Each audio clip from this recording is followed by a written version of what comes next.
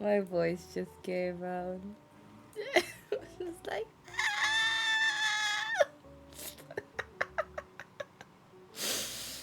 Oh well.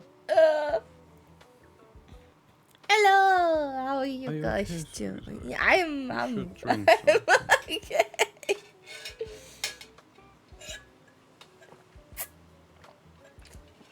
I just had a crack in my voice.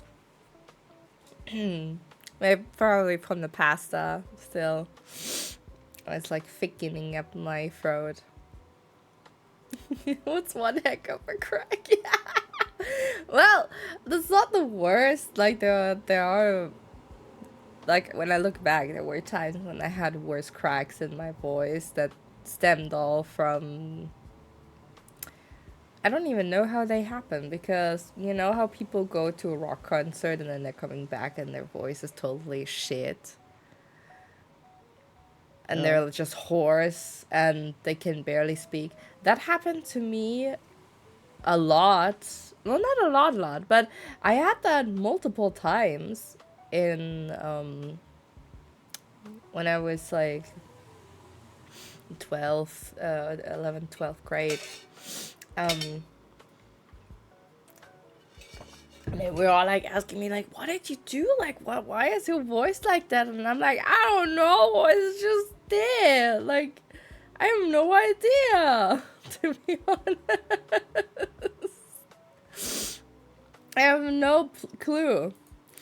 And that's the weird stuff about it. They were like, no one could really like say anything to them. They thought, like, okay, what is happening? What the heck? No one would have a solution for this. It was just like, I guess it happened. I don't know. But yeah.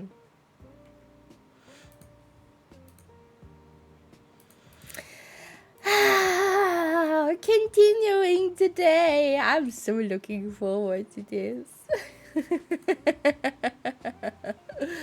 You too? Pookie? Me too. Yeah. Just I'm surprised I'm not feeling mystery. that well. No? Oh. No. How are you? The heat, it is The heat, okay. Okay. Do you have something cool for yourself? Nope. Like a cool towel, cool water, ice. Yeah, I have that. Okay. It's not doing do you have the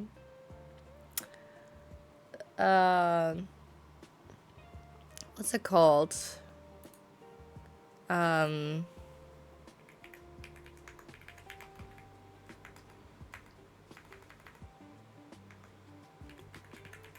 Let me look. Do you have ice pack? Yeah, in the but freezer. not in the freezer. No? No. Didn't have it in there because of the freezer, you know. Since we did it new. Okay. But do you want to put it in anyway? I know, but I'm trying to find solutions, but believe me, I already thought of everything. Okay. And if there would be a solution, then I wouldn't be in that. Then how about that? That's something that you always tell me. Just take a towel and make it wet with very cold water. Yeah. You like that, right? Not too cold water. Not too cold. But you could also do that with a t-shirt. And then you put the towel in the back of your chair. How about that? The chair is getting wet. That's disgusting. No, that's like why you put the towel in the back, like in the back of your chair, so that it's like sucking up all the moisture from the shirt. I get what you mean. I try that, but for that I have to go downstairs again, and that will take time. How long does this take? I guess you don't need me. That's not true. I didn't start with the game, did I? Yeah, Zeki. Yeah, I'm waiting for you. Okay. Yeah. I'm gonna snack with the people here. Yeah. Hi, Nightfall.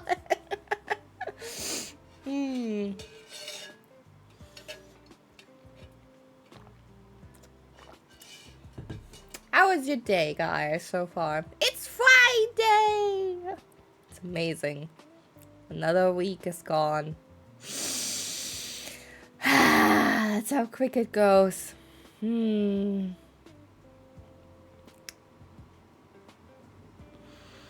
hope you're doing well. Weather is kindish okay, but it's trying to hit the 30 degrees again here and there. It's not so bad where I live because yesterday we had quite a pour down. I don't know if you guys had any storms or so, but we had quite a pour down. And good. It was good. That's a good thing to happen.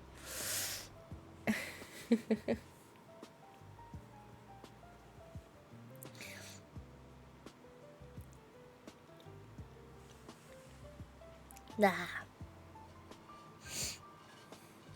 I also have a question, like, if you are, because I'm experimenting a bit with food, Mo's trying to get me onto, like, eating a bit more variety, like, with food that I know, but mix it up with some new, like add some other stuff as well. So, if you're eating pasta, do you just have sauce and cheese, or else do you also add something else? Because I had so far, like, I added tomato, I added cucumber, and some meat, like a little bit of meat, like chicken for protein. And because he said that would fill me up better, and it tastes actually very good. And I have to say, like, yeah, it is different. It's fresh, but it also makes you full.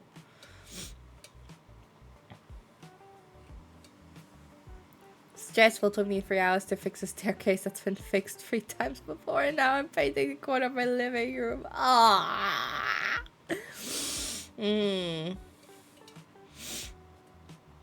I hope the staircase is fixed this time for sure.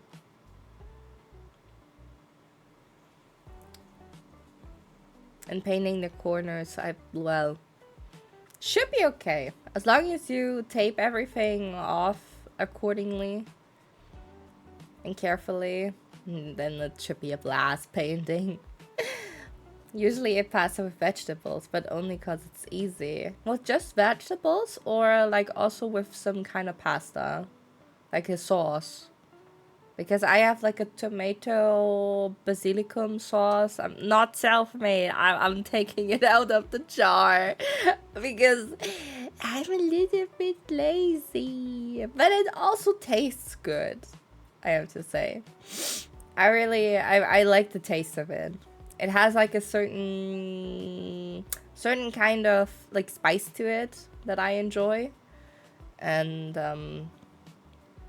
otherwise I don't know how to make it myself, because it has in there like also not only like it's not the typical tomato sauce like that you could do yourself. It has also partially like dry tomatoes in there, so a little bit different. I also enjoyed pasta with vegetables and some salmon. Ooh, oh, some salmon, that would be something. I like smoked salmon or something like that. I should try this. Is it like raw salmon, or is it baked or fried or like whatever? Was it in a frying pan? Has it be fixed? No, but I could reduce my workload for more than 20%, which is at least one full day. Ah, no. Just vegetables and a basic slightly spiced up tomato sauce. Okay, tomato sauce, yeah. You just like pick something like a cucumber and tomato, because that's like what I've been eating, but I don't know if there's like other vegetables that you could also take for that. I'm open for experiments. Let's say it like that. Smoked salmon already ready to add how you please. Oh, that sounds amazing. I mean, that would also be protein, and that would also be good. I should put it on a list. I have to see if I find a good smoked salmon product. Using oh, you use the... How is this called? I know what you mean, but I'm just curious. How would they call it in English? It's mixed vegetables. That sounds so boring. In our languages probably would mean emperor's vegetables.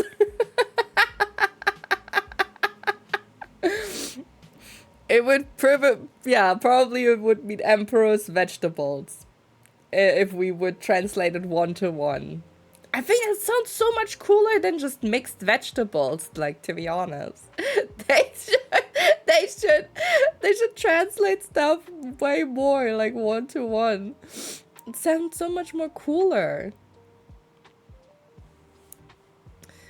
But that would also be amazing, like cauliflower and broccoli and carrots.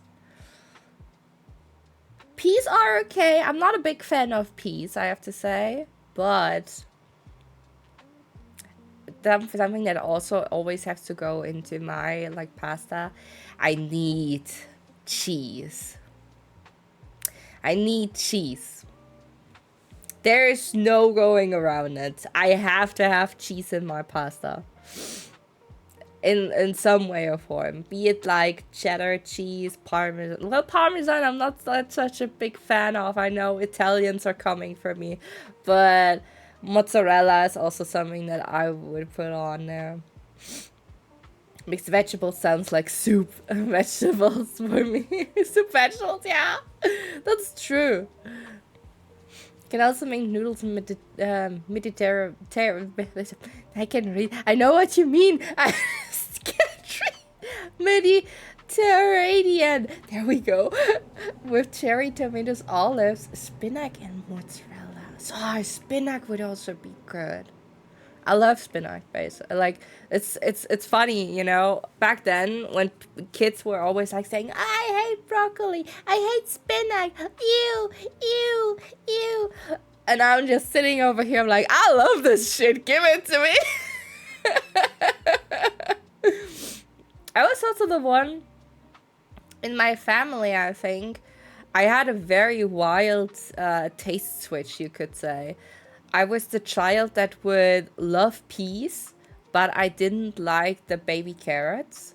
And then later on, it switched because I found peas just boring. And I loved the baby carrots.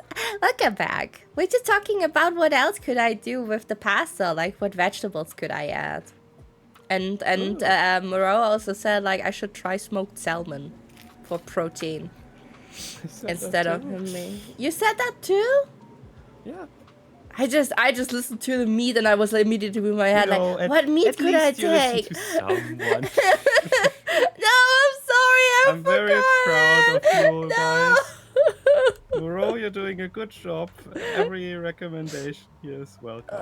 No, I'm so sorry, Pookie. I'm so sorry. Don't mind me, it's the heat. I'm sorry. No, you don't have to be sorry. It's good that you say I'm sorry. Like stop saying you're sorry. Look at me. I know. Look at me. I'm sorry. I believe you, okay? Ooh, Don't ooh. Okay. Oh. Thank you. Yeah, it's bad.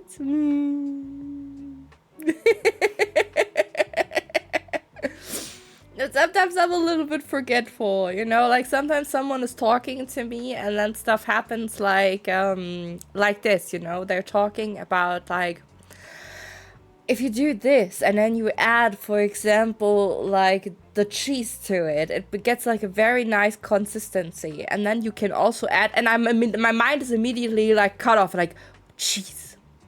What kind of cheese could I add? Like I could do cheddar. I just want to say I could that also this do is mozzarella, and my mind is already gone. Like, they continue I just talking. want to mention that this is human, that you cannot remember everything, and that in the moment sometimes things can get lost. This is very normal, very human. You would say that too, right? Yeah. I mean, you Then why also are you have that. always saying the opposite when I forget something about D&D when we're talking about it in the middle of the night? Because you talk in the middle of the night about war stuff! Yeah, because I already know that. But if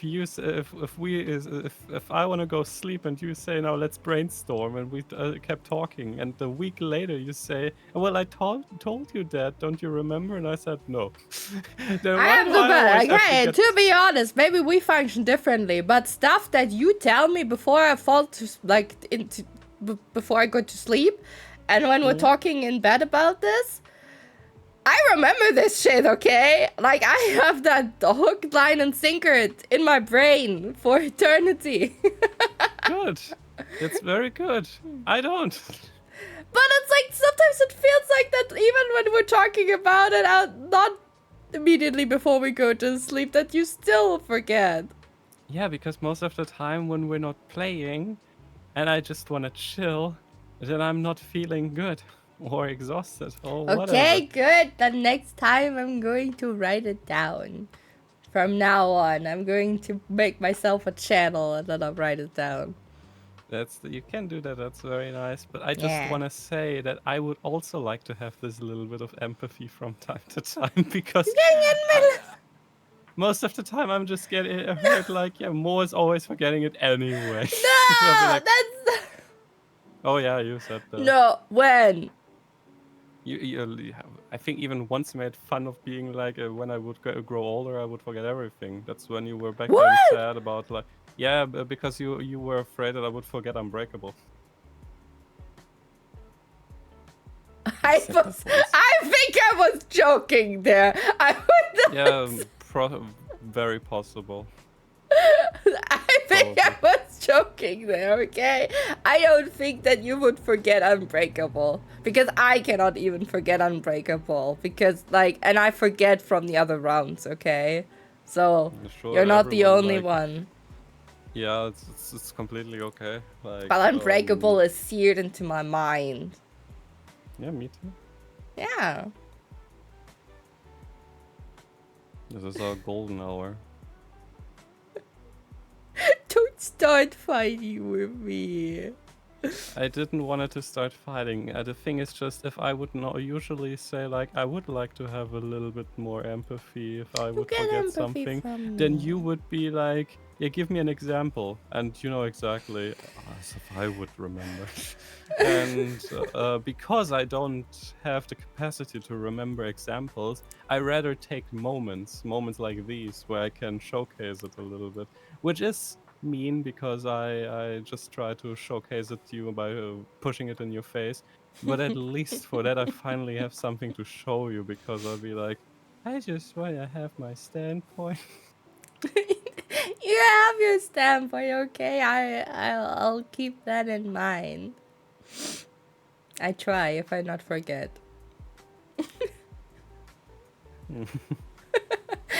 No, I'm kidding. I'm kidding. I wanna keep that in mind.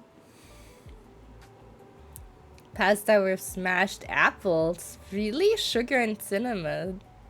Plus cheese. No. Wait, if you do it sweet, then there would not be cheese on there, okay? But I've never had pasta with smashed apples and sugar and cinnamon. That sounds interesting. We had milk noodles. As long as you're not doing too much sugar, you know, because that's the complete opposite what we're trying to achieve. But if you just sweeten it this way, like with cinnamon and whatever, a bit of salt. But it has to be cinnamon and sugar, because cinnamon alone is very spicy. Yeah, but like in general, like you can add everything. You can add sugar, that's no problem. You just shouldn't do it as Coca-Cola based. No, I never do that. That's too much for me. Yeah, but if you do that, I mean, sure, that sounds like a worth a try. It doesn't sound like something that you should eat every day, to be honest, but it sounds like a thing to do. But that's like the thing, you know, when I have something sweet for lunch, I have sweet things very rarely for lunch. And most of the time I just do pancakes, but like Western style Eierkuchen. And they're like with sugar and cinnamon. And maybe, I don't know if I have smashed apples, but I like to have the apple pieces inside the batter cake, in the batter.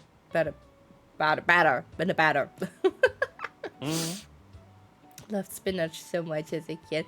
Yeah, like me too. Like I had never had an aversion against spinach. Like I was totally fine with spinach. Spinach and me, we were tight. You don't even need the sugar and cinnamon. Apple mousse isn't too sour. Okay, yeah. I mean there is sugar.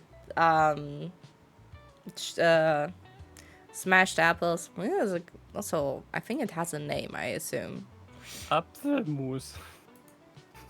Did you know, by the way, because we just also found that out, that Kaisergemüse is just mixed vegetables, and they could have had such an amazing chance. Yeah, it's like the vegetable bag that you get with cauliflower, broccoli, carrots. I think also peas are in there, like a mixed vegetable bag from the freezer section, and that's like a very like a normal one that you can get with the mixed ones. I'm eating way too less vegetables because I have no idea what you're talking of. And I think it's so funny that in English they've just totally wasted the chance to call this Emperor's vegetables. And it sounds so cool. They're like, yeah, it's mixed vegetables. I still have to say I had one of my first friends that I had in school had the name Emperor as surname. Oh, really? Cool. Yeah. Okay, so called Kaiser. Apfelmus is applesauce. It's just applesauce. Applesauce. We learn something new every day. But yeah. Should we start? You want to start? Yeah. I would love to make myself something to eat now, but no. Not right now. Okay. After the game, I'm probably making cookies again. There we go. Oh, spoopy. Yum, yum, yum, yum, yum, yum. Why am I so far to the... There we go. There we go. Hello. Hello. I have to adjust things. I cannot see. Ah. Now you have to change category. The mermaid mask. Here we go. Oh. Sometimes I think it's not really...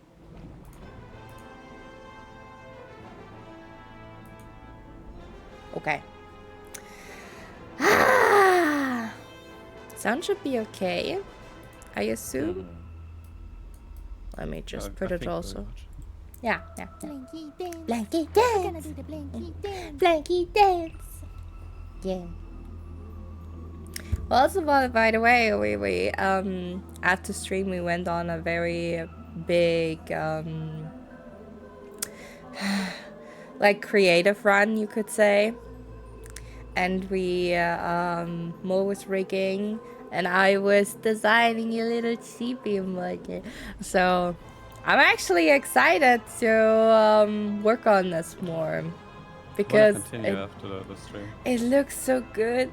Like already, I'm actually surprised how well it turned out. I'm so excited. Appreciating your own work because I think you did an amazing job, and usually you like to not appreciate your own work. Where I'd be like, you did a good job. Yeah, head pets, yeah. I love the head pets. Okay, let's continue. We have 44% so far, so we're not fully halfway through, but we're on our way. Big but. And we're currently with the box that would not open. And we have not gotten up here yet to this statue, the lady. But I know that we can go out here at some point probably, and then we can go up there. Maybe the lady has secrets. Yeah, but just wanted to see how it looks. So back to audio only to save my moment. Then yes, yes. Do that. Do that. I have to see anyway what we wanted to do, because I cannot really remember for the life of me. I think we have to ask the people more questions about the things we found, because I know that we skipped some of them. Who do we have? Yeah, we have something to ask Sim. We have something to ask Mariana.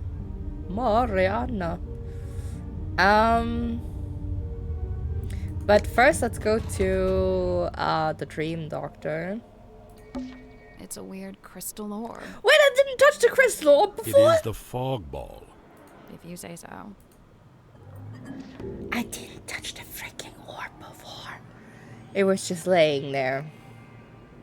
Damn.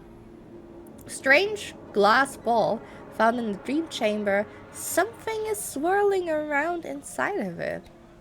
Oh, it has a battery? It's like, it's the fog ball. It's so ominous. And it's like, yeah, it literally has a battery and a wind-up. Made in China. Oh no, it's not a wind-up stick, but it has a battery. But this is like something that we probably need for something later because it has a tape to it. Foggy ball. I also wanted to look at one of the evidences. The hex thingy. Yeah, because it said here, like, someone saw something in there. And I'm, like, wondering what's that supposed to be. The color changed here. Yeah. Like, when you look up here, like, it's... Or, like, maybe we just watch it from this side.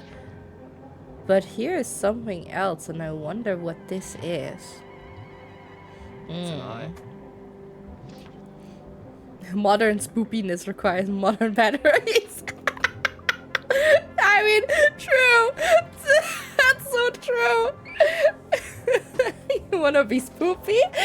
You need double plus batteries for that. I mean, it almost looks like a. Oh no! I know why it seems so familiar. Do you know what this is? Do you recognize the shape from like the colors in there? Black, white, red. The first thing that gets into my mind is probably not it. No. It's from the previous game. Tangle Tower. Oh, the tower? The painting of the tower? Yeah, it's a painting. It's the painting that Freya did from where Oh yeah, it's the yeah. shape of a penny. Like yeah, in the sky. yeah, like a hawkshot that she made out of this. Amazing! I didn't thought like, what is it doing here though? Yeah, and it's I don't noticed get that. it. Like I mean, like it was, like I was like, I've seen this somewhere before, but I couldn't place it, and it was so blurry. Maybe Freya has something. Maybe that's like what she was dreaming of. Is nothing random. Maybe it is connected to something. Impressed if I see that now, but I had no idea. I mean, Mom was very smart. Well, I just found it also by accident, you could say. I wanted to look at it because one of the characters was like, here, Grip said there's some kind of pattern. It almost looks pictorial or so. And that's like why I was like, wait a second, I didn't look at the bottom. Like, I just looked at the thing here, and that was it. But now that he said it, I'm like, yeah, it kind of like reminds me of something, so. interesting. Sweetie is just smart. Just accept it and you will have less Yeah. to go through. Yeah. Dude, we have to ask you some stuff. Oh yeah. I first learned about Symmetry from a newspaper article detailing her residency at the Fortuna Hall Theater. On the surface, it was merely a review of a magic show, but I felt something behind it, something of great interest. To me, it spoke of someone with a close connection to the ethereal plane. Taking an excursion from the submarine, I attended the performance. Afterward, I requested an audience with Miss Silkmoth herself. And speaking with her for a scant few minutes, I learned two things. First, and most importantly, my instincts had been correct. She was indeed fascinated with the great unanswered questions of metaphysicality. She held a yearning to understand that which could not ordinarily be understood. A woman after my own heart. What was the other thing? You said you learned two things. That she was thoroughly unhappy with her lot at Fortuna Hall.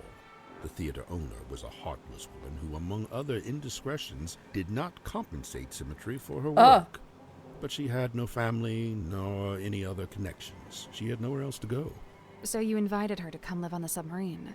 To put it simply, Did she bring all her props and stuff with her? everything she could carry. Why? Was she gonna keep working as an illusionist on the submarine? No, Miss Silkmoth would be working with me here in the Dream Chamber. I notice she's not here anymore. Her tenure with me has come to an end. She has moved on to pastures anew. Yeah, because Tadpole said that she had a spat with him and said like, yeah, I told him to not have her hired anymore because he would just, you know, teach her things that, well, yes, not really up for her mind, or she should form her own opinions, and if you have someone who's influencing that, it's hard to form your own opinion. Developers were too lazy to create more props. Who knows? I don't think so. I think it has a meaning. So far, everything partially had a meaning. I mean, in the first game beforehand, there were some things that were a little bit hard to uncover of like why they were there, but most of the time, they all had a meaning. It is hypothesized that Miss Moon was embroiled in some form of deal with Magnus Mortuga. What kind of deal? What would she give him? Money? His heart beat not for money and things. What did it beat for? People. Kinship. People. So, Ah? Mariana gave him a person. Maybe information about a person. Or how to find a person. Oh, that's good. Oh. Maybe. The person maybe. that he's searching. Yeah, the person- woman from the picture, maybe. Because it's Yeah. also said that the captain's quarters that he took. I mean, he mashed everything together, like the submarine with another ship and so on. Oh, And I have an the idea. captain's quarters are from a woman. What if he has a child with this woman and the child is one of the people here? Oh. He is searching for the woman and the child thinks that he is after the mother, and so the child killed him, even though it was their father and they didn't know it. What if it's Symmetry because she's an orphan? That would be kind of funny. And I mean, look at their faces. I could see it a little bit. Yeah, she's like staring into the abyss. I noticed Mr. mean, Dansom Merman was fits quite more with the determined face, to but- hold conversation with Magnus. What did Dirk want to talk to But I don't. Mortuga about? Nothing. It was the act of conversation itself he was after. First-hand experience of Mortuga's mannerisms, affectations, and vocabulary.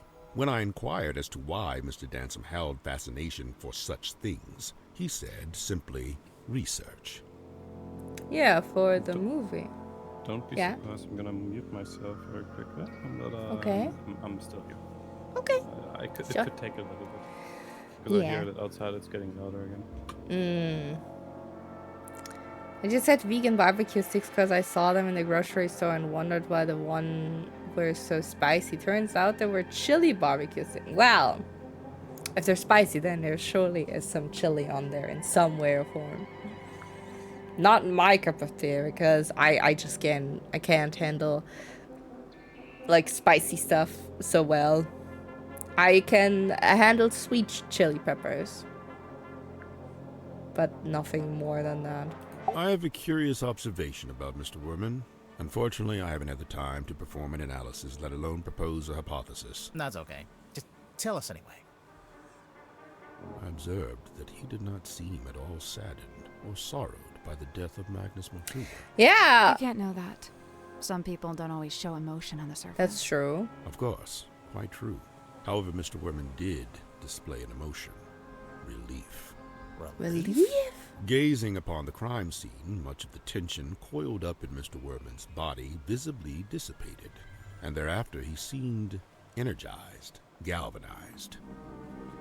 I think if you could say that he's relieved, probably because now the inspiration for this, for the book that he wrote, Magnus Motuga is now dead, so he could write the next book about the death of his character figure, and he would not have to write another book about this again, and he could move on to something new. It would be a little bit far-fetched and weird, to be honest, but possibly it is possible. We're not too... Sweet chili is amazing, spicy and sweet, and with smoky chicken. Oh, yes. It sounds amazing.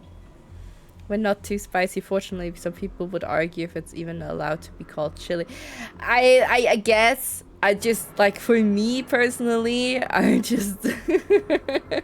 what some people call... You know, like this, the Korean instant noodles? Buldak? I think they're called, with the chicken on there that's spitting fire. I tried some of those. I couldn't even handle the sauce. I didn't put in the spices, the powder at all. Or no, what? No, I put in the powder. I didn't put in the sauce because the sauce was the very spicy part. I couldn't even handle the powder from those instant noodles because they were too spicy for me. Like, my mouth was burning. But I guess also Korean stuff is on another level when it comes to spiciness. Asians are just built different. They don't sweat, it seems like. So yeah.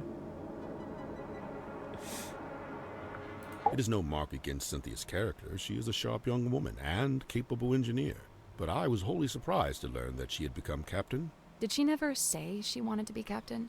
On the contrary, I was aware she'd held such aspirations, initially. But I was under the impression that her campaign had ended in failure. Meaning? That Miss Seafoam had made her ambitions known to Magnus, but he had shut them down. So, she probably faked the contract. It's a lot of clues.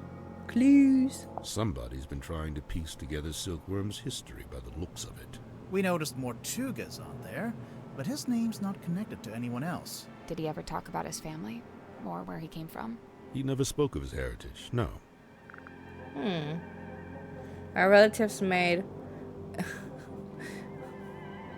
geschnetzelte ham slice with a special sauce, as spicy as the chili sticks, and called it average. I hated it because it was way too spicy for me.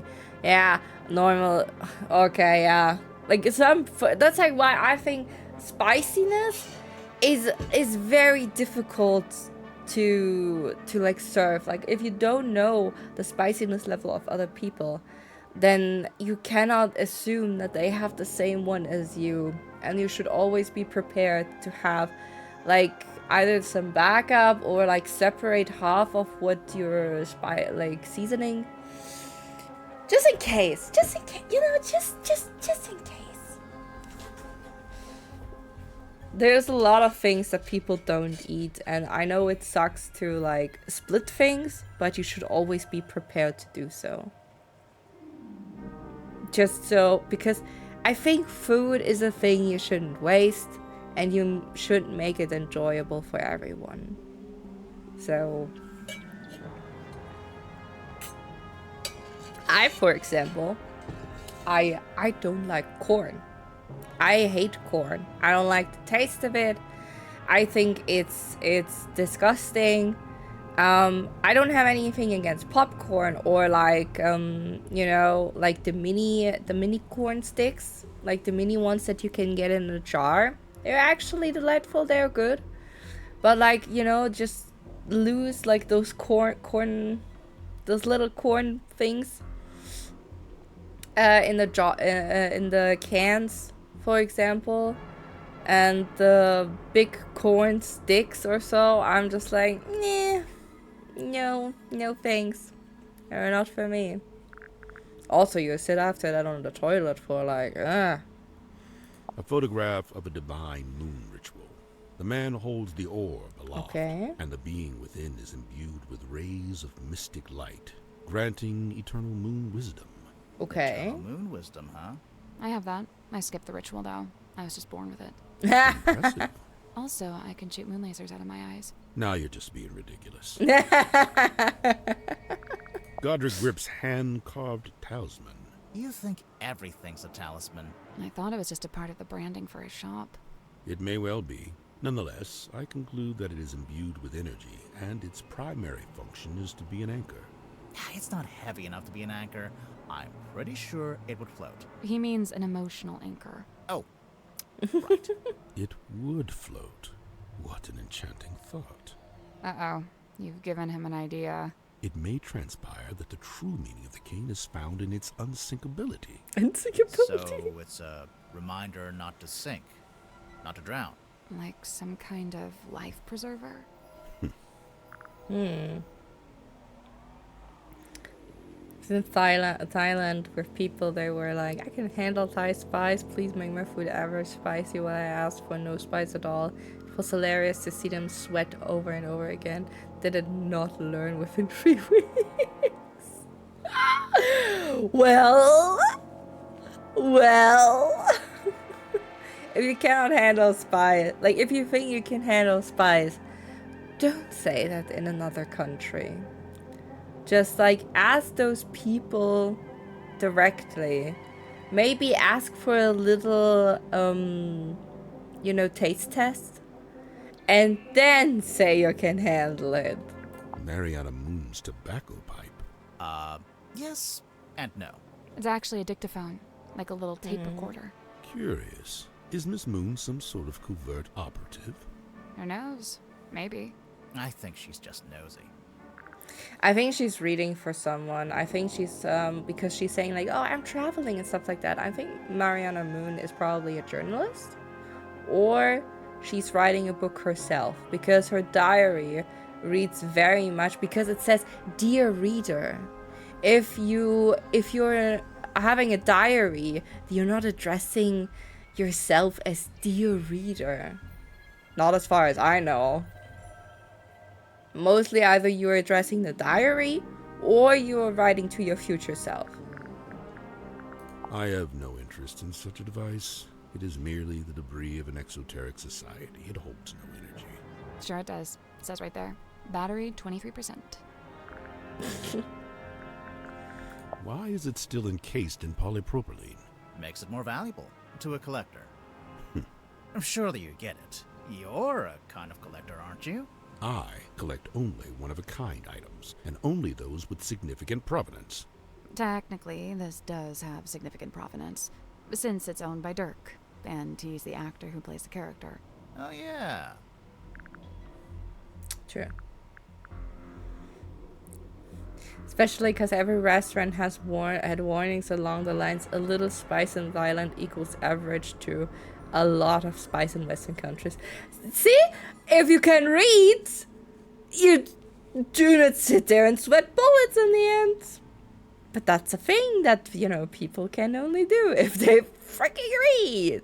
The keys on this typewriter, they appear to be a set of arcane runes. Oh. Has Mr. Werman been dipping his toe in the black arts? Do they? That's odd. This doesn't look like Magnus's handwriting at all. It's not written by Mortuga. It's from a guy named Ibis.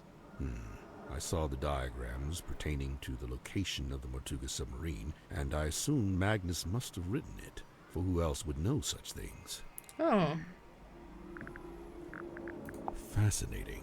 Some unseen entity is attempting to speak with us through the radio. I think it's just broken. Of course it's broken. That's precisely what opens it up to ethereal transmission. I believe this is a painting of Magnus's old boss and landlord.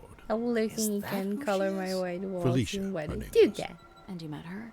I laid eyes on her briefly when I first visited Silkworm. What happened to her? I couldn't say. Mortuga never told you? No. Maybe he didn't know either. So maybe she's missing.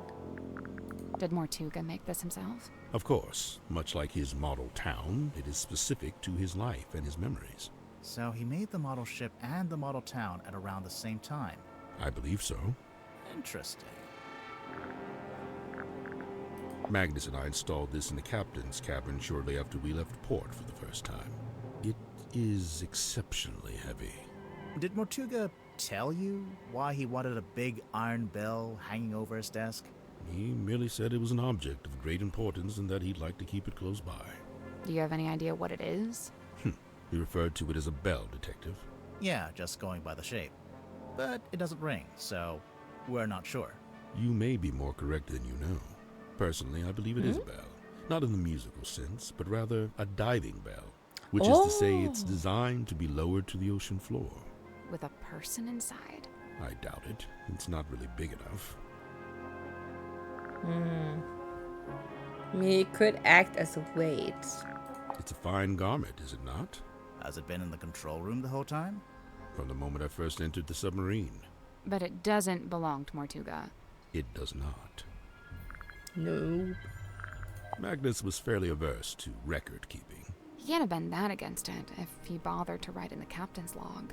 However, standard protocol would be for the captain to keep a record of every single day, whereas Magnus only filed a handful of these log cards in his entire tenure. Has the wheel always looked like that? Like what? With one side broken off and replaced with a Yeah. different material. It's never been my job to steer the ship, so I've never really taken any notice.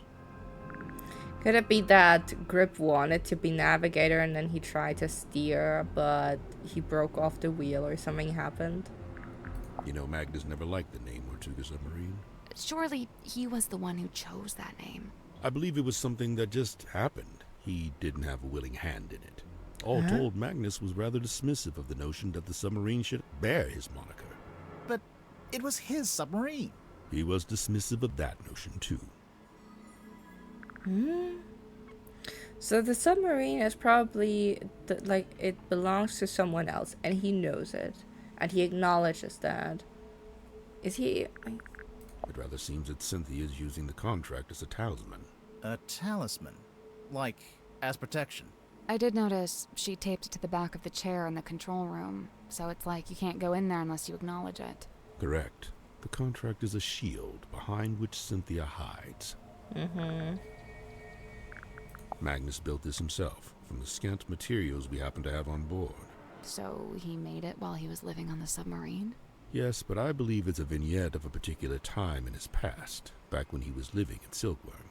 But you knew Mortuga back then, didn't you? How come there's not a model of you in there? It's specific to the town and its history. As an outsider, I would have no place in it. I am unfamiliar with this. Where was it located? It was in the captain's quarters. Ah, then it is no mystery, for I have never set foot in that room. Where do you get this from? It is on loan from Miss Silkmoth. So it's for some kind of magic trick. I thought it was a crystal ball, like a fortune It's a teller crystal uses. ball Indeed, with the... it is a divining orb from her of a show. sort. However, I am not using it to see into the future, for such a pursuit is not but folly and nonsense. Right. But I'm sure whatever you're using it for is totally rational and sensible. Do not question the orb. I'm always telling him that. Do not question the orb. Okay, we asked everything. You know, I think Sim's hiding something on the submarine. Something we haven't found yet. A certain piece of equipment she uses in magic tricks. That's the one. Problem is, we already searched the child's room and her bunk room. Well, there's only one other place it would be. Wait, did we? No. Wait. I did not search her room. It's a magazine. Hey, this is pretty recent. Cinematic. Julie Fennell. Hex of the Helmsman, a Vincent van de Peer film. Julie Geneli, that's the actress for the movie magazine found in Symmetry and Cynthia's bunk room. Hex marks the spot. Maybe he finds her there. I've always loved the romance of the sea.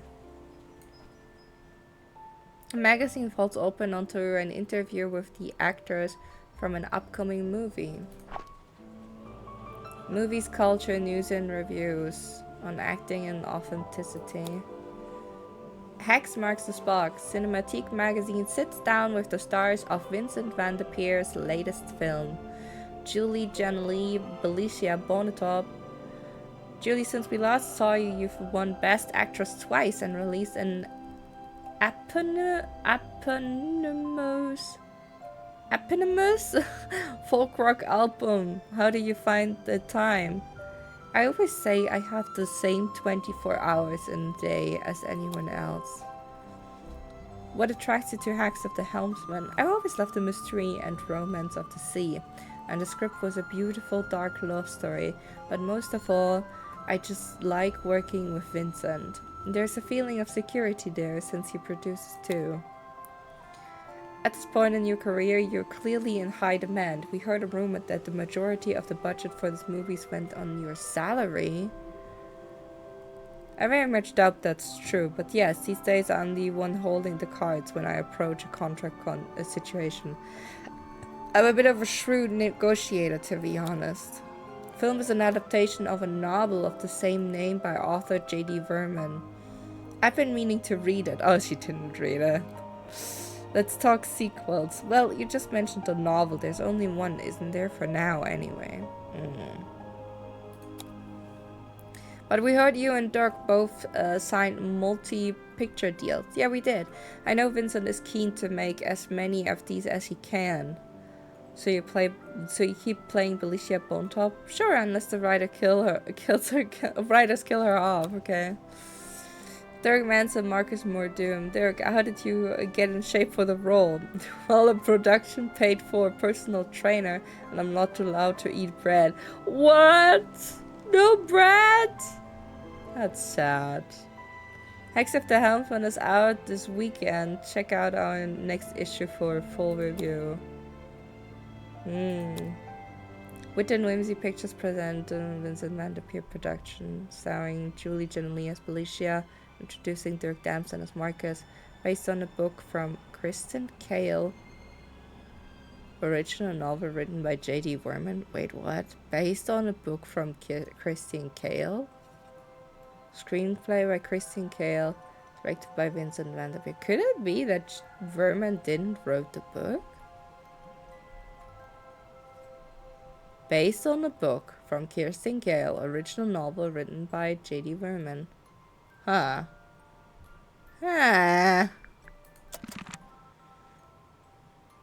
Read for the movie magazine. Oh, cool. A board game. Wanna play? Oh, secret. You don't normally let that stop you. Oh, okay. No. It's a piggy It's a pig. bank. It's a safe. In the shape of a pig. A pig safe. Ooh, it's so cute. Interact with parts of the safe until they are in the correct arrangement. Oh.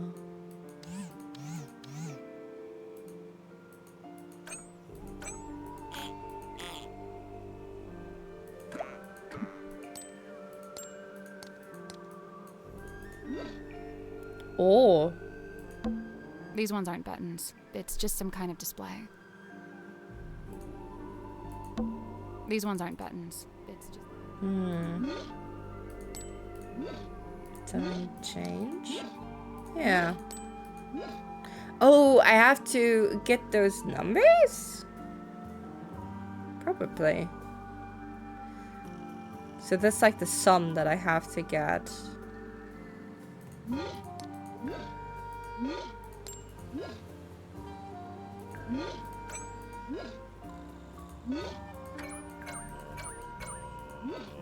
That's 3.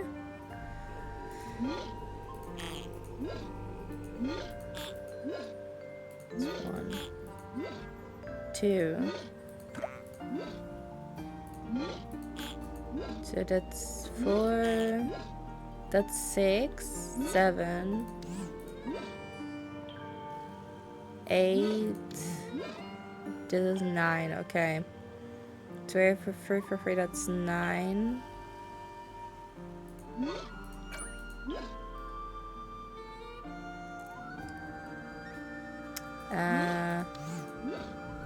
That's 4. 7, we have 9. 7, we have 8. 5, 6, 2. Yeah, it should be correct. I think so. Oh, that was it. Yeah! I can do math. Nice work. What's inside? Wait, it's an underwater photo. Mo, you know this! Woof woof! You have knowledge about this? Yeah, that's what's it called? Ultrasound. Wow. So, what could this be? It's a ping. The question is, out of what angle is it taken? Usually we would now be top. No, like, yeah, this is the correct side. Question is, this would need to be a top-down picture.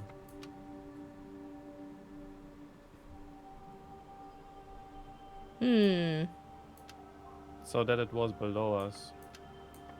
Because the sonar usually goes down, okay, also to the sides, but...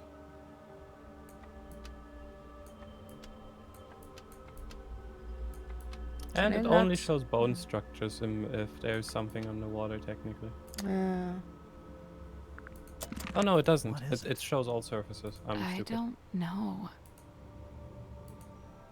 Well, I guess we can start by asking Sim and Cynthia about it. Yeah. A few drawings. That technically a mouse, would mean that there's a something girl, alive. a leaf. They're, not good. You're right. They're great. Instant photos. The kind you have to shake. That's a myth, actually. You shouldn't shake them. It damages them. Really? Well, that's my life turned upside down. A framed photo. It's been hung from the pipe, so you can see it from the bed. Ah, that's Cynthia and her family. Frame photograph found in cemetery in St. Gilman. Yeah, it's her mother. And this is her father?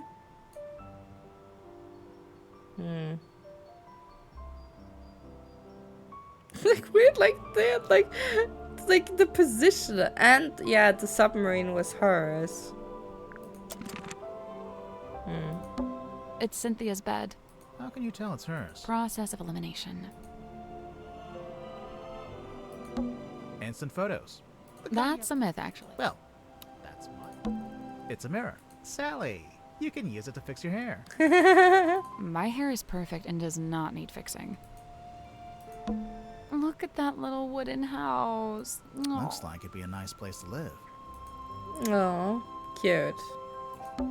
What flavor? Sun-ripened tomato. Dang. Sounds good. Ooh, I would like to try that. It's a window. It must be a light, too, since we're underwater. They've taped yellow paper to it. So? To make it imitate the sun. I think they want it to look like the sun. Oh. It's an origami bird. Sally The always sounds movement with of the so much submarine emotion. makes it look like it's blowing in the wind. It's Sim and Cynthia's bunk room. It's pretty cozy. It is. I don't think there's anything else to look at here. What's with the Old book? books. Mostly fairy tales for young children. They've been stacked up into a little tower. Let's go. Yeah, first search here for something.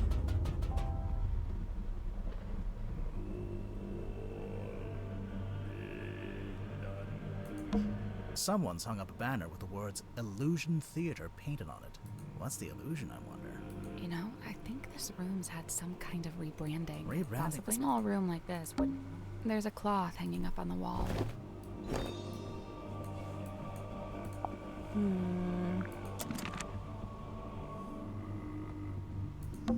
It's a little window and looks out into the endless dark void. I don't know. This wooden panel. Sure. Push it, yes. Wait, what did he say? Sorry. This wooden panel. Surely there's something behind it. Yeah. Hello. It's a little set of tiles. Oh, swap the tiles into the correct slot. Ah, okay. So looking at the little upwards. smileys that they have. Yeah, it's so cute. So this one. Wait. Oh, I cannot. What?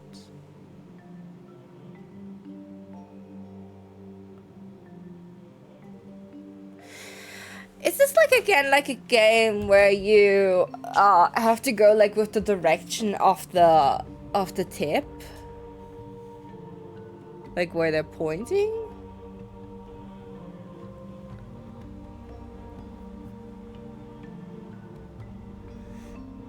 Seems like it almost.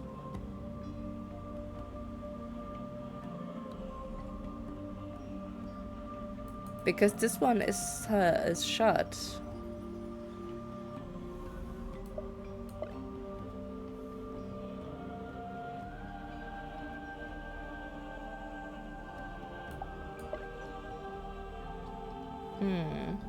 Nope. So there's 4 rows with labels off to the Sig- yeah. left, and 6 columns with labels up at the top. As for the tiles, I don't think the colors matter, just the shapes. So a few of the tiles are exactly the same. Because I thought like, because this is a heart shape and the arrow goes up, so I thought like, yeah, the point goes up. But apparently not. So I'm a little bit confused on that.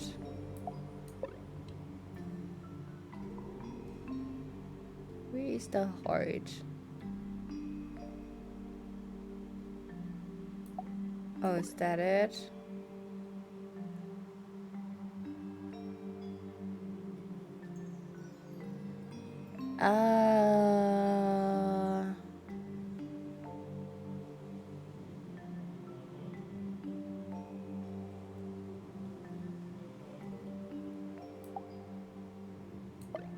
Yeah, I have to say, this is a difficult one, not even I understand. Yeah. That's kind of weird.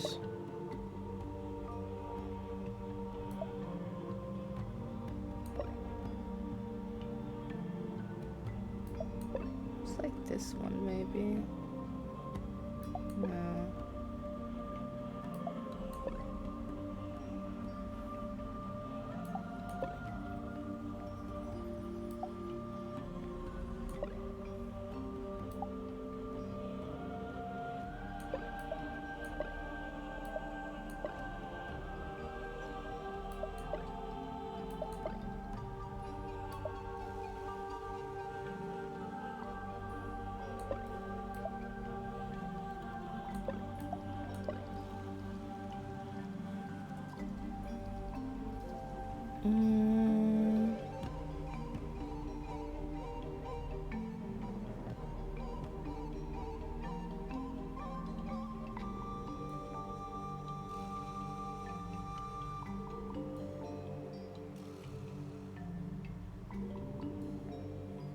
I guess that's wrong.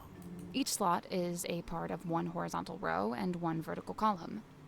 So when we place a tile, it has to work for the row and the column it's in. I think you're already like correct. The thing is just, I think. God bless you. Thank you. Because we have to go with the heart. God bless you. Thank you. The top left heart, it shows the arrow upwards. Yeah. That means upwards is the way how it is looking normally. Perfectly mirrored at the very right, downwards means it's upside down.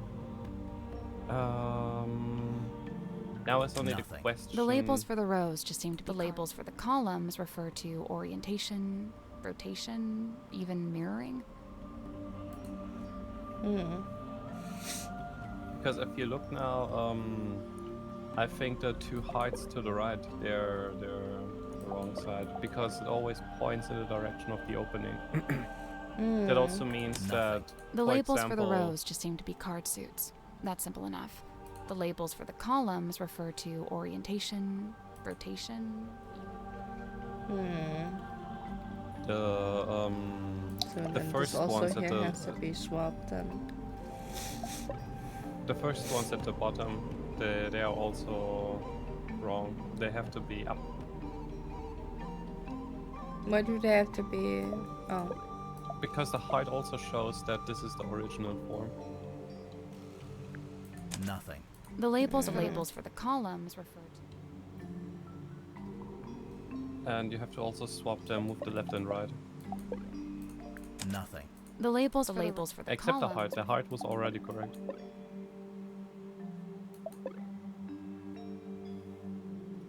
Nothing. The labels for the columns. Was it though? Nothing. The No. labels for the columns. Switch the heart again.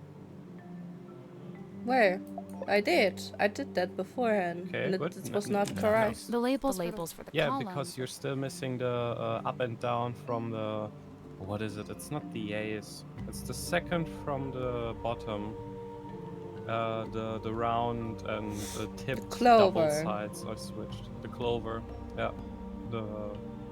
They have to be swapped. No, the double sides, where they are mirrored. So the second and third from the left.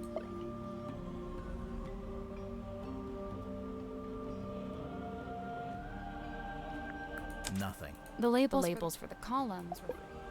Nothing. The labels for the columns. Okay, that is correct. That is also correct. The very bottom, you have to switch the second and third. Nothing. The labels for the columns. Okay, now down, right, left. This is correct. This is correct. This is also correct. Yeah. That's right. Up, down, it's also.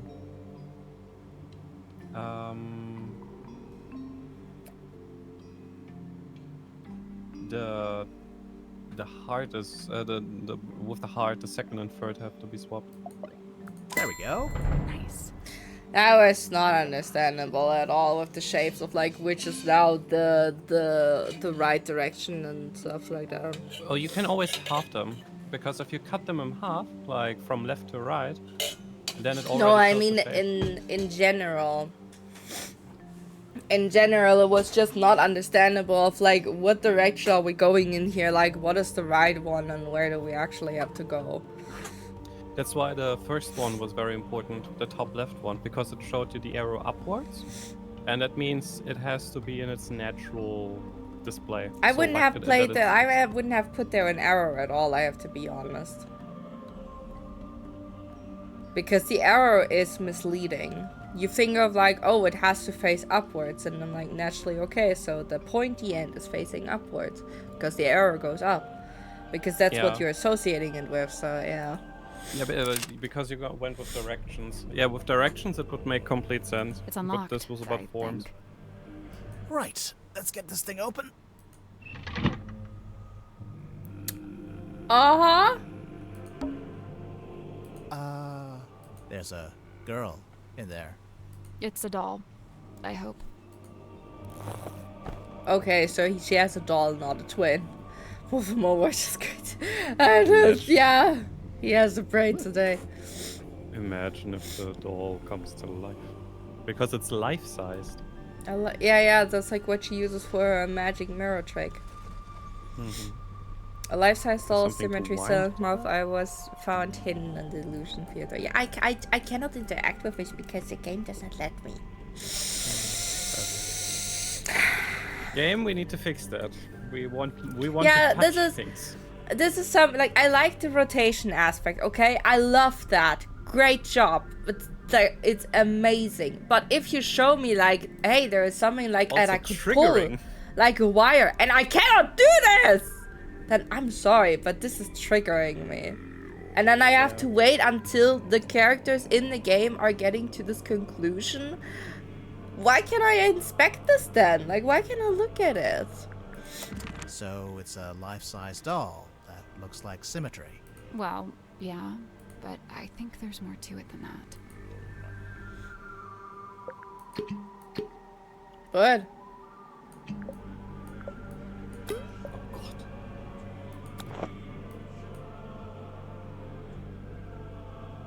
Is it a camera? Is that a camera? Ah, No, I think it's a projector. projector. Oh, okay. A vintage film projector. A film reel has been placed in the top. Oh, maybe we have the mother on it. Close your eyes, my love, and be still, for this is the end and the beginning. Oh, that was what we heard. Like she was like using that for Projecting her. Yeah. I can also do this. You really want to turn back after you got the map sussed out and everything? There's no wind. It's an ill omen. Oh my god, Magnus, you're so dramatic. All I need you to do is steer, all right?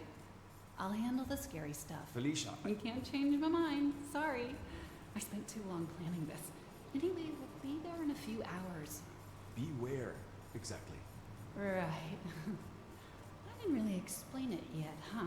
I've asked several times.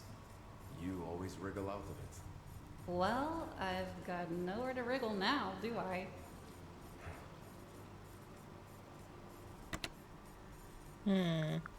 Sorry, why was there a projector hidden inside the doll? Oh, come on, Grimoire! Safekeeping? There's something suspicious about Grip. Let's go talk to him. No, we do that later.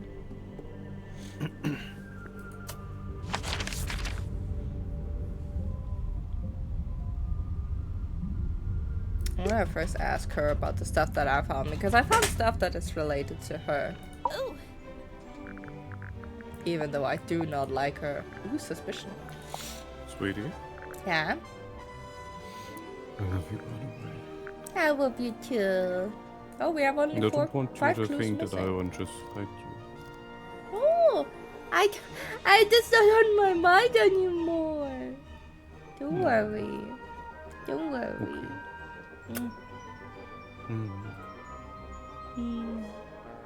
Make me so. Yeah. So this is what Mr. Worman did after he left town.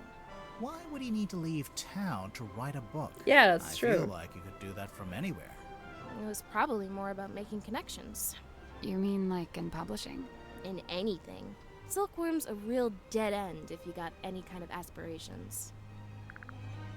Aha! I see you found my case file. Sure did. How come you knew about Grimoire? Oh, I read all about the Tangle Tower case in a newspaper. I didn't know that got any press. Yeah. Someone must have sold their story. we I we gotta got ask, press but no did payment. Fiona end up Amazing. leaving the tower? Or is she still there? Fifi? Yeah, she and Poppy moved out. Oh, good for them. They got a real nice place out in the countryside. That's so nice. I'm jealous. There he is, Mortuga's little mascot. What does he do? Well, you know, bit of this, bit of that. A big green light shines out of his eyes sometimes.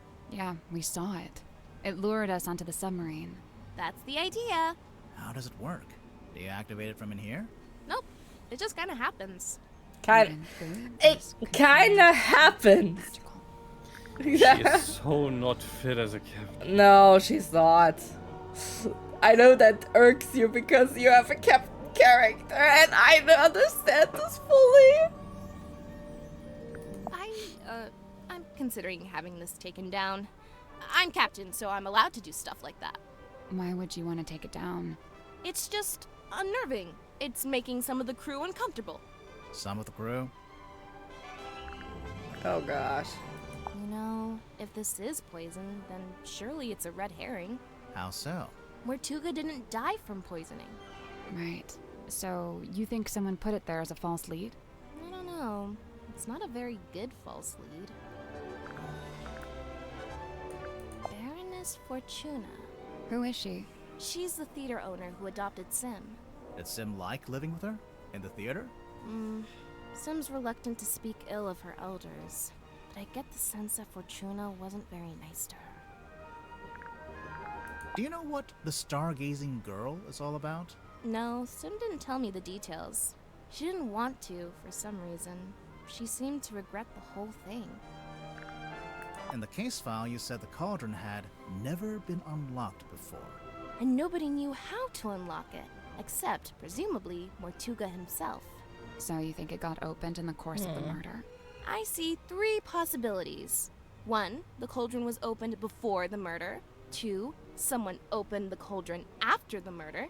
Someone other than Mortuga. Naturally. And 3, the cauldron was opened during the murder. Like the murder happening and the cauldron opening are one and the same. Maybe. Do you know what this You know what I is? think is funny? I don't know. Does it belong to Madame I think she's Tadpole? smart. I know. I think she believes she is smart. You know. Yeah. She comes with the idea. Either the cauldron was opened before, in the meantime, or after. I'll be like, so what we know is it was opened. That's it. Yeah. Like, Oh? she makes it Seems like seem the kind so of thing she analytic, might have but fished out of the sea. it's just fact. I remember this. My mom had a copy framed and put it up on our hallway. That's her in the photo. Yeah. Who's the other woman? That's her best friend. They were always going on little adventures together. And one time, they came back with a sea serpent, The silver snake. also known as the silkworm serpent. Why'd they take it out of the ocean anyway? It was injured? They wanted to look after it until it recovered. Does it not have eyes? Nope, no eyes. And its skin was rock hard, but shiny, like a gemstone. Where'd you keep it? In the shipyard? Yeah, Mom wanted to take it back into the sea, but she didn't want to leave it. She wanted to go with it. She wanted all of us to go. To go and live in the ocean. Mm-hmm. Hey, there's a document in there. It's a piece of paper. I don't know if I'd call it a document. It's been typed. Apart from the title, which is drawn by hand. Oh yeah. It almost looks like a logo for something. That's one creepy book. Wait, are those initials? M?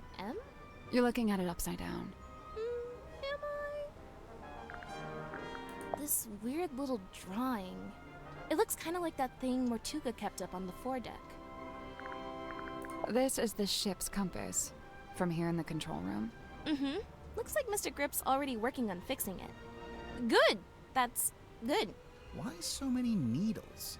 The original needle was broken. Mr. Grip said he had a few he could try out as replacements. This one's the original. Yeah. Looks fine to me. Just put it back in. Nope, wouldn't work. It's malfunctioning. It needs to be replaced. She's hiding shit. My parents used to shop here from time to time. They'd complain that Mr. Grip would charge them full price, even though they were locals. Heh. Grip's not one to give out discounts, huh? What does it do? We're not sure. My money's on nothing. Hey, it's that bottle I saw Dr. Zephyr carrying around the submarine. Smells kind of like flowers or something. Weird. What about the thing in the bottle? I don't really want to know what that is. Huh. Oh, I know about this one. The silver snake. What do you know about it? Well, I know it's a big sea serpent that my mom and her best friend fished out of the ocean. Your mother found it? Mm-hmm. What happened to it? Did she keep it? For a while. Eventually, some men came and took it away. Where is it now? I don't know. Cynthia, this map's got your surname on it, and the S from your signature. Oh yeah, Seafoam Harbor. I mean, nobody ever really called it that, but my mom was the harbor master, so yeah. Night of a full moon. My mom taught me how you can use the moon to work out where you are.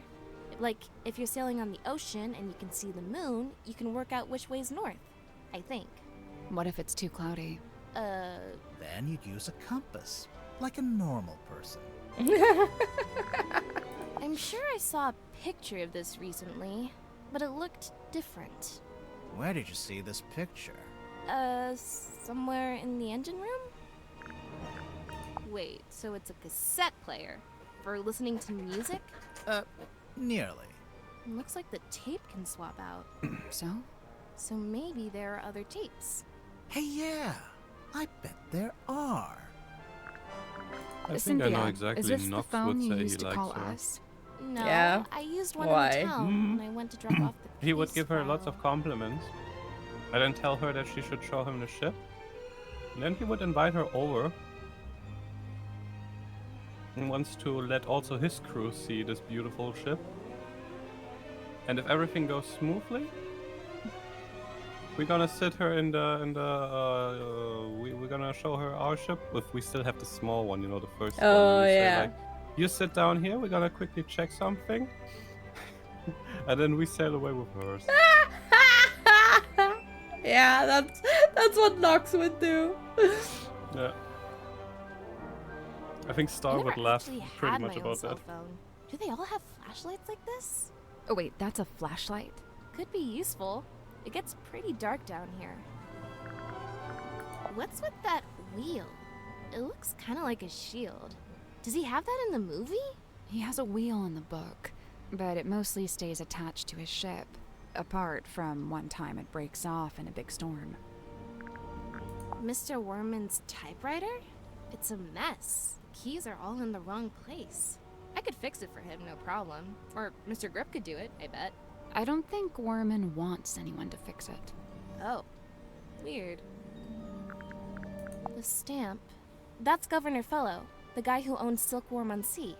I didn't know you could own a town. Well, he acted like he did. Putting himself on the stamps was the least of it. Mm-hmm. Cynthia, this radio looks kinda like you. Aw, you really think so?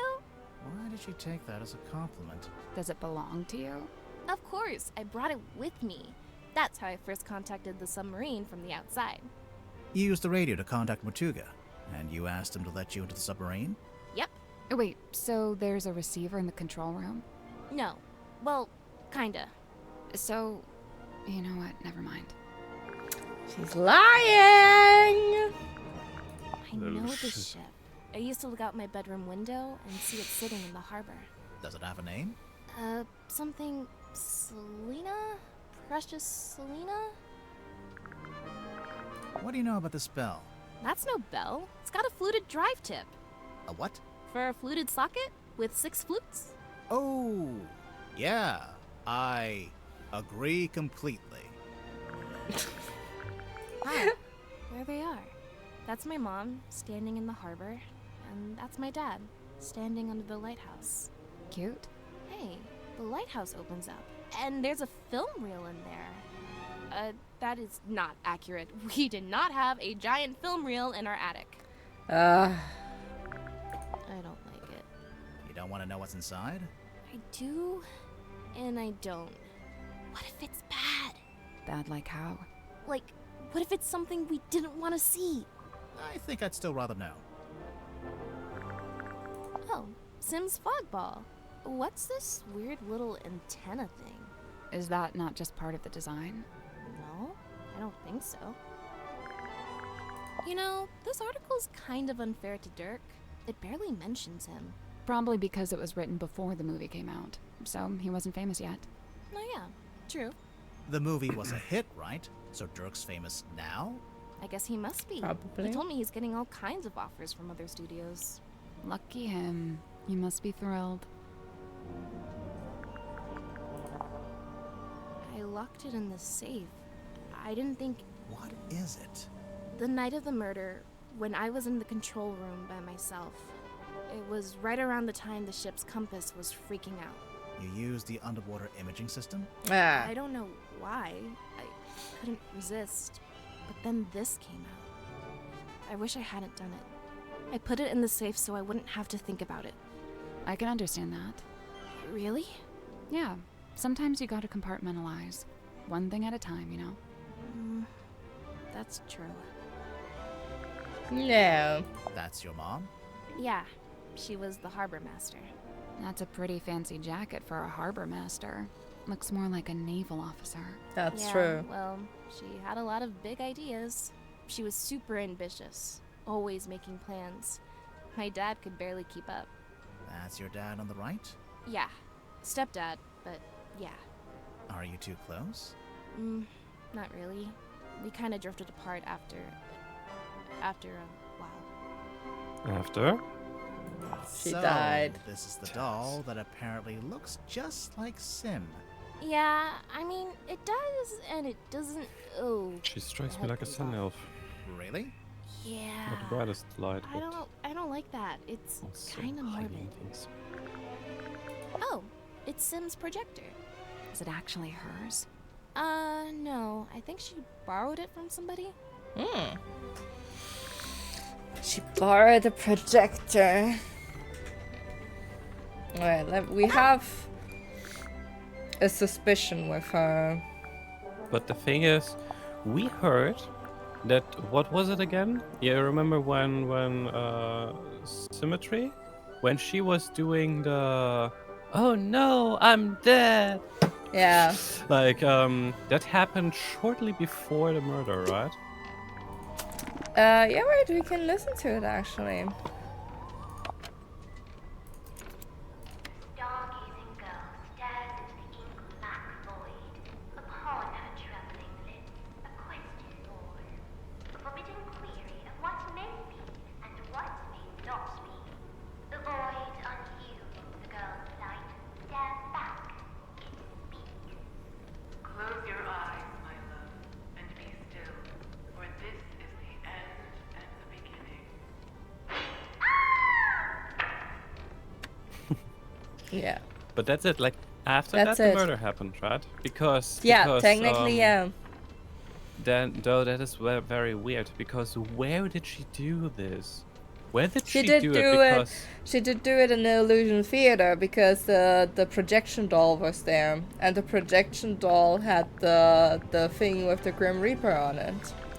But the Grim Reaper this year got Close your displayed eyes. onto the. Oh wait, no, it was displayed For this is after. the end I and the remember, beginning. because the murder happened.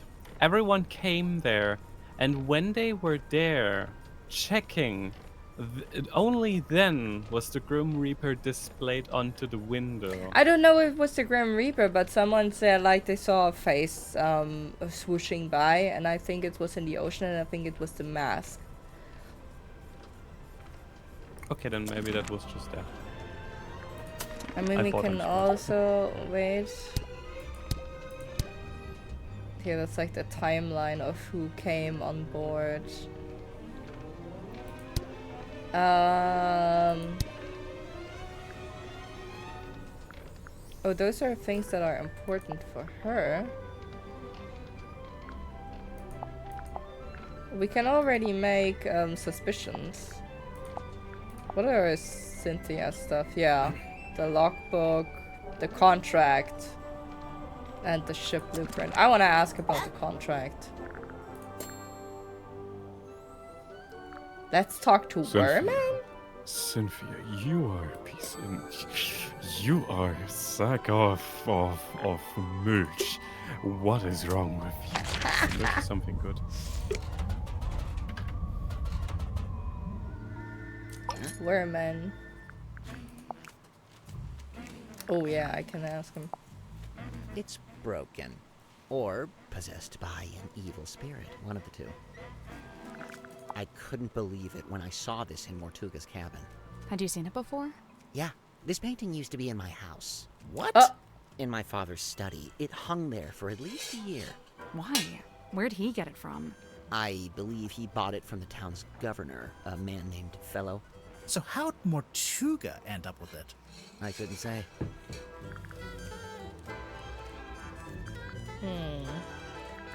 Charming, isn't it? Is it based on a real ship?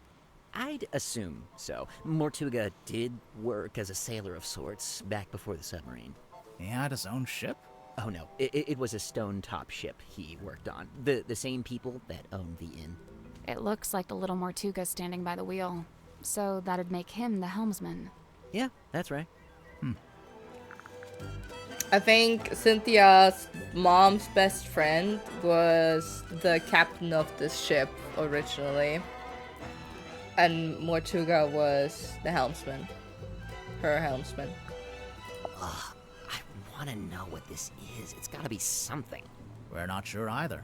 Did you see the carvings around the outside? It's a little story in 4 parts. There's an egg, then it hatches, then there's a baby, then it goes into the water. Into the ocean, I think. I'm not sure it's a baby either. It's gaudy, sure, but when I first saw it, I thought, ah, good! Mortuga will be a man of melodrama and romance. Just what I'm looking for. But nope, he never wore it, never even looked at it. The machine that spits these out must be broken. I'm sure Cynthia's intending to fix it, although she might... Why do you say it's broken? On the latest card, the readings toward the end are all messed up. Yeah. Looks like a misaligned printer head. Bane of my existence, those things. I noticed the wheel is thematically consistent with the submarine at large. How so? Well, it's cobbled together from other component parts. You know, parts that were, by themselves, broken or otherwise disused. Huh. We used to keep records like this in the town hall. The blue parts from an original blueprint of a submarine, and the yellowish parts are from a technical drawing of a ship. Still a blueprint of sorts, but a bit older. Where did Cynthia get them from? I don't know. Maybe she took them from Mortuga's desk. Yeah, it could be. So, I noticed Mortuga's contract has been typed. Yeah, he clearly used my typewriter to make it. Did you give him permission? No. So how did he know how to use it? It's a typewriter. Mortuga might have been, you know, outdoorsy, but he wasn't an idiot. There's something suspicious about Worman. This is supposed to be silkworm, is it? Is it not accurate? Far from it. I don't think it's trying to be accurate. It's more about Mortuga's specific... Hang on. Is that my father? Which one? This guy. He's got the right look, and he's standing outside the building that would be the town hall if it wasn't just a wooden cube. Huh. I'll make a note of it. What was your father's name? Damien. Damien Worman. No, Damien Dusk. Yeah, so if there's like Damien Dusk and the other person next to him was the theater owner, the woman that adopted Sim. Oh, a locked box. What is inside? Oh, I must find out at once. You're not impressed? Half the time, with things like this, the writer hasn't even worked out what's inside. They just want the reader to speculate. Keeps them invested. This is True. real. It's not somebody's fiction. How can you be sure? Maybe someone planted the box to distract you, knowing you'd get all curious. I bet there's nothing inside. Look, I'll shake it. There's something in there. Multiple things, sounds like. What's this dime store trinket? It's called a fog ball. Is it now? It was in Zephyr's lab. It could be a priceless curiosity. Oh yeah? A priceless curiosity that takes AA batteries. So, these are the two main characters in the movie? The helmsman, Marcus Mordoom, and his captain, Belicia Bonetop. Ostensibly, yes. You're not happy with how they look? Compared to your book? They made Marcus too handsome and too bulky. Sure, he'd have muscle, but at the same time, he's supposed to be wiry, fibrous, like an old piece of rope. Meanwhile, Belicia's supposed to be more ethereal, like she might evaporate if you try to reach out and touch her. Oh, well, You can't have everything. And for some reason they gave them both necklaces when it's Belicia's necklace that the story hinges on. If your story hinges on a specific necklace, then make it the only necklace in the story. This is basic stuff, people. I get his frustration. Like, that's like the pain of existence for writers, you know? They try to write a compelling story, and when something is evolving around one piece of item or something like that, then you want to focus on this item and not being distracted or overshadowed by another item. So you try to keep other items that are close to it or similar away from the story. Makes sense. Like, he's right in that. He is such a star. Look, buddy, I got enough going on, all right? I don't think I have the capacity to worry about this. That man on the right, that's Don Drummond, the shipyard mechanic. You know him? I interviewed him once, working on a piece for the newspaper. Or I tried to. He was a tough nut to crack. He looks kinda grouchy. Well, he was a lighthouse keeper. Comes with the territory, I guess. Where did you find that? The crime scene. In a cabinet, hidden off to the side. Oh, of course there's a hidden cabinet. Oh, it's just too good. I don't know if it has anything to do with the murder, though. Details. Huh. I didn't know she was still using it. Sim? Yeah, I figured she would have gotten rid of it by now. What did she used to use it for? This is the Lady of the Looking Glass herself. It's a body double. Kind of like having a twin, but you don't have to pay it anything.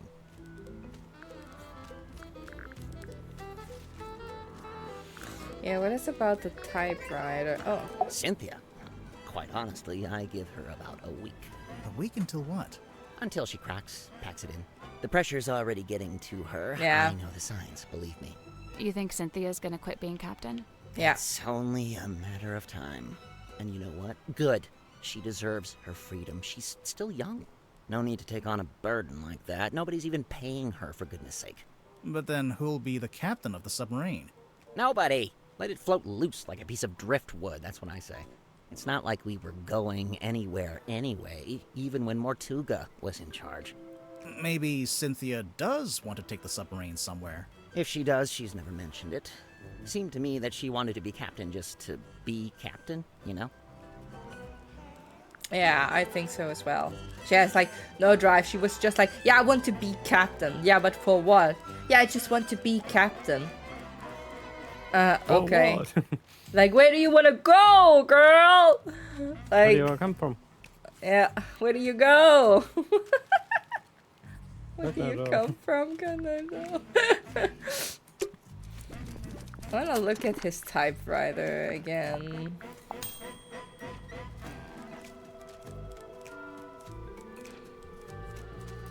Yeah.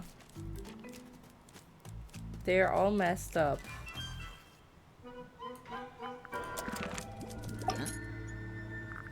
Let's go with the suspicion. Stranger than fiction. Let's start. That's good. Worman, you're from Silkworm on Sea, is that right?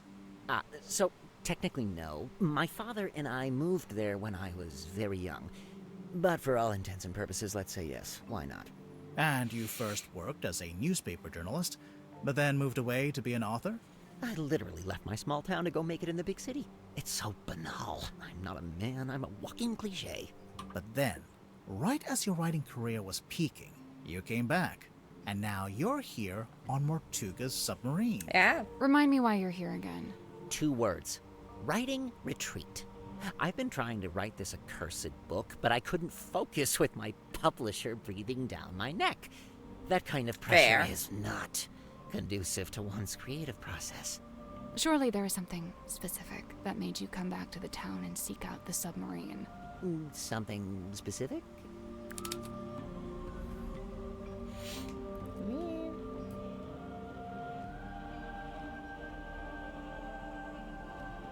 I wanted to adjust the audio a little bit because it spikes very high. something specific. What made Werman choose to return to Silkworm on Sea and seek out the Matuka submarine? The handwritten letter. So you got this letter from someone called T.W. Ibis, who says... Ibis? Never heard of him. Oh, it's a him.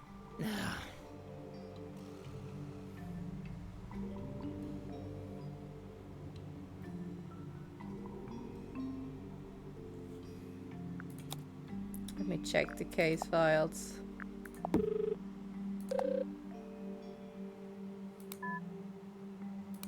I don't think it's his publisher.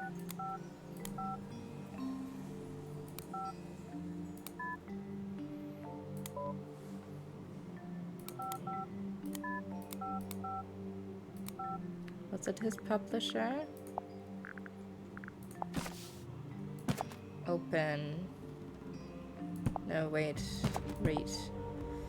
No, Kristen Kale is publishing.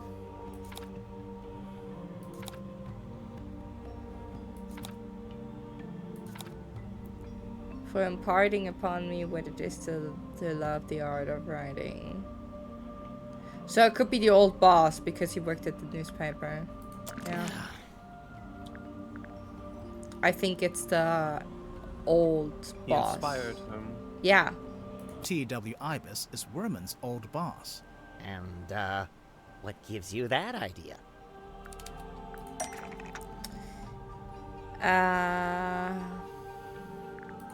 Is it because of here?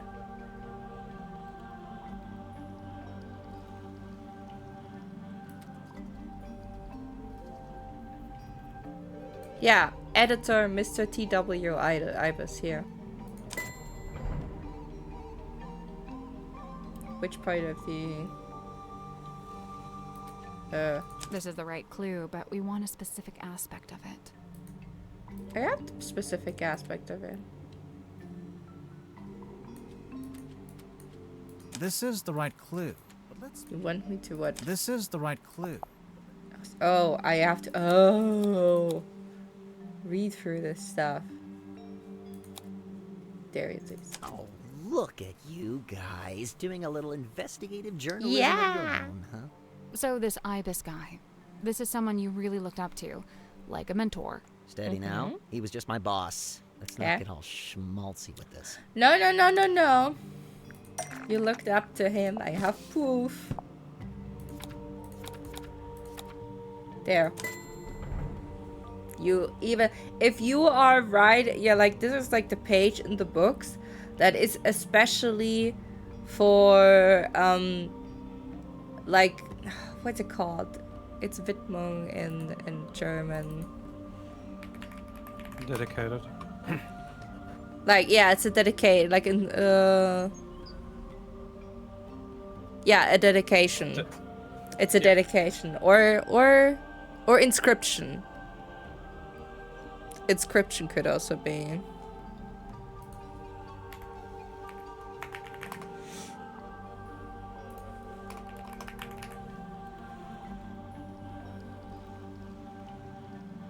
Yeah, I think dedication or inscription.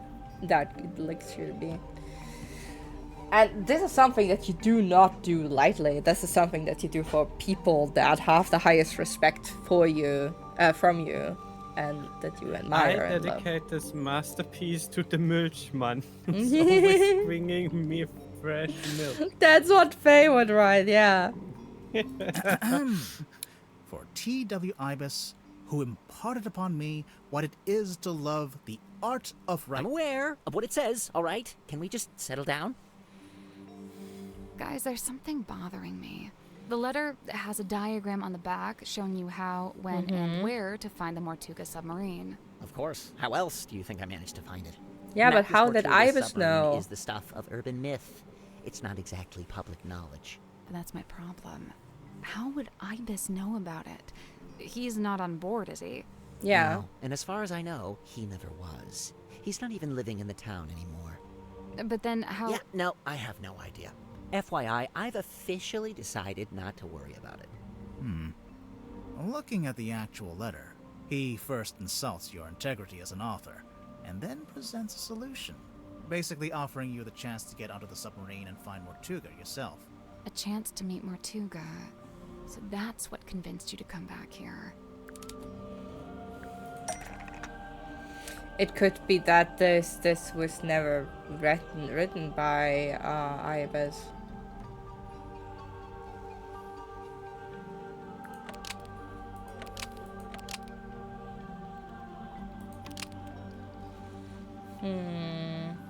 More Doom's hair care routine. Mortuga's love interest.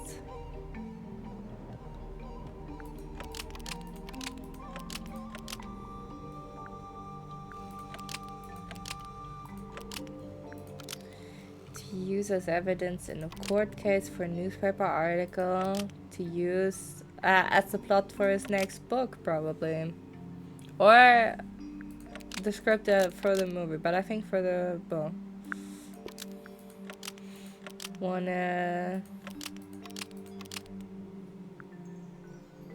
He wanted to reveal Mortuga's real life story to use it as a plot for his next book. J.D. Warman wanted to reveal Mortuga's real life story to use as the plot for his next book. Almost. Maybe just change one thing. Maybe then script for in the movie. J.D. Warman wanted to reveal Mortuga's real life story to use as the script in a movie. That's not right. Okay, so this was. No, I don't need a hint.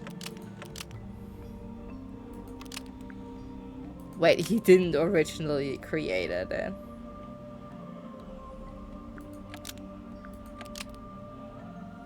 J.D. Warman. No. Original. Almost. Maybe just change one thing. Okay, so it is this. Started a rumor. Oh. J.D. Warman. No. Almost. Needed to steal his story? J.D. Warman. Oh, he wanted to steal Mortuga's real life story to use as the plot for his next book. I noticed you went straight for my sense of self-worth there. The main character of the book, Marcus never Mordu. steal He's based on Mortuga, isn't he? Loosely inspired by. That's an important legal distinction. And you're currently in the process of writing a sequel. I've said as much. And how's that going? Look, I don't plan on stealing Mortuga's real-life story any more than I have already. I assure you, I am working on my own book, on my own terms, with my own ideas. But you came back to... Other than the fact that I happen to be on his submarine, do you have any evidence that I'm stealing Mortuga's real story for my next book?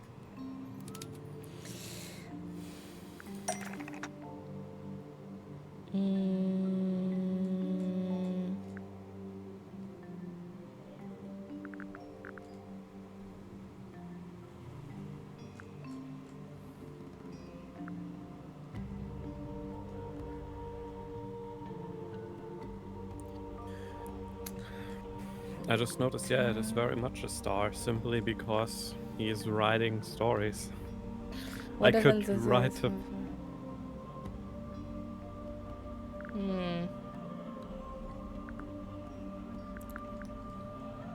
I just don't know what evidence can be presented that's saying like that he's planning his next book around the real life story. Something with Dirk? Maybe with Dirk? Let me look. Because one of the reasons why he's here.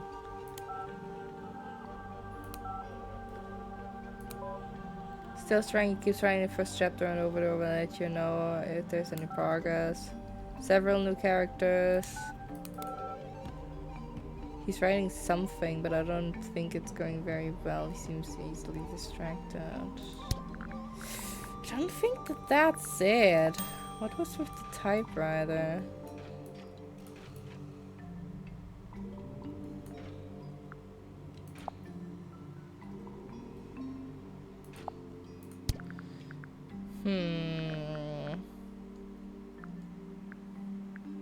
The blueprint is not related to him.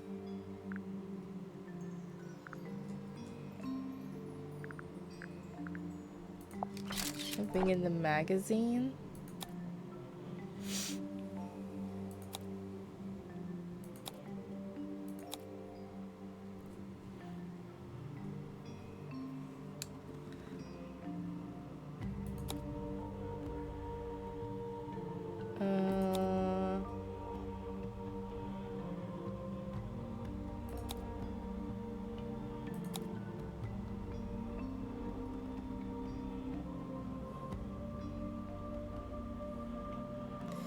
Yeah, but that is not really hinting at...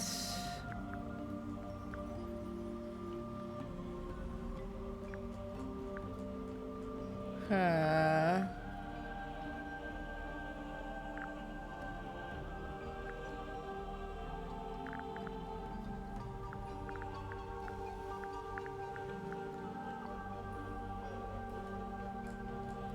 Here. Is it in the letter?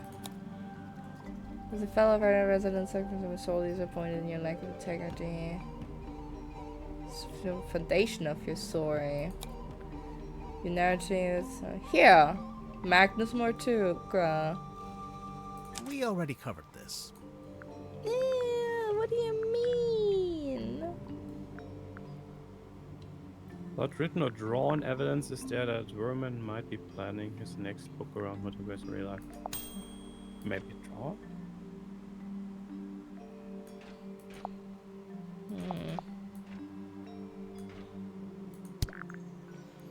Is there something drawn?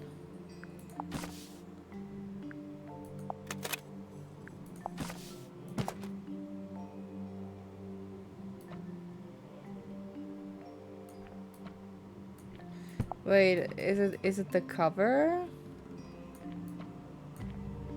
Nope. Wait, is it the message in the bottle? What does it say? Small room within the bowels of the ship. Raw and heavy has never been opened for all its tranquil imagery. Then maybe... There's a piece of paper in this bottle Ah! with something written on it. In Of the fact, cauldron. it's a little typed story that details the circumstances of Mortuga's real life death. A story? I don't know. It reads more like an arcane incantation. Why don't you ask Symmetry about it, or Zephyr? Just look at that symbol. What is that? Some It's kind a of sketch. sacred geometry? Really not my wheelhouse at all. It's a sketch. It's a drawing. No. It's a drawing of Sally laying an egg. It's a drawing of a room on the submarine. It's a drawing of a room on a submarine. It's a Illusion diagram of the Theater. crime scene. There's the window, the cauldron, and Mortuga's body laying on the ground. Where did you find this bottle? Madame Tadpole had it. She found it floating in the ocean. Sealed in a bottle and found in the ocean. But you think I typed it? Typewriter much? The piece of paper in the bottle matches the paper you use in your typewriter, which also matches the sheets from the command contract, and we know these were typed on your typewriter because you told us. Well, you've really done your homework, kids. I'm impressed. You admit you typed the story? It's not a story, it's just record keeping. After Mortuga died, I thought someone should write an account of what happened. Nice try. But just looking at it, I can tell it's supposed to be a plan for your next novel. We need a clue to compare with the message in the bottle. Something to prove it's a story outline for Werman's next novel.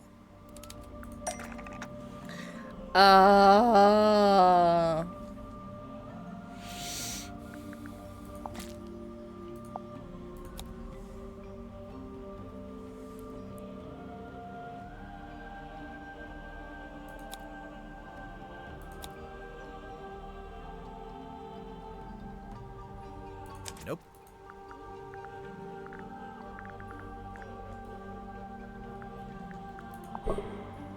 Maybe the... That's not it. A book. Oh, a book to compare with message in the bottle to prove it's a story outline for Werman's next model.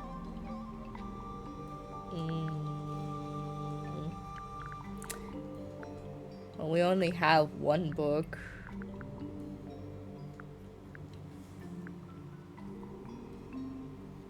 Thank goodness we're not locked because we don't have everything. Yeah. I mean, otherwise I wouldn't have been able to do this suspicion.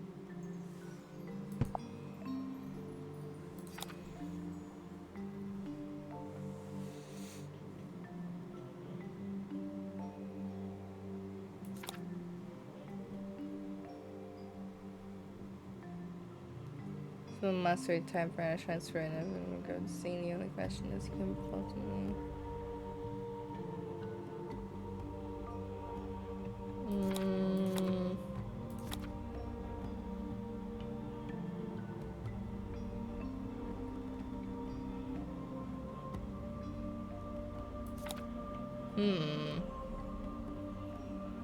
a book to compare the message in the bottle?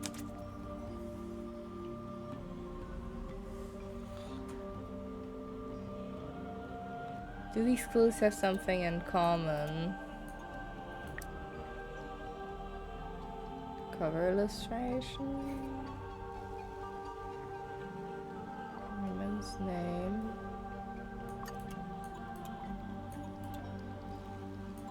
Oh yeah, the cover illustration is like the same, it's the same font. Only a true artist would know. No, I had a specific courses, like classes for that when I had my,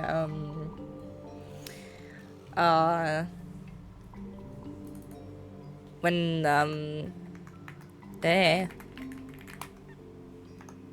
I had my like education in web design and stuff like that.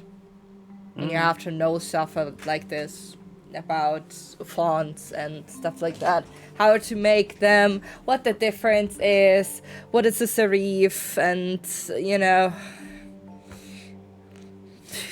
Yeah. For example, this is a serif font. You can see that because it's not ending abruptly, but it has like a little curve on the bottom there. Always like at the bottom and at the top. And because of this, it's a serif font. Because it's not straight.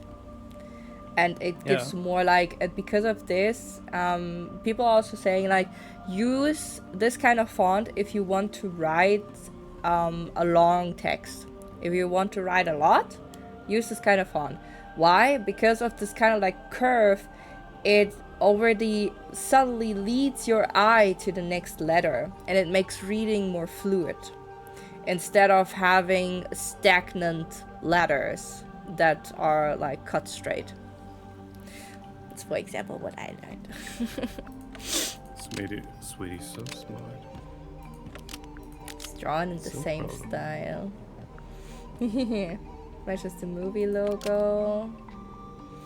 Because it's a plan for the next book. The Curse in the Cauldron title is drawn in the same style as the Hex of the Helmsman title because it's a plan for the next book. Oh, now you're using graphic design against yeah, me. Graphic design. Belt, don't you think? It really does seem like you took the events of Mortuga's death I and studied turned them into this. a story outline for your book. Yeah, all right. Don't lecture me. I'm not exactly proud of it. I'm fully aware that this is, you know, murky moral ground. Why was it in a bottle in the ocean? As soon as I typed it, I regretted it. Stealing Mortuga's story all over again? For what? Just some book? I wanted to destroy it, but I couldn't bring myself to do it. So instead, I sealed it in a bottle and threw it into the ocean. It goes without saying that I never expected it to make its way back onto the submarine. So what are you going to do now? You know what I'd like to do? Give up. Call my publisher, tell her I tried, but I quit. I'm not going to write the book. Maybe he writes a book about us as detectives. It's just not that simple. There's a lot of money riding on this, people's jobs. Throwing in the towel now would be pretty selfish. And you already tried coming up with your own ideas for the story? Tried and failed. Repeatedly. I've come to the conclusion that I must have just got lucky the first time and that I'm not actually any good at this. It's funny, you know. I'd already decided that Mordoom was going to be killed off. That was the one idea I'd actually had. But I couldn't think of an interesting way for him to go. What's the hook? What's the setup? And then Magnus Mortuga is killed. Tragic, obviously, but at the same time, it was perfect. The locked room, the empty cauldron. I couldn't resist it. It gave up a very good vibe. Wait, That's why he Orman, was so I had a stunned question. when he saw him. Yeah. Because he thought it was perfect. Yeah, it was a good inspiration. Even though it's morbid, yeah.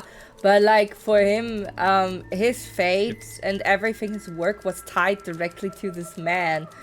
So I think in this moment he couldn't really differentiate between it. And they were not particularly close. That's also to be said. Both are too smart for his taste. Another one? You'd not met Mortuga before you arrived here in the submarine. Yeah, is that that's right? true. Yeah, never met him. That's why the offer in the letter was so tempting. Right. But then where'd you get the information about him to inspire your first book? The first one? Oh, I just asked my father. Damien Dusk. Your father knew Mortuga? You never mentioned that. He didn't, but they had a mutual friend. Oh, so then the woman, probably. Okay, so we got JD Werman out of the picture. Yeah. We got the suspicion done with him. We can talk with Grip. Let's go talk with Grip. Because there's something with the wheel. Hello, my man. Hello. Oh! Young Cynthia seems quite convinced that she should be the new captain in the wake of Mortuga's death. Sounds like you don't agree. Well, now, I didn't say that. It's just... You don't think she's up to the task? On the contrary, from what I've seen, Cynthia is a remarkably bright and capable young woman. So much so that I bemoan seeing her spend her best years hidden away down here in the dark. No, it doesn't have to No be one gets permanent. paid You could be here. captain for a How little do you while afford and then go do food? something else. I don't get it. How did they afford food? Yes, this was clearly made by someone who understands the value of iconography. You mean the S emblems? The whole thing? Mortuga's log. Let's find the entry about me, shall we? Here it is, right after Zephyr's. Godric Grip rescued from hot air balloon accident. To refer to it as an accident, a merciful gesture indeed. Was it not an accident? Like, if it was not intentional, then it was an accident. Do you know how the wheel got damaged? It looks in working order to me. No, look. Some of the spokes are different. It looks like they broke off and got replaced. You're quite right. Although it's not exactly at odds with the ship as a whole, is it? Meaning? Look around you. She's a ramshackle old thing. Sturdy, yes, even handsome in places, but undeniably a patchwork of sorts. Knight's trying to cover it up, but he's like actually very good at lying. What's the deal with this blueprint? It's kind of a mess. They say Mortuga bought an incomplete submarine and then paid for it to be completed. So it only makes sense that the blueprint's as ramshackle as the ship itself. Where'd he buy it from? How'd he pay for it? Yeah. One, the shipyard, I imagine. And two, I have no idea. He'd never seemed to have any money. So he bought it on credit? Two individuals in contention of the ownership, however, recent developments exposed. No, I don't like it. No, what's wrong with it? The wording, it's too vague. It could be about anything. But if it's not Sure. about Cynthia and Mortuga, what would it be about? I couldn't say, but I stand by it. There's a chance Cynthia's got the wrong end of the stick. She oughtn't be captain after all. Oh, sorry, Cornelius. He doesn't like it when I say wrong end of the stick. A quaint little pretense of silkworm on sea as beheld in the mind's eye of one Magnus Mortuga. Did you know Mortuga had made this? I'd seen it once or twice when he was first working on it, but I always got the impression it was something he wished to keep to himself. Did you open it? Not yet. We don't know how. Have you tried pushing the diamond thingy? That was the first thing we tried. Perhaps you need a key. Personally, I think we just need a crowbar. Crowbar can open everything. A crystal ball. Oh, how quaint. What's that? What's it for? Oh, you know, the usual. Whispering questions into the great unseen beyond, hoping without hope to get a response. Are there really only two characters? It's just a poster. I'm sure there are more in the actual film. If it sticks to the novel, there actually might only be 2 characters. Oh. Goodness me. What's it a photo Love the of? music. Well, it's a face. I suppose we can agree on that. Doesn't look like any face I've ever seen. No, well, perhaps you ought to count yourself lucky. Oh, he's right. It looks like a face. Oh, yes, I remember hearing about this. A submarine constructed by the harbour master and the shipyard mechanic, who I believe was her husband. Where'd you hear about it? Just gossip from around town. And Miss Silkmoth's a talented seamstress, and she carved and painted the head too. Close your eyes, my love, and be still, for this is the end and the beginning. That phrase. I heard that phrase spoken aloud when I was in the bilge with Mariana Moon. And this was around the time of the murder. Yes.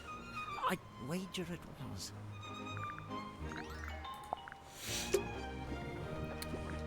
Yeah, right. If we look at it, it kind of looks like a face, you know? Like here are the eyes. And then here's the nose. And the lips.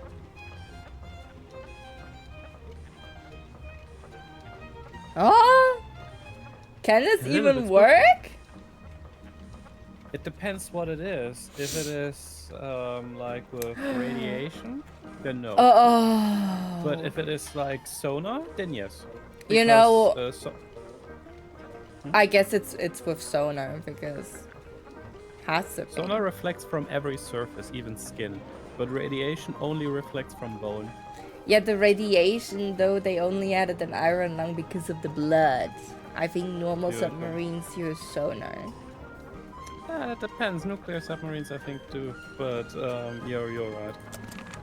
No, but you know what's interesting? Because it looks like a face and it looks huge, I guess, in proportion. That's like why they're so freaked out of this one, because This. it's so big. Yeah. It's a huge ass face. And it's also on the bell. Here. So, yeah. Anyway. Suspicion time. Curious case of Cornelius Kane. I've been looking forward to this part. Yeah, there is something or someone that I'd like to ask you about. Cornelius. Cornelius? What about him? His appearance. His appearance. I don't think he looks quite like he's supposed to. What a thing to say! You've only just met him. No, no, no, no, no. There's evidence.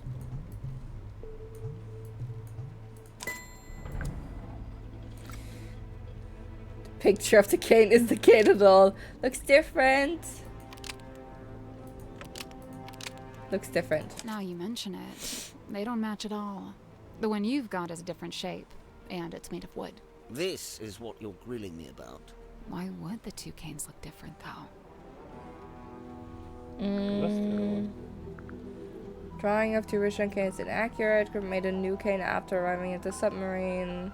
No, he made a new Made one. a new cane after arriving on the submarine. What a damning accusation. Yes, I made a new cane, and yes, it's made of wood. Where are you going with this? Ask about where the wood came from. Once it came in the first place, what happened to the original? Why do you want a cane in the first place? Why do you want a cane in the first place? Mr. Grips always had Cornelius Kane as his sidekick. It's an integral part of the branding for Mr. Grips Emporium. Where are you going with this? What happened to What the happened original to one? the original cane? I left him at home when I went off in my balloon. No. Lead the trap into That's the a ground, lie. You lost him. But it wasn't to be, clearly. Where are you going with this? Where did the wood come from? I forget. No.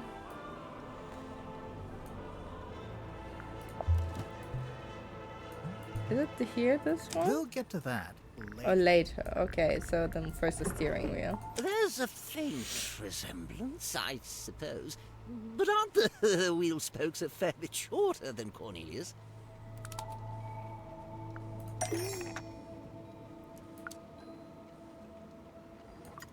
If you look at his back, you can see that Cornelius is made from... Oh wait, can I remove? No, he is tied together like he is shorter.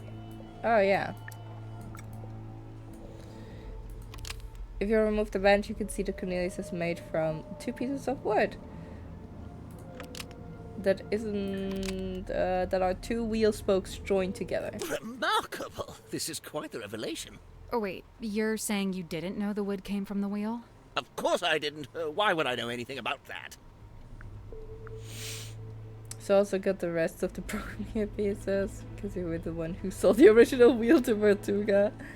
Repaired the broken wheel. I've also got the rest of the broken wheel pieces. Because you've also got the rest of the broken wheel pieces. In the basket! The wood inside the basket is from the broken ship's wheel. So, Grip, I have to ask, do you know anything about how the ship's wheel was broken? Yes, I was there when the wheel was broken. In fact, Mortuga and I, we broke it. You broke it? I was trying to take control of the wheel, and Mortuga forcibly wrenched it out of my grip. He was very strong, you see. Wait, you tried to steer the submarine without permission? I did. Why? There'd been a disagreement. It's nothing, really, not important. A disagreement? About what? Where to take the submarine? Something like The that. chart here, right? Oh, right. I'd forgotten you'd seen that.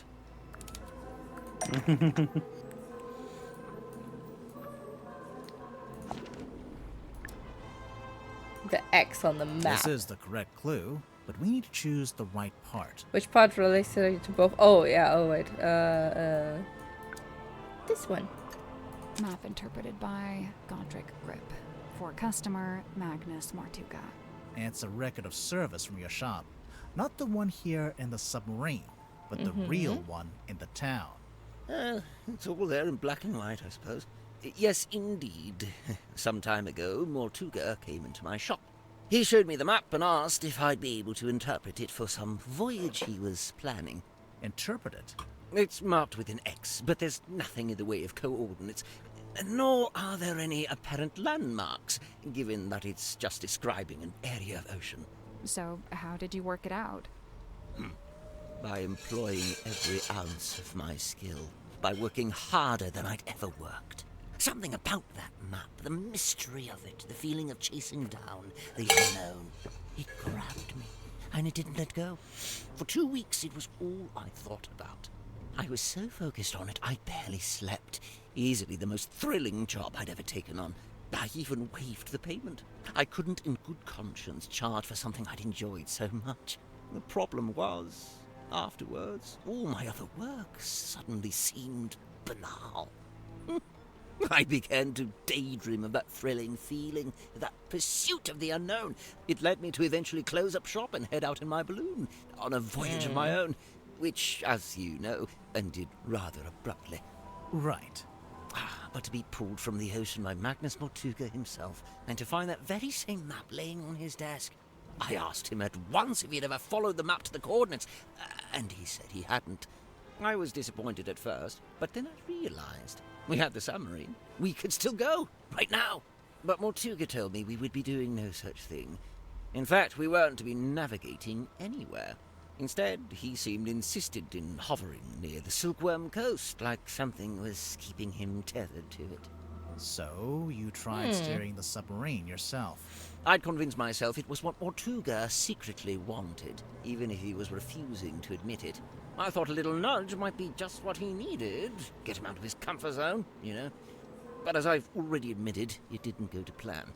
Mortuga came into the control room, we briefly thought the wheel was broken, and that was it. My request denied, I soon found myself opening a new branch of Grip's Emporium right here in the engine room. Which, of course, necessitated the construction of a new Cornelius cane. There's one thing I don't understand. If Mortuga didn't intend to use the map, why did he keep it around? Yeah. I don't suppose we'll ever find out. I think I know. You do? Mm-hmm. There's a good reason why Mortuga didn't want to follow the map. He'd already followed it. He'd already followed it. What makes you say that?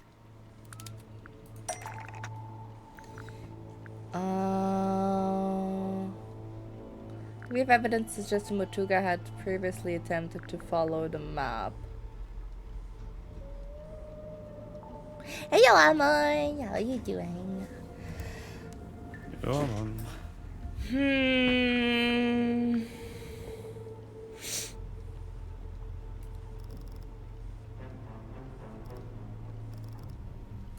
Maybe the captain's log?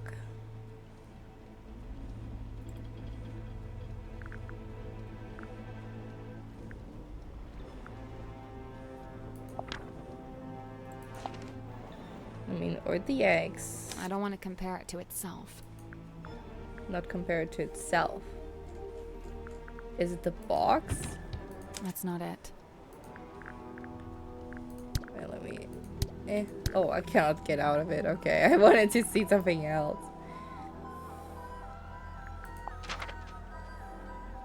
Wait, aren't those the same symbols? Yeah, should be. That's not right.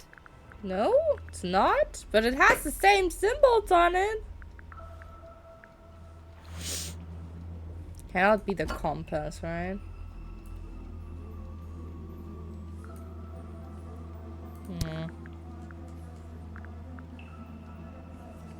Slightly frustrated, my CD was packaged to my home on Tuesday, but I struggled with the HDMI cable on my display, only replying with no data. Wait, we had that as well. When the HDMI cable for the monitor is saying like no data.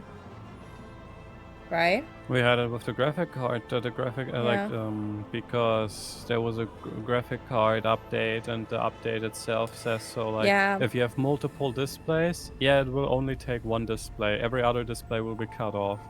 We just had to go back once with the driver, and then everything worked. Yeah, if you have multiple displays and only like one of them is getting recognized, one display, okay. One like, display, then it's not it. Then that's probably not it. Then something is with the display thing, probably with the cables inside. I know that because I did that once. Oh boy.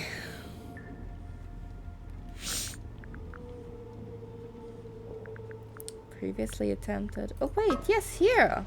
This one. Ship in the bottle. No.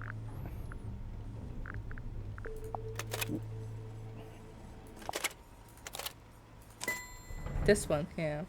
True, yeah. You really want to turn back after you got the map sussed out and everything? There's no wind.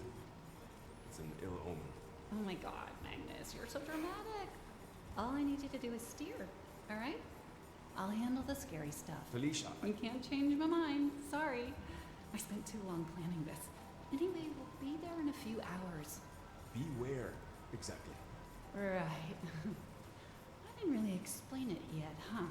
I've asked several times. Do you see that in the back? Wait, what?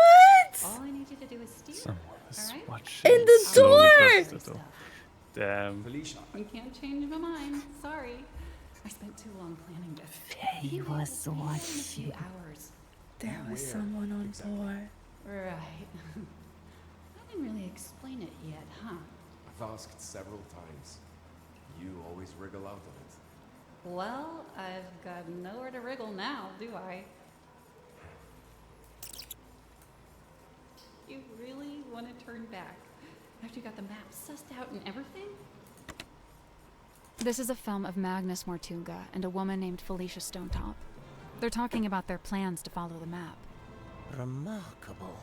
Wait, was that filmed here on the submarine? No, in fact, it's not a submarine at all.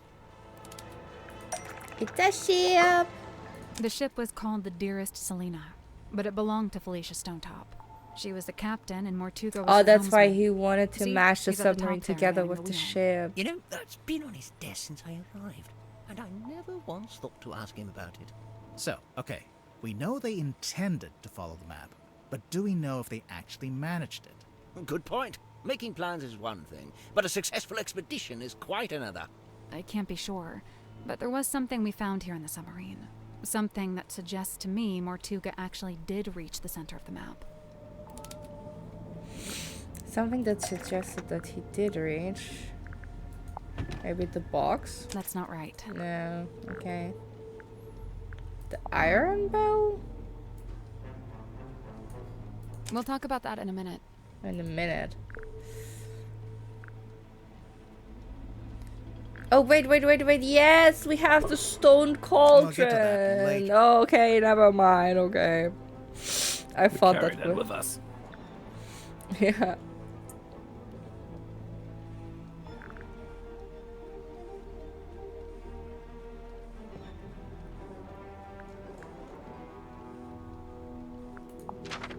Is that it? That's not it. No. An object found that suggests he successfully reached the center of the map. An object. Is it the wooden boy? What's that got to do with it? Oh my gosh, it is.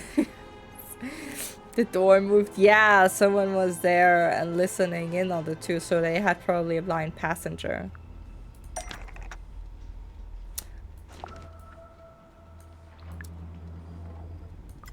The creepy drawing. Oh yeah, look at that. I think you might be right. But why didn't he just tell me? What did he find in the ocean that was such a big secret? Surely it wasn't just this. It hardly seems like anything at all. Well, buoys are normally put in place to mark a position. The position of something else in the ocean. I think he lost Has to Felicia Stonetop Think there, about it. his love. If the buoy wasn't attached to anything, then it would have floated away, making the map worthless. So, if they found the boy when they went to the center of the map, It was only because it was attached to something else at the time. Probably to the cauldron. Wait, we're not talking about more? Passenger wasn't blind, probably.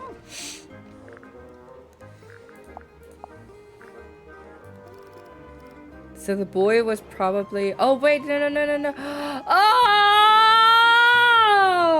I figured it out. The boy was attached to... Oh, well, yeah, with the gods, right, I don't have that talk with you. The boy was attached to the iron bell because it was on here. And the iron bell... Yeah.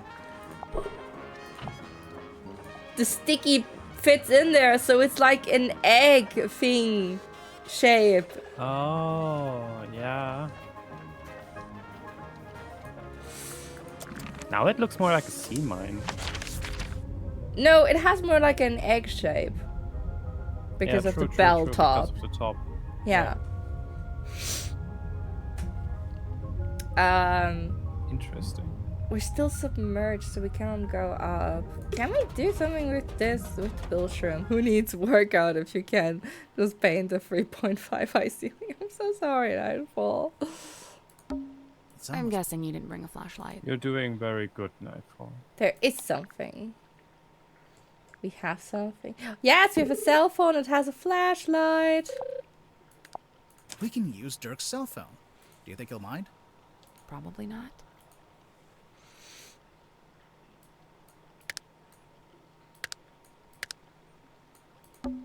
Point it here. Here? You're not pointing it at anything. Well, where should I point it? No, not there. Over here. Like this? You're doing it wrong. Point it over here. Over here? Doing that on A switch. purpose. See? I knew what I was doing. Dumb. It looks like some kind of dial. Oh. Rotate the two outer metal dials and the two inner glass orbs. Oh, I have to get this. I have to get this pattern, I assume.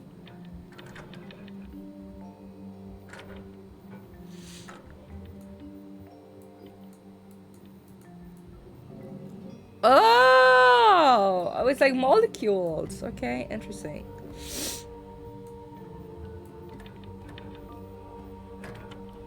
Yeah, but where is up and where is down?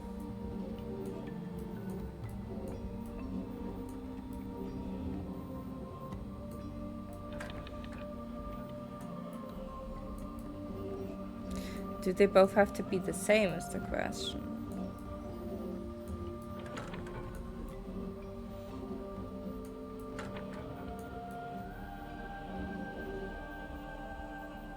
That would be correct.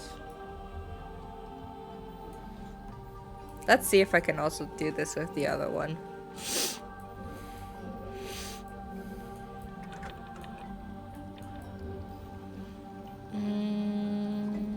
Not quite.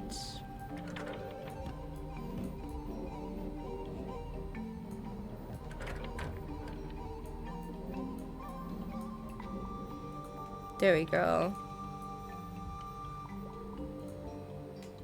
That's not it. So we can rotate the glass orbs, and we can turn the outer dials, which also rotates the glass orbs, but in a different way.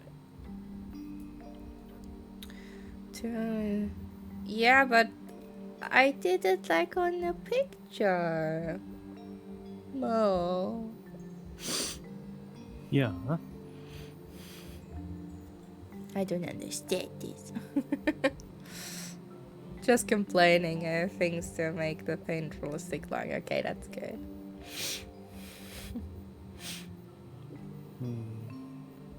I mean, what is about the bottom one? I don't know.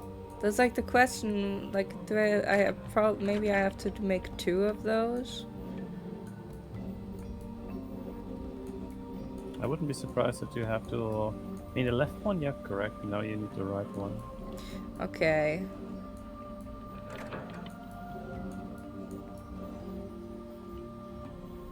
Oh, it's almost correct.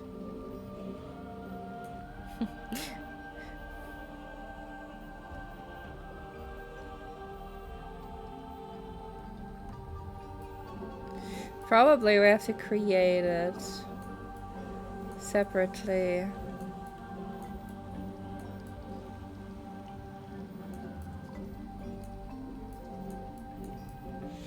That's still gonna be a toughie. That's the one. I did it. Good job. Yes. Okay. You did it.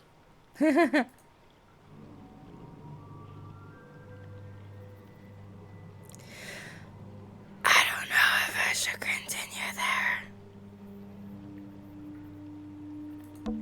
What is that? I have no idea. It's some kind of strange like device. What should we call it?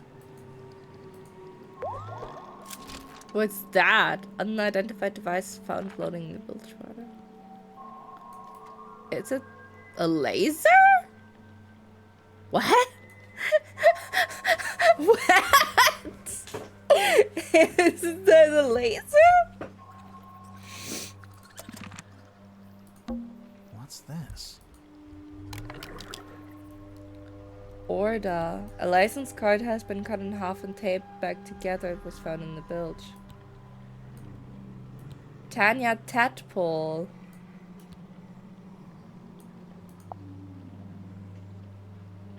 Ocean Rescue Divers Association. So she really did this? But why did she got fired? You cannot tell me that she got fired just because she was too good. And broke some little rules. That wouldn't make sense. Free diving, reduced visibility, deep diving, high pressure. Tanya Tadpole, Ocean Rescue Diver Association. A glass bottle. That's just trash. And don't be so quick to dismiss it. One man's trash is another man's... Oh, yeah, no, it's just trash. The light is coming through an open drain in the ceiling. A drain in the floor of the room above, you mean? literally the same thing.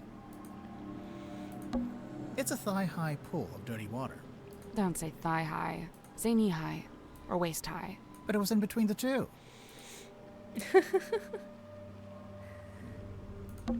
So, the bilge collects excess water.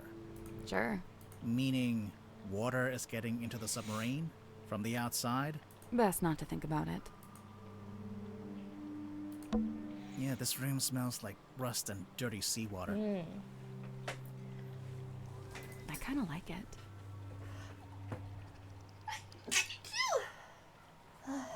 God bless you. God bless you.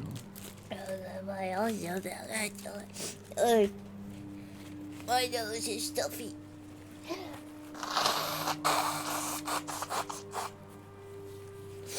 Yeah. Yeah. Yeah. There we go. I knew you were gonna say that.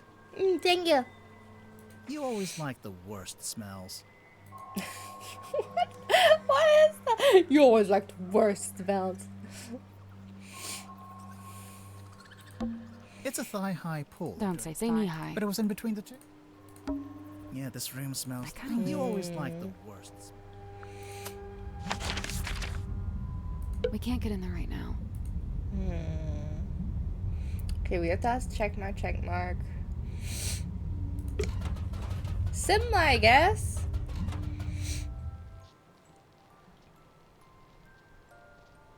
Oh,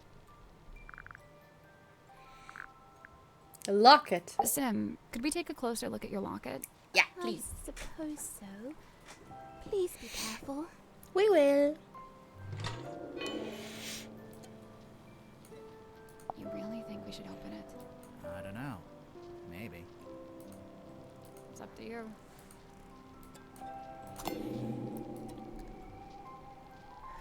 Oh, LL. She drew a picture of herself in there. Faye. Open the golden locket. Fair Cynthia, O truest friend, my steadfast fealties won. You're both from Silkworm, and you're the same age. Do you know her from before? Though kindred bred neath sullen skies, now we met out with this sunken silver shell. You really never ran into each other in the town? She is bloomed from deepest silken soil, whilst I, mere wandering weed by a wild wind blown. Ah, of course. You make a friend, and then she ends up as the new captain. Must have been, you know, a nice, unexpected bonus. 'Twas no sudden thing. Full well she plotted thus her course of fate, to helm this vessel next by rightful claim, for she in law and title holds its name. Is that so? Cynthia Seafoam, number 6, the Leaden Crown. Poison chalice. I kind of want to say this. Poison chalice.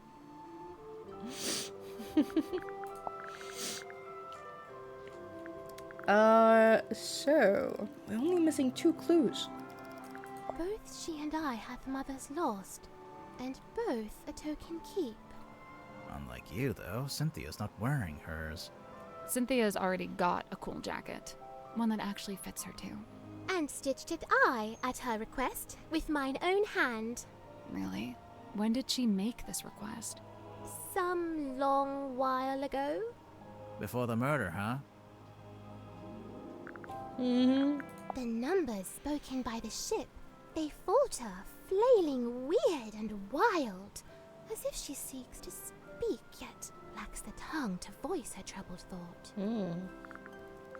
I tried it once. Tried what? To turn the wheel, to steer the ship. Oh, how'd it go? It did not. I was too weak. Oh. She tries her best to honor fate and call it by its newest name. Cynthia? I will admit, in quiet hours, the former name returns. What's the former name? Need you only glance beneath a single slip of paper? Do you remember when Cynthia first got hold of this? I saw her running from the bridge, all pages clasped in hand. Where was she taking it? In a hurried hurry haste, she was bedchamber bound. Wait, all pages clasped in hand? Oh, there are some Both more pages, missing. surely. But mere semantics, sir. Uh, A teeny tiny town of toys, or fossil formed of... Oh, that's my house. Right there. Your house? Yeah, the theatre, where I lived. Cute. Dusky box of dark allure. I cannot turn mine eyes. What lies within? We're still trying to work that out. Any guesses? Surely some solemn secret, dark and dreadful. Oh, it better be after all this. nah. Oh, my fog ball. Your fog ball? As carved and crafted. You made it. What for? Well, thou mayst use it to speak with Gregory. Sorry, Gregory? We never met a Gregory. You wouldn't have. He lives inside the ball. Oh. And he's my uncle. Oh. And he's dead. Oh. And fictitious. Oh. There's something suspicious about Zephyr. Let's go talk to him. Oh, later we have This to is finish Dirk's, this. I'm guessing. You guessed correct. Kind of him to lend it to you. Yeah, I'd imagine it's kind of precious to him. Au contraire, he spoke of it with sulk and scorn. Glad was he to see it gone. There she is. Oh! I don't know. I've never seen her with my eyes. I've only ever heard her voice. When? At night, when half asleep. Half asleep or asleep? What did she say? I wish I knew. Oh, how I wish I knew. If you've never seen her, how'd you recognize her from the photo? I cannot say. May I ask where you found it? Actually, it was in your bedroom. Oh, this is what Cynthia was hiding under her mattress? No, we found it in a safe. Oh. But now I feel like we should check on Cynthia's mattress. Yeah, what is under the mattress? A portrait of fair Cynthia's youth. Sim? What's wrong? Mine eye is drawn against my will to she that lingers far from frame. The ship and the Yeah, the background. submarine. What about it? A sorry, sorrowed tale has she, for never fully wrought. Left to rust in stillborn state, the dream forever gone undreamt. We found your doll. She's not talking. You didn't ask her anything. Alright, fine. What's up with the doll? Okay, now she's not talking. Speaking of, Sim, can the doll talk? Like, does it have a little speaker inside? She is ever silent. I speak for us both. I just thought, there's a string on the back. Yeah. I thought it was like a pull string. It is a pull string. Oh, then how does it work? You pull it. Yeah, but I can't. The game doesn't let me. Is this yours? No, not mine. Merely borrowed from Magnus Mortuga. Mortuga owned a projector? What for? Projecting a film, I guess? Not this film. What did you want it for? Projecting this film. There's something suspicious about symmetry. A gun! It's not a gun. What is it? We don't really know. The unknown! Dost thou require this card's consent when saving souls from drowning deep? Well, no, not really. Then what purpose doth it serve? 'Twas my mother's own, or so I'm told. You don't know for sure? I was too young. I don't remember. I dearly hope to ask her, and know the truth at last. Do you think you ever will? The question that bestirs my soul. Okay. I guess we should go look under Cynthia's mattress. Yeah, I wanna go.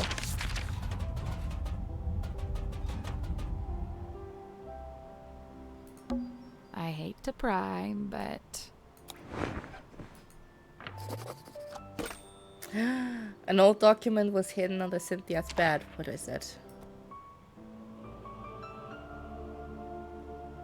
There are multiple signatures. What the hecky? This document, originally written by Solomon Stonetop, may be presented as proof to one's ownership of the property in Silkworm on Sea, known as the Stonetop Inn. The following individual is now registered as the Stonetop Inn certified proprietor and landowner: Selena Stonetop, Felicia Stonetop, Magnus Mortuga, Don Drummond. Dear Magnus, I've come to see you before I leave, but you're asleep. I don't want to wake you up, as I know you need to recover after what happened. The mark she left on your shoulder hasn't faded. Oh, that's a scar. So I think it might be permanent. Luckily, I think it looks quite heroic.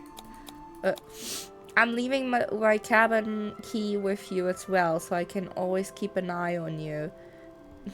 But no, you won't actually need to use it. Nobody will. I'm having the dearest Selena decommissioned. It's over at the Drummond shipyard, and they're going to take it apart. I told Don he could strip it for parts if he wanted. As for our cargo, the bell and the buoy are in my room, and I've returned the mermaid's tongue to its resting place. Please try not to dwell on it. Magnus, I have to leave Silkworm tonight. I'm giving you the inn. It's in your name now. Hopefully I'll see you again, Felicia. Wait, she just left? So they had an awesome adventure together, and then she just said, like, bye, I'm going? But she left an X, that means kisses. That means she loved him, right? And then he gave it away to Don Drummond, the shipyard owner. That's so sad.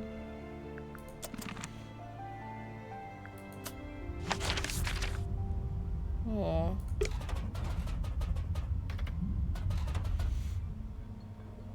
First of all, the glass moved. Let's take a closer look at that. I have a flashlight now. I think I can see a face in there. That's probably just the human habit of seeing faces. Okay, no, I just saw it too. Can I not get it out? I have a flashlight. Okay. Suspicion time. The Dream Doctor. It's that. Zephyr, can you tell us more about the work you do as a dream doctor? I'm looking for specifics here. I've told you all I think you could understand. To be blunt, it's not a line of inquiry that should concern you. That is to say, my experiments have no connection with the murder. You say that, but we found something at the crime scene that we think belongs to you. Specifically, something we think is related to your little dream experiments.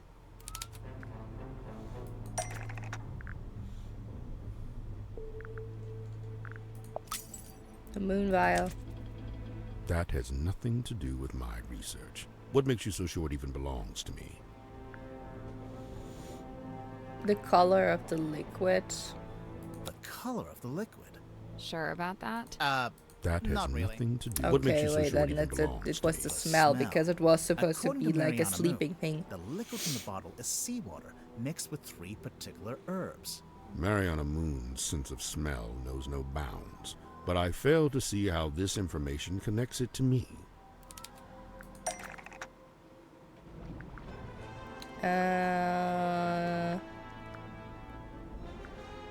It connects to...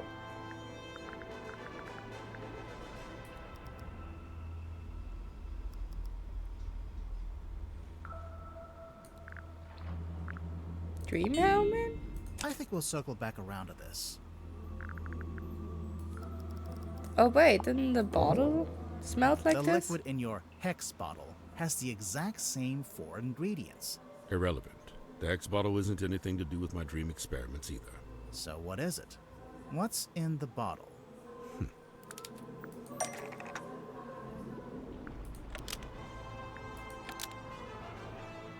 The hex bottle was fed to sea creature. It looks so cute. right? Ah.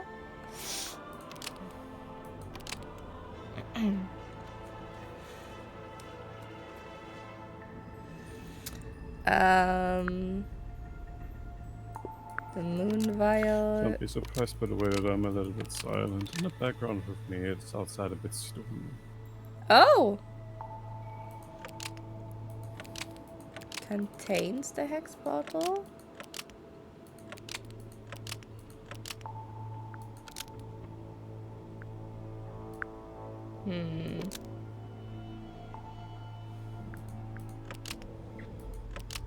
It's larger than was that too. The moon vial is actually just... No, the hex bottle is actually just the moon vial.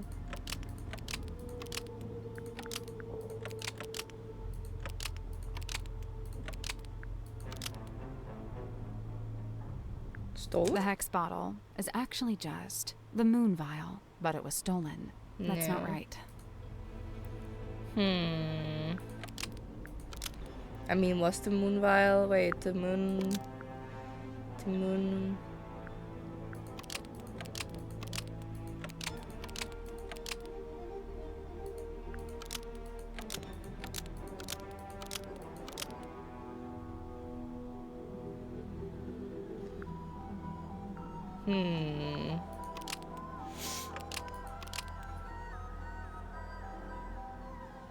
What's the deal with the hex bottle? It's actually just...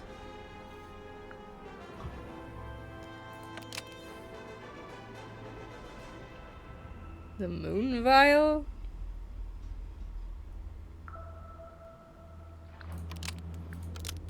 Or contains the moon vial? But it was stolen? The hex bottle contains the moon vial, but it was stolen. That's not right either.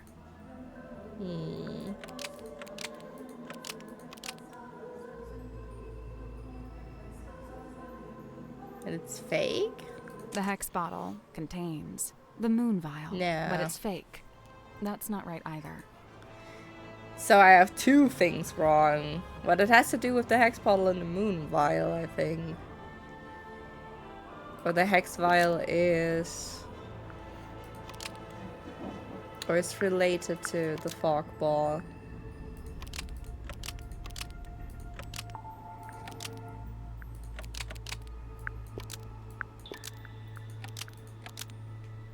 The fog ball is... that's not right either. The fog ball is... that's not right either. What does it has to do? Oh, this is all wrong, okay. So it's not the hex bottle? Wait, is the hex bottle here? Oh, the hex bottle is at first, okay. It's larger than the moon vial?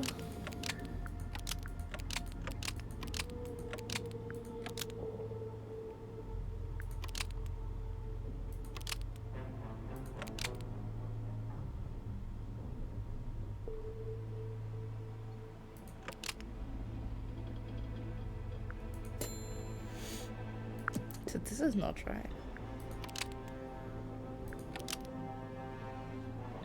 It's related to a sea creature. And it's asleep? The hex bottle. Almost. Maybe just change one thing.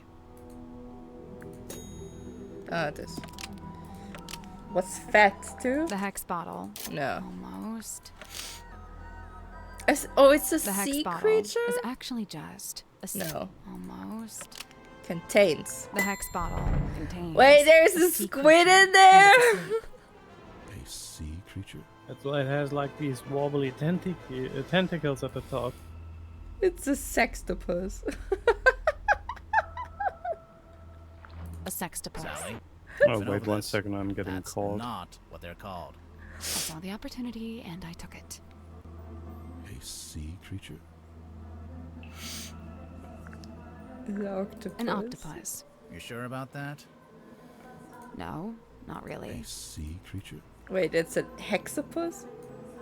1, 2, 3. 4. Oh yeah, because hex is 4.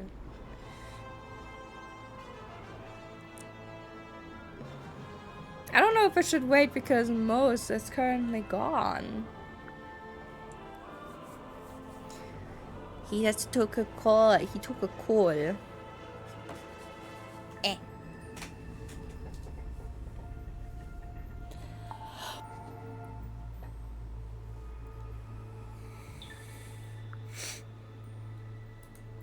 Let me look.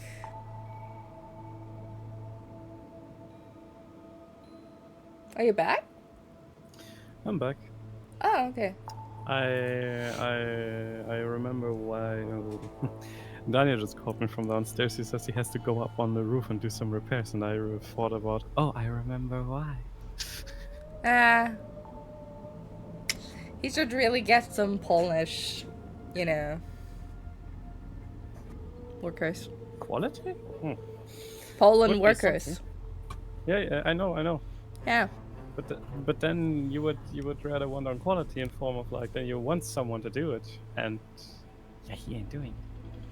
I think if you tell him, or if you put in front of him of like, well, why don't you calculate out how much money you have already spent on your own, and then look up how much it would have actually cost to hire someone who's doing it right. He just asked me if I can quickly go downstairs and see if, while he's walking up there, that there are not new places bursting open. So a hexapus. It's not called a hex bottle because there's a magic spell inside. It's called a hex bottle because there's a sleeping hexapus inside. His name is Hex. I've had him since I was a young boy. Not to be rude, but that must have been quite some time ago. A normal octopus would live only a couple years, wouldn't it? Hex is a singular specimen with a number of special properties. Do you ever let him out of that little bottle? Of course I do. Hex swims freely in the ocean at night, and during the day he returns to me and sleeps in the bottle. So he's asleep right now. I knew he was related to your dream experiments. Who said anything about dreams? Nobody. But just looking at him, I think I know one of Hex's special properties, and it would explain why you'd be interested in the first place.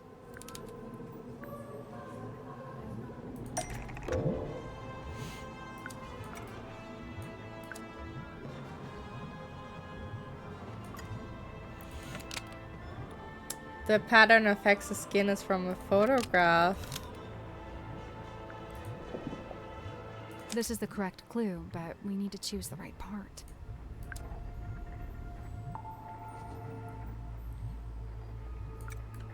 Wait.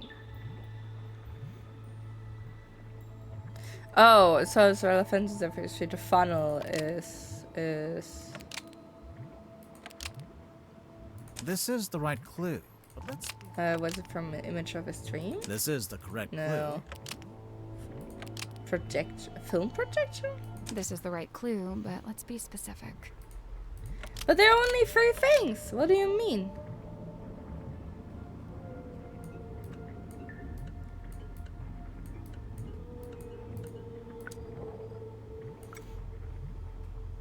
This is the right clue.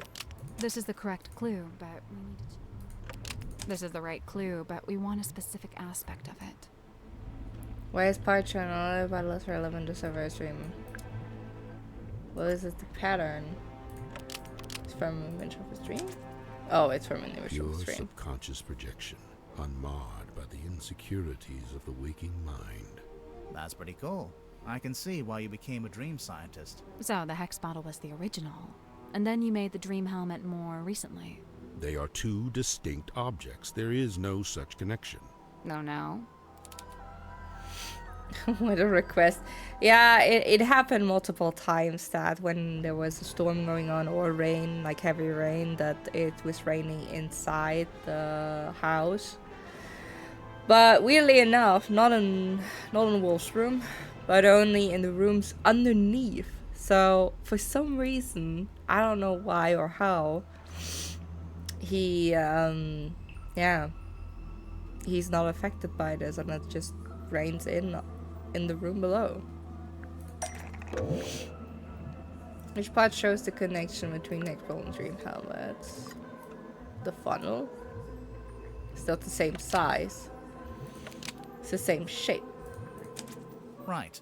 The Dream Helmet's clearly just a scaled-up version of the Hex Bottle, specifically scaled up to human size. Who was Zephyr using the dream helmet on Mortuga? We heard Mortuga was experiencing a particular recurring dream. I think he was your test subject.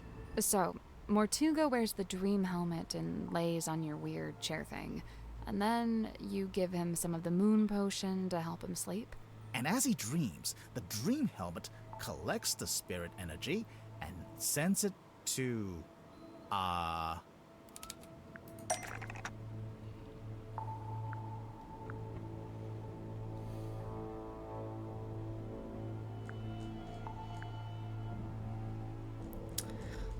That's a good question. Where does he send it to?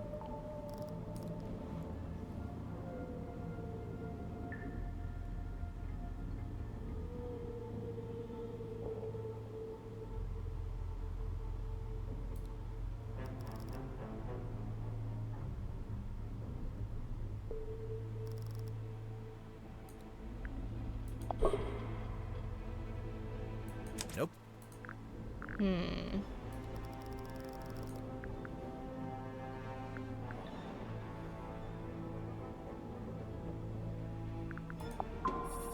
That's not it.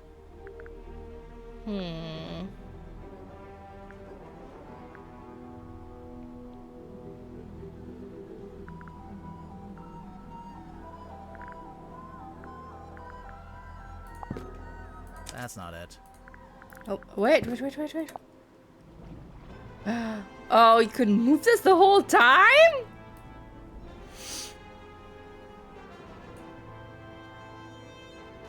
What the heck?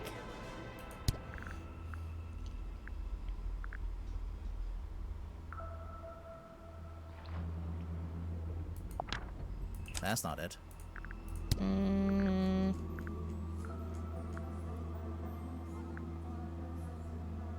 Where did it got sent?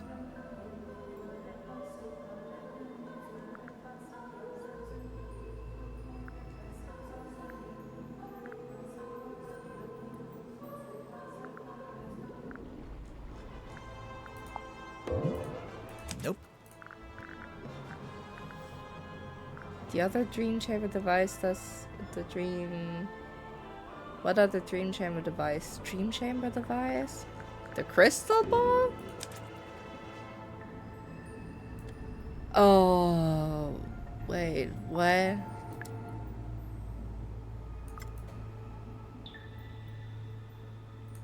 Oh, because of the antenna?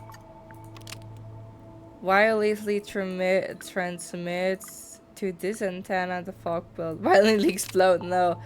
Transmit a radio, receives a radio signal. This antenna wirelessly transmits to this antenna, and the fog ball receives the radio signal. Almost. Maybe just oh, it transmits the energy. This antenna. Oh no, wait, no, it receives the dream energy. This Here we go. antenna wirelessly transmits to this antenna, and the fog ball receives the dream energy. Do not think I cannot hear your mocking tone. It may surprise you to learn that I have indeed had some success in this area. I did once successfully filter something into the fog ball, and I witnessed a face inside the glass, however briefly. A face? No doubt the visage of someone from beyond the veil. Unfortunately, I have been unable to consistently replicate it. Did you make a record of it? I thought I did, but I can't remember where.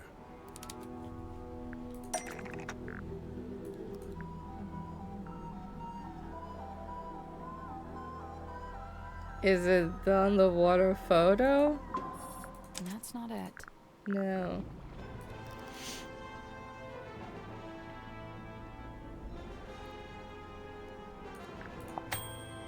I think we'll circle back around to this. Okay. See, he wrote it down somewhere.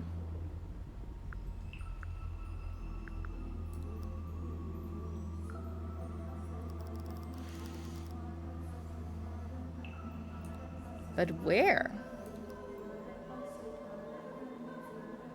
Make a little drawing of mysterious face that he saw. Wait, it wasn't here? Yeah, here.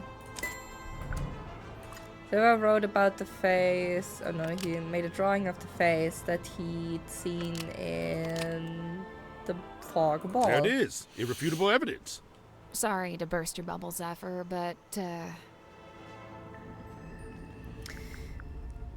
the fog ball was designed to show that exact face, yeah. The fog ball was designed to show that exact face. What do you mean? There you go.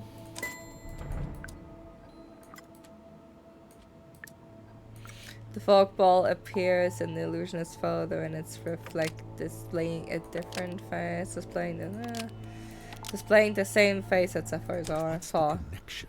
What causes the face to appear? Certain temperature, a certain voice. A certain voice. Symmetry. A fog ball is designed to show the face when it hears Sim's voice. That's how the original trick worked anyway. See how in the photograph she's talking to it through the telephone? I demand that we test this theory. Send for symmetry at once. Wait, we don't have to. How could we hear Symmetry's voice right now? Through the projector. No, wait. No, it was the recording in the windpipe.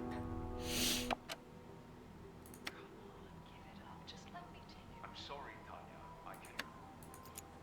Hey, listen. Why don't we just kill him? Now that helps both of us. If he dies, we're both free, right? Come on. I know you don't have any better ideas. Stargazing girl, Yeah.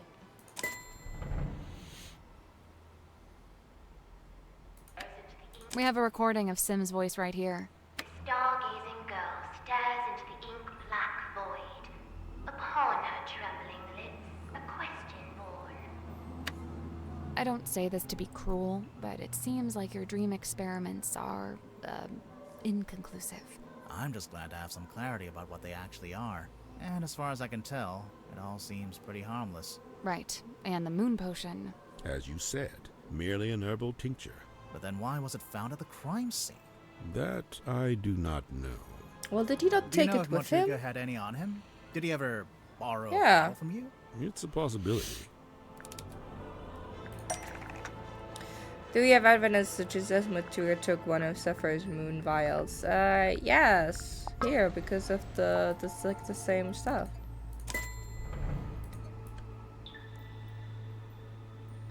Matuga had the glass rubber from the If moon Mortuga vial. had the dropper, I'm assuming he had the rest of the moon vial somewhere nearby. Curious. Where exactly did you find this? It was on his desk, in the captain's cabin. And yet, the moon vial was discovered at the scene of the crime, one floor below. Yeah. That's another So, question. Hex actually shows his thoughts on his skin? Yeah, it's incredible. Hey, what if we got him to think about something else? Use the incorrect term for a six-legged cephalopod. Yeah! Great. I love this. We still have one thing. I think it's the mermaid's tongue that we're missing. But for some reason, I'm not able glass to moon. take Let's it. take a closer look at. I think That's probably just the human habit. Okay, no, I just thought to. This one looks more like a magazine. I already have this one. Why can I not use... A Ghost Rises Before Me, by Joseph. The Magician of the Soul by Annabelle. I wonder how it gets elected. Yeah, I would recommend that you don't.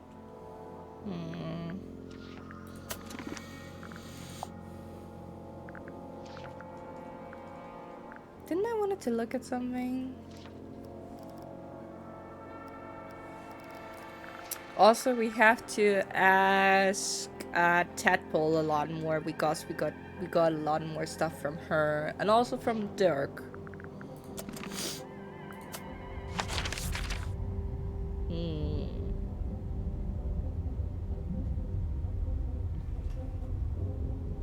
I'll be sure to be right back because I want to get the snack.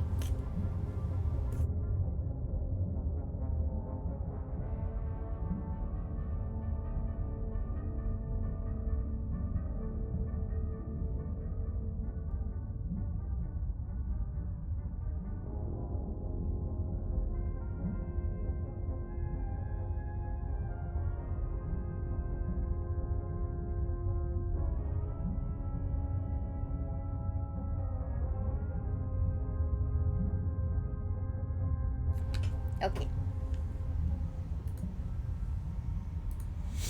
Oh, it's about to storm again today. Well, that would be something.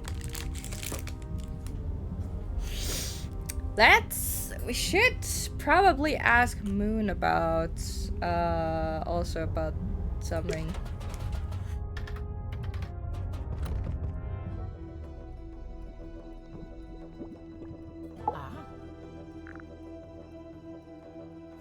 Oh, it's already her suspicion. Wait a second.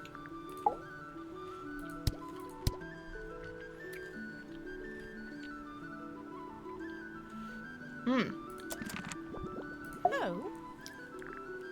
I know that she was in contact with Dirk.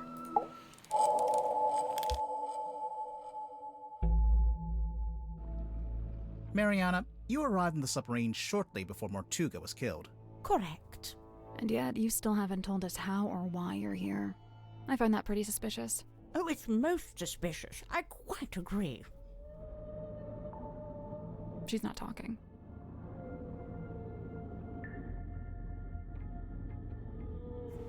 I guess someone asked her to come into the submarine. Somebody asked you to come onto the submarine. And how, may I ask, would somebody do such a thing? Called your phone. They called your phone. A phone, you say? Well, not me. Oh, no. I'm no good with technology. Huh. I'm not sure that's entirely true, Yeah. is it?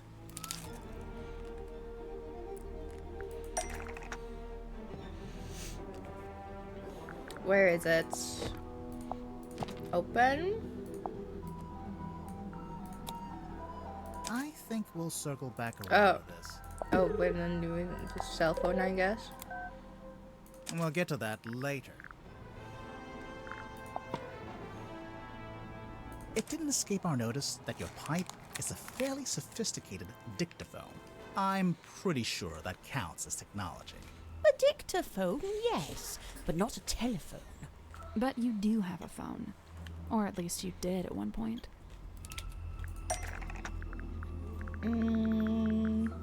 Now I control it.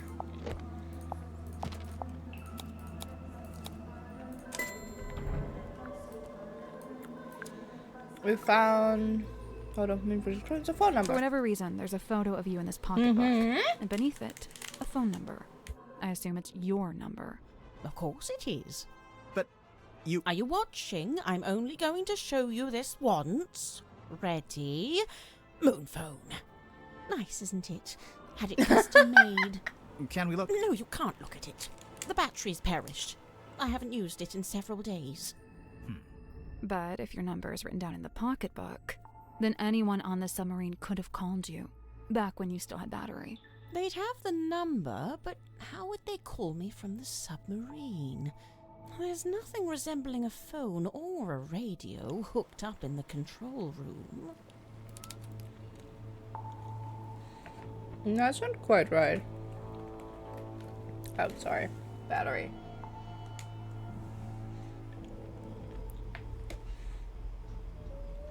There we go. Dirk has a phone. Dirk wouldn't need to use the ship's phone. Much like you, he's got his own. What's more, there were 2 outgoing calls to your number. Oh, dear me, someone doesn't know how to clear their call record. So, you admit it was Dirk who called you? Absolutely not. But we just... It wasn't Dirk. Oh. Was it Mermaid? That's not right. Tadpole? Nope. Cynthia?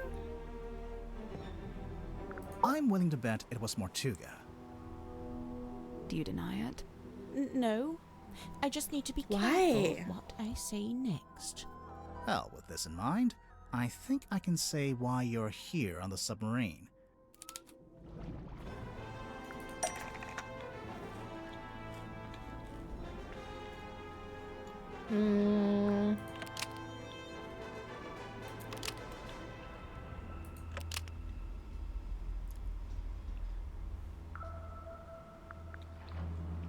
Pay off a debt. To frame someone.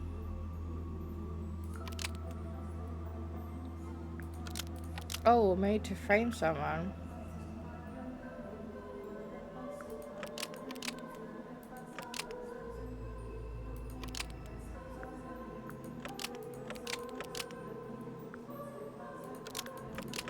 Took something away? Mariana Moon. That's not right.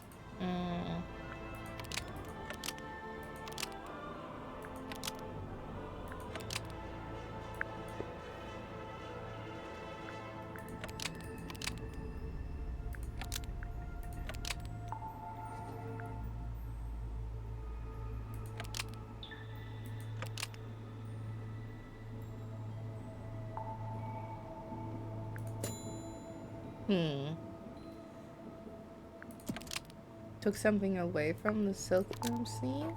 From silkworm sea. Look at back. Mariana Moon. That's not right either. Not right, okay. What's the submarine right? The submarine was right, okay. Look at back.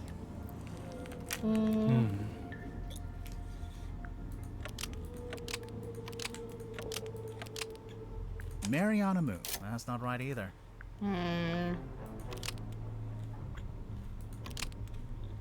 Mariana Moon. That's not right either. Mariana Moon. That's not right either. Mariana Moon. Almost. Oh, Maybe okay. just change. But something. Mariana Moon brought something Okay. onto the submarine to give to Mortuga. You brought something onto the submarine. What was it, Mariana? I can't say. I made a deal with Mortuga, and I intend to stick to it. I can't talk about any of this. What was it that Mariana brought into the submarine?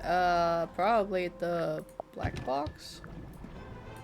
We found this box in Mortuga's quarters. You don't happen to know how to open it, do you? I can't say. Sorry. Thus confirming that this is what you brought on board from Mortuga. Otherwise, you'd be free to talk about it. Damn. So, you're only on the submarine because Mortuga asked you to bring him this box. What did you get in return? Money? The answer was right there in your question. Mortuga gave you access to the submarine. In return, Mortuga gave you access. Couldn't believe my luck. I'd been looking for the Mortuga submarine for some time. Unsuccessfully, of course. Why? For a lifelong purveyor of local legends and urban folklore, this place is the Holy Grail. Yeah, for So, her, I'm she's a guessing you won't tell us storyteller. what's in the box. Correct. I shan't be doing that. Or where it came from? Or that. No. So don't even ask. Actually, just by looking at it, I think we could work out where the box came from. We need a clue to compare with the black box. Something we can use to work out where it came from.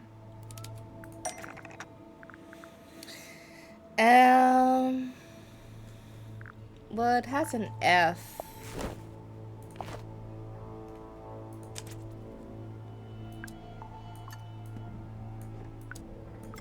The F emblem is the same as the F emblem, suggesting the box is from Silkworm on Sea. This F emblem is the same as this F emblem, suggesting the box is from Silkworm on Sea. Almost. Maybe just change. Oh, fellow man. This F emblem is the same as this We wanted F emblem, specific. suggesting the box is from Fellow Manor. Oh, my neck. That's what I get for diligently labeling my map, I see. Lovely. Wait, so Mortuga called you up and asked you to get this box from Fellow Manor. What did he... No, he didn't mention the box. Then what? He Oh, did the ask box. me to go to Fellow Manor, Wait, but that- what he wanted was information. Oh. Wait, why couldn't he go himself? An excellent question. I'm still pondering that one myself. Maybe. So what kind of information did he ask you to get? Can't tell you. Sorry. But the information Mortuga wanted, whatever it was in the box. I believe so. How would you know? Did you open it? She must have done. And when you gave it to Mortuga, he must have opened it too, to check it had the information he wanted. Yeah. As I've said, I came on board the submarine via the foredeck, and Mortuga met me in the parlour. He took the box and told me to wait in the control room while he went down the hall into his cabin. So I waited in the control room. I was the only one in there, but, What? I could hear Mortuga opening the box. How? I've no idea. He was on the other side of the ship, Oh! but I could hear him quite clearly. Radio. Although it was quite a thin sound, rather like it was coming through a telephone. I wonder. It's the radio. We found this radio hidden in Mortuga's cabin. It's kind of busted. Seems to be turning on and off by itself. So the radio was picking up the audio of Mortuga opening the box and transmitting it to the control room? When I heard the sound, I did initially think it was coming from the control panel, but as I mentioned, it doesn't have any kind of radio. So it's still a mystery. Did you record the sound on your little pipe dictaphone? Of course. You did? But we listened through all the tracks on the tape and didn't hear anything like that. Oh, really? I'm quite sure I made a recording of it. Hang on. What kind of sound are we even talking about? The sound of someone opening a box? Mariana, how would you even know what you were hearing? Oh, that's simple. It's because he was talking to someone while he opened it. What? Who? I don't know. I could only hear Mortuga's voice. But Tadpole. he was definitely having a conversation. Was he talking to himself? I suppose it's possible. What was he saying? I don't really remember. Ugh, thanks a lot. This has been frustrating from start to finish. My pleasure.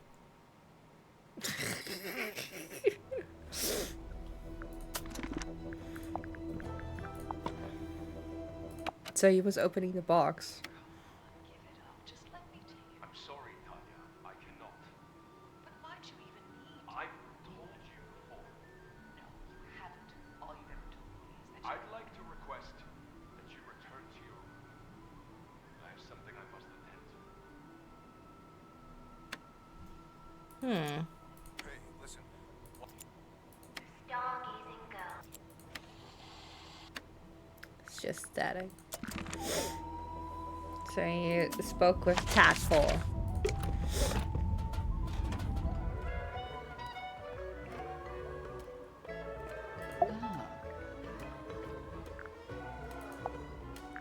Little Cynthia. She's cute, huh?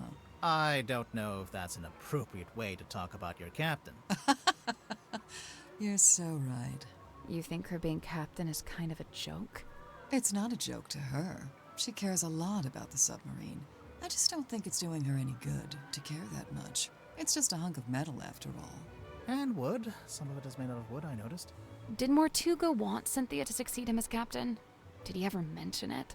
No, I'd say he probably felt the same way I do about it. Which is? That she's too young and too bright to be living down here in the dark. It's custom made. See the S emblem on the epaulets? And on the back? S for what? Seafoam, obviously. So why isn't Cynthia wearing it? I guess she'd rather keep it preserved. It's her mother's. Magnus really wasn't one for record keeping. Well, he did make a few entries, though. Looks like it's just each time someone new arrives on the submarine. That makes sense. He was always people-focused. Human interactions, relationships. It's what he considered most important. Magnus used to let me steer. He even taught me how to do it. Sounds like he Really? was setting you up to be the next captain. I don't know about that. I guess now that Cynthia's captain, she wants an up-to-date blueprint of the submarine. Why was there an out-of-date blueprint? The ship has kind of a complex history. She's been through a few different phases, lived through a few rough patches. Looks like Mortuga chose to use a typewriter for this. To make it more official, maybe? It's more that he didn't like writing by hand. He'd even sometimes ask me to write things for him. Like what? Oh, but just little notes, you know.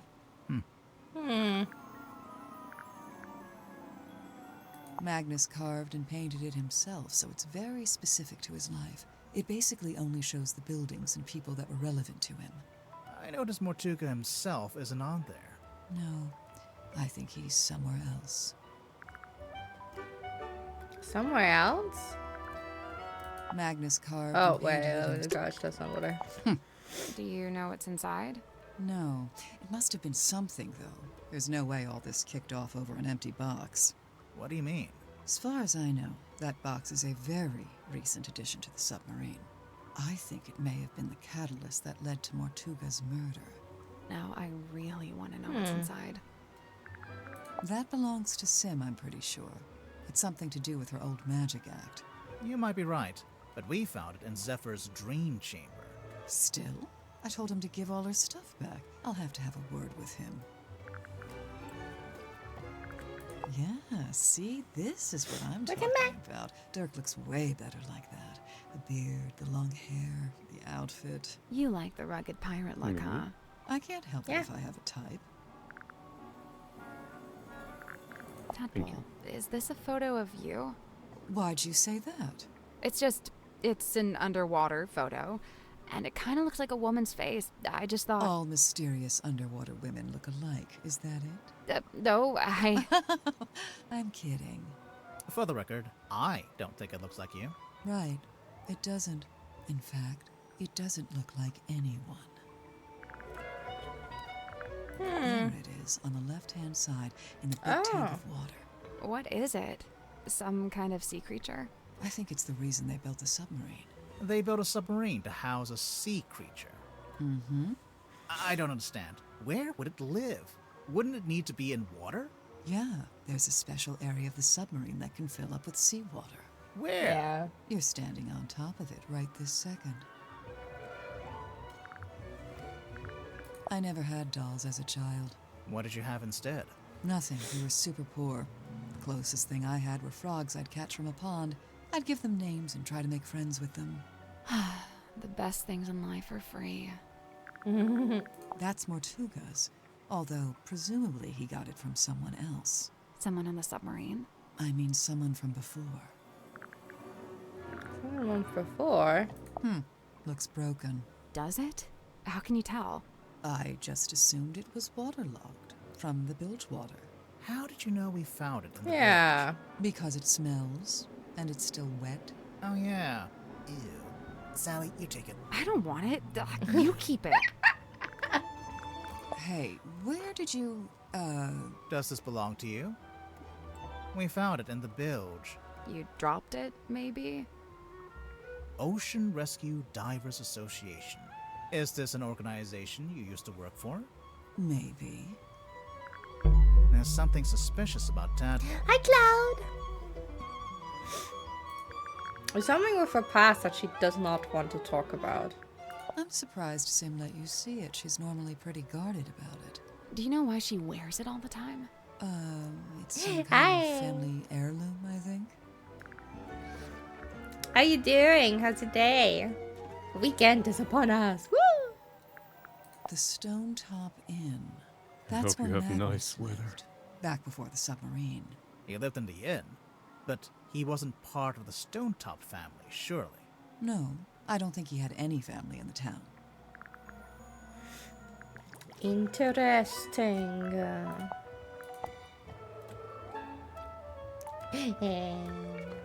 It's bad, yeah.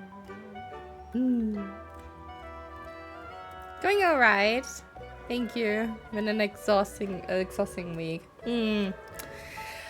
Well, we've been also working on stuff, doing things, but it's all good. I'm very excited. Like since yesterday, playing this game, and trying to solve murder mysteries. It's longer than the one that we played before, and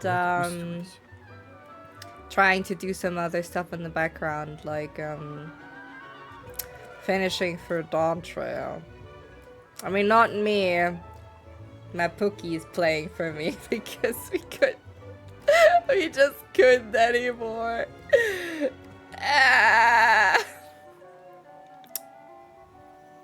Progress is progress.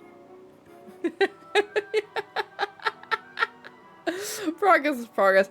Let's just say we watched this, we watched a detailed summary of Dawn Trail, and my toenails curled from what we've heard and seen and everything that's been happening, and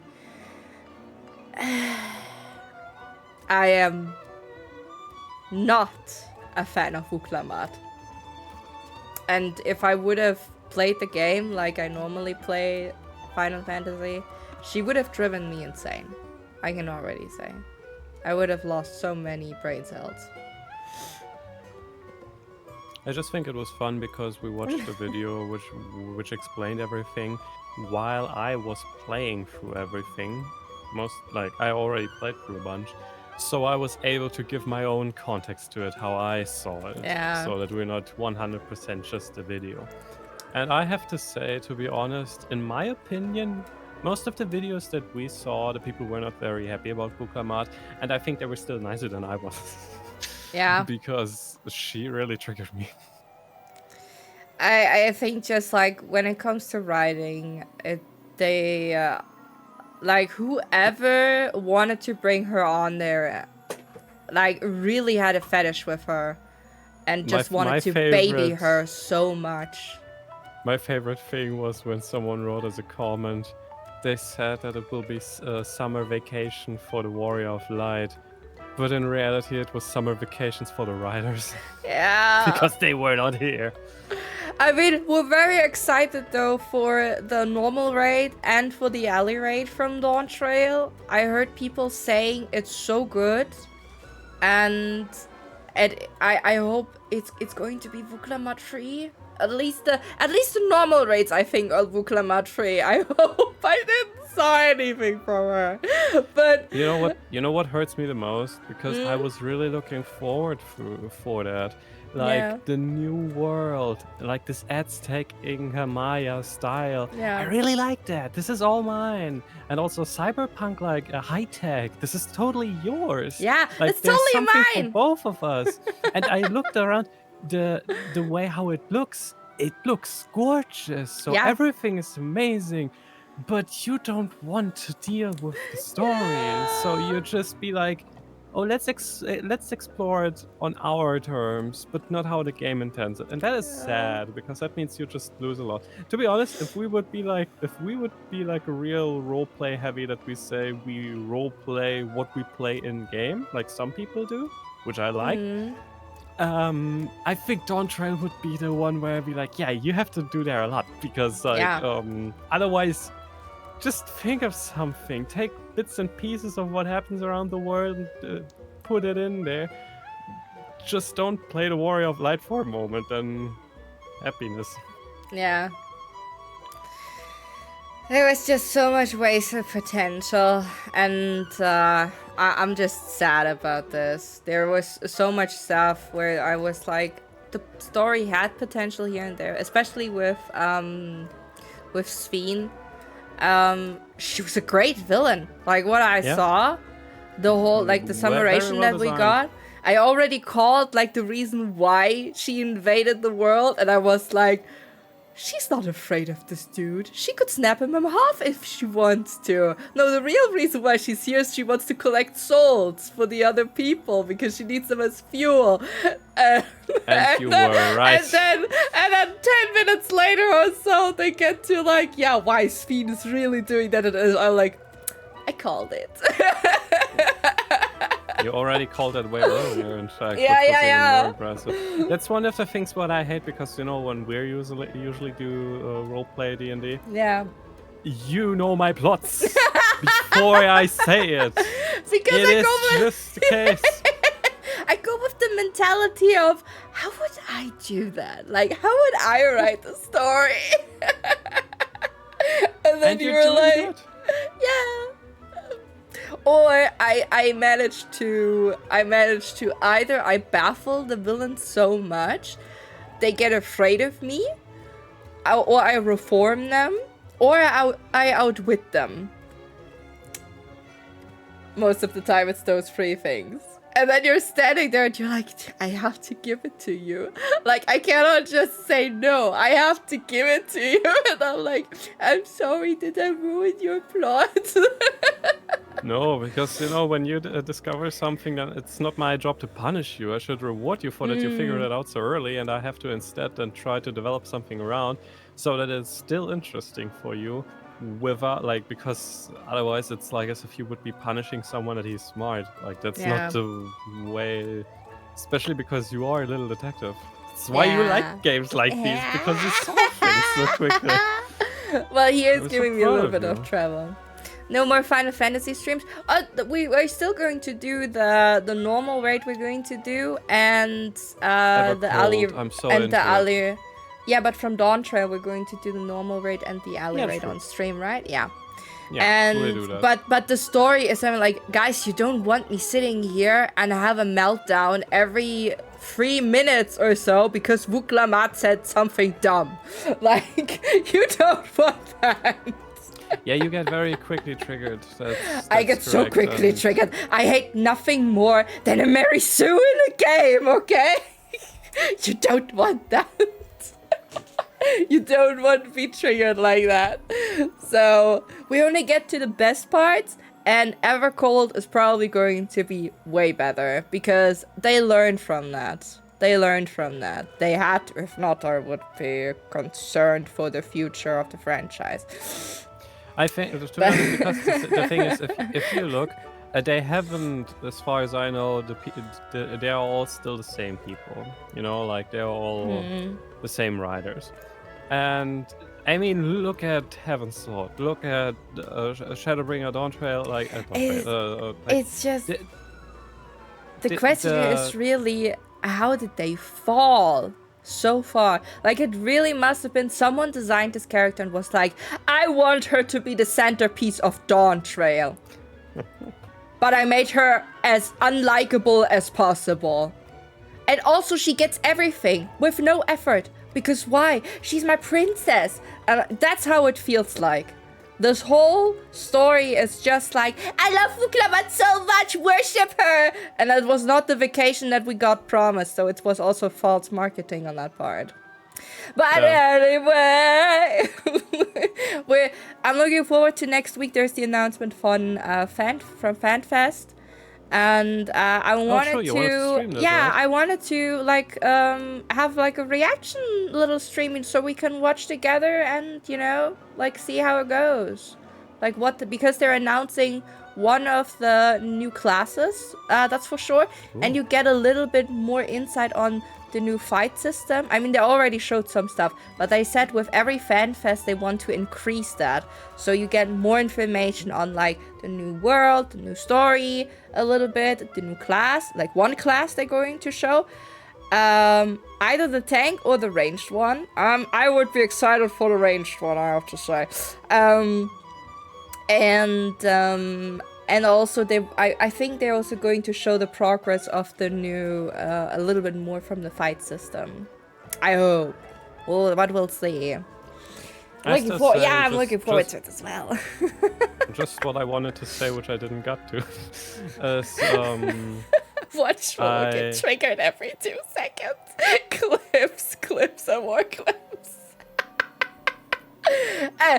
To be honest, we like if next week we're waiting for FanFest like a little bit until it gets started or so, you know, until their stream is winding up, we can watch a summary of Dawn Trail together, and then you can see me crashing out if you want that. We can crash out together and talk about character writing.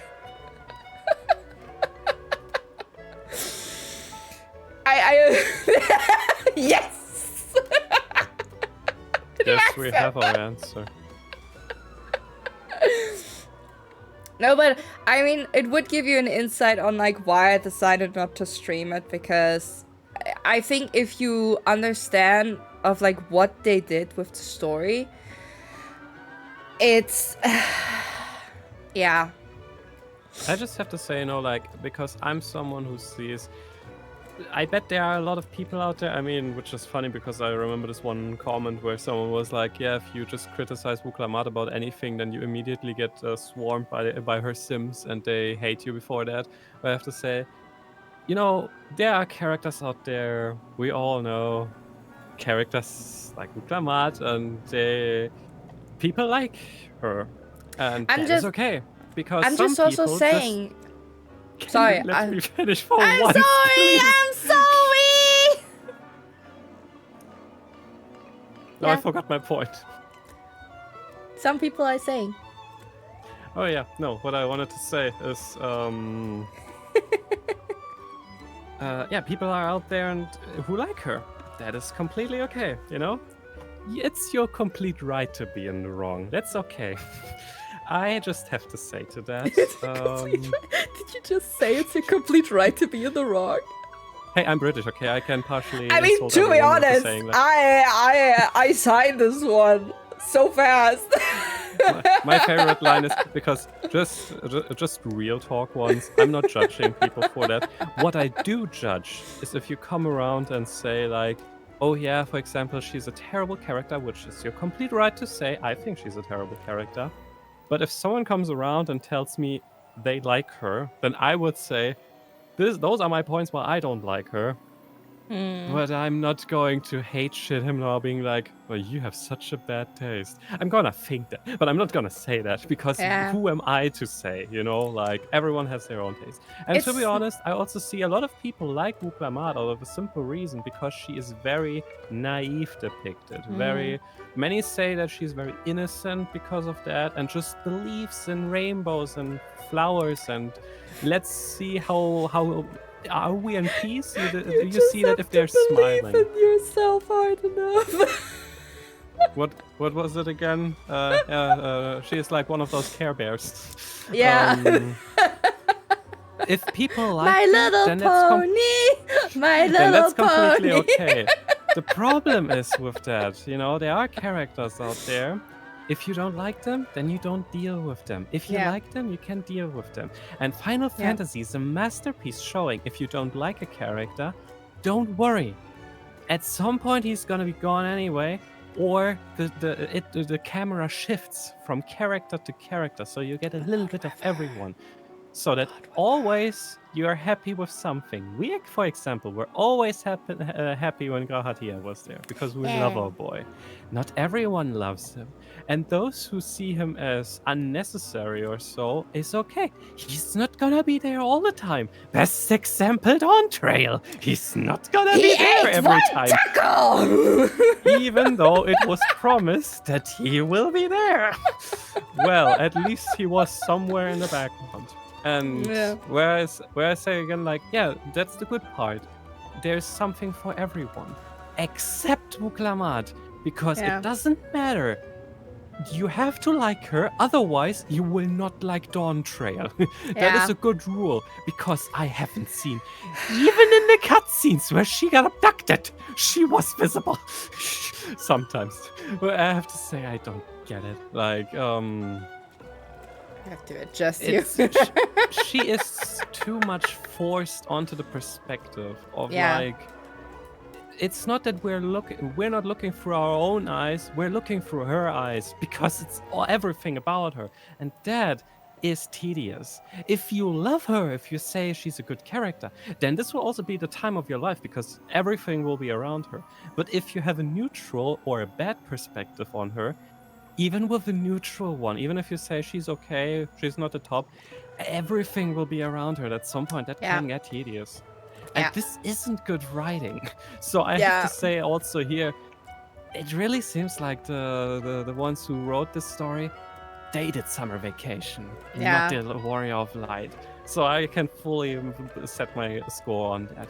I believe that was probably literally a vacation. That means next time it will be better because they haven't forgotten about everything. I just lately saw a few videos about also like Emmett Selk and the other Asians, for example, also with Hyflodeus. And I have to say, there are a lot of small little things that they put in there that show so much detail and they put so much thought into that. Where I have to say that's respect to the writers they know they can do it. Of course, you cannot expect everyone to ride 100% the whole time. And I think this is the case here. They didn't get 100% because they wanted to be lazy, which is okay. It's not good because we paid for that. I'm pissed because of that. I paid for that. But otherwise, it's okay. So I believe... You know what I think is funny? Yeah? You said, I'm like, you're getting pretty wound up if we're talking about Wuklaman, and now you're the one who's talking for 5 minutes straight! Sorry, but the thing is, I just got a little bit riled up because I wanted to say something like 3 times and you cut me off every single time. Because so I wanted to add something. I wanted to add that it's not, because it was related to what you said. It was like that, it's not that I like, you know, when people are saying, oh, you just hate Wuklamat, I'm like, no, I don't hate Wuklamat. I hate bad character writing. And she's the epiphany of that. If you look at her and you analyze everything, she is bad character writing, and you cannot go about it. I hate Xenos, for example, okay? I hate Xenos, but he's a good character. He's a good character, okay? He makes you really angry, and he makes you, like, every time he gets to no! Like, I just wanna, like, you know? And for some people had a boner with him. Like, I don't fucking know. But, you know, I for once, like, I was one person who's like, I hate this character. Not because he's bad written, but he was good written. And he really made you, like, just hate him. And because he was supposed to be your enemy. And that was good. Wuklamat was just annoying. And it was not good. And that's why I hate her. Not in the sense of, like, her character sucks, but her character writing sucked balls. But immensely. That's an amazing comment that you gave there, because that's the best thing that you can do as a writer. You make a character like Xenos. I like him, for example. I think he's very well made, and because of his chaotic nature, I also like him a little. I have to admit. But like as a out of the Warrior of Light perspective, I mean, you know, like in the story, shit was happening. You're like, why are you here? I just have to say the final in Endwalker that he just came. What was it again? If you're so determined for a fucking duel with the guy that you sim for, the girl that you sim for, that you travel to the end of the galaxy and prevent you prevent the end of existence just so that you can have your 1v1. This is amazing. Like, exactly. He is a character that, like, I can imagine a lot of people love him, a lot of people hate him. You hate him, I like him. And I mean, I hate him, you know, like, in some sense, but I also think he has a great character, so that's basically, like, it's a hate-love relationship, basically. Yeah, exactly. And this is hard to do. I can also say that as a GM or a story writer in general. Make a character that you hate, but you love because he's so well written. This is hard.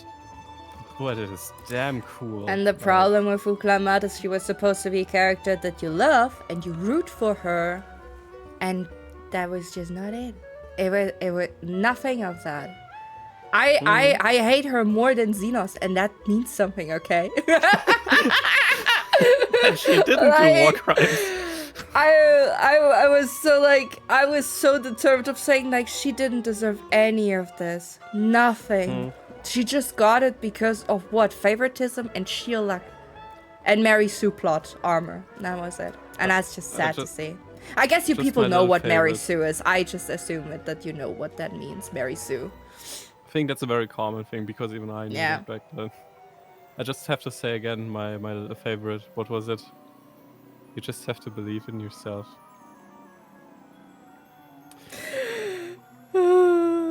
Why did Horshafor die? No. Because he didn't believe in himself as much as Wuklamat did. Otherwise, she wouldn't have been able to beat her brother the second time, but not the first time.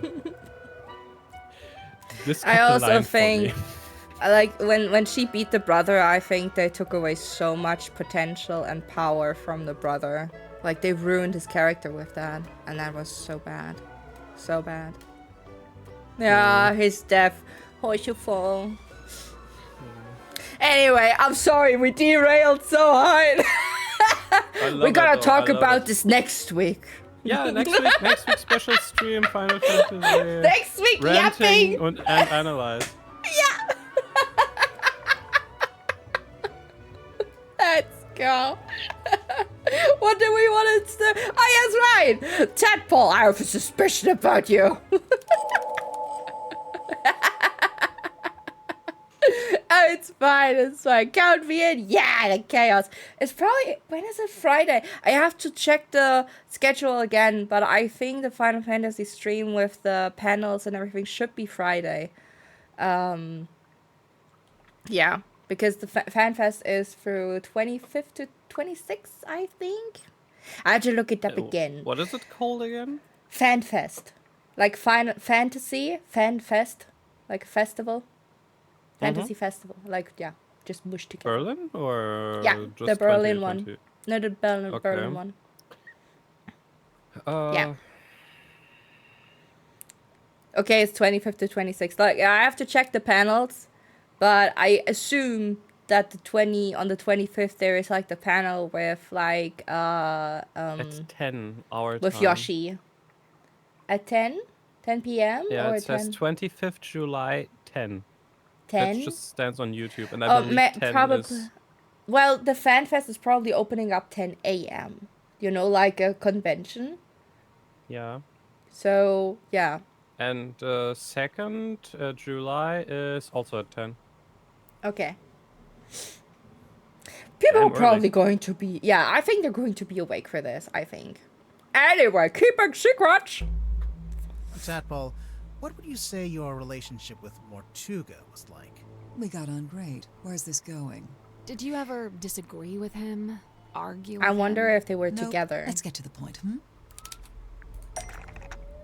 Do we have evidence of Tadpole having a disagreement? Yes, we have. We have it even on We have recording. to solve a murder case. Yeah.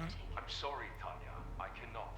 But why'd you even need? I've told you before. No, you haven't. All you've ever told me is that you... I'd like to request that you return to your room. I have something I must attend to. Someone sneaking around recording me with a dictaphone? No. Seems like it. It may have been recorded without permission, but it's still a record of a conversation you had with Mortuga. It sounds like you're trying to get something from him. Some kind of object he was keeping from you? An object? Nope. So then what were you talking about? I don't want to tell you. You'll take it the wrong way. It's just, you were seen rummaging through Mortuga's bookcase. The one in this cabin. Someone sneaking around watching me rummage through bookcases? I thought maybe you were looking for this. Was it the map?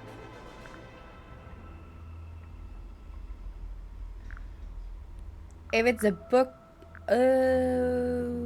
or maybe the pocketbook.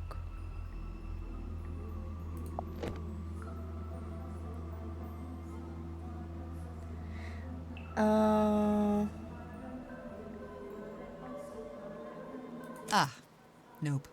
That all you got? I mean, it would neatly explain what that argument was about. Not an argument. And obviously I noticed that there's a dried blood stain on the front of the book. Nosebleed. Very common among divers. Oh, really? I assumed it was Mortuga's book because of the MM initials. Nope, it's nothing to do with him. It's just some old book. It's not important. No, that's not Deflecting much, quite huh? true, is it? It's not even a book. It's not even a book. It opens up into a little box. Mental note. Don't tell your birth date to Dirk Dansom. Even if you didn't take the book from Mortuga, there's something in there I wanted to ask you. Dirk, my man. My man. Didn't take the book from it. There's something in there that you wanted to.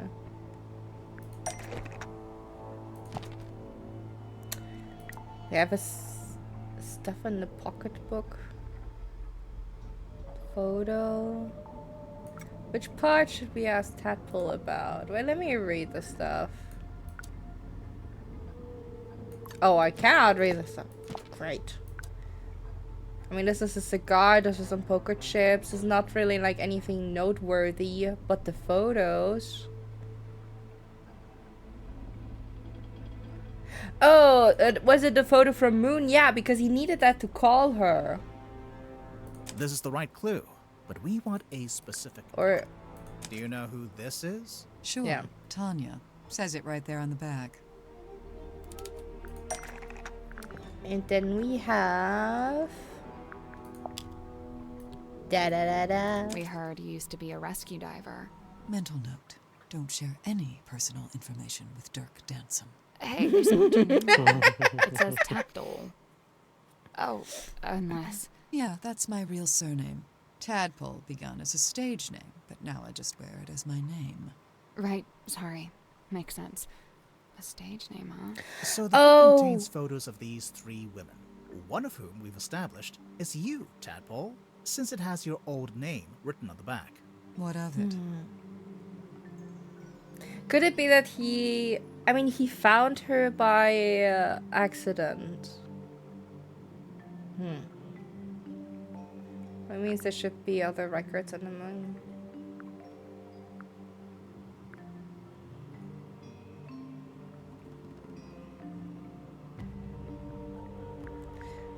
Book probably didn't belong to Tadpole. It probably means the book didn't originally belong to you. Right. Why would you have a record of yourself? I told you, it's nothing to do with Mortuga. So who does it belong to? Nobody. We need a clue to compare with the pocketbook. Something to suggest who the original owner was. I know it! I know it! It was a werewolf man! Where is he?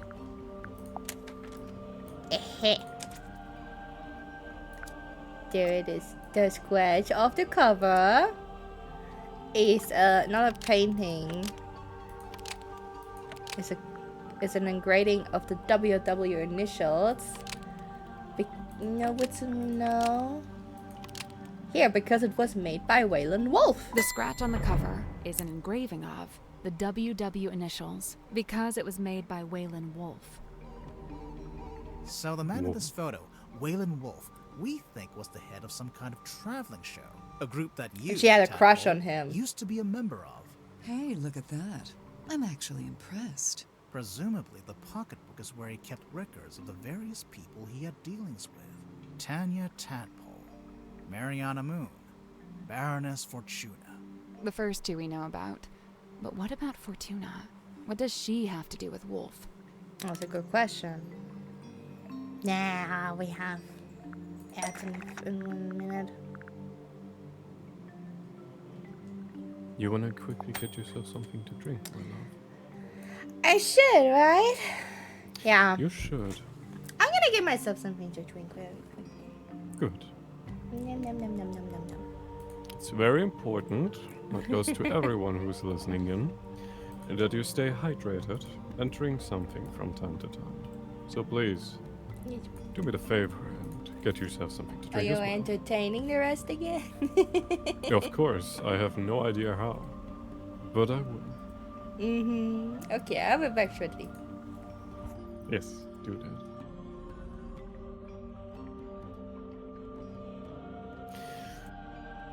So, how is everyone doing? In case if you don't hear me anymore because of ads or so, if you have ads, how about you share that with me and say that you can you still hear me? If yes, then write in the chat. So.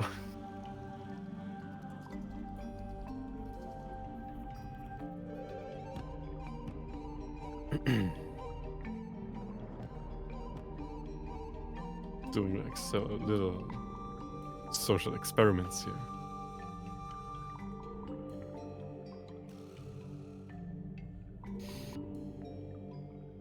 That is good. We have someone. But that's also unfair because if I remember correctly, you're subscribed anyway, so.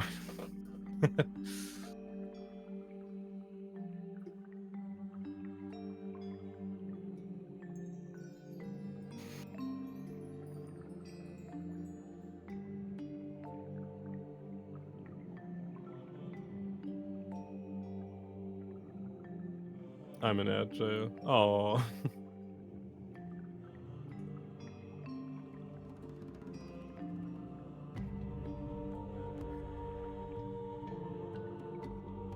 Let me use this.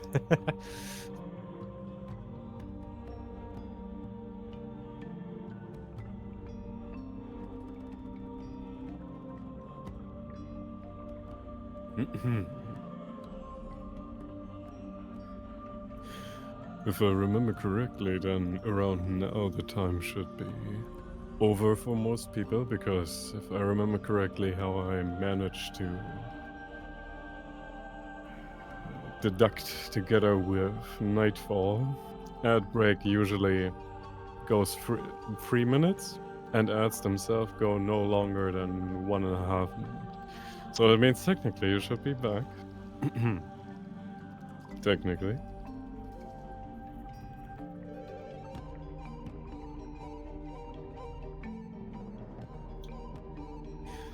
I'm running out of drinks myself.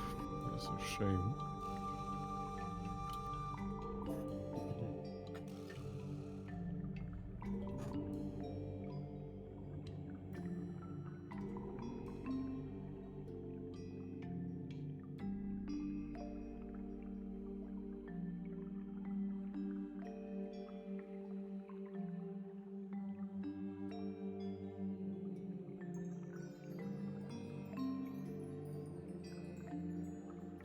I still believe that Penny will return. From the last game that she comes over and suddenly appears out of nowhere, as she was fleeing from us with the jet ski. This time, we'll come breaking out of the waves with our submarine. We will catch her. With that, we will have 2 murderers.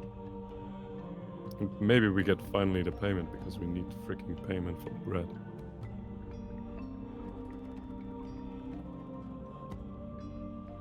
And outbreak is over, that means everyone is back. You're free! Tell me, Cloud, did you add ad break till the very end now? All 3 minutes?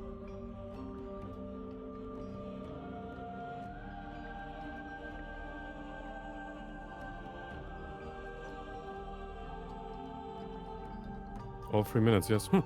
Okay, then I cannot guess it at all, because the last time when we did a little test together with our dear Nightfall, who is here very often, we noticed that Nightfall isn't in anymore. Oh, sad. No, then we noticed that it usually starts around, like, it starts with the ad break, and ad break goes 3 minutes, but ads were only running like 1.5 minutes for her. And yeah, I was wondering if that is for everyone synchronized or not. So yeah, trying to trick out the ads a little. I'm back. Welcome back. Yeah.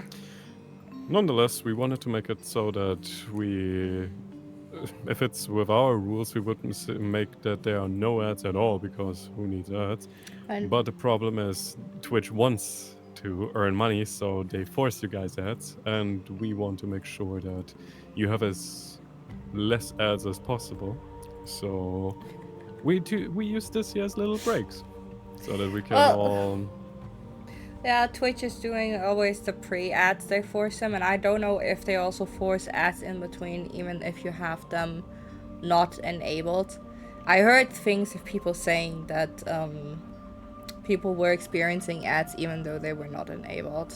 And I hate the fact that pre-roll ads are a thing. I don't like that, because I think if you want to go into someone's stream and you want to watch it, and then you immediately get like a half-minute or a minute ad thrown at you for pre-ads, I hate that so much. I think that like ruins it for me to actually stick there and wait and see what this person is up to see if I like it or not. So I try to always, I cannot do it always, but I try to always take a break when ads are coming, and so that people can go to the toilet, they can get something to snack, or to drink. I also have to go drink and pee sometimes. Sometimes very important, because you forget very quickly to take breaks. Like this same problem with, I'm so much into the game, and it's 6 hours that we're already playing. Like, this happens so quickly, and those ad breaks are also good for us, because with that we can reset our mind and be like, maybe we should drink something. Maybe we should take a little break or whatever. It's very good. Yeah, always. Aw, you kitties. I see what you did there, Mirage. Hey, sweetheart. Yeah. Come here. I love you very much. I love you too. He's devious. But he knows what he's doing.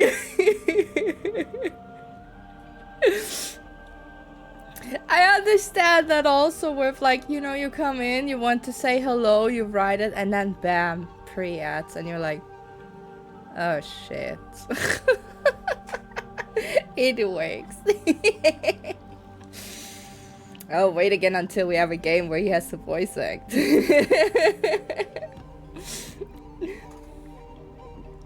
So I have no idea what you want from me, but I'll tell you what.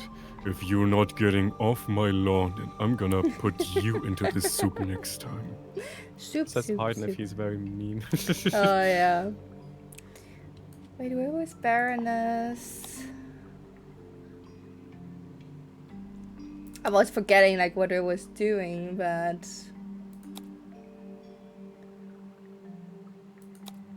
I need some clue about the Baroness. I only have the map though, I think. The Baroness? That almost works, but it's not what I was thinking of. To have context for Baroness Fortuna, perhaps some kind of branding from the Fortuna Hall Theater. Oh, or branding. That kinda does make sense, but it's not quite what I was after. Do we have a branding? Yeah! You guys. I believe in you. You can solve this case. Yeah. Now go and catch them. Yeah, okay.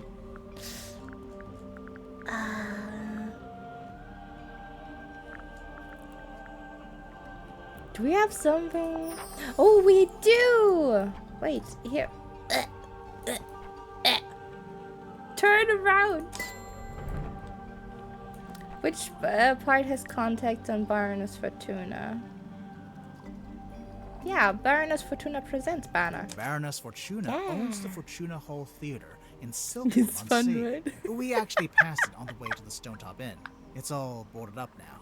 Perhaps Wolf's traveling performers came through Silkworm on Sea at one I point. really want you guys to And have fun as perhaps well. some of them never left.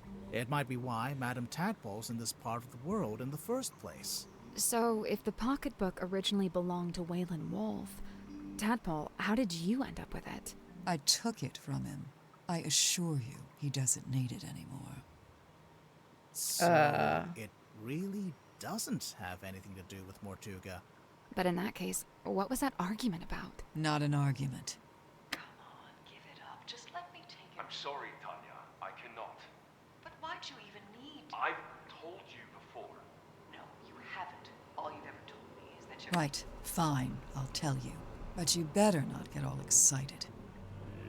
I was trying to convince him to leave the submarine and give up the captaincy to me. What? Not What? because I wanted to be captain, but because I could tell Magnus didn't. I believe his tenure on board the submarine was some kind of self-imposed punishment. But I thought maybe he'd suffered enough. Maybe he deserved another shot At what? at whatever it is he actually wanted. I have a suspicion that he's like maybe searching for Felicia Stonetop because she just disappeared out of nowhere. And man, I still have to say this woman has some large ass hands.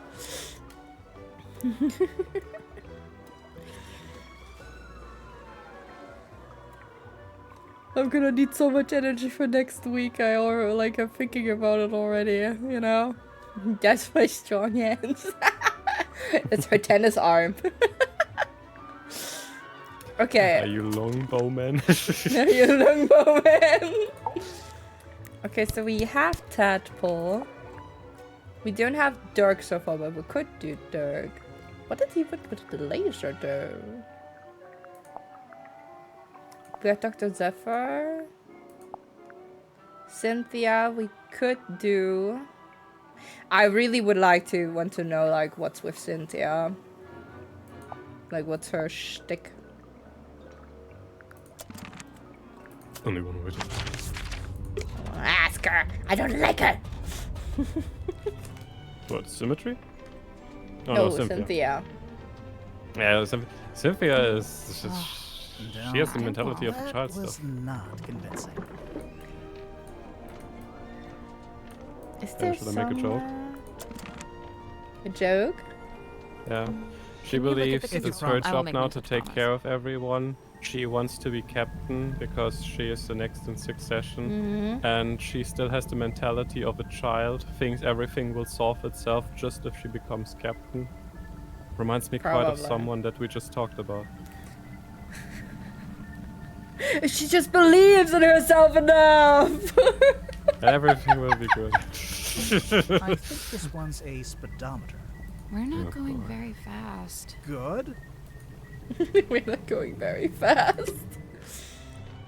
I wonder where the other radio is that she installed. We're still streaming. Oh, you guys just out of the shower. Yeah, we're still here. I want to finish this today. I'm just very bad at it. Oh, hey, we're making good progress, huh? I know. I'm just thinking of, like, we talked half an hour about Vuklavat and Final Fantasy. Oh boy. It's fine. I'm just like... Miss! I have to ask you about some stuff. Yes. Tell us about your shtick. Give us your professional opinion. Laser gun? This is your 12-hour stream. Intergalactic hair dryer. It's an antenna. A really Oh, for that weird we antenna, would need to but play... Oh, Also, more. We have to it's play Warhammer damaged. again. It's starting to rust and there's sediment. Oh. in it. Seawater can really do a number on electronics. Probably. You gotta be careful.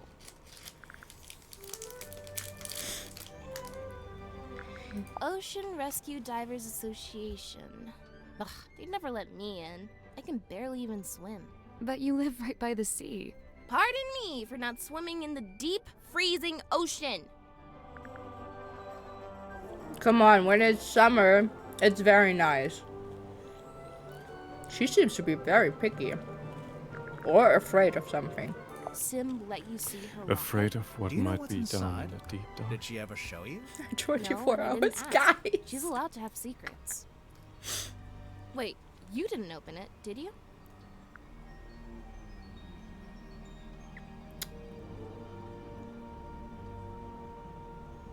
Yeah, we did. Yeah. Was it okay? There wasn't anything bad in there? It's fine. Okay, fine. Good. She's weird. Stepped up the painting the ceiling and one wall because the paint isn't strong enough to cover the dark spots, so I spent the last hour or two just covering up those spots, but I'm getting there. Okay, like if you're getting there, that's good. Slow but steady wins the turtles race. You found it, huh? We're gonna do the We did blinky indeed. dance. Indeed. We did indeed. Yep, we got it. Good joke. Let's move on. Why did you hide it? I'm allowed to keep stuff under my mattress. Is it yours? It doesn't have your name on it. No, it doesn't. That's exactly why I brought it with me, actually. Go on. No. I'm done talking. Why is She killed always him. so secretive? Oh, shut up. She really sounds like she killed him. There's something suspicious about Cynthia. Yeah, I'm gonna get all of her. Talk, Missy! Cynthia, you became captain after Mortuga died? Yep. It's just the way it's meant to be. Just the way it's meant to be. Right. We got it. But, there was something you used to claim the captaincy? A document?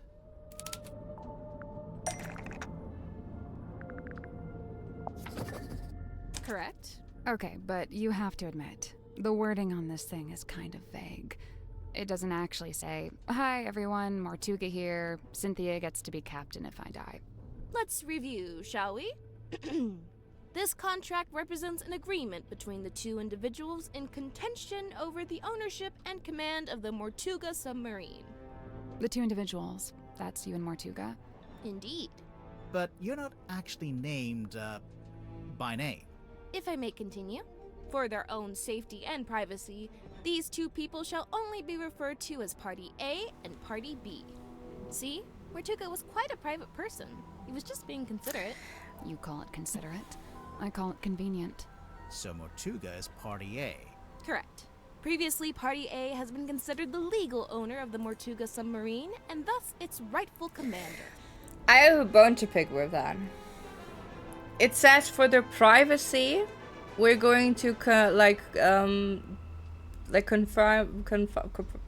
We're going to name one person A, and the other person B. If you sign the document, if you sign your name under person A or person B, then it is not for privacy matter anymore. Everyone can read who the person is then referred to. Mm-hmm. So, I'm sorry, but this is not a... I don't think...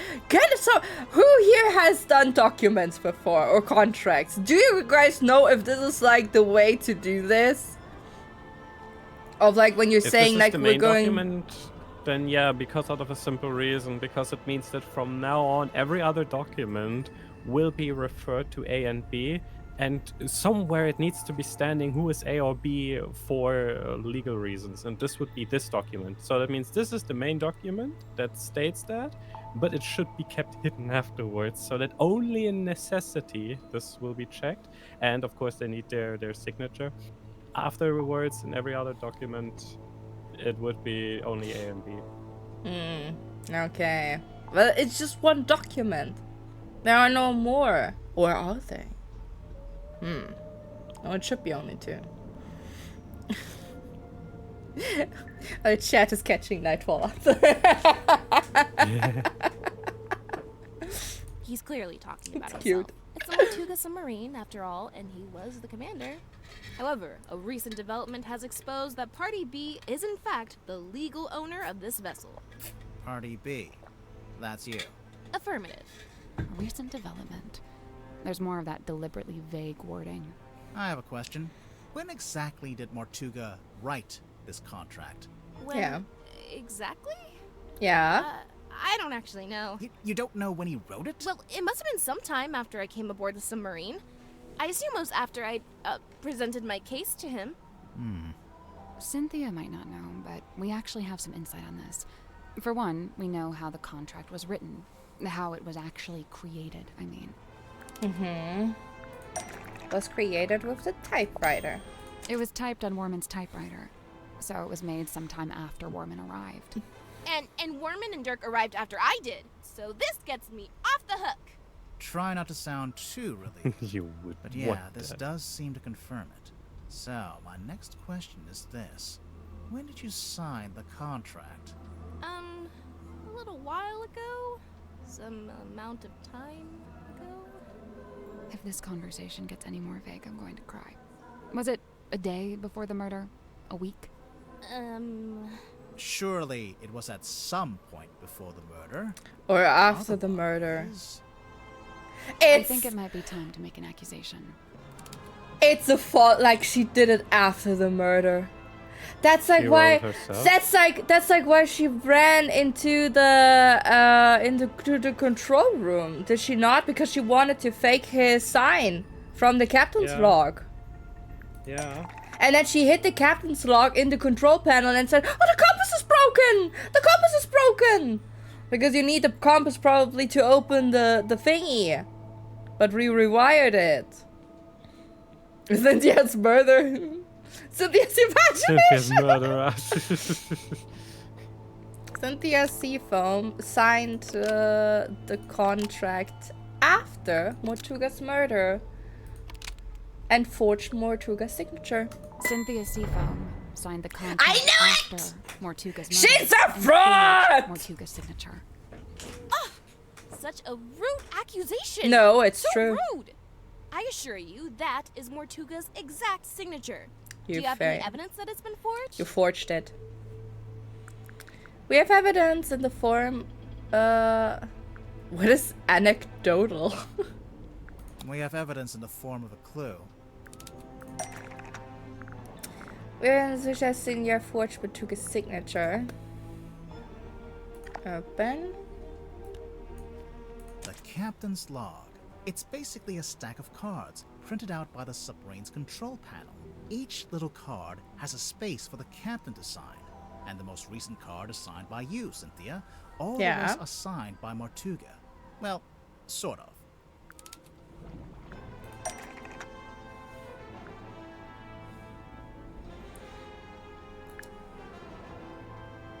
Matuga's signature on the contract.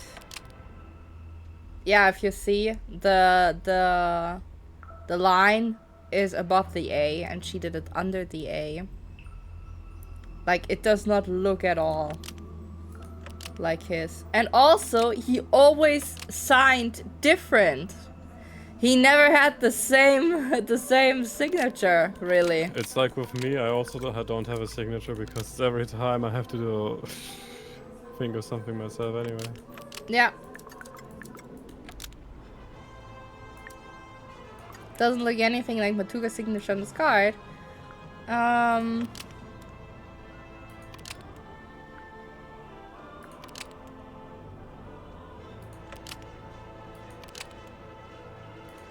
Because Cynthia wrote it from memory. Martuga's signature on the contract is something look wrong? anything like Cynthia's signature on this card, because Cynthia wrote it from memory. That's not right.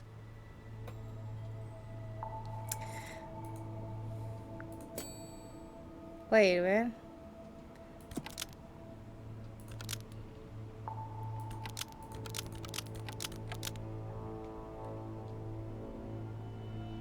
Oh fuck, you know what I just noticed? Hmm? I need an emote of myself, I need an emote of me sipping tea. Doesn't look, but this is correct. It's fairly similar. Yeah, it's fairly similar. But it doesn't match any of the other cards.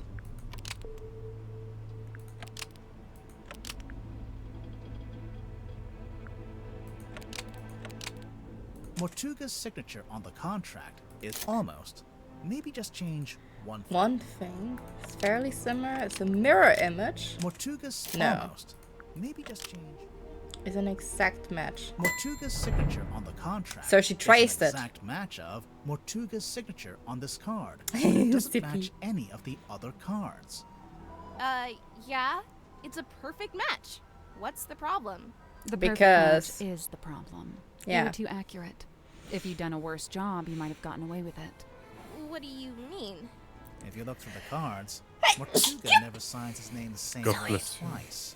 But the signature on the contract matches one of them exactly, which seems to be proof that you copied it, Yeah. or traced it, or whatever it was. Oh, whoops. Didn't Whoops. notice that. Thought it was his signature. Why doesn't he have a signature?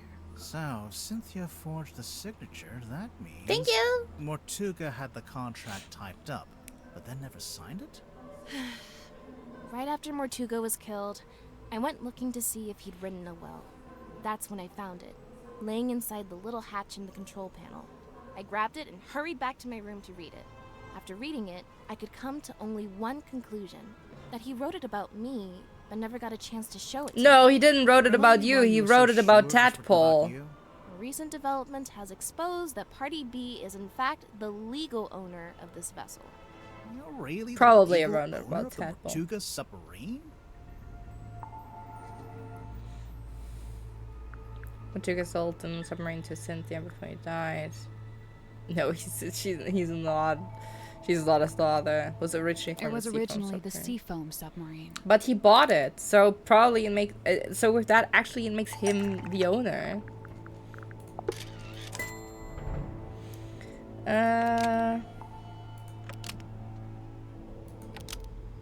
They were constructing the submarine, which was known. This was back when it was still being built. The Seafoam submarine was never completed. We got close, and then we stopped. It lay rusting in the shipyard for some time.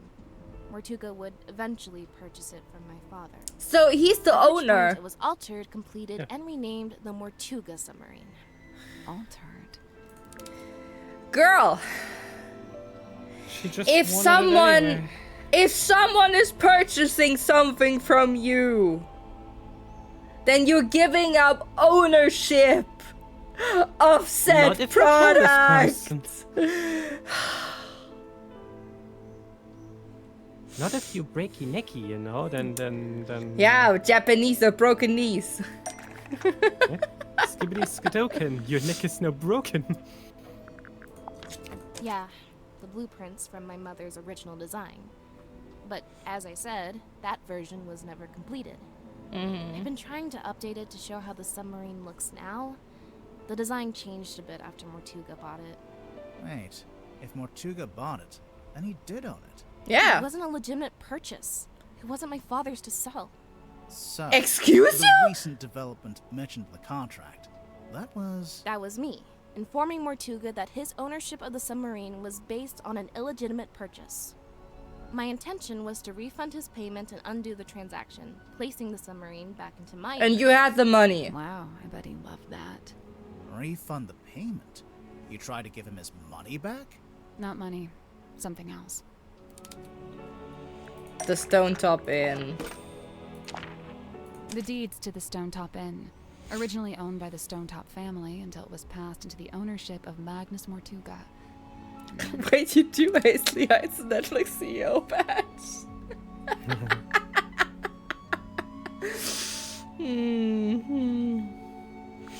You guys are sweet. Yeah. Originally owned by the Stone Top family until it was passed into the ownership of Mortuga, and then Deeds passed from Mortuga to Donovan Drummond, Cynthia's stepfather. So that's how Mortuga paid for the submarine. He sold his house, basically. I came aboard with the intention of giving the Stone Top Inn back to Mortuga in exchange for my mother's submarine. And that's exactly what I did. But did Mortuga actually Yeah. accept your offer? When I first made the proposal, he didn't give me an answer either way. He looked at the inn deeds very closely, read the whole thing, front and back. Then he handed them back and told me he'd need some time. Before I heard anything else about it, he was killed. that Obviously, means he I didn't thought I'd accept it, never you find out what dumb his decision chick. was, but then I found the command contract. It seemed like he decided to accept my proposal after all, and just not had a chance. I to wouldn't tell be me. so sure of it. You are sweet. Who is sweet? Oh, we are sweet. No, you guys are sweet. Stop it. Mwah. You take the compliment. You guys are all very adorable. And we appreciate you very much that you're here. Now shut the fuck up and take the compliments, everyone. Demanding kisses again. Many kisses. Mm-hmm. Okay. Mm. Wait, I have to do something. Yeah?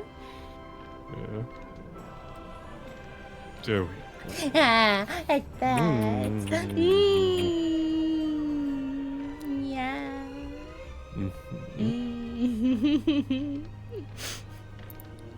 All the kisses. Okay, so we got her. Wait, no, wait. Where is this? Here. We got the black box. We got the Captain's Legacy. Curious Cane. Captain's Legacy. Twin Doctor. We need Dirk still. Yeah. And I think we need also Symmetry. Yeah.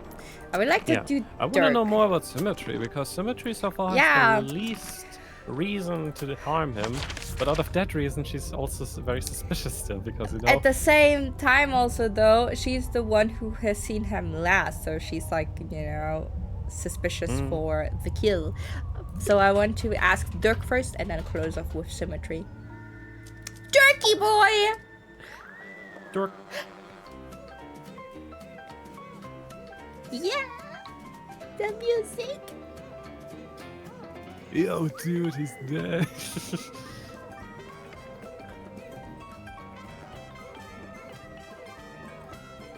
Such a good guy. It's so good! Oh my gosh, no, is that the raccoon? You have the raccoon. Oh no. Oh, yes. Wolf loves this. He loves the spinny raccoon. Yes, Pedro. Oh. I heard Cynthia's captain now just because of some contract she signed. What's the problem? Huh. You can't always trust a contract. No, and I doubt she had it reviewed by an independent third party. I mean, she seems to want to be captain. I don't think she's being forced into it. No, it's not always as simple as all that. I mean, Cynthia's still so young. Who's looking out for her best interests? She's an adult, isn't she? She's only 18. She should That's be, true. I don't know, outside in the sun, picking berries, having picnics, that kind of stuff. What an idyllic little picture you've painted for us there, Dirk. I'm serious. I guess Dirk speaks out of experience because he got used from other people through contracts, and he probably did not get compensated fairly. And that's like also what he said with the pipe recorder. He spoke to Werman and said like, yeah, what if we kill him off? And it didn't mean Mortuga, but they meant Marcus from the Hex of the Helmsman. Because he said like, hey, if you kill off the character, you're free, I'm free, we can both start something new. Because he wanted to take different offers for different movies, but he was not allowed to because of his agent. Oh yeah, I've seen that in the control room. I thought maybe Cynthia was gonna wear it, like after she became captain. I think it might be too big for her. Huh, that's kind of weird. What? He doesn't have a signature, Mortuga. Yeah, he writes his name differently every time. Oh. Yeah. I wonder if it's on purpose. Maybe he just never bothered to decide on one. Right. You know, it doesn't seem like he was a paperwork kind of guy. I have to be honest, I also write my name different every time. It's slightly different all the time. Depends on like what I'm writing on, with what I'm writing, if I'm in a hurry. Sometimes I cannot even read my own name. Yeah, same. I haven't, like, I already back then in school days, my handwriting, my penmanship was terrible. Also, mine was up on the aft deck, not, you know, indoors in a control room. I keep read my scribbles, yeah. I'm glad Cynthia took my advice. What advice? She was looking super tense, so I told her to pick up a hobby. Arts and crafts is a good choice. Oh, Dirk. Whoa, wait, this is the contract Cynthia signed to become captain? Seems that way. What's the problem? No, I don't like this at all. She shouldn't have signed it. Why not? You think she misread it? No, it's not that. Or what? Mortuga forced her to sign it? I don't really see the problem. Cynthia wanted to be captain, and now she's captain. God bless you. Thank you. Hey, that's pretty cute. Do you recognize any of the buildings? Oh, is it supposed to be something specific? I thought it was just like, you know, Toy Town or whatever. Never mind. What's that? You've never seen it before? Nope. Is it Mortuga's? Good guess. Yeah, it has his vibes for sure. Oh, let me guess. It's locked and you can't work out how to open it. Right again. Ha! Classic. Okay, but for real, you gotta let me know when you get it open, because now I'm super curious. I like him. I like him a lot. Like, so far, we just thought he would be a bit derpy, but to be honest, he shows also a lot of, like, he's smart. Yeah, he's so cute. I think we're the blessings. Yeah, please don't, Dirk. No, please. A long time my signature was just my full name in print letters. Now it's just some scribbles that could be my name, but only with some imagination. It's actually the best way to conceal, like if you want to, like if you sign something, and then you could just go back on it because like, yeah, that just doesn't match my signature at all. That's the thing back then. People always, even when I was when I got to like some kind of office or so, and they said that they want my signature, for example, for my ID. They once told me that I should redo it because it looks too childish, because I was also going with normal letters. And so I was literally just swirling multiple times, like I just drew circles, and they said, yeah, that looks good. Which was completely okay for me. But since then I also noticed, yeah, I'm just gonna write some bullshit, because that doesn't matter really. There's only one importance, like I'm trying to just go there as quick as I can. There's one little hint that I'm making with starting at a certain point and out of some reason going up and down. And this is how I always know that between those lines, this is my signature. Is that a crystal ball? Which is so dumb, to be honest. But... Right, but a crystal ball in the sense that it's a magic ball you look into and you see your future or whatever. Oh, yeah, I guess. Why don't you look into it? You'll see yourself solving the murder, and then you'll know who did it. It's genius. Looking good, Julie. I assume this is yours, Dirk. Yeah, I let the kids borrow it since there weren't a lot of other magazines on board. I noticed on the back there's an advert for your movie. Yep, that's me on the left, all dolled up as Marcus Mordoom, the titular helmsman. Right, you're the title character, but there's only one name at the top. Oh, you noticed. Julie was already a big name, so, she got her name on the poster. Seems unfair. He was completely I'm sure when they make the sequel, Dirk's name will be front and center. Right. Now, you're featured in the interview, though. Right at the end. And they spelled your name wrong. Are we done looking at the magazine? Yeah, There's something suspicious about Dirk. He's mad about this. Fully understandable. Yeah. I don't know what that is. It's making me nervous, though. Can we talk about something else? Okay. Is that Cynthia's mom? Yeah, I think so. That jacket is something else. It could do with a bit of aging, though. What do you mean? Well, it's pristine, but stuff like that doesn't look so hot when it's brand new. On our movie, we had a guy who roughed up all the outfits. Yeah. Made him look lived in, you know? So this photo is the first That's actually time a job. Cynthia's mom That's so wore cool. that jacket? I forgot the name for it though, but there is a professional name for it, for people that are taking the costumes that they're getting and they're roughening them up so that it fits to the character. Like if it's, for example, like a character that just went through, I don't know, like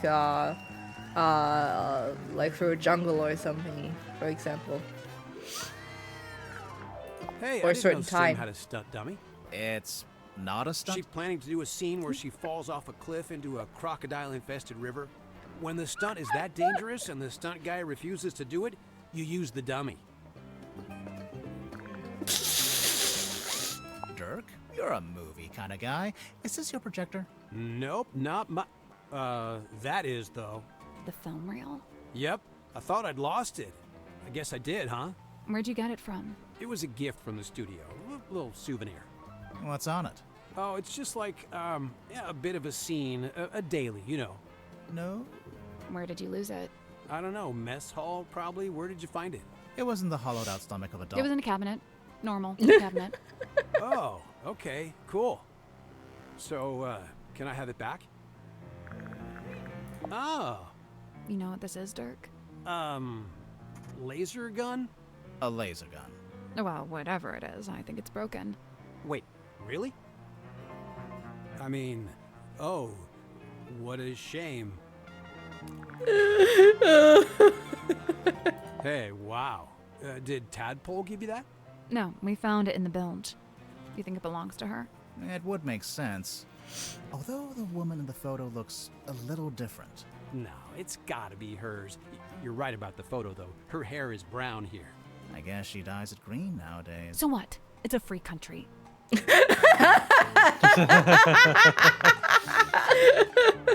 Hey, it's Sim's necklace locket thing. Any idea what she keeps in there? It's not really my business. Unless you decide it's related to the murder, then you'd be all over it, I bet. Dang. Called out. That is one old document. I'd be surprised if it hasn't expired by now. Expired? Yeah, things like this normally have an agreed upon Oh, no, there's no date. Huh. I guess it runs in perpetuity. What about if you ripped it in half? Ha! You know what? I found that doesn't actually do jack. No, I know. It works in the movies, but in real life, voiding a contract is a more complex procedure. Well, that's no fun. But if you destroy all the evidence of the contract, then, like, no one can prove it. You know? So, technically, it would work. Like, if you not just rip it in half, but also maybe set it on fire. Suspicion! Wait, what was it? Himself? So, Dirk, you're an That actor. was so funny. What kind? Oh, well, so for ages, I just did commercials. And then about a year ago, I finally got cast in a movie. Nice. Anything I've seen? Well, it's called Hex of the Helmsman. I played the helmsman. Marcus Mordoom? Oh, you've seen it? No, but I read the book. Oh, man, the book is gnarly. I mean, I'm not usually one for reading, but I actually finished it. Yeah, the whole thing. Congrats. The author's a stand-up dude, too. J.D. Warman. You know him? Well, yeah, he's sitting right over there. You should go talk to him. Super friendly, loves meeting new people. I bet. Was your movie a success, Dirk? Yeah, man, it's making megabucks. Are you going to make a sequel? Well, you know, they want to move on that ASAP, but, you know, we're not ready to start Oh, I filming guess it yet. was in the And introduction. what? You're taking your vacation on a submarine while you wait? No, I'm just tagging along here with Werman. Yeah, he wanted to take a trip out here, and I figured, you know, the more the merrier. I think the first encounter was at, like, where Sally was like, can we keep him? Hey, what's up? Yeah. How's it going? It's going good, I think. Awesome, yeah. I'm Dirk, by the way. Who are you guys? I'm Grimoire, and this is Sally. Oh, cool. So you're the detectives? Yeah, we're here to investigate the murder of Magnus Mortuga. Oh, yeah, it's a major bummer, honestly. He was a pretty stand-up guy. I mean, you know, sure, kind of an oddball, but like in a good way, you know? I mean, he was Dirk, you didn't tell us your surname. Oh, right. Sorry. Dirk Dansom, actor. So, yeah, anyway, hi, and what can I do for you folks? He's adorable. Can we keep him? No, you forget the feeling. I would, yeah. Oh, he's so cute. Oh, please don't be the murder, Dirk. Tell me, Dirk, have you ever been involved in the planning of a murder? Bro, not cool. Why would you come right out and attack me like that? Hey,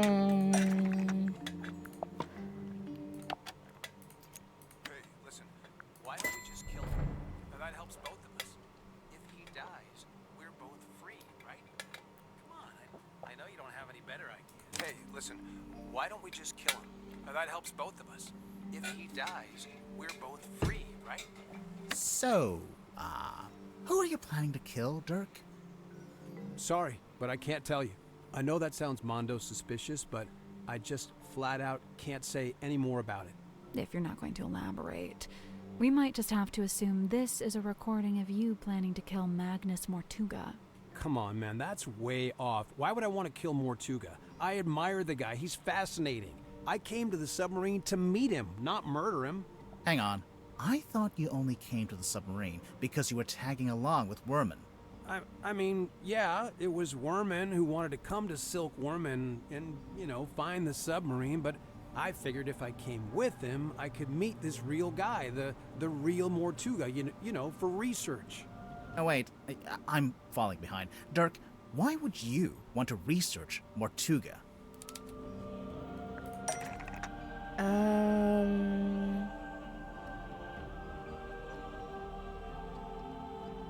Marcus Mordoom was the original. No, wait. Magnus Mortuga was the original inspiration for Marcus Mordoom, who Dirk plays in the movie Magnus Mortuga adaptation. was the original inspiration for Marcus Mordoom, who Dirk plays in the movie adaptation. Right, so, look, I had this idea. I figured surely meeting the real Mortuga would help with my portrayal of Mordoom in the next movie. Like I said, research. You hear about actors doing that kind of thing, don't you? Yeah, method acting. So, that was your idea. I'm gonna go to Your bed, own have fun. personal Yeah. plan. Have come a with good Worm sleep onto the night submarine. fun. Thank you for Yeah, but coming I don't by. like the way you phrased that. It And we sounds like wish you you're a good night. leading up to something, or... Yeah, I don't believe that's why you came here with Worman. In fact, I don't think it was your own idea at all. There's clearly a third party involved. Someone or something that we haven't mentioned yet.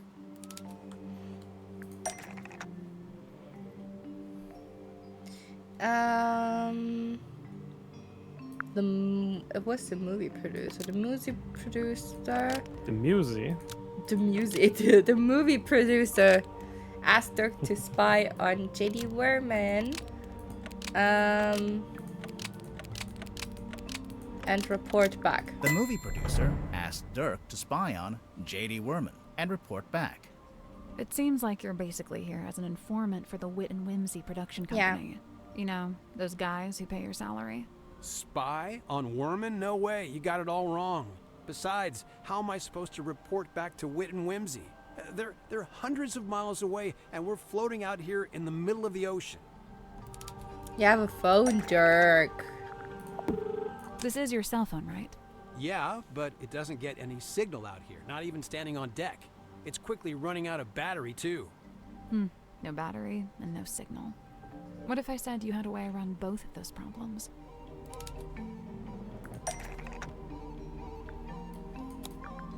Oh. Does something fit into Dirk's cell phone?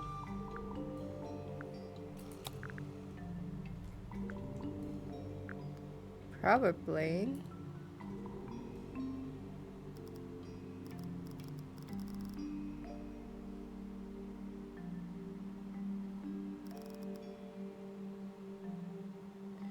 I mean, what would we have that gives off electricity? Huh.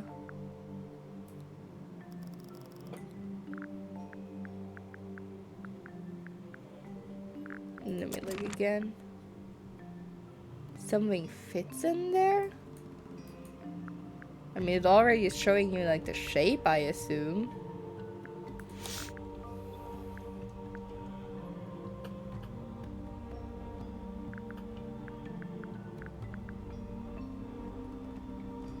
I mean, it's not the compass.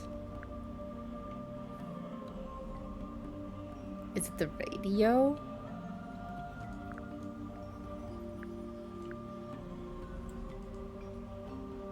Oh no! No, it's not the battery.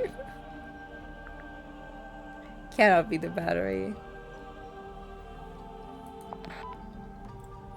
That's not right. No.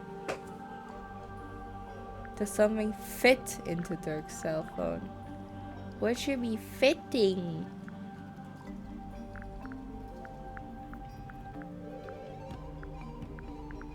Newspaper message in a bottle. The action figure.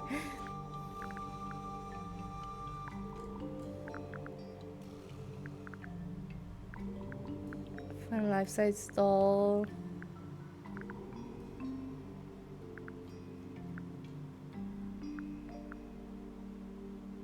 I mean, it's not the compass, is it? That's not it. Does something fit in there?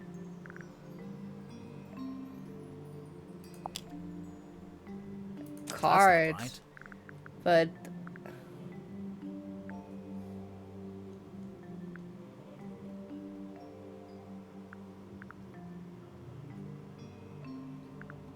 it's not the key thingy.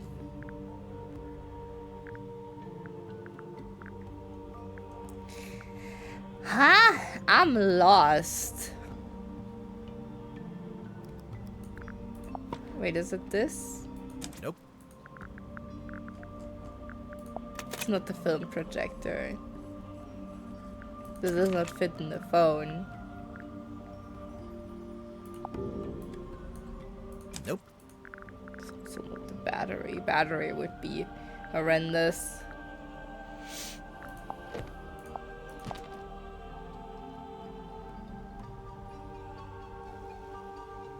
That's not right. Mm.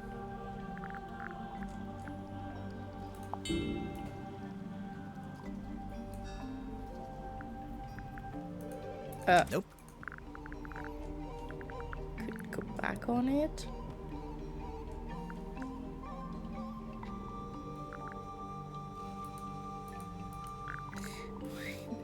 What is supposed to fit there?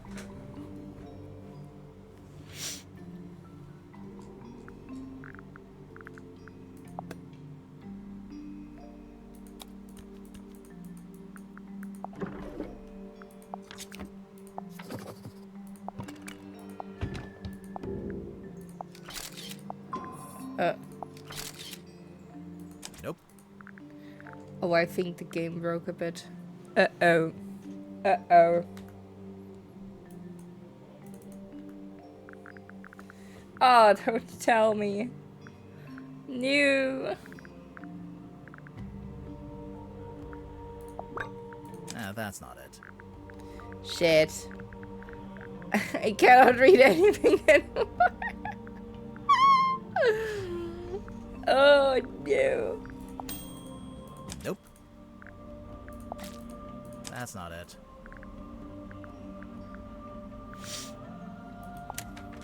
I mean, that's also not in.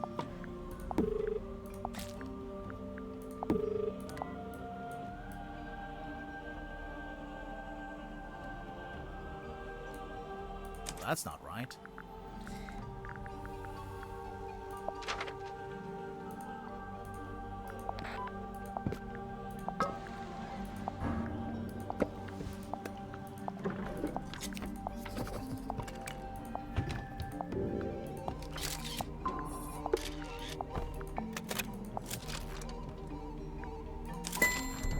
This thing?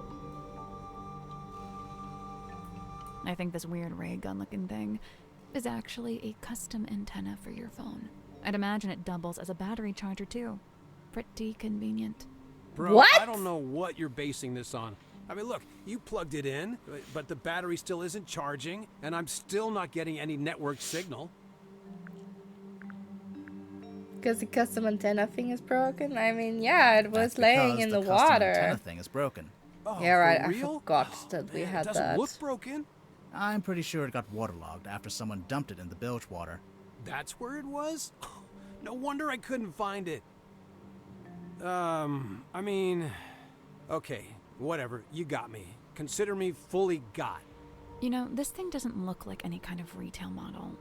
More like a one-off bit of custom engineering. I'm guessing the production company issued it to Dirk specifically for this journey. Probably when they realized he'd be out in the ocean and might need some help getting a phone signal. Yeah, so Mr. Vanderpeer really didn't want me going off-grid, so he set me up with a way to turn my cell phone into a kind of heavy-duty satellite phone. Okay. What did Mr. Vanderpeer want you to keep him informed about, exactly? Dirk doesn't have to admit to anything else. All the evidence we need is right here.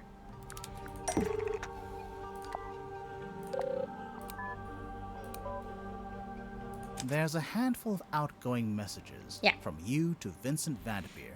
Specifically, they're all updates on Werman's progress with his novel. Look, the studio was worried Werman was just gonna disappear without ever finishing the book. So they sent me to keep an eye on him, maybe even steer him in the right direction a little bit. The right direction, in terms of the story. Yeah, so the movie studio has this grand plan. They want to make 3 more Marcus Mordoom movies. 3 at more? least. And so they really need Werman to have his books play out to support that plan. 3 more movies, huh? Sounds like quite a commitment. Well, you don't really need the books. Like, some studios also just go off rail and they do their own thing. Interesting. I think we may have finally looped back around to the question at hand. Let's listen to this again, shall we? Hey, listen, why don't we just kill him? That helps both of us. If he dies, we're both free, right? Come on, I know you don't have any better ideas. Dirk, I think I finally worked out who you wanted to kill. Character. Marcus Mordoom, the fictional character. The person you're talking to in the recording must be That's Werman. why the other one You're said he wants to suggesting kill him, he but he should doesn't kill know off the how. Mordoom character in his Yeah. next book. Hey, come on, dude. Do you deny it? Why would I want to kill off more Doom? That's my character, my job. Yeah, you want to be free to take other acting jobs instead. You want to be free to take other acting jobs instead. Let's take a look at the cell phone one more time.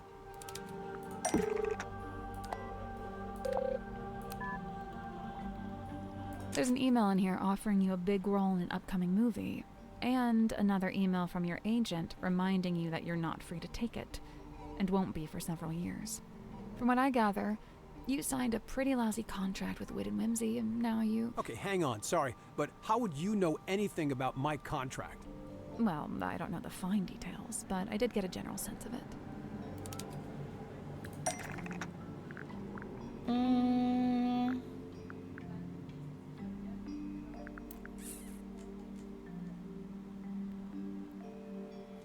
Did we got the fine details somewhere?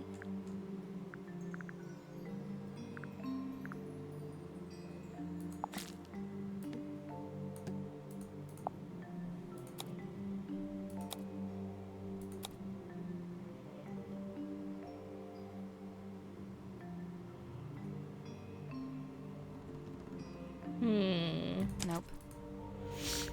Wait, was it in the magazine?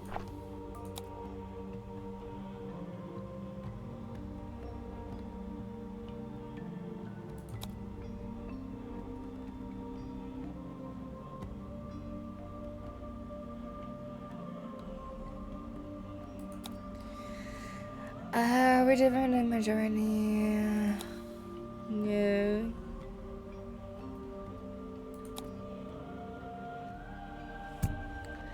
Here, we have you and Dirk both signed multi-picture deals. It seems to me like your co-star soaked up most of the budget for the movie, and you ended up with a bad deal. Possibly because you were too keen to sign whatever contract they gave you. Possibly just because you didn't have much negotiating power, since you weren't famous yet. You know, a little from column A, a little from column B. You said yourself, the studio wanted to make Oh, at least so 3 more sad. Marcus Mordoux movies. So you're stuck in that lousy contract for several years. Unless you can somehow ensure the next movie is the last one. So, if Worman kills off the character in the books, that would stop the studio making more movies? I'm not convinced that would actually work, but okay. The point is, now that I'm a known actor, I could be making more money with a different studio. A lot more. But I can't let it get out that I wanted the more Doom character to be killed off. Everyone's gonna take it the wrong way. They'll call me greedy and ungrateful. Look, you gotta understand, killing off more Doom isn't just about me. I was also trying to help Worman. He's been looking for a way out too. Yeah. Way out? He's not enjoying writing the books anymore. The whole thing became just this awful burden. I'm sure he'd be happier if he could just be done with it. Hey, besides, you know, maybe killing the main character would actually make for an interesting story. Did you ever consider that? It's a possibility. Okay. No! No! You're Charmer, baby. No. I would never. Never. No, no, no. I need Sean. What would that do with Haley and Nima when Sean dies? Nima would be Heroically. devastated. She would I be know. devastated. And she would probably try to bring him back. And she would become enemies of a lot of people.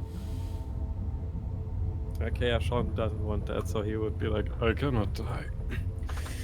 If I die, hell breaks loose, so forget about that. Yeah. The detective never dies. The Or that I have detective my never job. dies. Probably. Ha! You're a healer? I kill you now! Because you're out of spell slots anyway. You cannot do anything. Oh yeah? I'm coming from Moonfort. I'm casting Second Amendment in Paul's Glock. Oh shit. I'm waiting a bit more. 1.5 minutes ad break is done. Wouldn't it be nice for the people that have to sit through it? Yeah.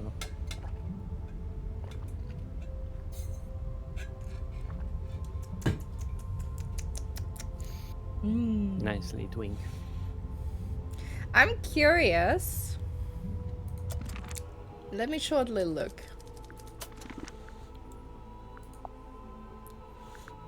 I want to shortly go. I mean, it's autosave. I want to shortly go to see with 55%. We're like over half. Like we're nowhere near the finish line so far. Damn. But maybe the last 40% go very fast. Who knows? Map suggests. Why is this on? I turned this off. What do you mean?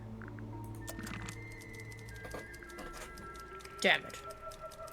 I wanted to do it the hard way. Didn't let me. It just turned it back on again. That's mean. Yeah. 20 more seconds. Stretching my neck. Ah! I recommend this to everyone as well. If you've been staring to somewhere long enough, then your neck can get very stiff. Why? I cannot move my neck anymore. Stiff. Pookie, did you let the ventilator run again at night? Oh, it's still warm. No, I didn't let it run overnight. I'm letting it run right now, and I'm letting that fully last night. Oh, okay. But do me a favor, and then afterwards you're going to treat your neck with warmth somehow. Of course, I'm pressing you against it. Sure. Okay, everyone back. Lost suspicion.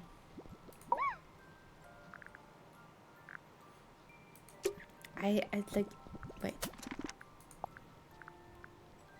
Map suggestion, clue suggestion. Yeah, it's all off. Okay. Suspicion time. Oh no, wait. Sorry. I have to look. It was Cynthia who had it when first she came aboard. Something in it holds great weight. For her, at least, it seems. But you don't know what exactly? With certain mind, I cannot say. Okay. Now we can do the ill-fated illusion.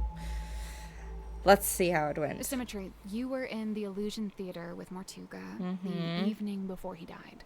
Yeah. I concede! I concede! I am laid bare! Anyway, there was some talk of Mortuga being killed by a curse. You wouldn't know anything about that, would you? Grimoire. What? She's the resident curse expert. It is entirely possible that the captain was set upon by a curse. See? I knew she'd know about this. Let's just stick to the facts, shall we? Sim, if you were in the illusion theater with Mortuga, what were you actually doing in there? A performance. A performance. Like a magic act? A foolish act. A callous indulgence through and through. I don't understand. Did it go wrong? I performed it perfectly. Then what's the problem? She's gone quiet. It's okay, we don't need to force it out of her. Something that shows the plan for Sim's new magic trick. Wasn't that here? That was the plan? It's a poster for a magic act. Or a rough layout for a poster anyway. Yeah. Oh, we found something else too.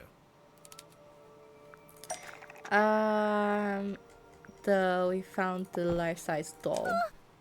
Sweet sister inanimate, I implore you, leave her be. Her hands are clean. She's a doll. The doll was a prop used in the magic trick. A prop used in magic tricks. What kind of magic trick would need a life-size doll? Any trick where you need a double, obviously.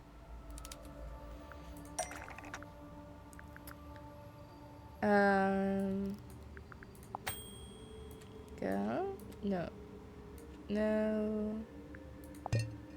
Wait.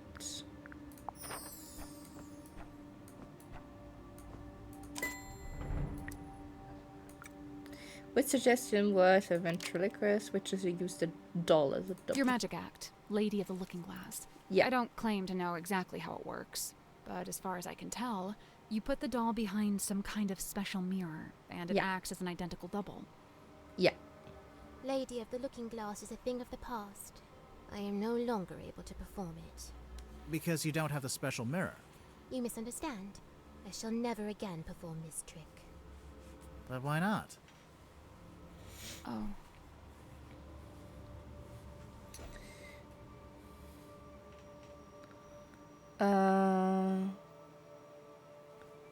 Wait, is she not longer?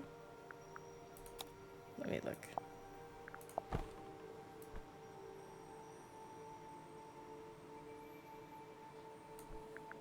Oh. Let me look. Is she not identical anymore? Yeah, she's not identical anymore. Like, she has those streaks down. Right? Oh. Because someone banned her from performing it. No, that's not what I shall never. But why not? That's not what I wanted to click. It's changed. Because Sim and her doll are no longer identical. Sweet sister stays ever a fresh-faced child. No such fate is writ for me. So you can't use the doll at all anymore? Well, that's not true. But, I guess she also has no money to make a new doll.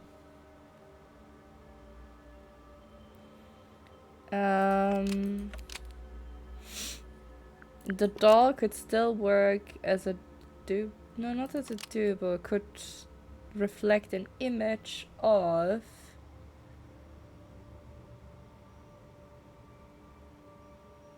Symmetry. If the trick was done in the dark.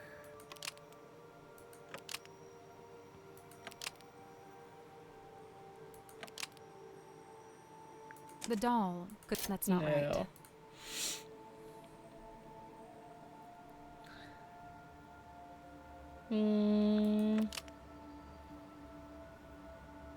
Could still fit inside a cauldron? No.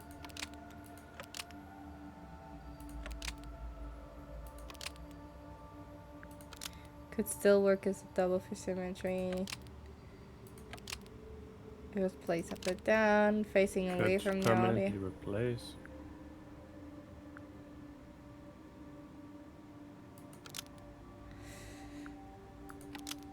You mean if the audience never met her? The doll could permanently replace Symmetry. If No. the audience had never met Symmetry. That's not right In the either. dark, I would have said. Yeah, but why in the dark? Because she has the same form. The doll could permanently replace Symmetry if the trick was done in the dark. That's not right either.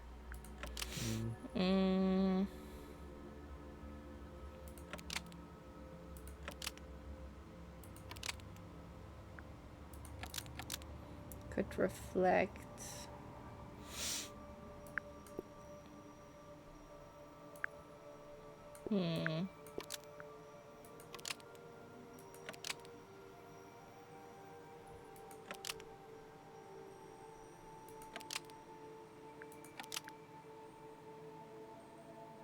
The doll could almost, but maybe just change one thing.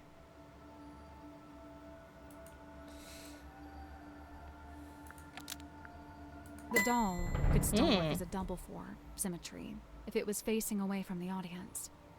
Facing away? Oh, like the sketch on the poster. Right. I wonder why she needed a double, though. This isn't a mirror trick like before. It would help if we knew more about the trick itself. True. We don't even know what it's called. We do know. The Stargazing Girl. Says it right there. Besmirched by my own penmanship. Truly the folly of man. Why would the title be written on the sailcloth? I'm pretty sure she used it during the magic act.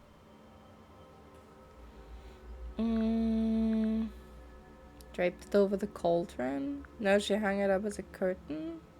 She hung it up to use as a curtain.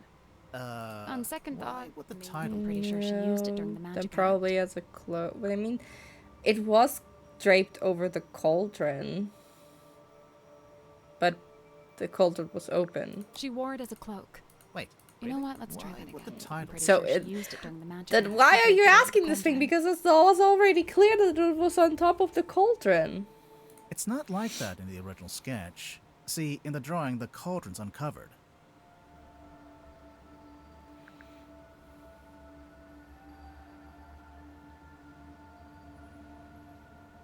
Because Matuka asked her to keep the cauldron covered up. Mortuga asked her to keep the cauldron covered up. Before the captain assented to me using that room, he'd been using it for storage. When I was first let inside, the sailcloth was indeed draped over the cauldron. I hadn't realized he did not wish me to remove it. When he saw my design for the poster, he had but one request. Symmetry. All I ask is that you keep the sailcloth on the cauldron. And given that you had to keep it, you made use of it as a kind of banner. So what's the stargazing girl about? What happens in it? I do not wish to speak on it. No? Well, we actually know quite a bit about it already.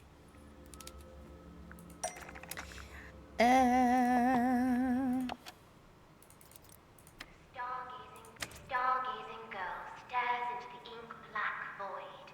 Upon her trembling lips, a question born. A forbidden query of what may be and what may not be. The void, unyielding to the girl's plight, The stares void. back. The void. Close your eyes, my love, and be still, for this is the end and the beginning.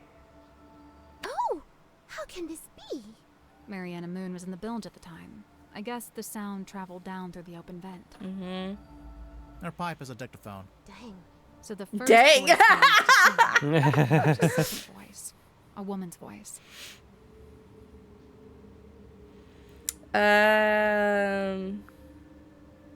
It's someone else It's entirely. someone else entirely.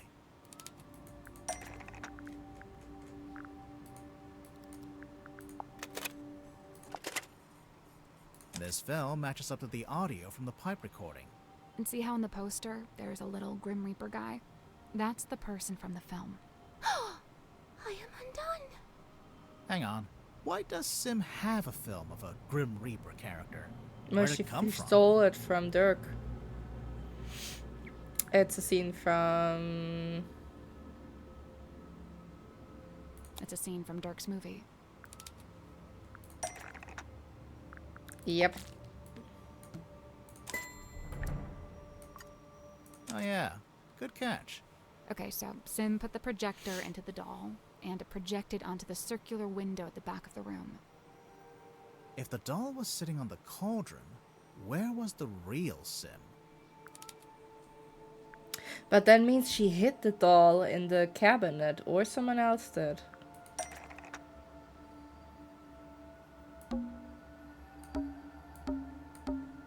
The cabinet to the side? I don't get why she couldn't just sit in the cauldron herself. Listen to the end of the recording again. Close your eyes, my love, and be still, for this is the end and the beginning. Right at the end, it sounds like something falls onto the floor. Something solid. The doll's head. The doll's head. The whole thing culminates with the cloaked figure swinging the scythe.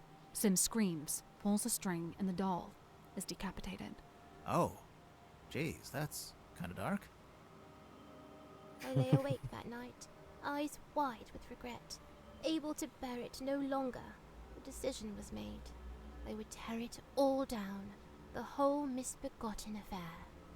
So that's why you went back to the Illusion Theater. And that's when you found Mortuga. The image of his lifeless form. It filled me with a great, thunderous guilt. But why? You think you might have actually caused Mortuga's death, somehow? I know not the manner of Magnus Mortuga's death, but I do know this. The night of the stargazing girl.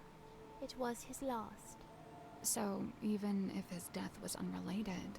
You feel bad that your trick was one of the last things he ever saw. When we began, you implied that I laid a curse upon him. And I say this. Maybe I did. Oh, dang.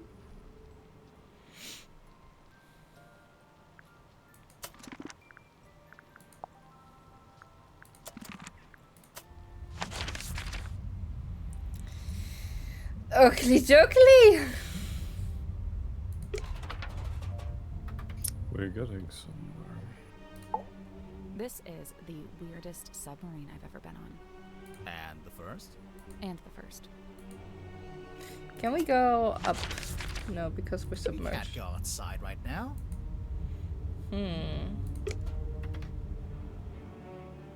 Wait, I haven't solved this. There's a cabinet.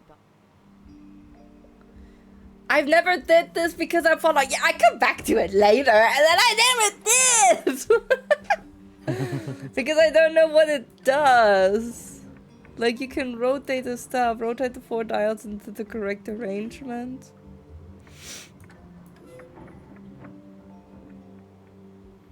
Like, I just wonder, like, where does it have to go? Does it have to cover it, or like what? How does this work? What is it supposed to do?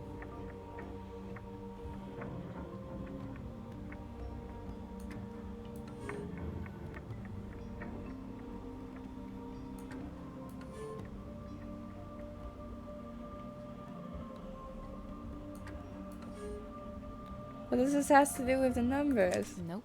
4 dials, with a window in the center of each one. Turning each dial rotates the shapes that appear in the surrounding windows. What do those numbers mean, though? Yeah, that's my question. I'll do this later. What does this mean? Playing cards. Looks like Oh, really? so. I have no idea. I just thought that would sound cool. Is there somewhere like a hint to anything? Because it doesn't seem like it. It's a big... There's a cabinet. You don't have any idea, do you? No, not really.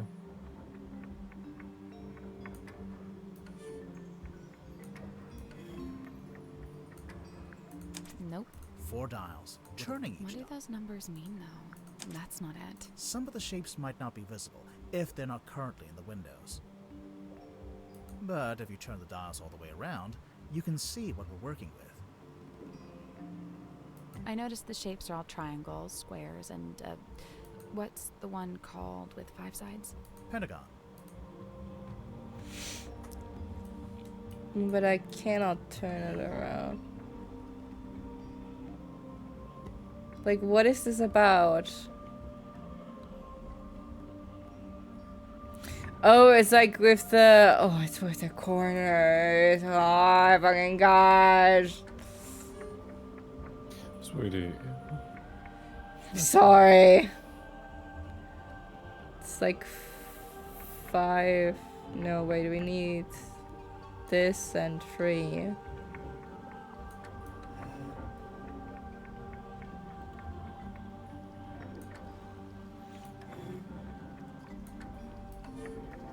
Wait. 3.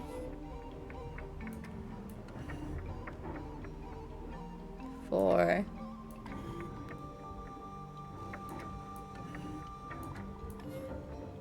Get the 5.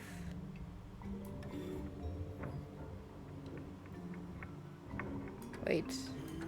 Oh.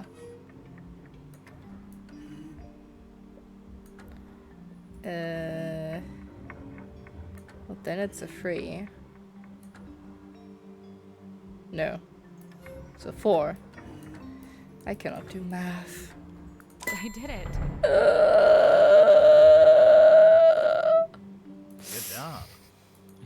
The noises that you can make. The little cabinet opened. Anything in there? What's the last clue? Round glass bottle containing 3 varieties of tablets. What is that for? Medicine?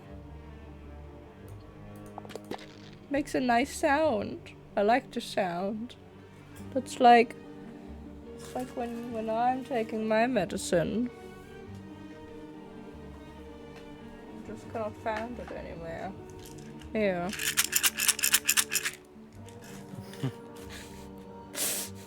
I'm sorry, I'm just bummed that I was dumb.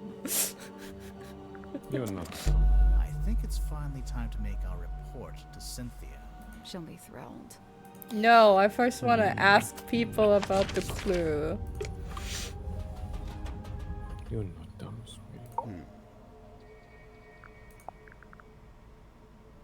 Oh gosh. This magazine emanates a peculiar energy. Jealousy, frustration, even greed. The face from the ether. It must be. What's that? Tell me, where did you find this? It was locked in a safe. Was it now? Would you mind if I took it off your hands? It's not ours to give. No, of course. This seems to be a personal item of Cynthia's. As such, it is not my. I have a suspicion that maybe Cynthia killed him, and then she wanted the submarine because of that, and then she faked because it's just too convenient for her. Like everything works out, which is kind of weird. Sim, I think she has nothing to do with it. It was just, you know, an accident. Dirk, I also think he has no reason, and Werman also. Like I don't think. Mariana might be another thing, and Tadpole probably too, and well, doctors I thought. An effigy of Miss Silkmoth. It's a doll she used to use in her magic tricks. I'm still not quite sure why she brought it onto the submarine, though. It's possible that it's bound to her, and thus leaving it behind was not possible. Bound? Through magic. Once bound, an effigy shares its fate with the person in question. Permanently? Not necessarily. If a rupture were to form between the two, they may become separated once more. An apparition of death. Intriguing. But it's a woman. Wow. Death could be a woman. You don't know. A shrink ray, I assume? It actually does look like a shrink ray. Alright, Grimoire. I'll be the guinea pig. Zap me. Of course, it could be an enlightenment ray. Perhaps you ought to zap me instead. No one's getting zapped. An epitaph to human desperation. A totem of yearning for a time long past. If you say so. Now this is a talisman, surely. On the surface, it appears so. However, in this instance, I think the concept has been inverted. A reverse talisman. I stayed at the stone top inn myself. Back then, it was under the care of a woman named Felicia, but it seems to have passed on to Magnus sometime later. I find this strange, for he was not a member of the Stonetop family. Yeah. Bottled sunlight. It appears somebody's looking to protect themselves from vampires. There's no vampire on board, is there? Of course not. What about Mortuga? I'll admit, it was a rumor for a time.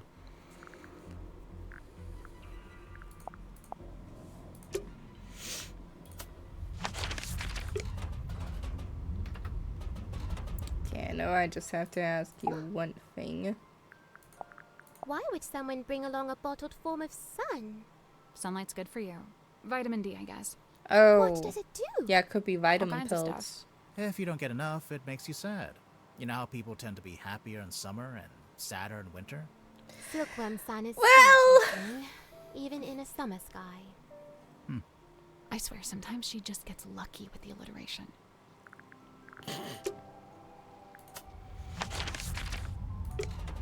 I wonder if it like maybe that Mortuga was kind of like sickly because of no sun, or Turk tried to get me to take these. He's convinced we've all got a vitamin D deficiency. Oh, He it's said from that's why Dirk. everyone on the submarine is, in his words, moody and weird. Okay, it's from Dirk.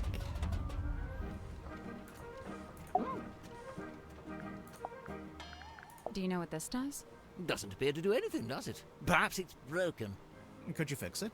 I only deal with the mechanical, the clockwork, and, at a push, the hydraulic.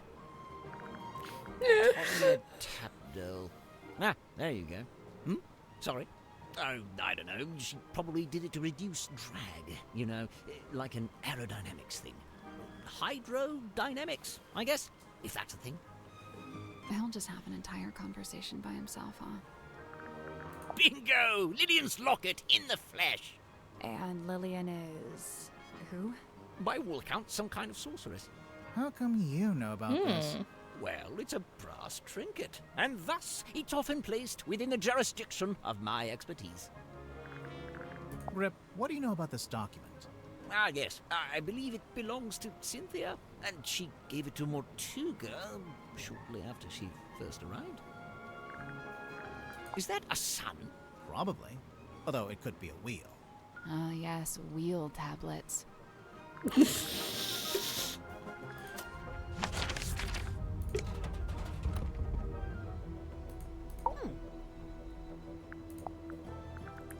Oh gosh, A Moon. ZX5.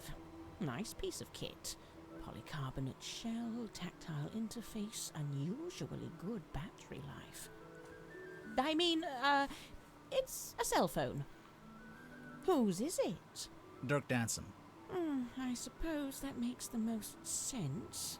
After all, Mortuga really didn't seem like the cell phone type. Sorry, Belisha Bonetop. Yeah, that's what she's called in the book, too. Marcus Mordoom's captain/love interest. Flying a little close to the sun with that name, aren't they? Mr. Werman's typewriter. It's got a good example of the fellow emblem there on the back, see? These diagrams, they're detailing the time and place to find the Mortuga submarine. Of course, it would be possible just to write it out in words, but this has been done with astronomy and lunar phases. Why? My guess is that it's intended to incite curiosity in the recipient. It's more effective than if they'd just written, "Come to this place at this time." I Feels mean, less yeah. like a treat this way. I assume some people like a good treasure hunt or something like that, or a mysterious message. I thought the submarine didn't Mysterious. have a rating. Mysterious. I don't think it does. This is more like a child's walkie-talkie. Oh yes, you're quite right. Probably has a short range too. If it's a walkie-talkie, then what happened to the other one? Good question. This here, that's the Stonetop emblem. Oh yeah, we saw it on the sign outside the Stonetop Inn. Do you remember, Sally? No, but I was basically still asleep at that point. What are those letters above it? Initials SS. Stonetop C? Secret stone? I just think it's funny, you know, like I just wanna like put something here, you know? Imagine this game would go viral. Yeah. I can tell you already what would happen. People would say, "What? Someone has the initials SS? That is dating back to the World War II for like the SS that Hitler used. Oh my gosh, this game has to be shut down. It's glorifying World War II."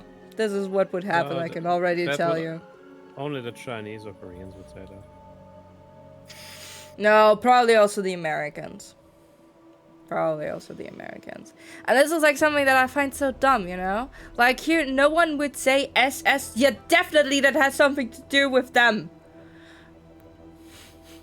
And not just be initials, you know? It's just stupid, I have to say.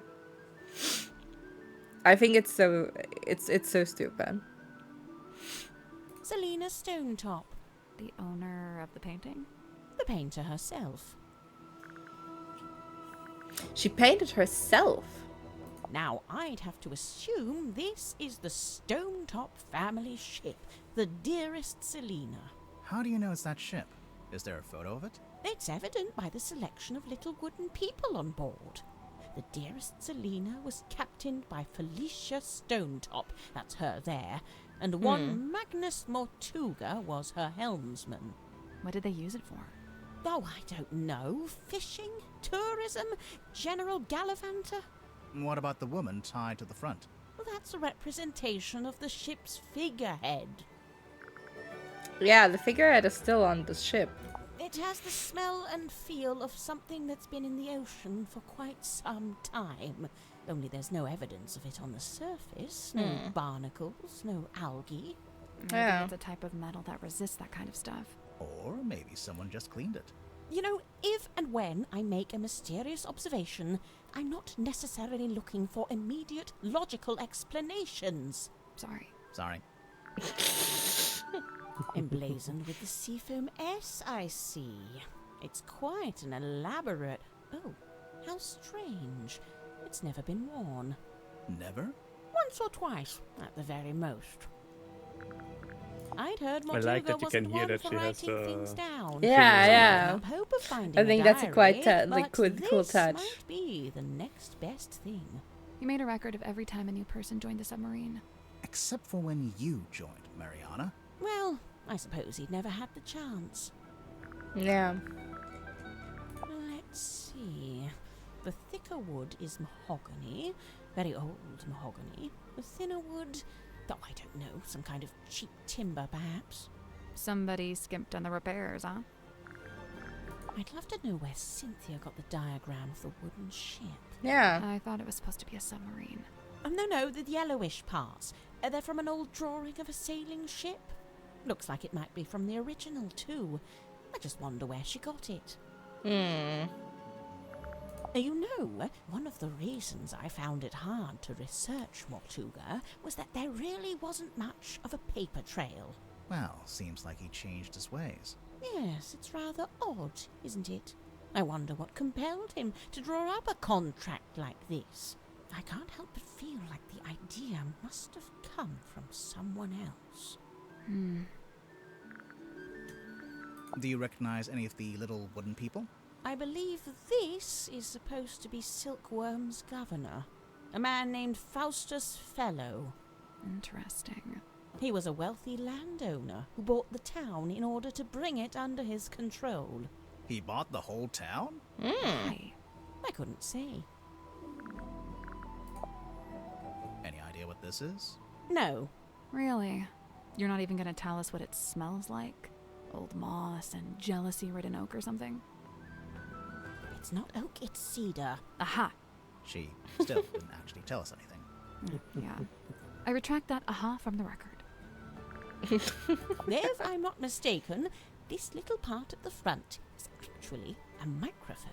Oh. Where'd you get that? A dentist's waiting room? There's a poster on the back cover. It's for Dirk's movie. Oh, yes, look at that. They've given her the wrong type of necklace. The sword looks about right, though. What's that? Just thinking out loud. Well, that has to be a face. But it's not... It doesn't look like anyone. When was this taken? Pretty recently, I think. I see. So she's probably still out there. Listen, don't worry about it. Seriously. Good. I'm worried this wasn't going to come up. What? Cynthia and her family? The submarine in the background? Yes and yes. But also no. The best part of this photo is the thing on the left-hand side. It's in a glass tank. Do you see it? Barely. Is it a snake? It's the silver snake, also known as the silkworm serpent. Oh, you've heard of it? Yeah. From What's it doing Tangled in the Tower. Wasn't there like a skeleton? That submarine in the background. The silver snake is the reason that was built. Sylvia Seafoam, pictured there in the fancy jacket, she was quite fond of her serpent friend, you see, but the powers that be were demanding she hand it over to be studied. So Sylvia made a plan to go and live in a submarine and take the silver snake with her. That's, quite ambitious. Wait, so the sea serpent I would think also it be could living in be a submarine? Cynthia Well, I don't as have revenge all for the her mother. details. It's something I'm still researching. It could be that Mortuga helped Lord Fellow take the silver snake. And because he has it in his studies as a skeleton, could be the real thing.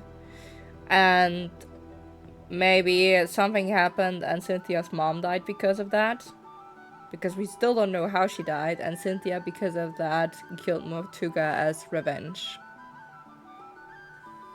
Possibly. Sounds logical. So does everyone on this submarine keep a life-size doll of themselves, or...? I'm pretty sure it's just Sim. I swear, if we find a room somewhere with dolls of everyone else, I'm going to freak out. Close your eyes, my love, and be still, for this is the end and the beginning. That voice. Well, that's the voice I heard when I was down in the bilge. At least I think it is. Sounds a little different without all the echo. Tanya Tapdole. Ah, I see what you did there. I didn't do anything. She's not talking to you. I don't know what that is. Me neither. Looks like gold to me. No way. Real gold. Why not? I thought Symmetry was supposed to be an impoverished orphan. Well, it's not worth anything unless she's willing to sell it. True. Where on earth did you find this? Cynthia had it. I don't know. You two have all the luck. I spent a year researching silkworm and never found anything this good. What's so good about it? It's penned by Solomon Stonetop himself. They say he built the Stonetop Inn with his own hands, and in doing so, he founded the town of Silkworm-on-Sea. So he gave that Stonetop Inn to his wife Selena, I assume? Mariana, can you tell us what these tablets are? It's rather more difficult when it's something synthetic like this. Some kind of vitamin supplement, I believe. All 3 of them? Yes, the 3 tablets seem largely to be the same thing.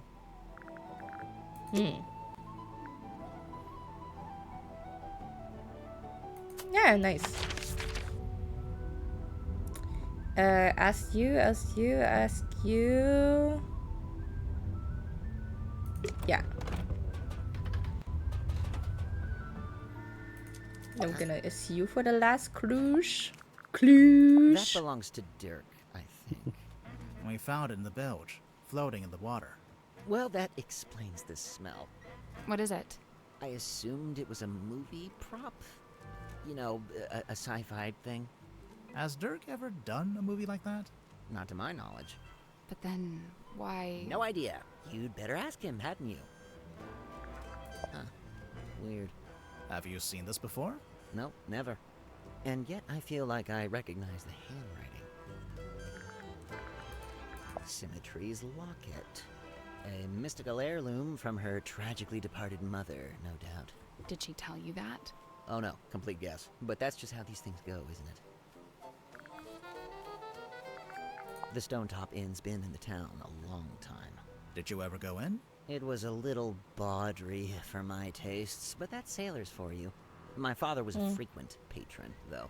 He had a thing for the innkeeper. Did you ever see Mortuga in there? It's possible, but I don't remember it. He probably looked different back then. Anyway. The deeds seem to say that Don Drummond was the most recent owner. I noticed. It's hard to imagine the Stonetop selling the inn. It's been their family home for generations. Well, I don't think there are any Stonetops left. We were in the inn earlier today. It's been abandoned, just like everything else. How I wish I'd remembered to bring painkillers. Are any of these painkillers?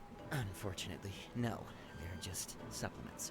And nice, harmless, organic ones, too. They wouldn't even take the edge off a headache.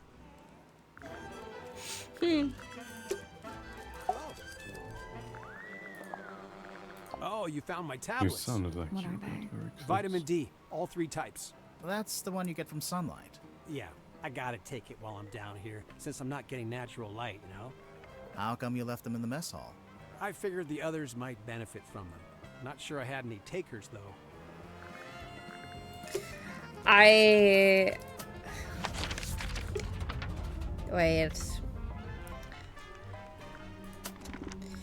He said that his father, who is Damien Dusk, went to the Stonetop Inn often because he had a crush on the owner. I believe that was Felicia Stonetop, and they got Freya, and Freya and Felicia one time then wrote to Mortuga, yeah, I have to go. Because she was pregnant. In the wait, where was it? Where was the letter? Was it here? Yeah, I think.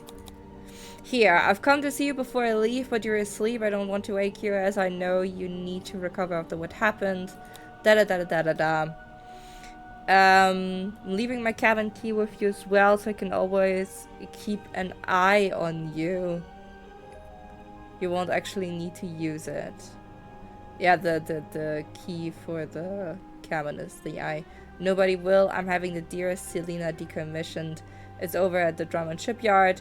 They're going to take it apart. As for a cargo, the bell and the buoy are in my room, and I've returned the mermaid's tongue to its resting place. Please try not to dwell on it. Magnus, I have to leave Silkworm tonight. I'm giving you the inn. It's your name now. Hopefully, I'll see you again. So, yeah. Possibly she left because she got pregnant. And she wanted to, like, have a better life for her daughter. And that's, like, also why she was like, oh yeah, by the way, Lord Fellow had an, I don't know, affair? Probably, I assume. Or married twice, maybe? With Selena Stonetop, who was her mother. And yeah. So the question is, or maybe she left because she wanted to find the silver snake that Lord Fellow took. Could also be. And now that she had, like, you know, possibly the right, let's say it like that, to visit her father's estate. Maybe. Who knows? Okay, let's report our findings. Finally. I like how it developed so far. Yeah. Report. Hey, do you have a minute? We're ready to make our report. What's wrong? I appreciate your hard work. Truly. However, I think it's time you left. What? Excuse We you? didn't even tell you what we found. People are starting to accuse each other. I don't like it. So you're giving Yeah, up? well, welcome You're to not the gonna grown-up see this world. through? Sorry, but I just think maybe What? That's just the way it's meant to be? I need to go. Everyone's gathering in the mess hall. I'll resurface the submarine, and you can leave via the foredeck. No. You gotta guess we'd pay better go. us. What?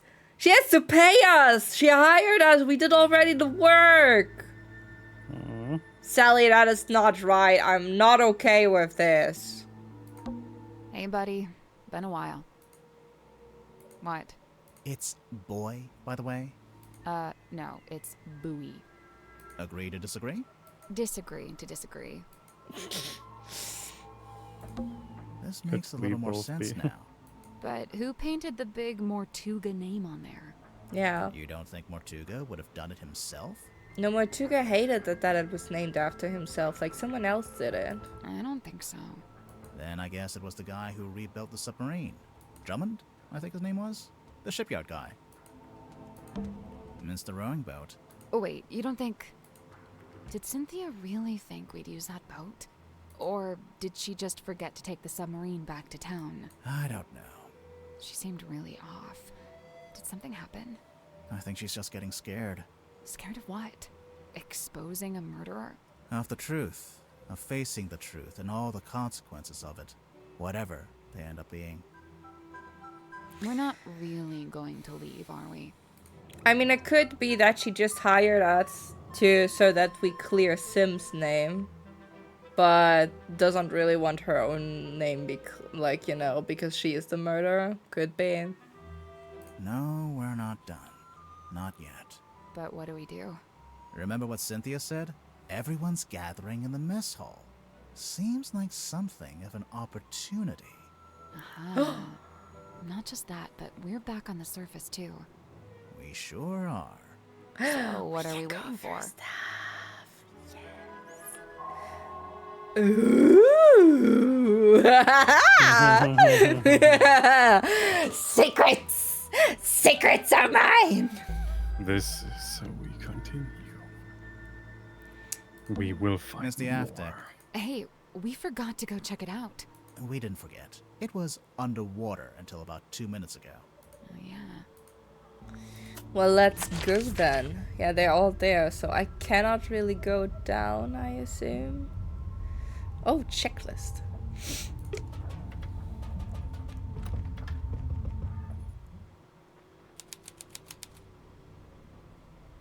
Huh. Are those... It can't be. Wouldn't they get washed away? Fingerprints? No. It almost looks like they're burned into the wood. No. They're permanent. No. This can't be. Yes, or. Or. Or what? Or. It's the other or. From the rowing boat on the foredeck? Yeah, that tadpole. What's it doing over threw. here? Tadpole told us she threw it over here. And it got stuck in the wall. And hasn't moved since. Seems like it. Holy... Grimoire, there's a giant wooden woman tied to the back of the submarine. I was wondering if they kept this. I half expected to find it inside the submarine somewhere. But it's too big to fit in the storeroom, I guess. It's the figurehead. Yeah. An old woman figurehead from a sailing ship. It was tied to the back of the aft deck.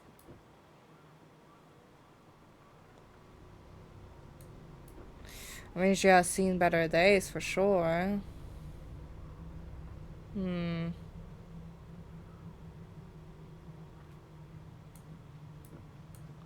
Does this emblem seem familiar? It's the snowman. It's the one from the city. The stone top? Yeah, it's the stone top. No, wait, that was not it. Where is it? Yeah, stone top inn. But there are not... but there are not the spears through it.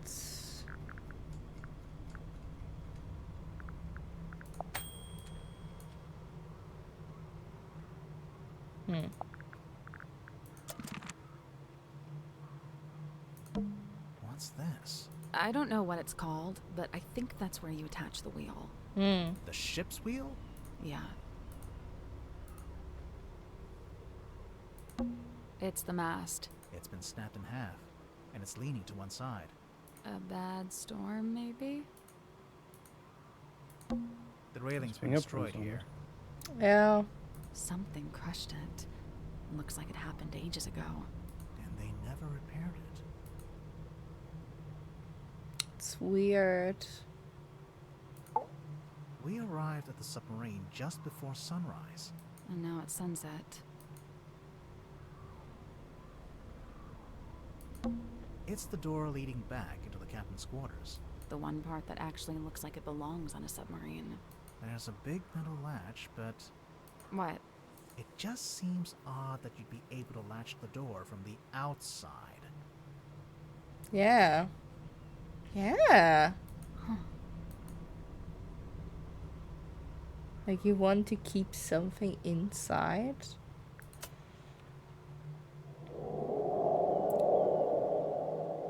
Oh. What? Hmm?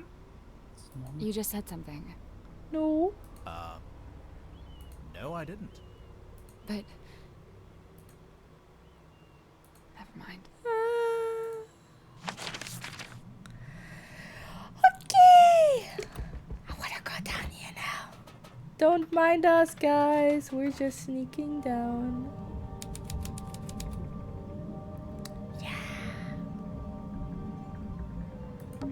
There's a drain here. That must be how the room fills and empties itself with water.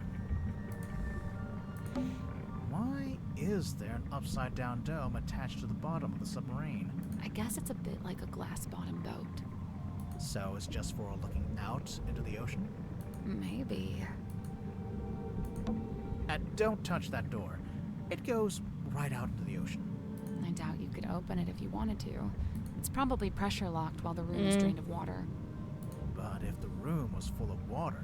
Then yeah, you could use it to go outside. It's a real, actual treasure chest. Let's open it. Hold on. I'm just savoring the moment. And done. Sally is still so adorable. Move the flags and pirates into the correct keyholes. Music.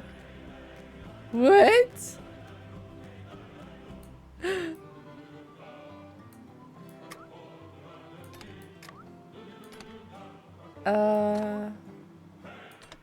I guess you have to look at the stuff. So you go here. Oh no, wait. I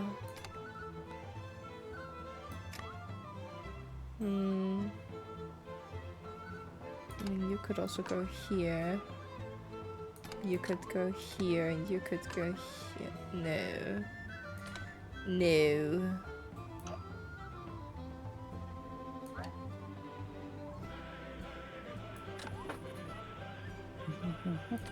Can I not turn? Oh, I can turn the heads. Okay. This music makes me happy. Hey, oh, hey, oh.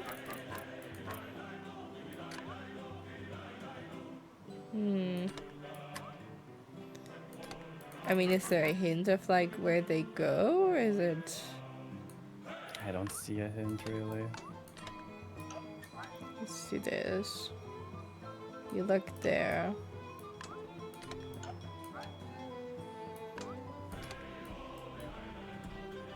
Hi, died ho, hi ho.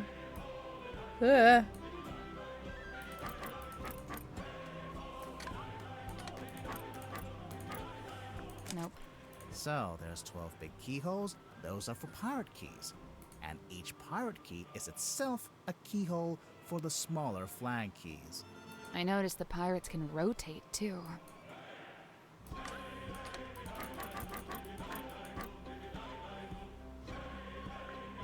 guess that's wrong. For each pirate key, there's a flag key that matches it. Yeah. But the pirate keys also need to be in the right positions, in relation to the colored lighthouses. For each pirate key, there's a flag key that matches them? Oh, because of the stripies and the head. So the brown part. Wait. So, I can barely see this one. So, this was the one for green, I assume? This should be correct. Oh no, this one is just like one because it's the one with the spyglass, I assume. Has to be. Because he's only but he also has only one eye. I suppose there is way more contact with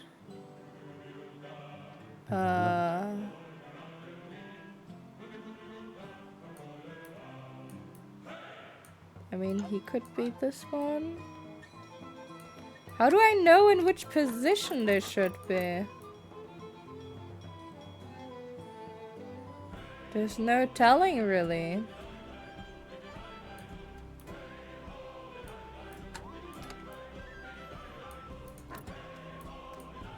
I did it. Oh, okay! I have no idea where or how. Good job. What's inside? Ouch. Ouch. What happened? I cut my finger. There's something sharp in there. Ocean treasure! Pile of assorted ocean-themed treasure. It was locked in a chest in a dome tank. What the hecky? GG. I guess it was the coral that's sharp. It's weird. It's like a crystal. Is that the murder weapon? What's wrong with you? It's actually treasure. Coins, pearls, gems. Standard. You were hoping for Treasure. something else? Yeah, he was hoping for something else. I assumed to be something weird, something confusing, something to turn the case on its head, you know?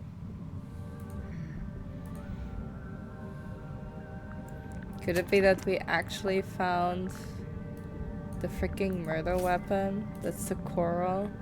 Because it's so sharp, because they said it's like sliced across the neck. Mm-hmm. Hey boy. Rocks, complete with their own barnacles, seaweed, and starfish. I assume they're decorative, but they're real. There's coral growing down here, too.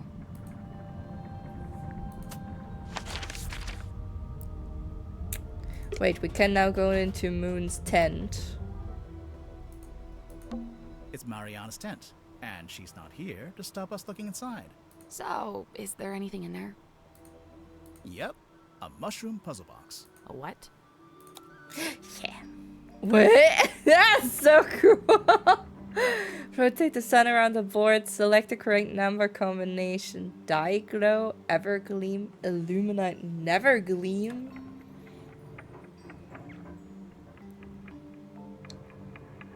No one to go into my tent. There was Wait, no one stopping us. I have to see which... Wait, you are not glowing? You are not glowing? You are not glowing, that's 3.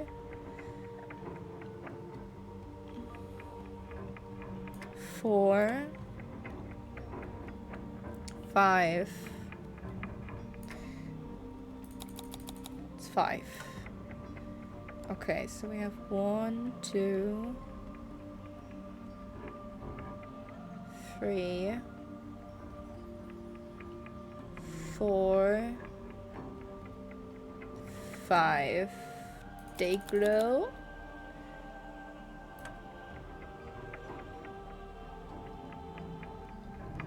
Oh no, they're also Evergleam. Wait, 1, 2,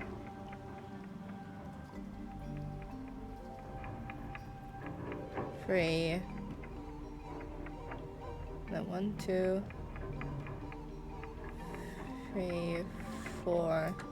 Oh, so it's only 4. Illuminate. Oh, no, it's 3. So it's 1, 2, 3, 4. It's 4. And the Evergleams are 1,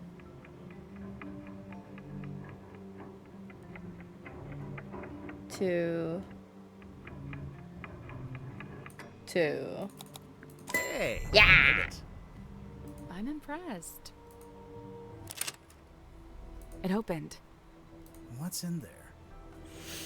Oh, we have ad break again. Wait, let me... Sippy. Yeah, doing something. I think we already bumped up to like 60 or 70%, I assume, with our clues and findings and our progress in general. So I guess I want to continue. I just had to stretch my neck. Stretch my neck. Ah.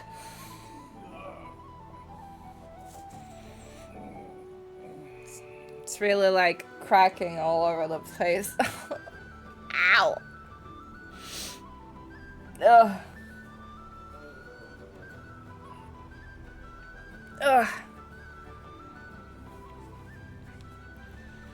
So stiff.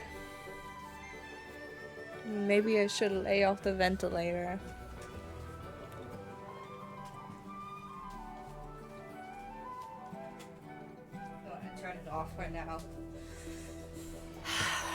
probably for the best. Because if it's the whole time pointed at me, then my muscles never really get a chance to relax, really.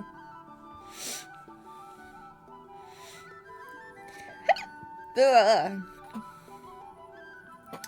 So the thing also is, while you're thinking about it,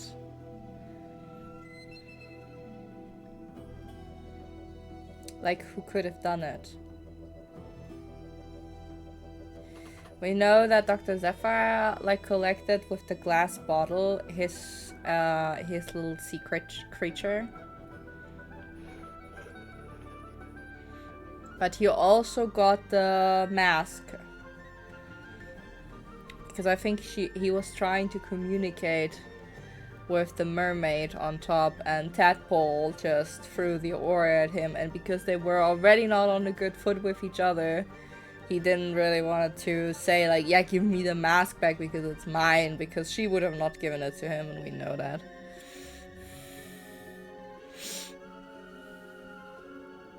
Even though Cynthia has written, like, the letter to hire us, could still be her. It's a little plastic thing. Oh, wait, I know what this is. It's a tape from Mariana's dictaphone. It's another dictaphone tape.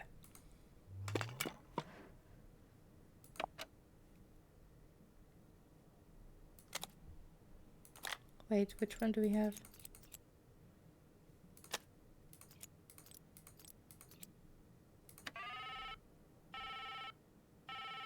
Oh. Hello, who's this?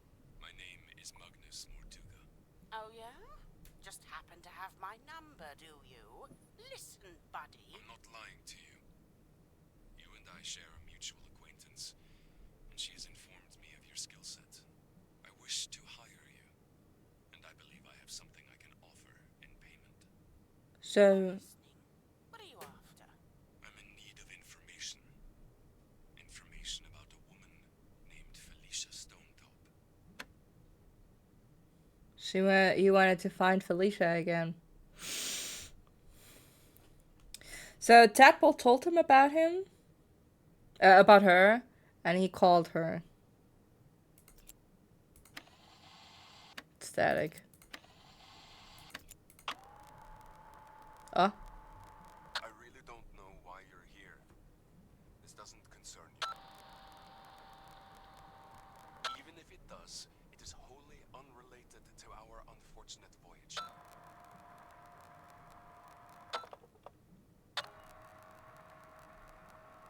Sounds like someone is... That way it slides out at the side. Let me do it. There's something inside. Wait. What's this? Sounds like someone rewinded something.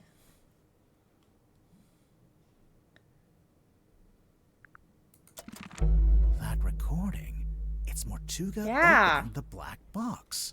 It's what Mariana said she recorded while she was in the control room. And just like she said, Mortuga's having a one-sided conversation. What the heck? Fly! What? Come here, I want to catch you, you little booger. Burger. Flew away. I think it's missing half the audio. If only we could hear the whole thing. Probably going to be a tape or so, I assume. Even as it is, I'd say this is a pretty important discovery. Oh? Yeah. We finally know how to open the black box. Mm-hmm. Do we? Yep. Yep. It's no wonder we could...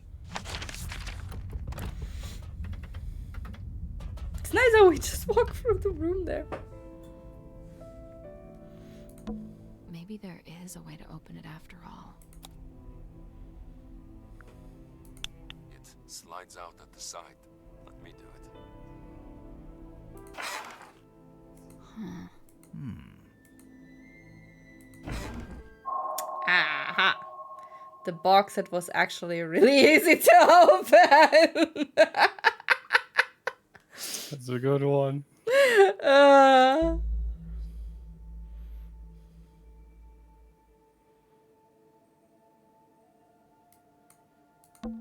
It's an envelope.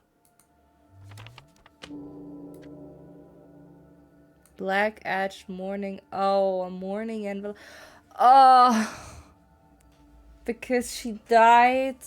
Wait, but why did he got this? It's been ripped open at the side and is currently empty. Governor Faustus Fellow and Selena Stonetop. Governor's Manor. Fellow Estate, Ponder Hill. Silkworm on Sea. Probably that Felicia was dead. It's empty. Those black edges. Yeah, it's a mourning envelope. It's used to send news of someone's death.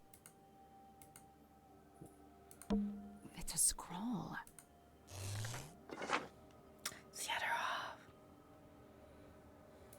A ripped scroll found in the black box. I know you wanted the coordinates, but I don't know them, so this is all you get. God bless you. God bless you. Thank you. If you don't know how to make use of it, that's your problem. Thanks for the blessings. We put it all back where we found it, with the exception of the key, which, as you're well aware, has been safely around my neck ever since. That's why the necklace also was so important in the book story. Wait, but how did Werman not know about this stuff? He said Ibis told him. What if Ibis is just made up? Remember, it destroyed my father within a few short years. He was a man of sturdy constitution too, or he had been, before he found it.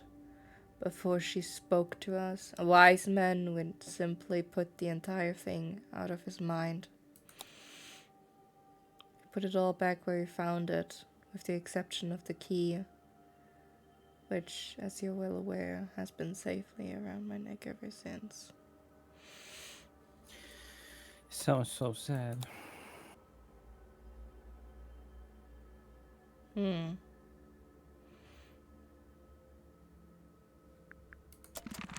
Yeah, I know. Should we put it back together? All in good time.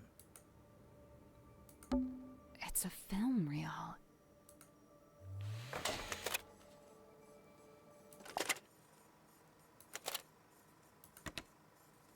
The rain is incessant, but it's oddly localized. That's Lord Fellow. Biome. Fluid. What I believe to be amniotic fluid is being diluted. I'm curious to see what happens. We believe it was born here long ago. How long, I cannot say. We found traces of its pilgrimage to the south. It's barren for some miles until, of course, you near the coast. Follow the line and you'd come to a small settlement known as Silkworm. It may be endangered, or it may hold a position of insight. I'm not sure. I'd like to suggest one of you travel there and find out. Faustus, I thought perhaps this might interest you in particular. Ask for a man named Solomon Stonetop. Oh no, wait, it's not Lord Fellow, it's Lord Remington. That's the father from Flora.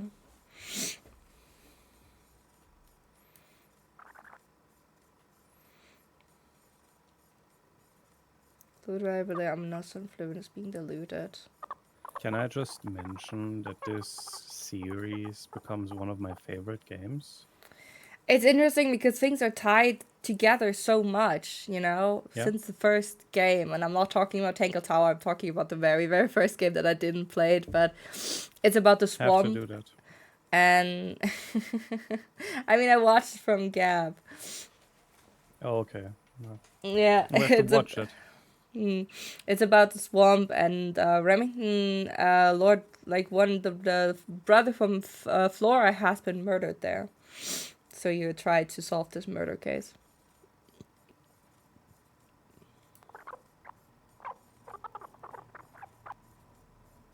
Pilgrimage to the south.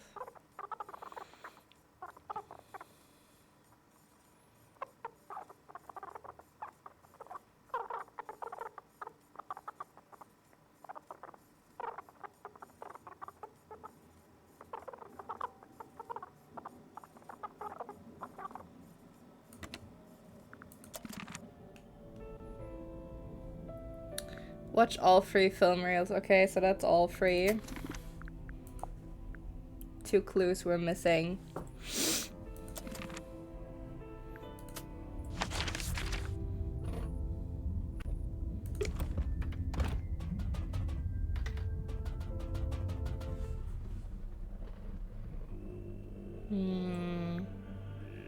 The Aztec, the black box, dome tank. No, wait. We can go to the captain's quarters now. And we can open Now this Cynthia's thing. not here, we can finally take a closer look at that jacket. We could, but it's still locked behind glass. There must be some way to get at it. Well, there's an electronic panel over here. Yeah. Some kind of switch, maybe? Drag the 9 metal pieces into the correct position.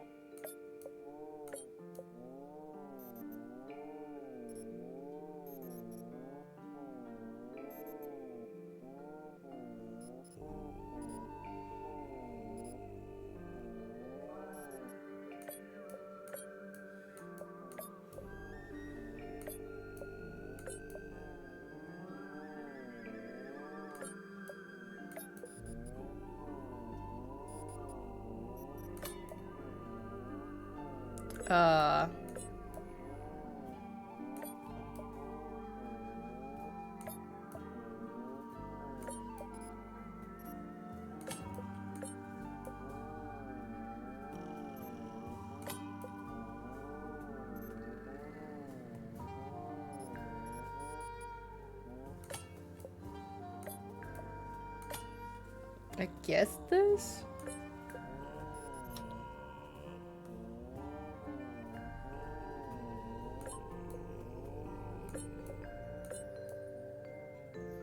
Eh.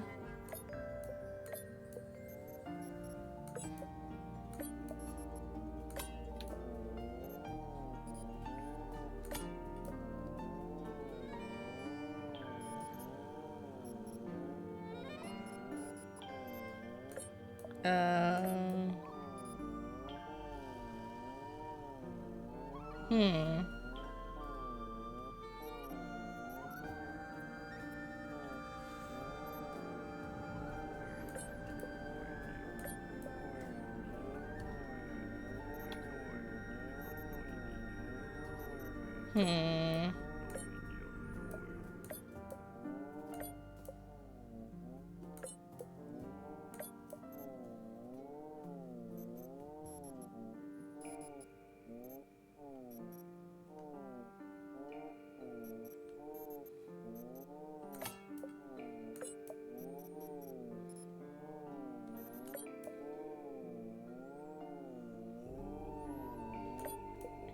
This is tricky. How am I supposed to do that?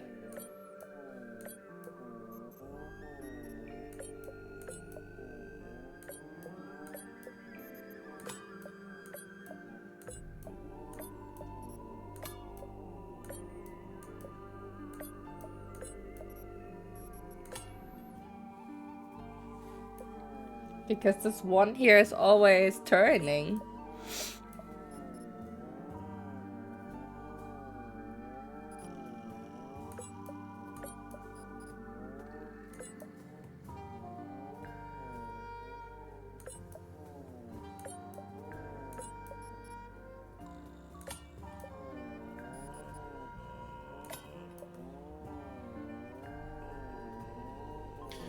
Can I just mention how much this music brings me peace?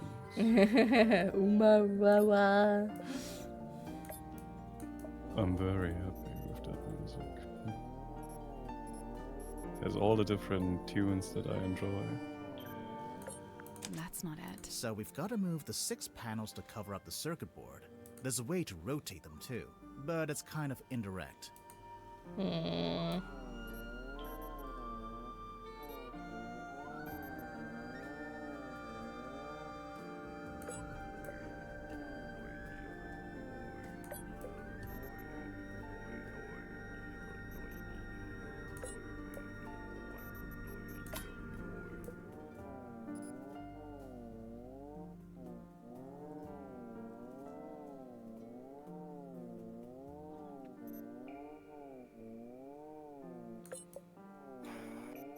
How am I supposed to do this?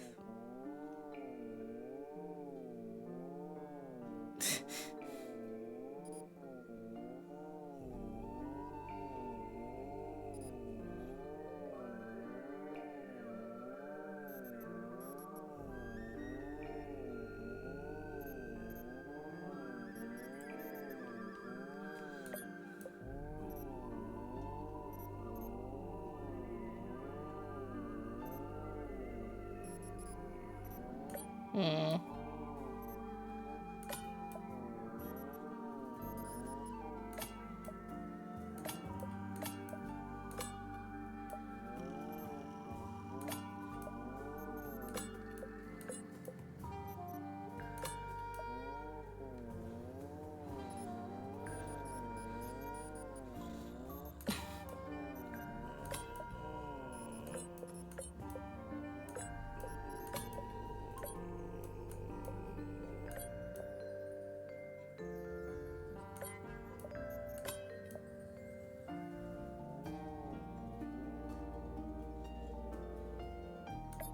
I guess that's wrong.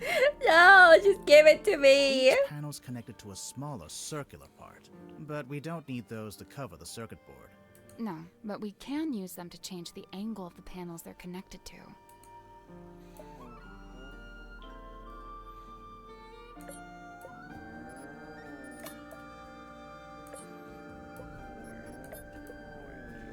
This one is the worst. Oh, I hate this one.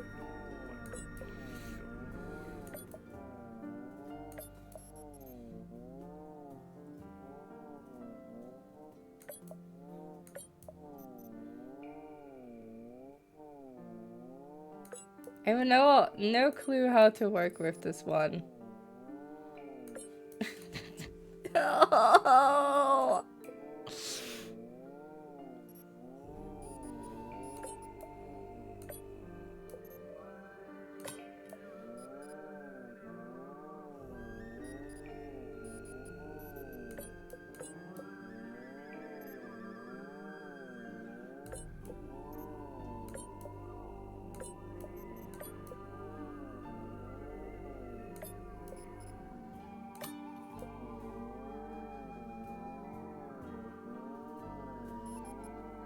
Oh gosh, I hate this. This is terrible. It's not working.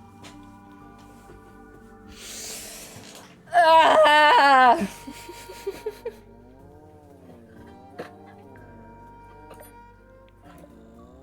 Can I affect this one, please?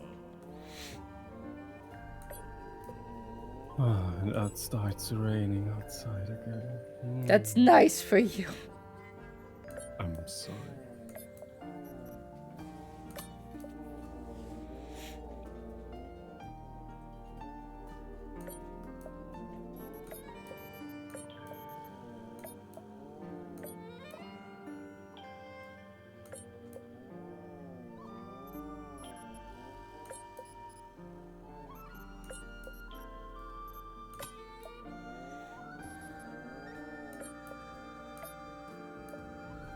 I have no idea how to do this. I'd start with the pink set, the one with 3 panels. They need to be laid out evenly on the circuit board, leaving a gap between each one. And then we can fill those gaps with the panels from the other 2 sets. How do you get onto this? Why?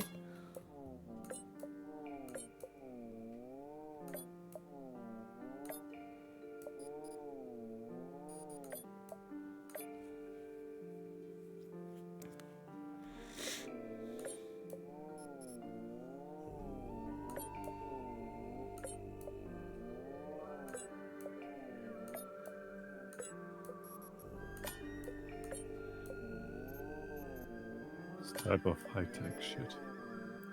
Okay, now this has to work, right? Oh, thank goodness.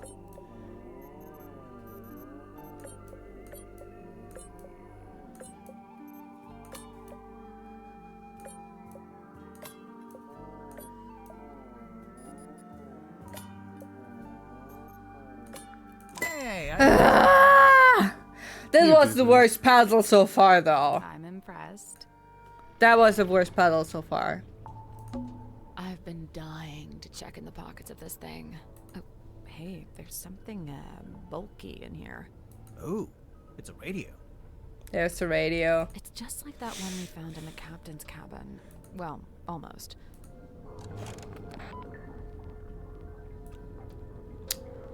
Yeah. Oh, there's also the sun symbol or something there.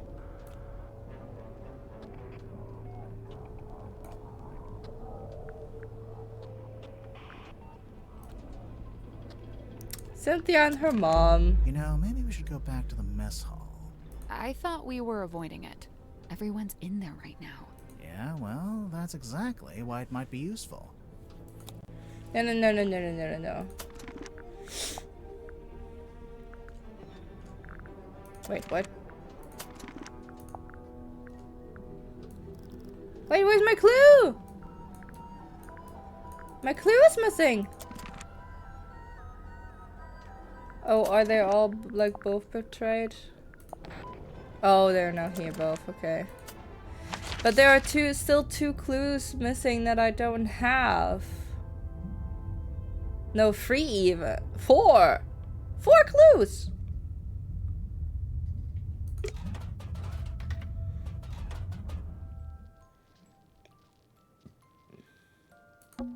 Magician boxes. It's a magic I thing. think it's just vanished. a set of wooden drawers. The lamp fell over. Wow, you really are. We already solved it. I know.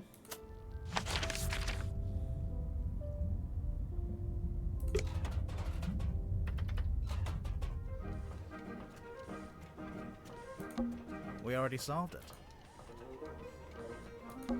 It's a big compass. Yeah, the compass has the 3 holes.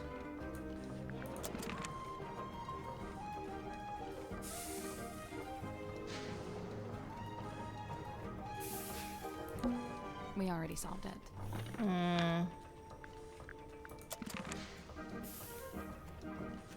Don't see anything else. Where could I go? I mean, I already was in here and I was alone. Wait. Dude is not here. Let's take another look. Why don't you reach Maybe there's a switch or something on the other side? See, it's something else, but they didn't do it because he was there. But they didn't set it in the dialogue. Why don't you? Because I absolutely do not want to. Wait, let's... Why don't you reach in? Maybe there's a switch or something on the other side. Why don't you? Because I absolutely do not want to. So scared. Here goes. Got it. Aha. The bookcase moved. It was a secret door. Sally, you must be thrilled. My secret door quota is well on the way to being met. Yeah, I knew there was still a secret room. What the heck? There's the mask that he There are some masks. I don't know what this is. It's Dr. Zephyr. But I can't seem to look away. Sally. You are getting hypnotized. Really? Cool. This looks like one of those metal masks they used to make prisoners wear. When did they do that? You know, the olden times. Right. So, it's a unicorn skull? Slow down. Could just be a narwhal. A narwhal's horn is on the end of its nose. Oh, yeah. Unicorn it is. Hey, it's a crystal ball. On a normal day, that'd be worth a look. But I think we've already hit our crystal ball capacity. There's a bunch of little skulls down here. Oh? Swap the position of those. Okay. Set labels on the skulls. Tap to rotate the skulls. That one with the eyes is amazing. This is the one that shakes. You don't have a draw.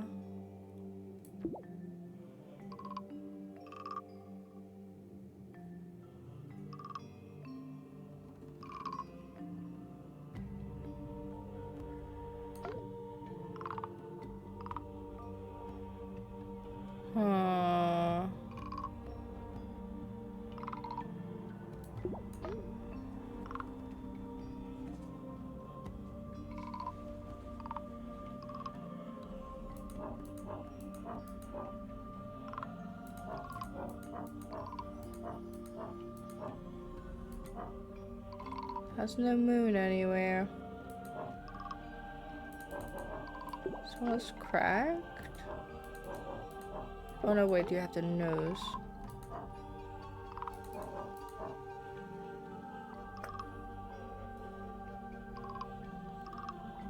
Here's the moon.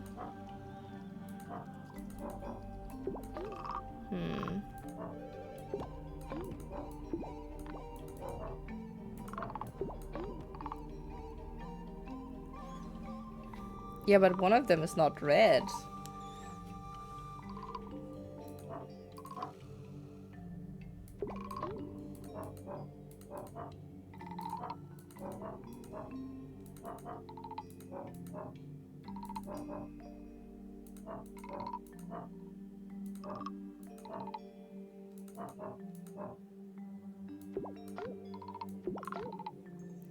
But also not all of them shake.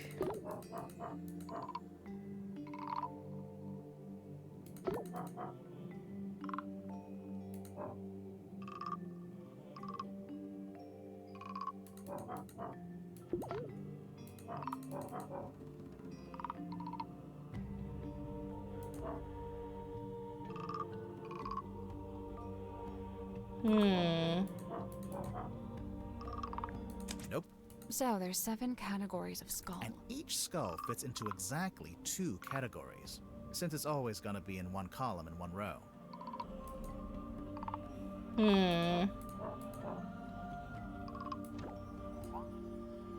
Oh!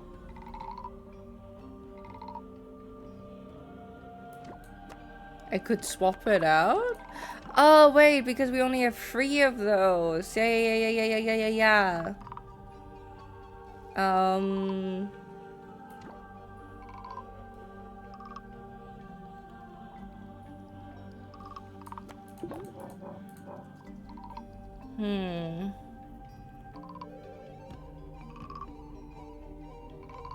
But we have only 3 shakies.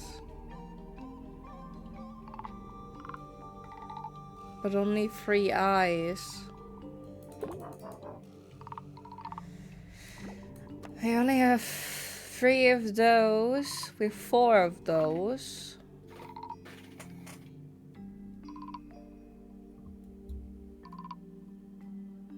How do I do this? Sweetheart? Yeah. In case I haven't told you so far, I wanted to tell you that I love you so much. I love you too. And you are breathtaking. Thank you. I believe in you. You can do this. I'm not so sure about this because...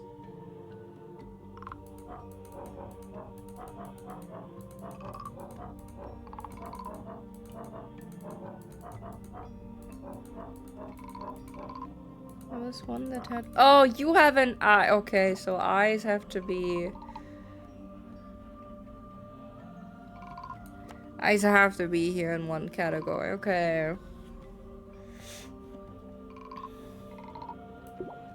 Okay, so but you have to go here and...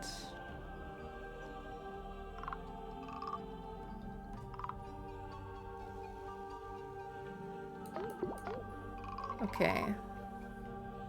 So you have the eyes. Yeah, then we need the moon.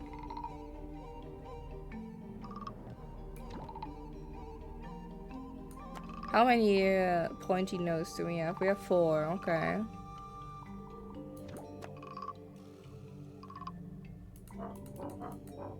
You don't have the moon. Okay, so the moon is probably...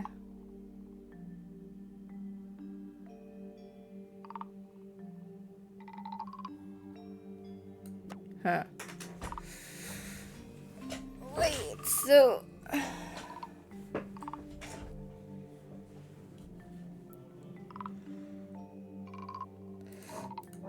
No, wait, we have 4 eyes. Yeah.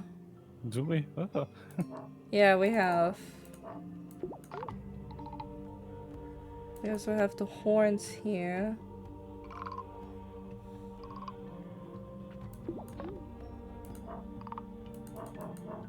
And also the moons. Hmm.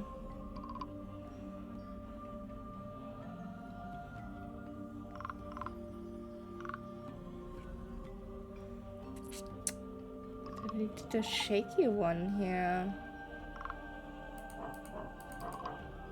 Hmm. How many moons do we have? We have 1 moon. 3 moons. We have 3 moons. So maybe if moon's here, but you are shaking and you have nothing else. Which is shitty.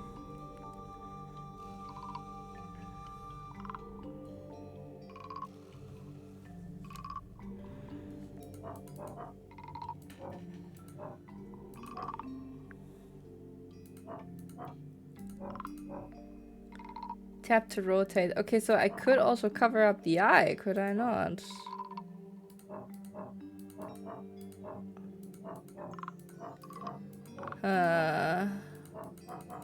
Because this is a normal ass skull. It has nothing but just shaking.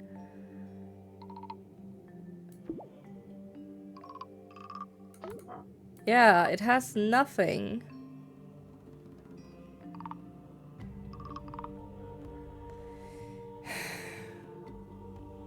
Like, there's no eyes on it, no anything.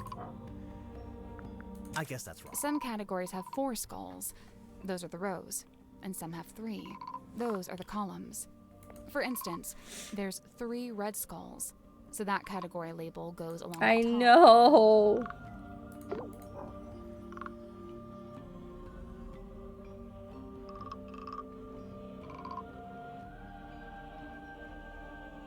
It has no horns though. Like, what am I supposed to do here?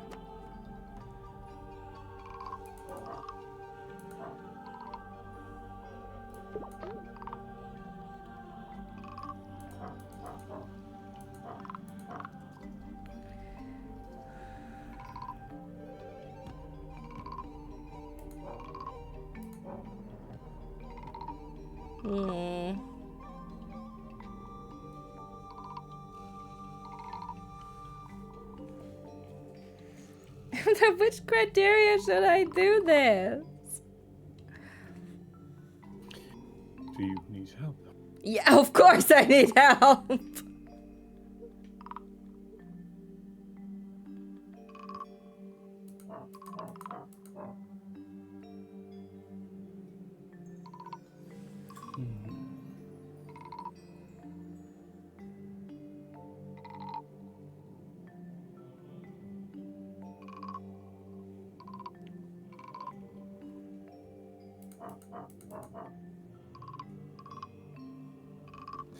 There's no one else with an eye, right? This one. Okay. Means this one's correct. But this one is the problem because it's shaking and we only have 3 types of them who are shaking, but he fits to no other thing.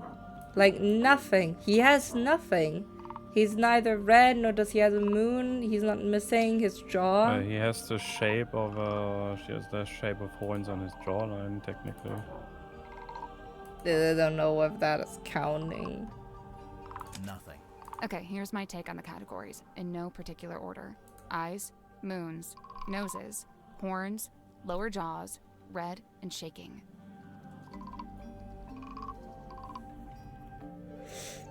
Eyes, moon. Oh, wait. No. I mean, that's correct, yeah. That's the top there. The jaw. We only have 3 red, we have 3 shaking. We have multiple lower jaws missing.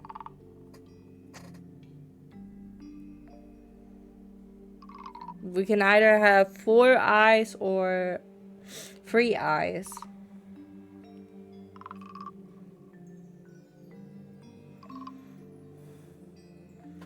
But I cannot place the 3 eyes up here because we have one who's shaking with the eyes.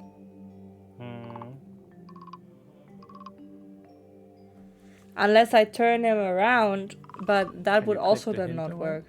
Oh, and make sure to tap the skulls to turn them around. Otherwise you might miss something. No, so everything counts here. Yeah, so you don't have to see it, it's just that you know that it's there.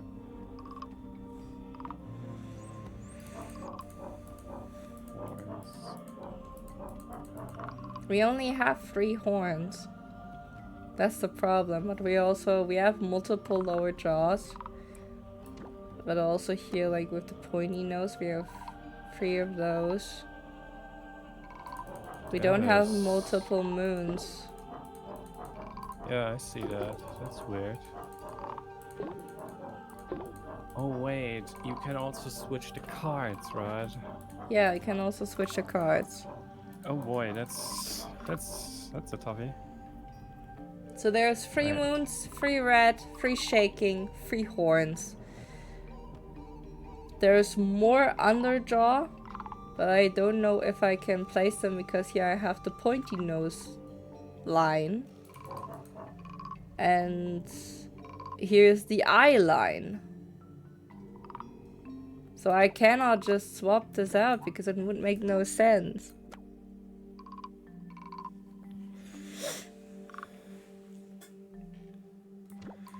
So I don't know what to do. Like, technically horns should be up here. That was it. Are you fucking kidding me? Nice work. So it was supposed to be, yeah, they have a jaw. And not that jaw is missing. Because I interpreted it as jaw is missing. Good job. No, don't say that to me. Don't say that to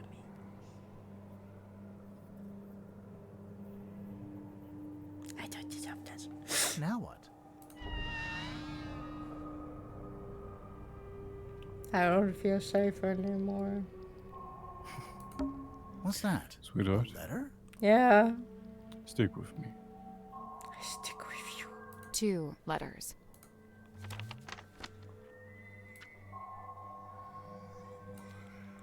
20 red letters found in the cabinet of curiosity. Letters are written on note paper branded with the Stone Top Inn logo. Dear Zacharias, how is your research going? Have you made any new discoveries about dreams? Silkworm has been quiet recently. I may be going on a trip soon on an ocean voyage. Felicia has been trying to get hold of a particular map. She says it will lead to something really strange and interesting. She says it is something that could change our lives. I am apprehensive about it. I think I like my life the way it is. So Magnus didn't really want it to go? What the heck?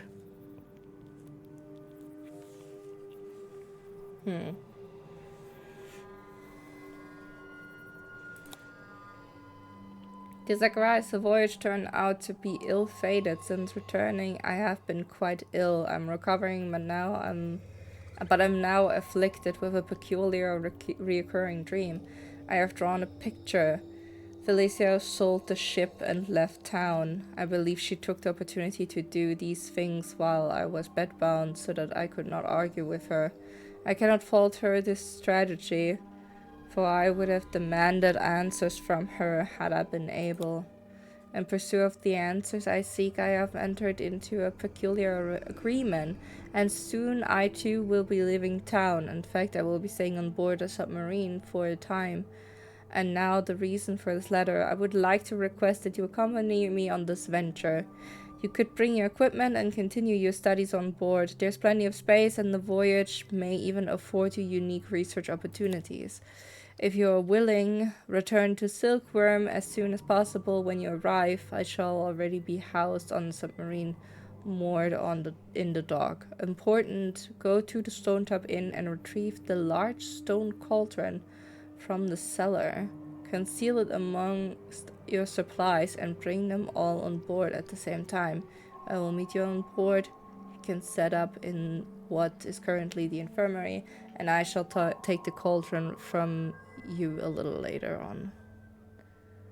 Could it be that he stole what was in the cauldron? Like the mermaid's tongue? Yeah. It's an armillary sphere. Usually the rings are set around the Earth or the Sun, but this one has a little clawed foot in the center. I don't have the mental capacity to consider the implications of that. Hang on. Is that? Yeah, it's Boggy. The swamp monster from Boggy's Bog. Don't panic, it's just a wax model. Oh. We can't seem to get away from this guy. It's from the first game. Examine the boggy head and come in. Oddities. Knickknacks. Doodads. Assorted anomalous artifacts. Nice. Oddities. Knickknacks. Doodads. Assorted. Nice. Trinkets. Keepsakes. Curios. Ephemera. Yeah, good one. Bottles. Of what? No, you know, stuff. Is it a mask? I'm not sure. But if you laid it down flat, you could use it as a sundial. True. Oddities. Knickknacks. Doodads. Okay. Well then. Strange leather mask known as the mermaid's tongue. It was found in the cabinet of curiosities. But it had two glowing somethings in there.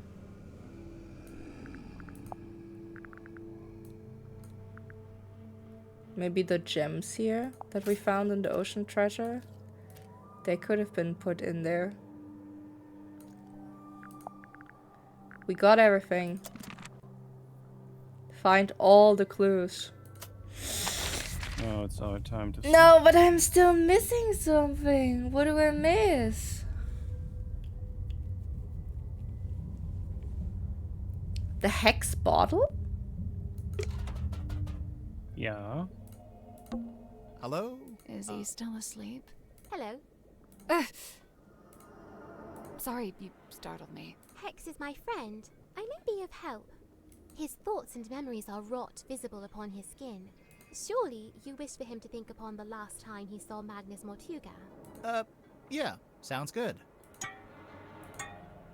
What's she doing? She's just tapping the glass. It's Morse code. Shh. It is done. Thanks. I was never here. She just leaves. Wait, where'd she go? Never mind that. Take a look at this.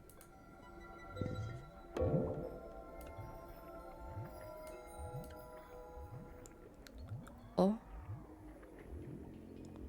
Oh, it's him. And then there is the crawling the thing. Oh, the he opened up the thing. He closed it. Hex! Tell me more! Okay. What else do we have on the list? Oops. Hex bottle, a captain's jacket. There are two things that I still have no idea of.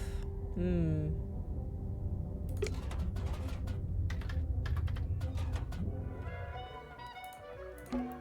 already solved it. I know. Was there something else here? Well, Tadpole's not here. Oh yeah, the glass bottle. Thus, you're free to start breaking her belongings.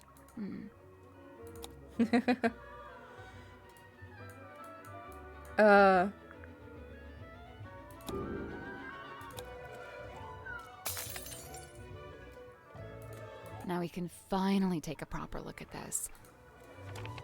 Yeah, haha. Read. We have already seen this. There we go. It is understood that Party A commissioned a Mr. Donovan Drummond to construct the Motuga submarine by combining parts from 2 other vessels. Party A claimed to have paid for this transaction alone and thus was the legal owner of Motuga submarine, despite its name. However, one Cynthia Seafoam has now provided evidence of how exactly Mr. Drummond was paid. It transpired as Mr. Drummond was paid with the deeds to the Stone Top Inn, which belonged solely to Party B at the time of transaction? No. What?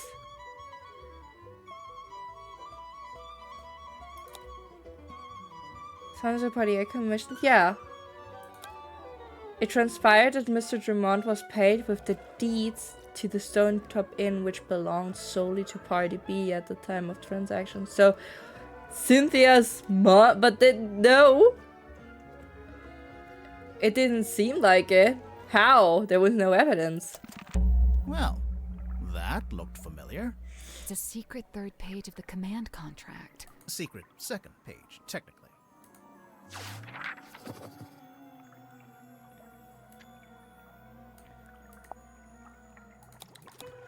Huh.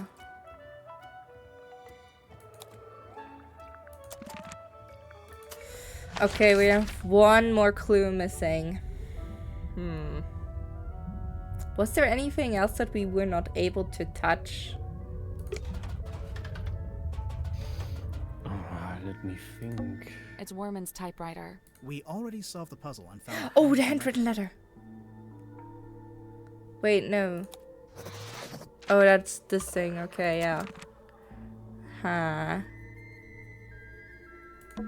It's Worman's typewriter. We already solved Oh, no, I didn't want it to... Yeah. Is there anything else? Piles of books. They're all classic fantasy adventure novels. Oh, I've read this one. The Sapphire Sword. It's about a boy who learns how to travel between dimensions. Using the titular sapphire sword, I presume. No, there's no sword. But... The sword is a metaphor.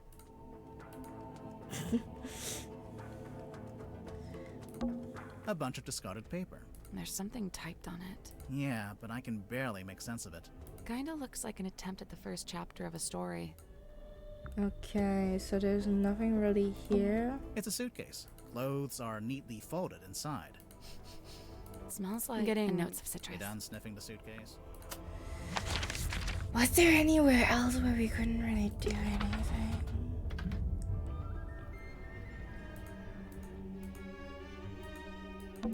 What kind of books have we got? Okay, it's safe to say a clear theme. I cannot click on There's the an painting. old-fashioned speak. I hear it. What? I guess this is what... I wonder what they burned to make it pink. Why can I not click on the picture anymore?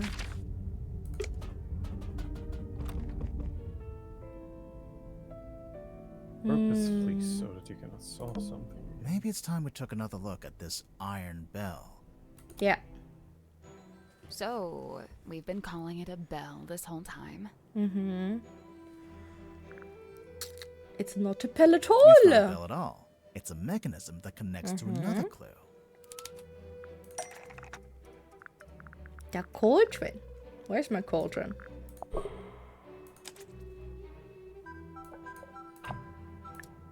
This there. And this there. Slots into the lid. To lock or unlock the cauldron. The hanging part slots into the lid to lock or unlock the cauldron. Almost. Maybe just change one thing. Wraps, lifts, pierces, pushes down. The hanging part. That's not right. Okay, so slots into. I'm sorry, I just burned. To destroy the cauldron? No.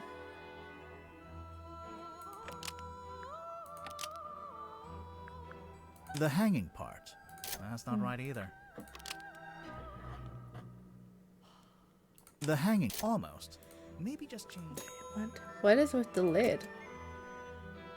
The shape of the lid. Oh, come on, I had it right. The hanging part slots into. Was just the 1 shape millimeter of a lid off. to lock or unlock the cauldron.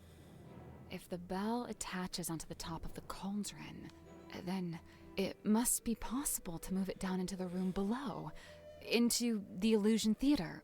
What are you suggesting? We carry it along the hallway, down the ladder, along another hallway? No, there's gotta be some simple way to do it. Yeah.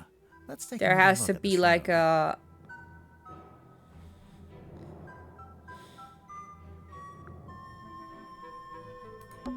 Should we move the table? Move the table. I'll let you do that. Should we move the rug? Me again, huh? Aha.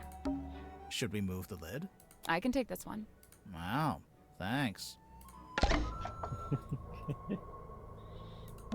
So, what now?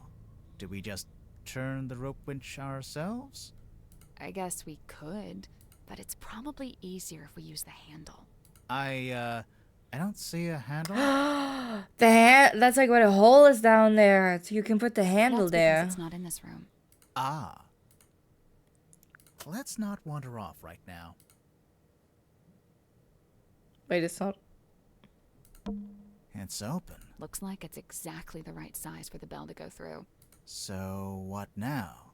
Do we just turn the rope winch ourselves? I guess we could, but it's probably easier if we use... That's because it's Ah. Is that everything? Nearly. There's one more room we need to revisit.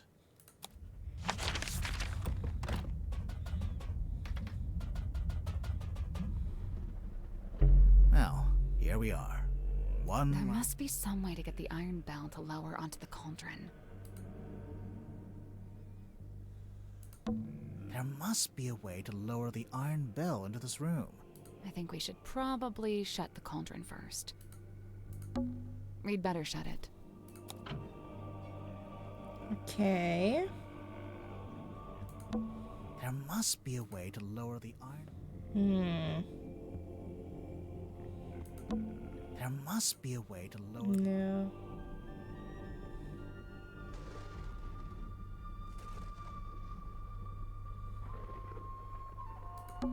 There must be a way to lower the. Where should it be? Let's leave it shut for now. There must be a way to lower the. There must be a way. To, there must be a way to lower. How am I supposed to know this? There's no indication. There must be a way to lower the. There must be. There must be a way to lower. There must be. There must be a way to lower the. There must be. There must be a way to lower. There must be. Yeah, but how?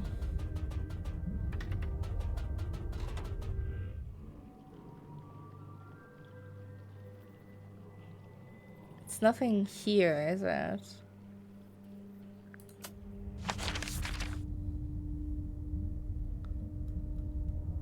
We didn't found the handle, did we?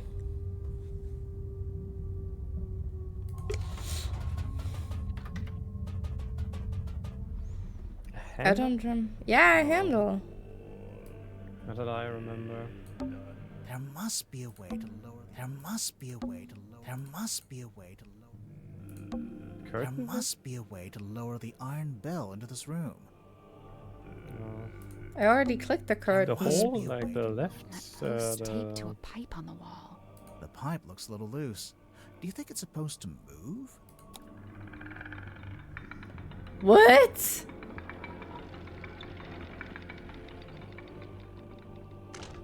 That's why the poster was upside down?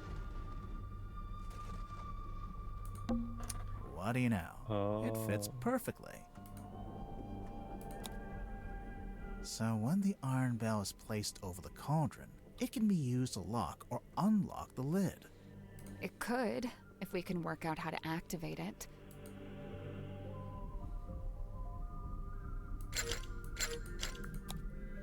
Huh.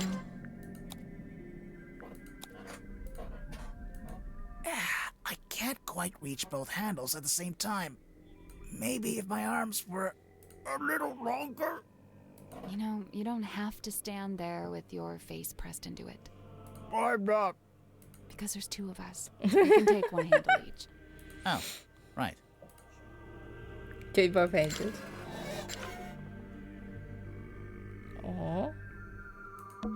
So that's how you unlock the cauldron.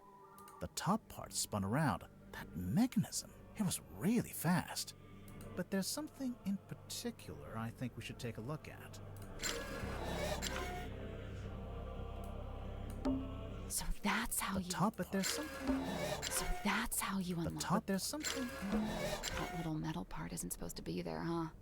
I wonder.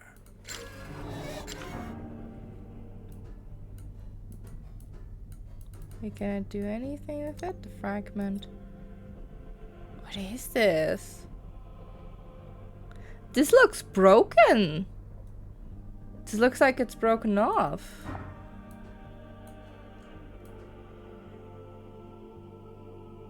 It's like it got stuck there. Right.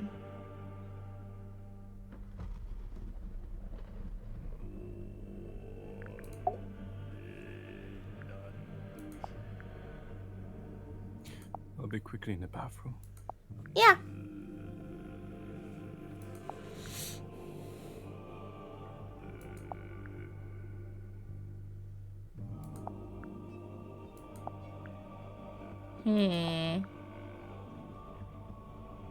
We have ads starting in 1 minute.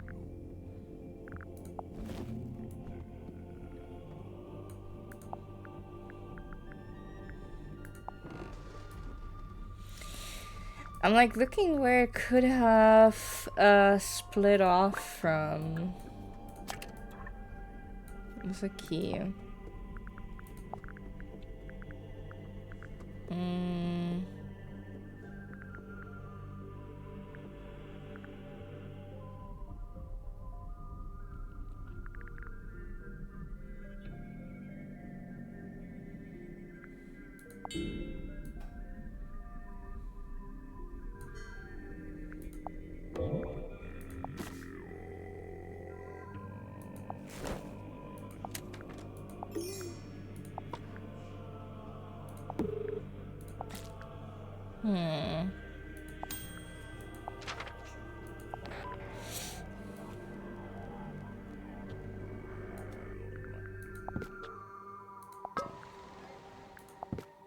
Yeah, also her.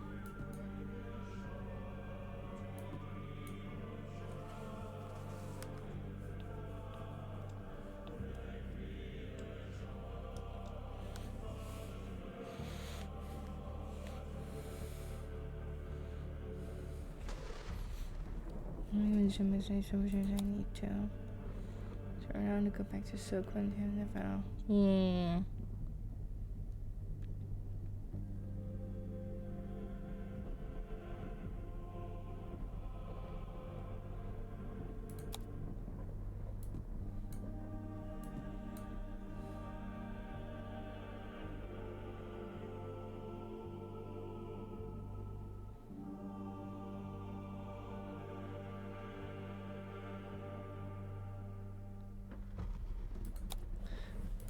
Yeah, something happened probably. There's like more, like the notes are stopping. So she wrote more and something happened. But I also don't find anything where it could have been like the one thing clipped off, basically. Although something is loose in here. It's just a question what. I assume he hid something in there. Probably from someone else.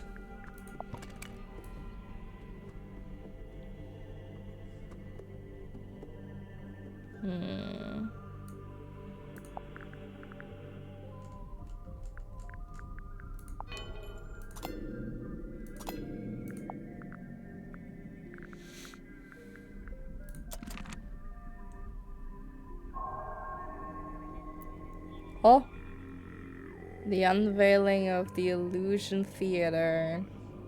I'm gonna leave this here because I have to go to the toilet. I'll be right back. Wait. There we go.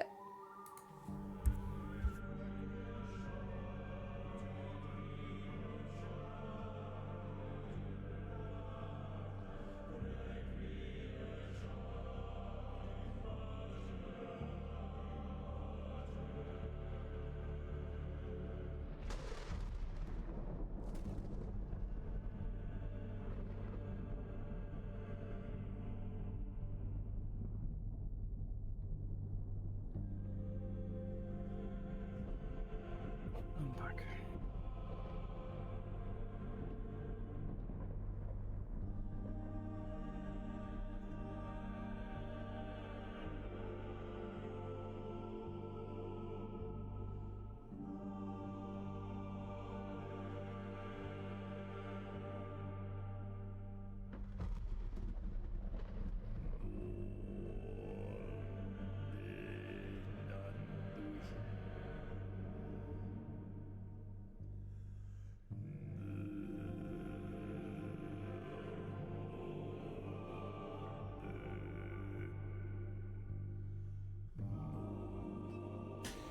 I'm back.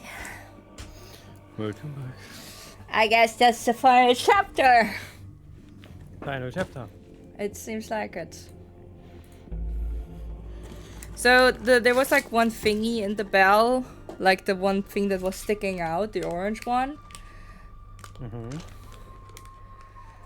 So yeah, I tried to look if I can find it somewhere, you know, to see if like, you know, it belongs to someone, but I couldn't really find any clues. I see. So yeah, but it seems like we have to deal with a murderer and a thief. There's something I don't understand. What? Mortuga opened the cauldron in order to take something out, and that's when he was killed. Right. So why was the cauldron empty?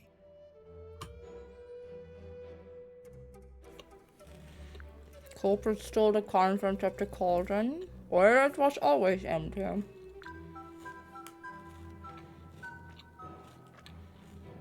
The culprit stole the contents of the cauldron. That's the only way to explain it. But how did they get to it? How did they get to the cauldron? You mean because the room was locked? Well, not technically locked, but Mortuga turned the wheel to shut the bulkhead door from the inside, and he shut it tight, probably as tight as he could, and by all accounts he was pretty strong.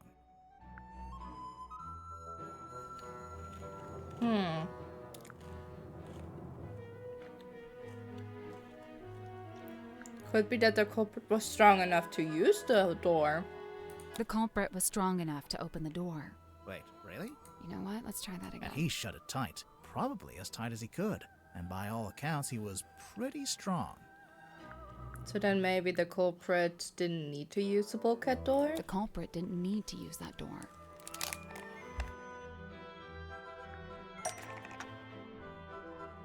They came in via the captain's cabin.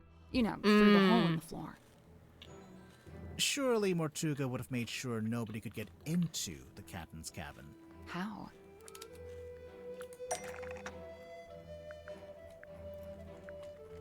Yeah, he had his eye. He had a key, he would have locked it. You think?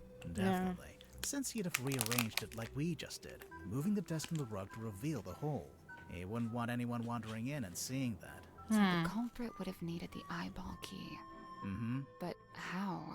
I doubt Mortuga left it lying around. He probably took it with him. Yeah, I'm pretty sure Mortuga did take the key into the illusion theater. But then he died in a locked room. So how did someone else get hold of it? Well, didn't Sim had it? Oh. Or the eyeball key.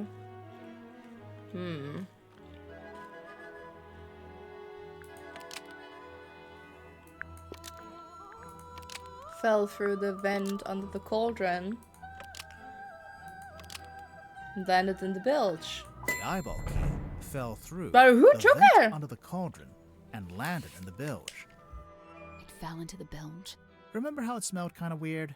That's the bilge water smell. So the eyeball key just happened to roll across the floor and into the vent?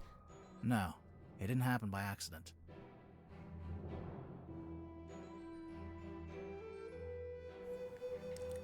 Wait. Oh, right, the culprit tilted the submarine. It was Cynthia. She was the only one in the control room. Yeah. And she locked herself in there. I mean, no, but she said like that she woke up like after it's tilted. Who saw that she woke up after? It's true. No, She's wait. the only one who's... No, she said, wasn't Sim there as well?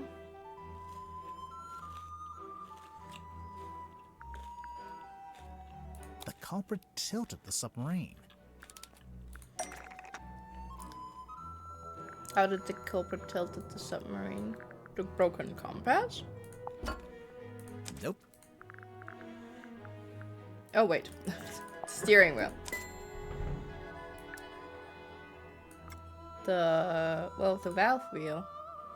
Making the submarine surface tilts the front end up and the back end down. They moved the whole submarine just for that? Yep. Did we, have any evidence for that? Aside from most of the suspects mentioning it in their statements. Oh, yeah. Anything else?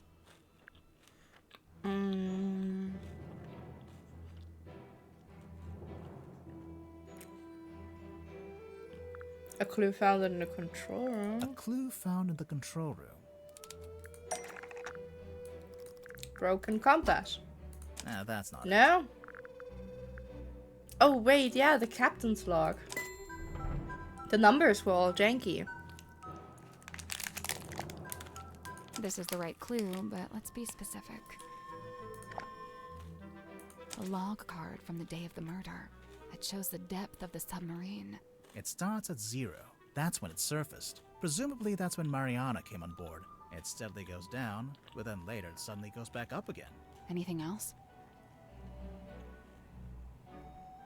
A clue found at the crime scene. The vial? The moon vial. Yeah. How is that evidence of the submarine tilting? Well, it makes sense if you know where it came from. Oh, yeah. We found a part of From it the that got top. left behind. Oh! It was in his room, but it fell down. Oh, yeah, because he was running the ship in the bottle. Yeah.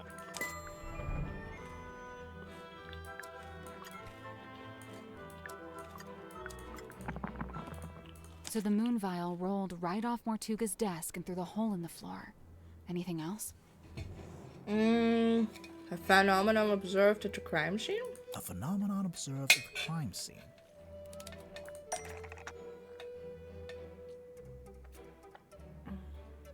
The window? The stool? Nope. No. Oh, wait, the blood is flowing down. Mortuga's blood. Pulled out first, but then started running down towards the bilge vent. Once the culprit had the key, they could let themselves into the captain's cabin, which, as we know, gave them access to the crime scene from above.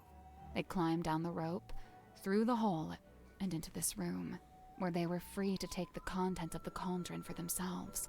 Although, to get out, they'd need to climb back up the bell rope, meaning they'd have to leave the illusion theater with the iron bell still lowered onto the cauldron. Right, well, I figured they just turned the rope winch manually. I'm sure you could, even if it's not how you're supposed to do it. And after that, all they had to do was cover the hole back up with a rug in the desk. And lock the captain's cabin on their way out.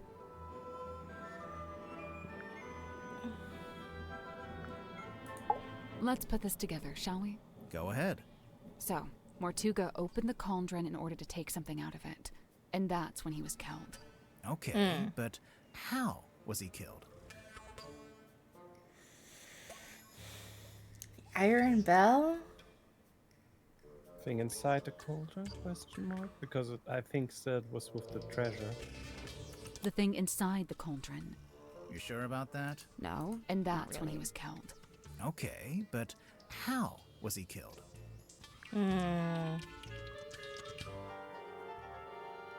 Stone cauldron. Oh my gosh, I know how!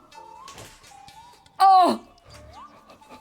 When he turns it? Dude, when you turn it, it snaps real fast to the one side. And what if just someone stuck something there in the little loopy thing? Like a sharp coral, for example. Oh my gosh. Wait, the Iron Bell. The Iron Bell. We know that the cauldron lid is unlocked by that screwdriver kind of thing on the Iron Bell. And so, if Mortuga wanted to unlock the cauldron, he'd first have to lower the bell into this room. Because it's faced to the other side, you don't see what's there. We've actually got evidence for this. First-hand evidence, no less.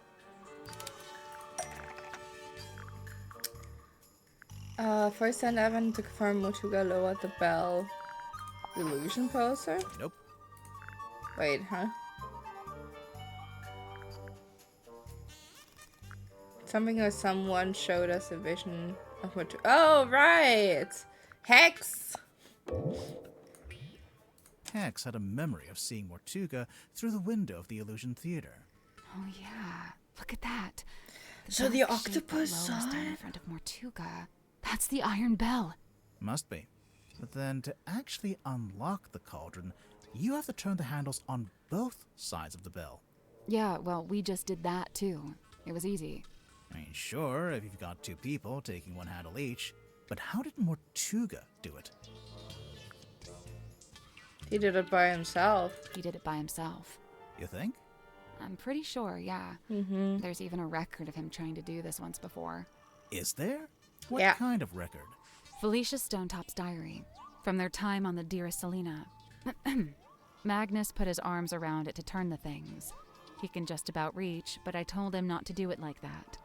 Might not be safe, since we don't know exactly what'll happen. So I said we could do it together, one each. So Mortuga could do it by himself, but only just. Right, only just. In order to reach both sides, he had to place his body directly up against the bell, just like you were trying to do before I told you not to. And that's what got him killed? Oh, or it was just a little thingy here. I mean, it looks sharp, yeah. Thing wedged in the side.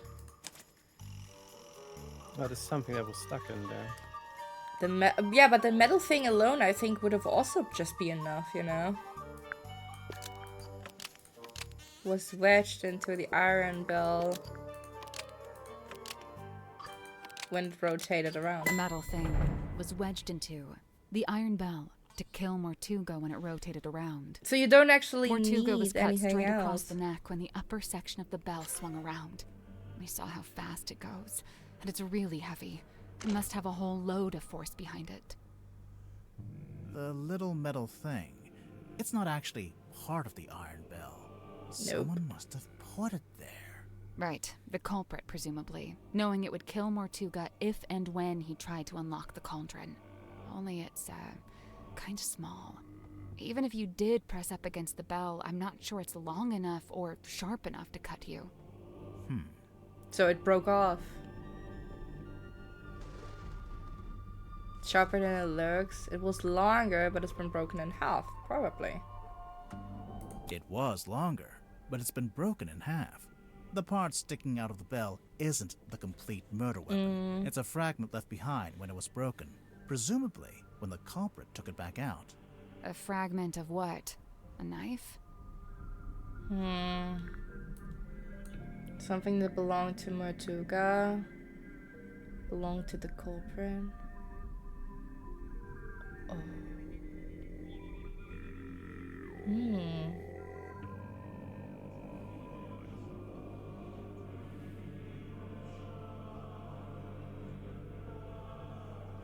Something that belonged to the culprit.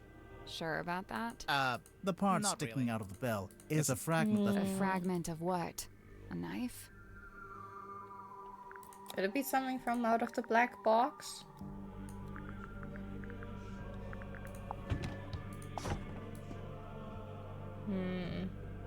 Doesn't look like it. So I guess A it's fragment not of what? A knife? black box. Maybe something that belonged to him?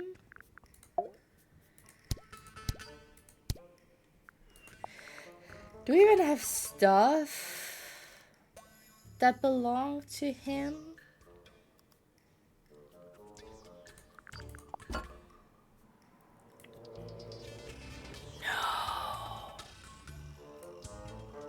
The compass? It's a needle. From a compass.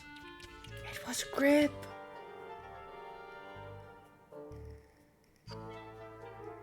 And he could just hide it. So easy.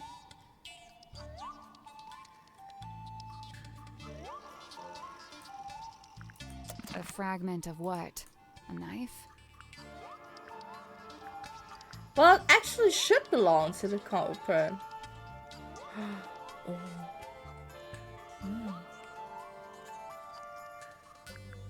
Something that belonged to Mortuga.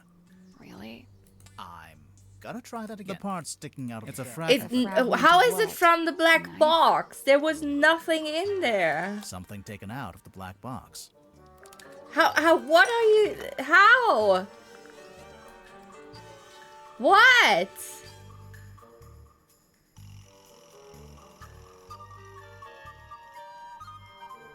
There was the Rip Scroll in the morning envelope and that was it. I'm gonna try with a compass anyway. We'll get to that in a minute. See, the compass is important.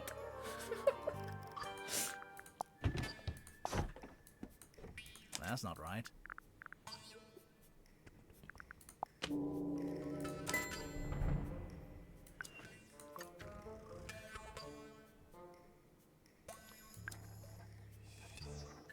The envelope?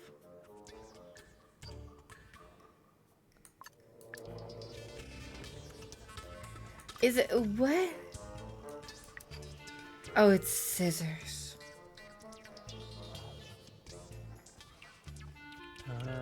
It's scissors, okay. I found my finger the needles better, okay? No, sir. I'm The happy that envelope's it's not empty needles now, because but there's an I imprint don't of want what was our in boy to there be when Mortuga first opened the box. It's pretty clear. You can see exactly what shape it is. Okay, but what is it? And why was it in that envelope? Pair of scissors. A pair of scissors. Really? I'm gonna try. The envelope's empty now. It's pretty clear. You can see exactly what shape it is. Okay, but what is it? And why was it in that envelope? It's a don't tell me it's a necklace. Is it a necklace? A necklace. Really? Oh my gosh, that's the thing. We'll get to that later. What? A painting? Okay. I mean, we already have it there, so. It once belonged to Felicia Stonetop. She's wearing it in the painting. I'm pretty sure she is, anyway. I don't know. It doesn't show the necklace very clearly. It's half hidden in her dress. Why not just take this immediately? Here it is, as worn by Selena Stonetop, Felicia's mother, who presumably passed it down to her daughter. I'm assuming that's why it was eventually sent back to Silkworm, back to its original owner after Felicia died. So the morning envelope. Yeah, because was also sent to Freya died. Philomena, and then Yeah, Selena or Freya Governor died. Fellow or whoever, they put it in the black box. And then eventually Mariana comes along, finds the box, brings it onto the submarine, and hands it to Magnus Mortuga. who then opens it while he's in the captain's cabin with the culprit. Tadpole?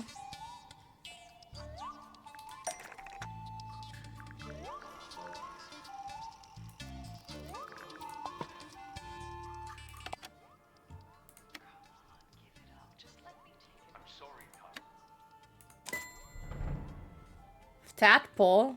This is the correct clue, but we need to choose the right part. I cannot. But why'd you even need? I've told you before. No, you haven't. All you've ever told me is that I'd like to request that you return to your room. I have something I must attend to. This is the right clue, but we want a specific... Oh.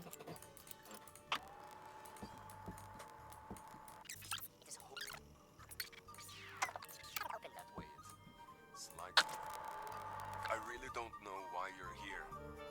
This doesn't concern you. Even if it does, it is wholly unrelated to our unfortunate voyage. It doesn't open that way. It slides out at the side. Let me do it. There's something inside. Wait. What's this? But what happened next? Well, we know Mortuga didn't stay too long in the captain's cabin, since Mariana told us he came back into the control room. So, maybe Mortuga left the culprit in the cabin with a necklace? And that's when they could have wedged it into the side of the iron bell, so that if Mortuga attempted to unlock the cauldron by himself... It would be the last thing he ever did.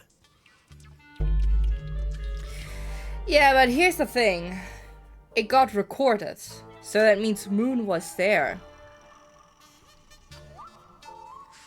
And if she was there, then she could have just pressed pause and record, like, you know, stop and record all the time so that her voice would not be heard.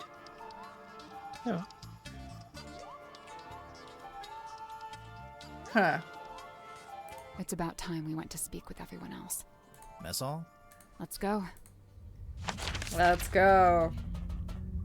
There's something fishy going on. Where did everyone go? Let's meet those bitches. Wait, do you hear that? I can hear them arguing. I think they're above us. In the parlor? What's going on?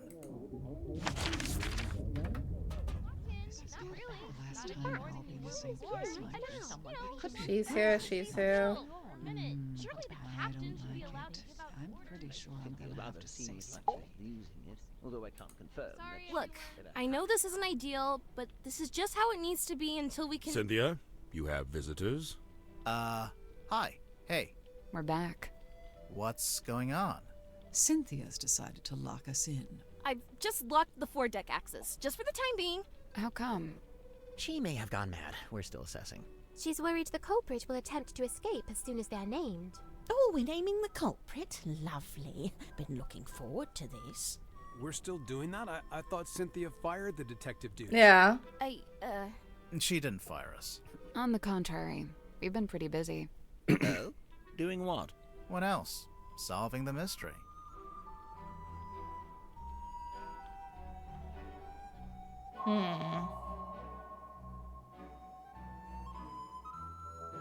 The murder of Magnus Mortuga. Be allowed to give out orders. Otherwise, what's the point? I want to first look at something. We found also the contracts here. However, once Cynthia sees the phone has now provided evidence of how exactly Mr. Drummond was paid. Transpired that Mr. Drummond was paid with the deeds at Stoneford Inn, which belongs solely to Party B. Which belonged solely to Party B at the time of the transaction. Yeah. This proves Party B is the rightful commander of... This doesn't make any sense.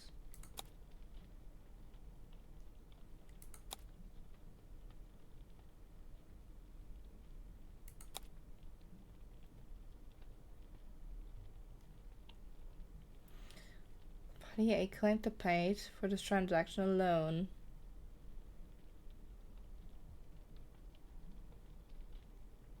Despite its name.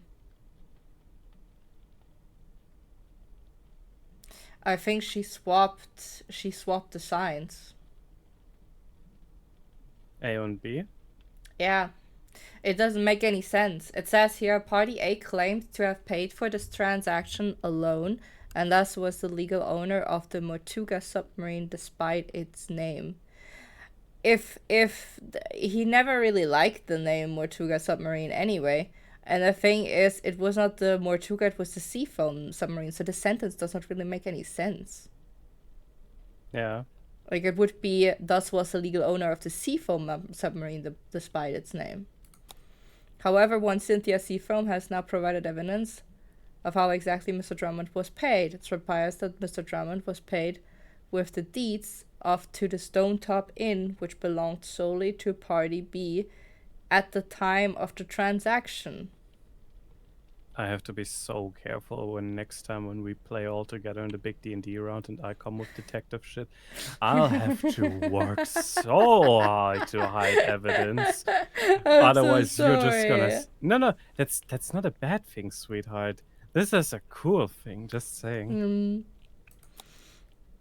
And then it's saying, like, solely to Party B at the time of the transaction. This proves Party B is the rightful commander of this vessel and all its operations. Which does not even track. You know what I mean? Like it said, Party A, so Magnus, Detective Momo, Magnus has been has been considered rightful a legal owner. Submarine does its rightful commander. So, recent development has exposed that Party B is in fact the legal owner of this vessel. It is understood that Party A commissioned, as like Magnus, commissioned a Mr. Drummond to construct the Mortuga submarine by combining parts from two vessels. And Party A, the Mortuga, claimed to have paid for this transaction alone and thus was the legal owner of the Mortuga submarine despite its name. And she is now saying that, yeah, she has provided evidence on how he got paid, and it transpires that he was paid with the deeds. Drummond was paid with the deeds to the Stone Top Inn, which belonged solely to Party B at the time of the transaction, so to Cynthia. Or better said, to Drummond. No, wait, yeah, solely to Party B, so it belonged to her. Then, this proves Party B is the rightful commander of this vessel and all its operations. This doesn't make any sense, you know what I mean? If it's already saying he commissioned it, and he's the rightful owner, he paid for it legally and everything, and then she comes around and says like, yeah, you're not, even though you paid me, you know, like you paid my father. And now suddenly I'm commander? That doesn't make any sense. Let's stay where we are for now. Okay. I just hope I have everything figured out. Like, I have no either. I don't know if it is Tadpole. I wish you could also like listen to their statements again. That would actually be cool. But I think you can. If I remember correctly, if you look into those objects, then there's also standing like what they said to it. Yeah. Like choose something. Yeah. Also, you can move this. By the way, I didn't know that. But yeah, if you scroll down, there's something. Yeah, there's like the list. Yeah, but no, I wanted to look exactly at their statements again. You know, like what they said, what they were doing at the night of the murder, but I cannot do this, so. So what are we looking at? Do you have the murder weapon? No. Kinda? Right, kinda. Cynthia, maybe you should have fired them. No, look, listen to me. Mortuga was killed by the mechanism of the iron bell. It lowers onto the cauldron and they fit together. It's a big mechanical lock. Right, and there's this little metal thing wedged in the side. It's not part of the iron bell itself, but it was placed there. That's how they got in and out without ever opening or closing the bulkhead door. So, the murder weapon... It's a necklace? Felicia Stonetop's necklace. And it's still missing? Right. apart from a small fragment that snapped off and was left in the iron bell. And Mortuga was killed because he tried to take something out of the cauldron? Take what out of the cauldron? It can only really be one thing. The one thing that all of this has been about. The mermaid's tongue. The mermaid's tongue.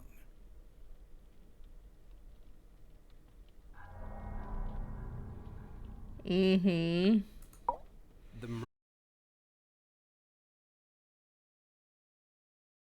Been this whole time.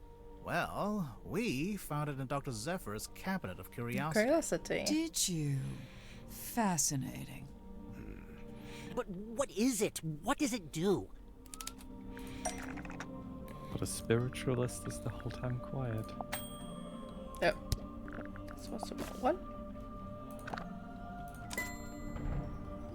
Oh, wait. There we go.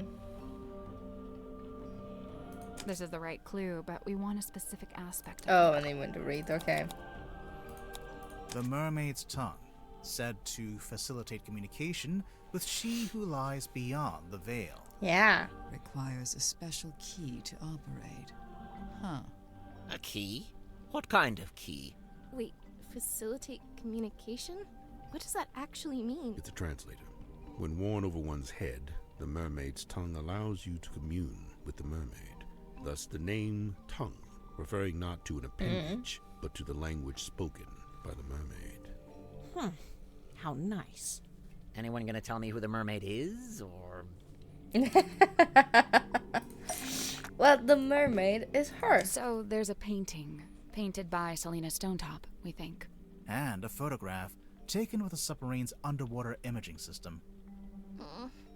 And, why would you need a translator to talk to her? She's not local, or what? She speaks a language none of us could understand. It is said that attempting to commune with her without harnessing the mermaid's tongue would drive one mad. But how does it work? Nobody knows. Nice. Convenient. It is a powerful and priceless artifact. Oh, it's powerful, all right. Look what it's doing to all of you. I don't know, guys. I'm not sure if I'm buying into this thing. Kinda just looks like some grody old leather mask.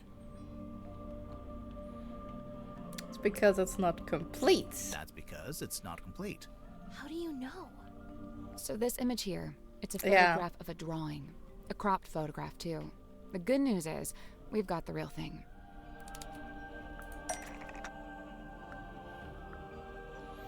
Two pies and make the...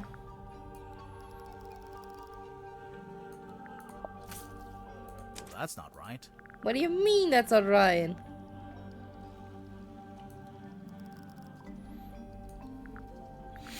Let me look again. It's two crystals, no?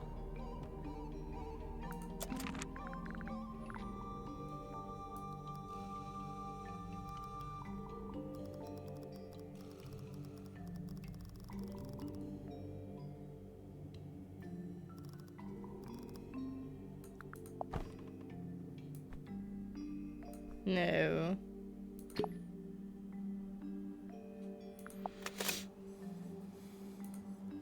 Ah, no, I can't go back. No, it's happening again. No. Is it back? Yeah. No. Ah, that's not it. There we go. Is it the... It's not the hex. That's not it.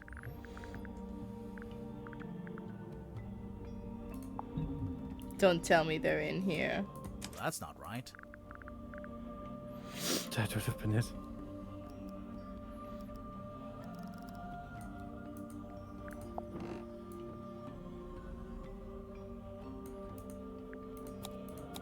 Ah, that's not it. I cannot get always out of it. That sucks.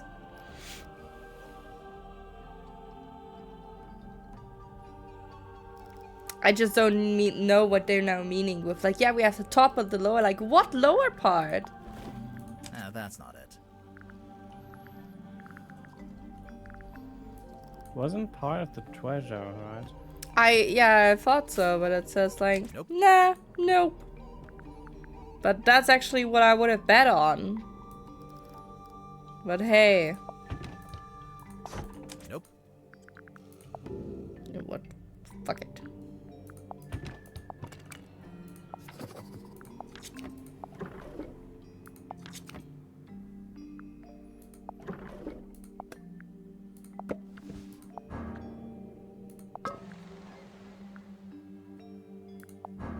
Nope. That's not right. That's not it.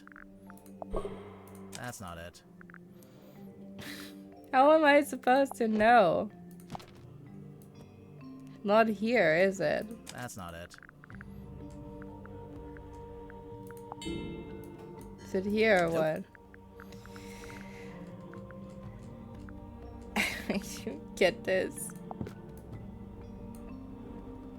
Nope.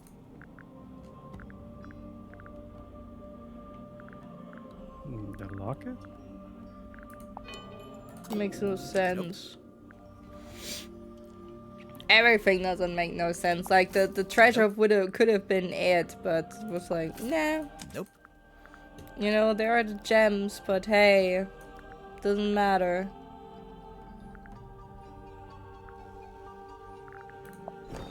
That's not it.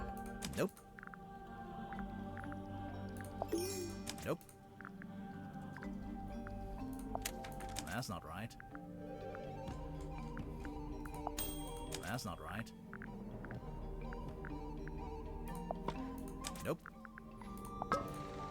Nope. Nope. I just don't know what to take. Nope. That's not it. That's not right. That's not it. That's not right. Like, even though it is here.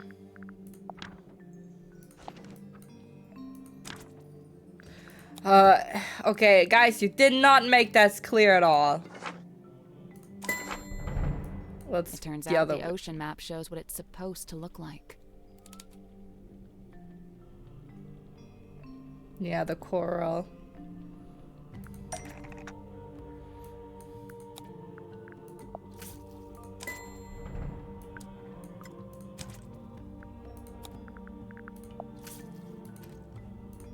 Ah!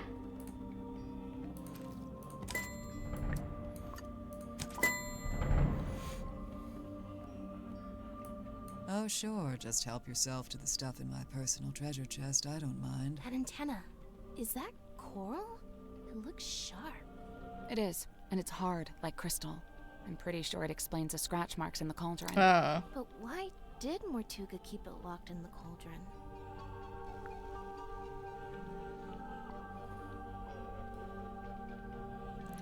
Because Rector wanted to destroy them. Because he wanted to keep it hidden from everyone. The mermaid's tongue being on board was a secret Mortuga was keeping. The cauldron was covered by the sailcloth and locked in the storeroom, and Mortuga wanted to keep it that way. It's true. When he saw my poster, he told me we had to keep the cauldron covered up. Why the cauldron, though? Wouldn't it have been less conspicuous if he just kept it in a wooden crate or something? Keeping the mermaid's tongue in the cauldron wasn't something Mortuga came up with himself. Even before he ever found it, it's just where it's always been kept. I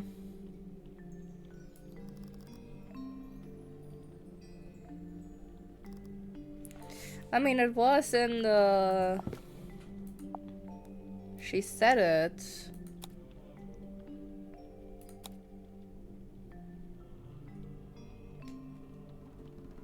No.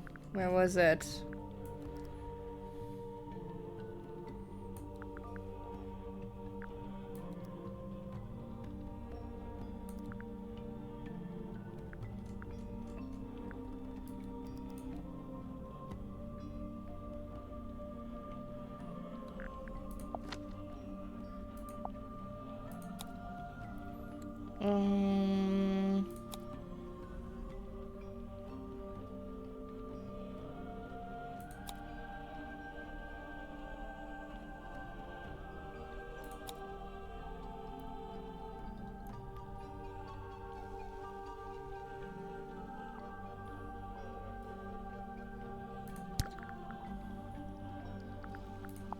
Was it here?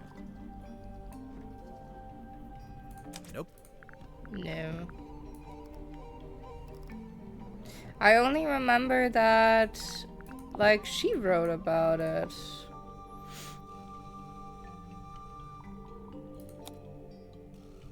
That's not right.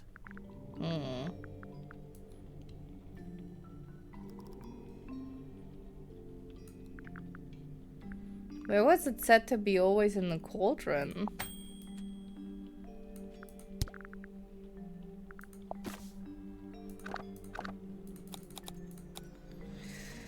Requires a special key to operate. Both the key and the memory has very much to be lost. Nope. Okay. I guess not.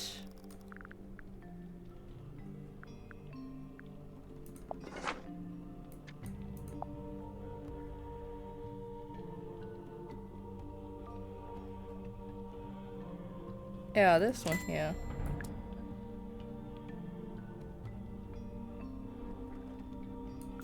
This is the right clue, but let's be... Oh, here. There it is. See? In the cauldron, beneath the iron bell, beneath the wooden buoy. But that was a long time ago. How do you know the mermaid's tongue was still in the cauldron at the time of the murder? Well, Tadpole told us about someone she saw on the aft deck shortly after the murder. She described it as a demon, with a single horn and glowing eyes. The culprit wearing the mermaid's tongue. Right. We figured they'd just taken it from the cauldron after killing Mortuga. So the culprit knew about the mermaid's tongue, knew what it was, knew how to use it? Definitely. But Mortuga never really told us about any of this. How did the culprit know about it? I don't think that it's Tadpole because she had no idea. No, yeah, then that's probably Dr. Zephyr. It's probably Dr. Zephyr because he could be the only one. The creator, because they forced Mortuga to tell them about it. The third person, yeah. Because they were the third person on the Dearest Selena voyage. The third person. The third person? In addition to Magnus Mortuga and Felicia Stonetop, I assume. Right. It was a crew of 3, not 2. And what evidence have you collected to support this? Evidence? Let's see. The film reel. Mortuga's film reel.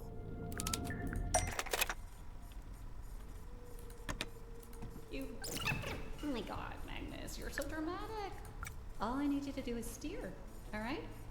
I'll handle the scary stuff. Felicia. You can't change my mind. Sorry. I spent too long planning this. Anyway, we'll be there in a few hours. Oh yeah, look at that. Spooky. Let's see. Spooky. The audio recording of Mortuga opening the black box. Recording of Mortuga opening the black box. What recording is this? I really don't know why you're here. This doesn't concern you. Even if it does, it is wholly unrelated to our unfortunate voyage. Our unfortunate voyage. He's talking about the third person from the voyage. The audio was recorded by the third. Yeah, that's true. Like, who else could have done this? Because Moon had it with her.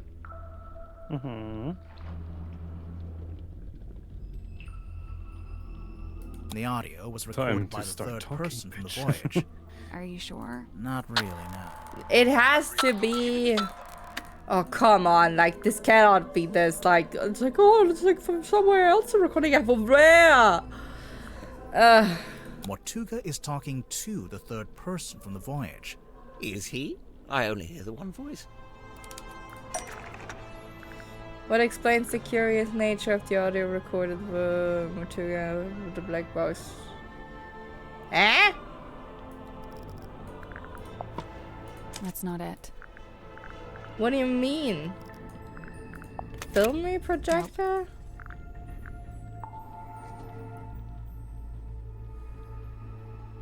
The radios. Before it reached Mariana's pipe, the audio was transmitted from the cabin to the control room by these radios. Only they're faulty, or one of them is, at least. It turns itself on and off every few seconds. The cadence happened to line up with the conversation, so you only get Mortuga's half. Huh. That's quite the coincidence. Personally, if I'd written that, I'd feel guilty. There are more things in heaven and earth, Mr. Werman. Yeah. Let's see. Ship in the a ship bottle. in a bottle.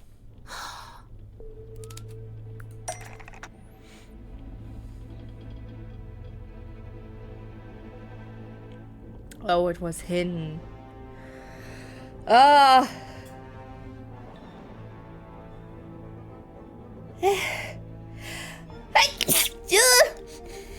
Bless you. Can you? Take this for two snippets. The ship in a bottle Thank you. rattles when you shake it because a model of someone else is hidden inside the ship. I knew there was something in there. Someone in there. Well, there we are. Quite a bit of evidence as it stands. All right, but does any of that tell you who it actually is? Potentially, yeah.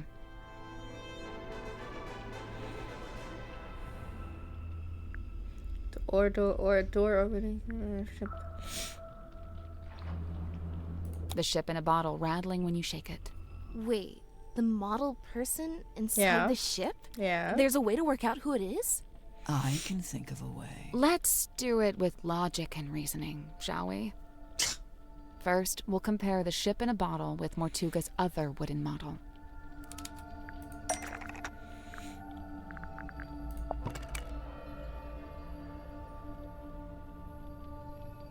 The model town. What about it?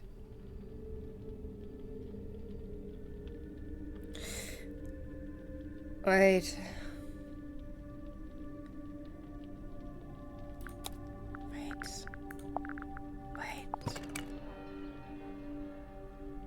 Wasn't on the back of this model not another person standing?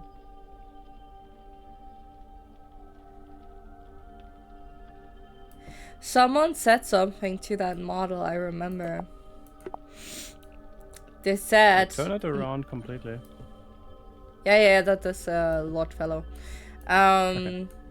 No, but I remember someone said something of like, yeah, there should be a model of me there too. Someone said that. I just don't remember who said that. Standing here in the text? No, right. No. It's just like she said that's my mom, that's my dad. It's Do you know if just it was a woman? No, I don't think like Tadpole didn't remarked on it. Werman just said like this is his father. Moon commented on, I think Grip said that his model should be here. Because he said like this is his important, yeah. The model town. What about it? The people who aren't in the town. Script. What do you mean? Mortuga and Felicia aren't in the town because they're on the ship. Huh? Selena too, I suppose, since she's the figurehead. I don't think they're who she's talking about. It's important to remember that the model town is specific to Mortuga's life. When adding the model figures, he only included people he had dealings with. And he only detailed the buildings he was familiar with. The rest are just generic blocks.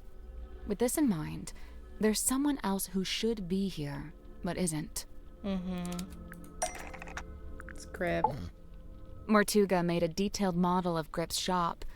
It's not a generic cube like everything else. Yeah. Which means there should be a model of Grip himself. But And it's he not also there. had the only opportunity to hide the murder weapon by breaking it apart and selling it as a needle from a compass.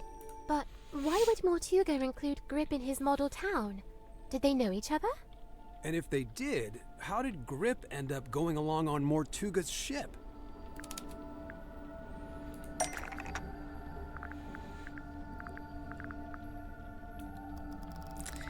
He deciphered the map and he said he couldn't stop thinking about it. Where's the map?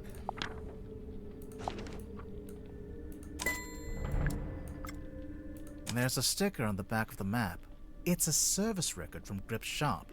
Mortuga hired Grip to interpret the And that's ocean why he map, torn it which in he half, did. and he But Grip didn't want ask us for to find payment it. in money. Instead, he asked to come on the voyage. This isn't proof. Not really. Well, there is one thing we could Do it. If you don't, I will. To smash the bottle with the typewriter. I mean, it could. Oh, the music is like a heartbeat.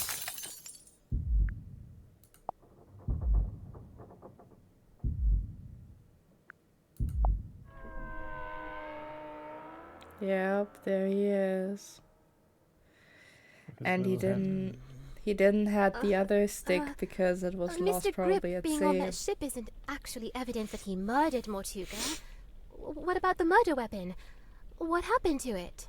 Right. Nor is this evidence that he used the mermaid's tongue. Wouldn't he have needed that special key?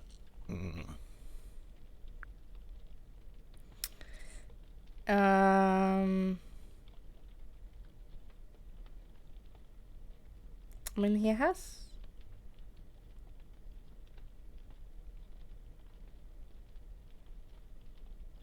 Has the murder weapon Grip and still the has key. both the murder weapon and the key.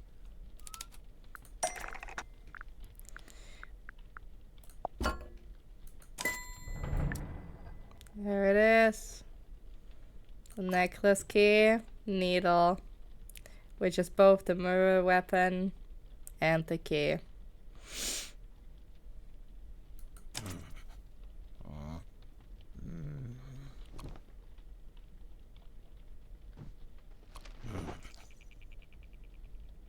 I guess this is it.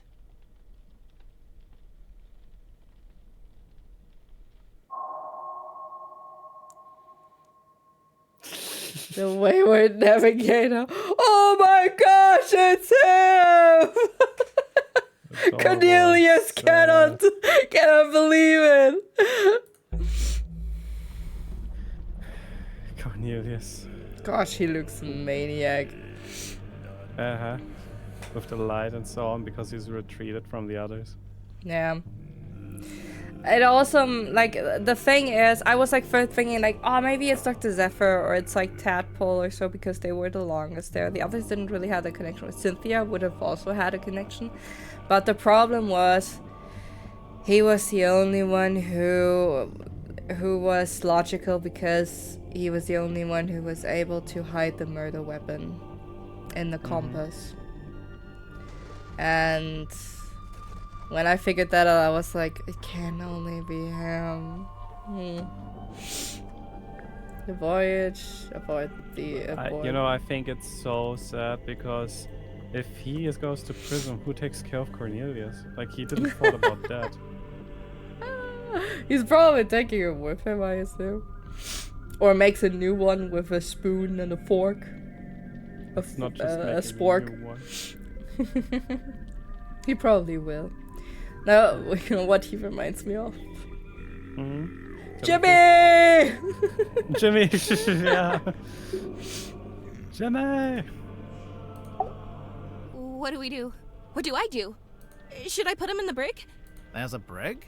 I was thinking maybe we could use one of the bunk rooms. We could lock it from the outside. Let's cross that brig when we come to it. Sally! Sorry. Ah, the villain reveals himself. Another classic literary trope. That must be so good for him. He gets inspirations, like, en masse right now. Let me guess, he's about to monologue about why he did it. I'd be disappointed if he didn't. What happens now? We call the cops or what? With what? Well, the cell phone... Oh, yeah, no signal, huh? Fascinating, but not wholly unexpected. Oh no? You had it sussed out? To a certain extent. You could have told us. Saved us some time. And what if I'd been wrong? Hmm?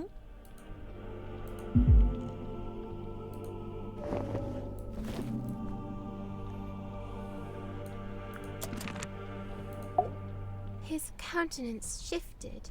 The mask dropped, and truth stands bare revealed. He looks terrified. You get 10 minutes. Then it's my turn. she reminds me of someone.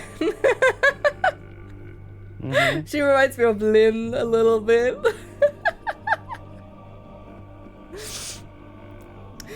or Nox.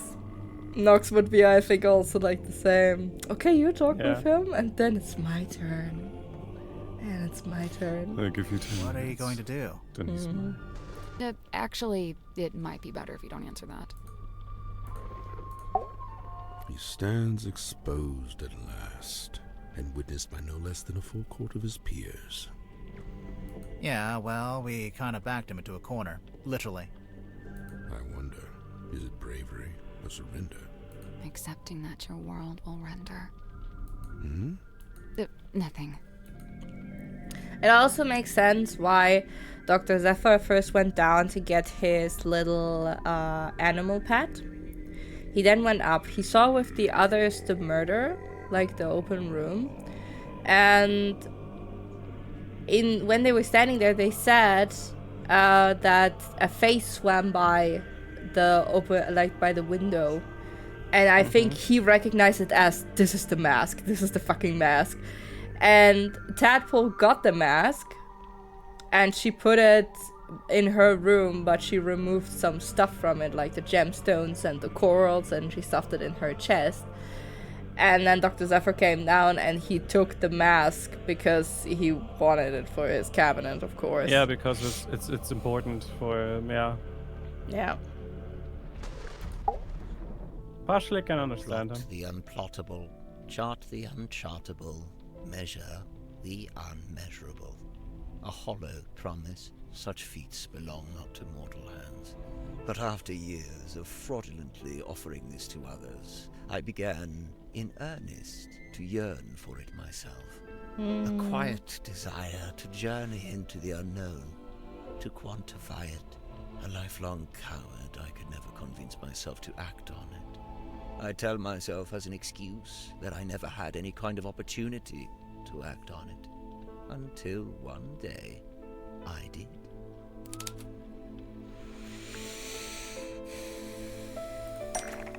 What presented Grip with an opportunity to act on his desire to journey into the unknown? Well, it should have been the map, the contract, or like not the contract, but it's like map.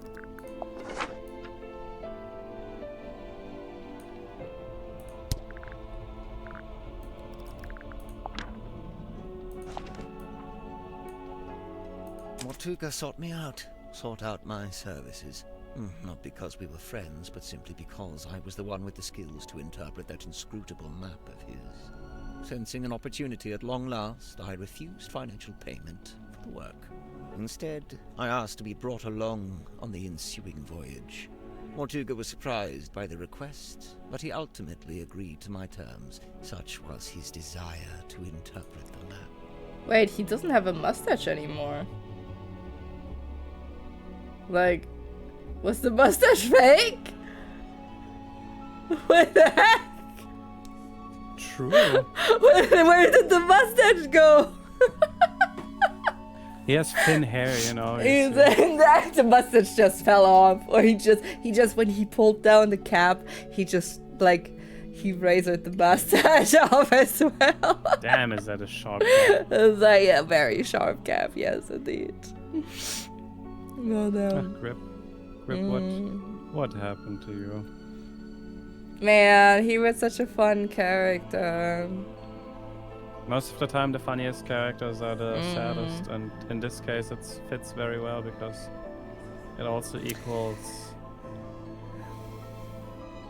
It's all the thing also is then he probably lied to us when he said like, yeah, I talked with him about the map, and then I wanted to go and see what is there. Because for some reason, I think he saw what was there. Like, I think he was part of that, was he not? But he, yeah, like, but he wanted to go there again because he thought like that. What if he killed Felicia?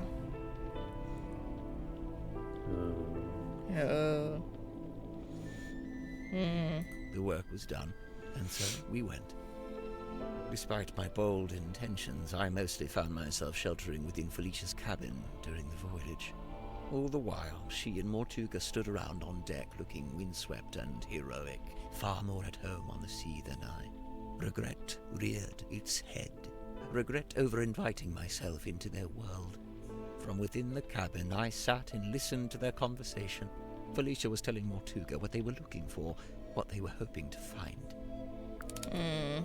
Mermaid's tongue.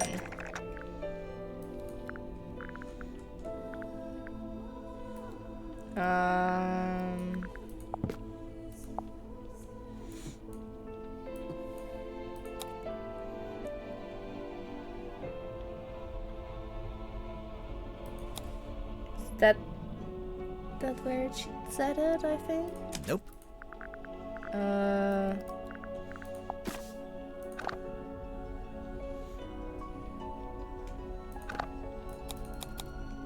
That's not right.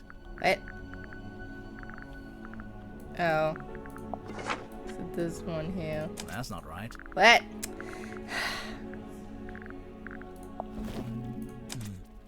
Did Felicia know what it was before she found it? Somehow she did. Her description to Mortuga was thus: a mask worn over the head. It facilitates communication with an ancient being of eternal mystery. That's really how she worded it? With the right contraption in your pocket, even the great unknown may be quantified and calculated. And here it was. Not a map, not a compass, but a communication device. A translator. Besides knowing what it was, Felicia also knew how to find it. How its location in the ocean would be marked with a wooden buoy that glows with green light. We waited. Night fell. But before long we were indeed signaled by this very light, and the buoy was sighted. Mortuga hauled it up, pulled it all up, right onto the deck. It was heavy, but he was strong. What heavy Leah he did. Wait. That's not it. Yeah, but it is the whole thing. The bell and the cauldron locked together to form that single shape. Mortuga went to unlock it by himself, but Felicia cautioned him against it. She warned that it could be dangerous to stand so close, as the mechanism would be surely powerful. That's why he So knew they how to unlocked do it it. together, taking a handle each. Felicia took the mermaid's tongue from within the cauldron. Did it have the coral and the gemstone eyes? Yes, they were attached. And what about the necklace? Felicia had it around her neck. She'd come prepared, clearly. Did she use it? Yes, I watched her do it. She used the necklace key to wind up the mermaid's tongue and placed it over her head. Felicia spoke through the mask. Her voice was changed. The mermaid was summoned. Oh. Entranced, I rushed out onto the deck and leaned over the side.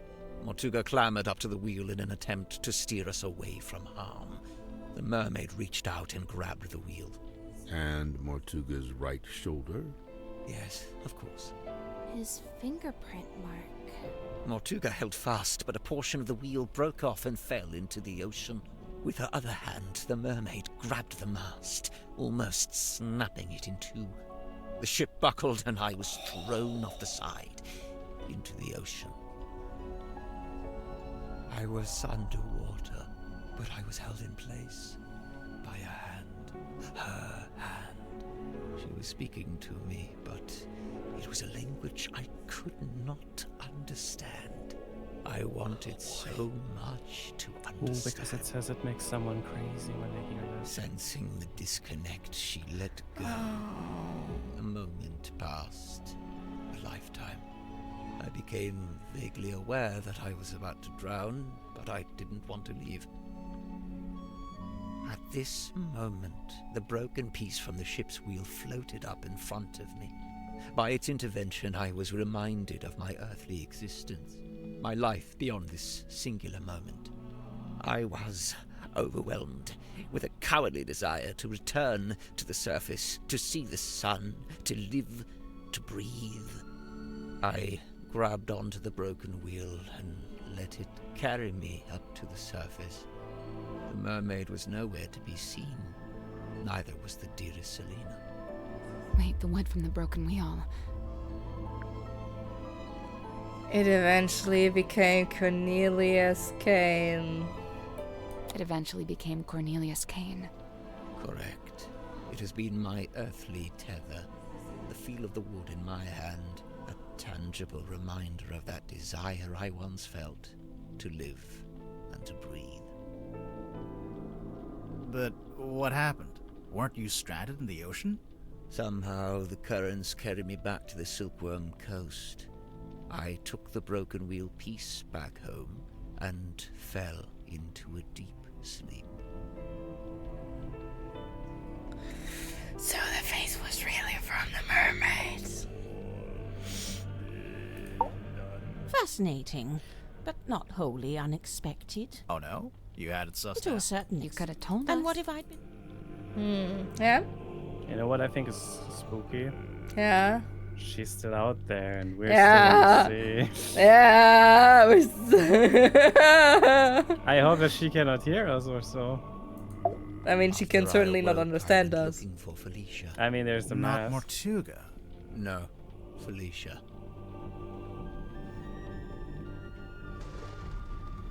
Surely she had been the one to unlock the cauldron. Felicia had been the one to unlock the cauldron. No. that's Not not it. Mortuga. No, Felicia. Then wait, is wearing the mermaid's Felicia tongue. had been the one wearing the mermaid's tongue. Correct. Given what I knew of its function, I surmised she may have understood what the mermaid had said to me. I went to the Stone Top Inn, but Felicia was not there. I searched through the empty building until I came to Mortuga's room. I was encouraged to see that he had at least retained the wooden boy and the iron bell. Mortuga was in his bed, asleep. He looked ill, weak. I woke him up. I asked him about the mermaid's tongue. What had happened to it?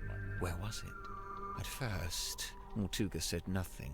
He merely looked at me.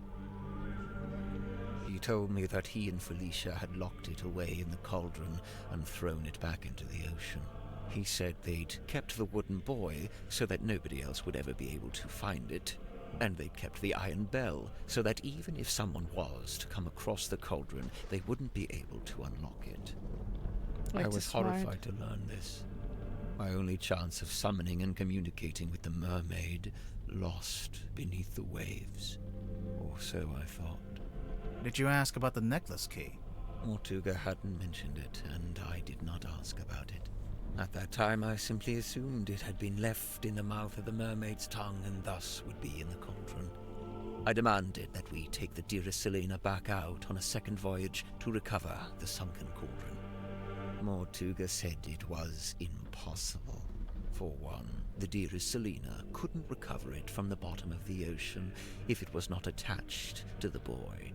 And secondly, Felicia had decommissioned the ship and it was being taken apart at the shipyard. In explanation, Mortuga handed me a folded piece of parchment.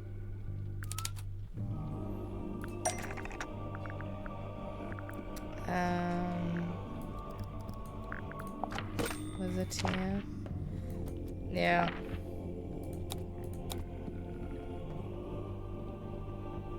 It had inscribed a note from Felicia. She was to be leaving town immediately. She did not say where she was going. Mortuga told me he had slept through Felicia's parting visit.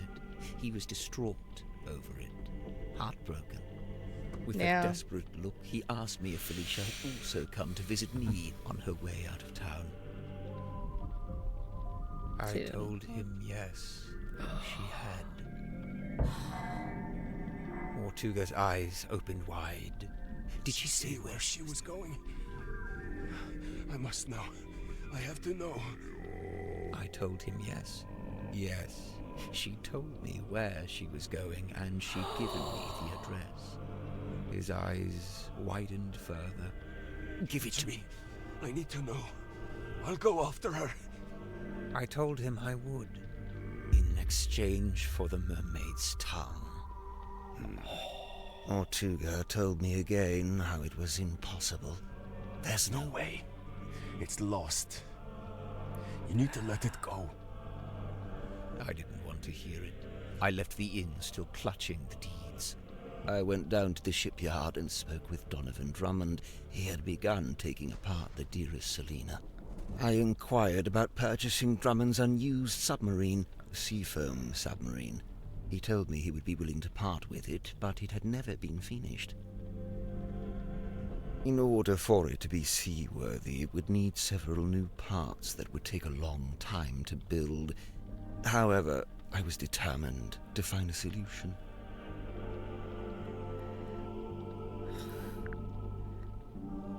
You offered to buy both. You offered to buy both the Seafoam submarine and the dearest Selena.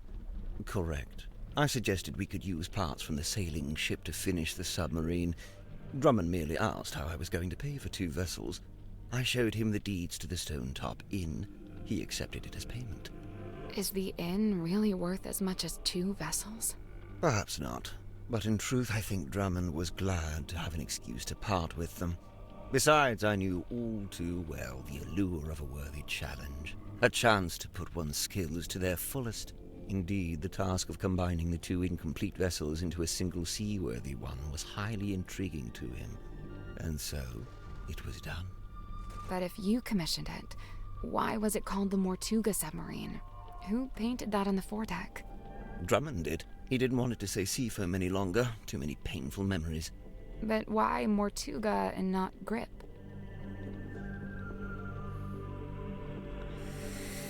Because Grip told Drummond his name was Mortuga, because otherwise he could have not been able to sell this, because the Stone Top Inn was Mortuga's and not Grip's. Because Grip told Drummond his name was Mortuga. Are you sure? Come on! If you commissioned it. Drummond did. But why Mortuga and not Grip? Paid for it with the Indies, which were in with the... I mean, it's both the same, okay? Because Grip paid for it with the Indies, which were in Mortuga's name. Right. Drummond assumed I was merely acting as intermediary for Mortuga, the true... Oh, okay. Did you tell Mortuga what you'd done? I told him of my intention to return to the ocean in a submarine I was having constructed. He wasn't happy about it, but the submarine took months to complete. That was enough time to convince him to come with me and help search for the mermaid's tongue. He only came with you because you were pretending to know where Felicia had gone, and you were withholding it from him. Correct. What were you going to do if and when Mortuga realized you'd been lying to him? It was worth the risk. There was no question of leaving the mermaid's tongue at the bottom of the ocean. But it wasn't lost in the ocean. I mean, it's a mermaid. She makes it so that you want to come to her. Correct. As I had lied to him, he had lied to me. And that's like when he got the letter of that Felicia was dead. You know, the letter with her death. He was there and he knew I'm done for. You know what's even ironic about it? What is even ironic about it? I think Motuga would have given him the mermaid's tongue, but he would have wanted to leave beforehand. Like, he wanted to get it, he wanted to give it to him, and then he wanted to leave and just give him the submarine. And just, you know, he wanted to be done with this. Because why else would he have wanted to get it out? Or he would have wanted to get it out and just sink it into the ocean. Just like so that it would be gone forever. Yeah. Mortuga smuggled the mermaid's tongue onto the submarine before we left. He didn't want to leave it behind, but he didn't want me to know he had it. Smuggled? How?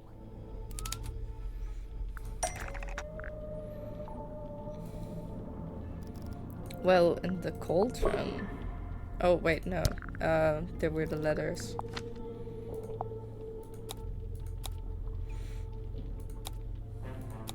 There. Mortuga sent me a letter, inviting me to join him on the submarine. Grib, did you know he'd done that? Mortuga told me he was going to bring somebody else on board. An old friend, a collector of occult curiosities who might be helpful. But I didn't want anyone to know what we were doing, or what we were looking for. I told Mortuga not to mention me in the letter. I followed Mortuga's instructions precisely. I arrived in Silkworm and went into the Stonetop Inn, where I found the locked cauldron. I placed it among my possessions and ventured onto the submarine waiting in the harbor. We departed. Zephyr thought he and Mortuga were the only two souls on the ship. I stayed hidden for a week, before staging a balloon crash and pretending that Mortuga had rescued me from the ocean. That way I was free to move around the submarine in view of Zephyr, but he could dismiss me as a hapless traveler picked up along the way. So to begin with, it was just you three. But it didn't stay like that for long. It didn't. Swap the info cards into the correct slots. Click the cards to flip them. Was invited to work alongside Dr. Michael. No, that was her. He stole that.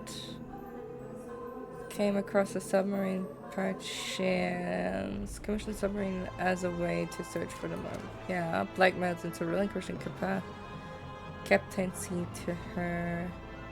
Wait. Was saved? Yeah, was saved from I came across.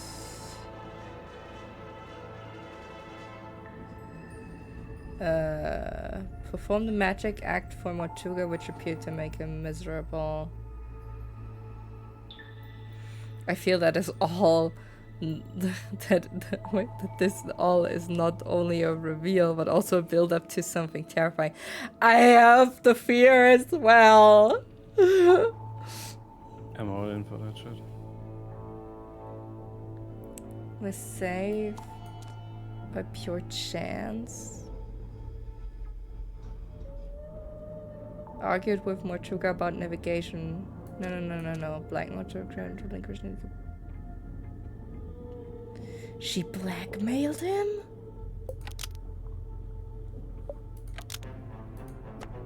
Oh wait, I can. Oh gosh. Was with Mortuga when he opened the black box and discovered the necklace. Yeah. Was asked to smuggle the mermaid's tongue. Yeah. Was asked by Mortuga to keep the mermaid's tongue safe, and no, he stole that. Offered to take over Mortuga from Mortuga's away from. Yep. Was invited on board to be. No, she was invited to work there. Was asked by her to perform. No, she performed it and made him miserable. He tagged along with Werman not just for fun, to spy on him. Tried to convince Werman to kill him.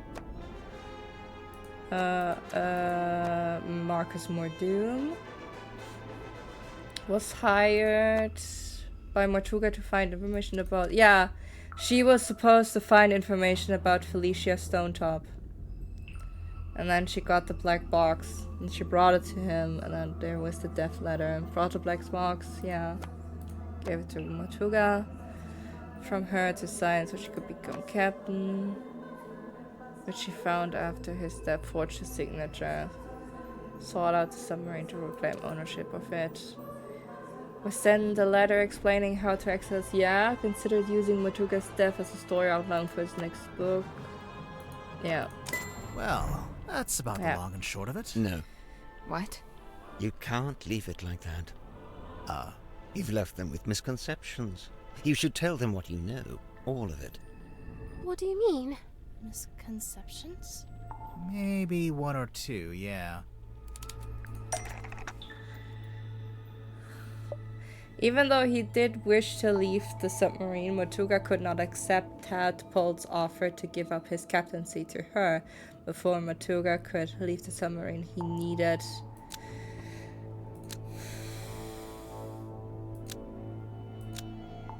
to reveal the location. Oh no, wait. He needed Godric Grip to reveal the location of Felicia at Stone Top. Was saved, offered, but no, Moon is not in here. But Godric told him like, yeah, I know where she is.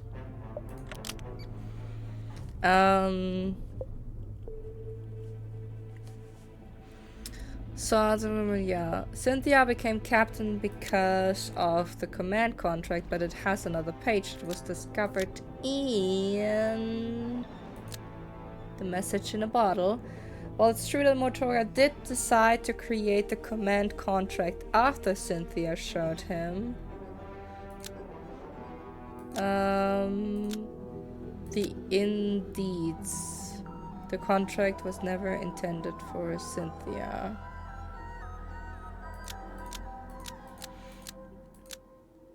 Yeah, the contract was never intended for Cynthia. I think I can always confirm with the single people. I don't know. Oh, wait, yeah. He always did think he would make the best captain. And he did want to leave. But he couldn't. Not without the information he so desired. Not just that. Since it turned out he had the Mermaid's tongue on board the entire time, I don't think he wanted to leave me on the submarine with it. He didn't want me anywhere near it. Yeah. He was trying to protect you. I'm aware. So, who was it for? Me. Once Motuga found out the indeeds had been used to pay for the submarine, he realized for the first time that he was its legal owner. He really hadn't known that before? No. He'd always assumed I paid for it with my own money. Armed with the new information, Motuga attempted to use it to control me. Thus, the command contract. What exactly was he hoping to achieve? To strong-arm me into telling him where Felicia had gone, and to cease my search for the Mermaid's tongue. But it didn't work. Of course not. Wasn't Motuga supposed to be paperwork averse? I'm surprised to learn he would try to control someone with a contract. Where would he even get an idea like that? That's my bad. Yeah. I ended up telling him all about contracts, you know, what they are, how they work. I guess Mortuga thought if I could be controlled by a contract, maybe someone else could be too. Yeah.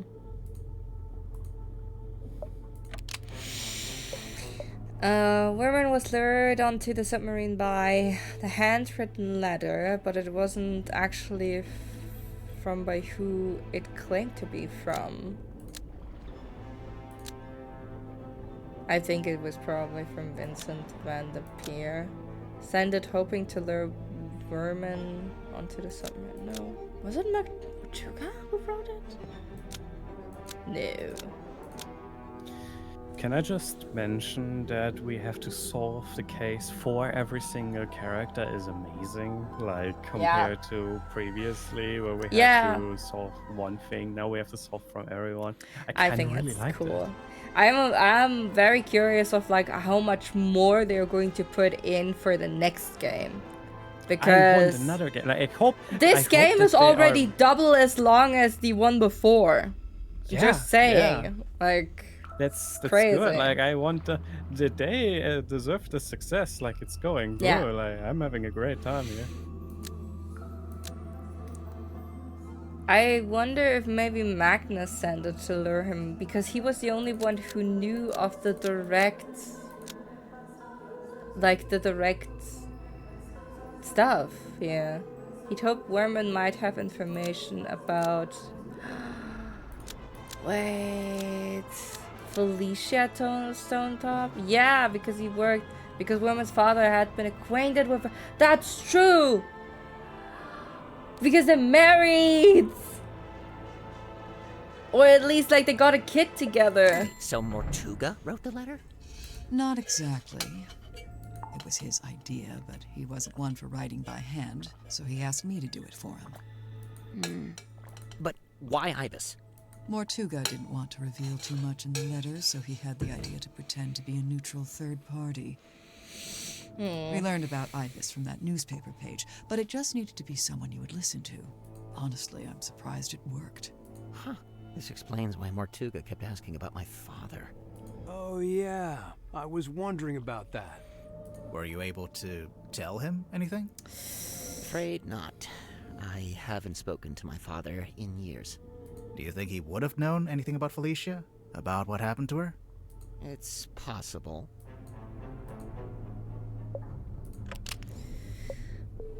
Watching Symmetry perform... Lady of the Looking Glass. Oh, the stargazing girl did not make Mortuga miserable. He was already miserable because he had just found... Yeah, he had just found the morning envelope which informed him Felicia Stonetop has died. And she asked him directly after that, can I show you my magic show? That's so sad. See? I told you. You didn't make him sad. He just learned about the death of his beloved friend. What I did, it was... Yeah, and then she showed him, like, how she got decapitated. You didn't know. Symmetry, let it go. Your anguish. You're the least person to say something like that! I am so mad! That goes for all of you. Mortuga's actions, his decisions, all motivated by that same singular desire. It was all in effort to locate Felicia Stonetop. It was a love story of the Likewise, ages. it transpires that Godric's actions were also motivated by a singular desire. To commune with the mermaid. Her. And when they opened the black box and found the morning envelope, found the necklace key, it all came to an end. Well, what are you waiting for? Go ahead, open it. Godric, I really don't know why you're here. This doesn't concern you. I'm afraid it does. I'm to believe the box may contain information on Captain Stonetop. Even if it does, it is wholly unrelated to our unfortunate voyage. I'll be the judge of that. There could be anything in that. Listen. I prefer you not to shake it like that. Besides, it doesn't open that way. It slides out at the side. Magic box. What's all this? A scroll? An envelope? There's something inside. Wait. What's this? We both know what that is. That's Felicia Stonetop's necklace, isn't it? Isn't it?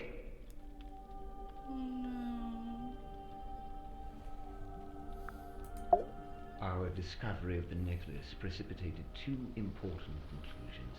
One, we now possess the key necessary to operate the Mermaid's town. In my complacency, I had not even known it was missing, simply assuming it lay within the cauldron. But no, Felicia had taken it away with her, and now, through what twist of fate, it had returned. Oh, damn. Which brings we me just to saw conclusion the outside two. of the ship. The fact that her necklace That had been was sent to her present, parents in a not black-rimmed past. envelope. I didn't really pay attention to that, but yeah. You know, when there he was a green. Speaking, Yeah. When he was speaking, he is speaking right now. That wasn't in the past. It sounded like he's speaking in the past, but that was in the present. Instead, we were just with the camera outside, and we heard from the outside how we're speaking in there, which doesn't make sense, but for the effect. Yeah. That means why would the camera show the outside of the submarine right now while we're in there?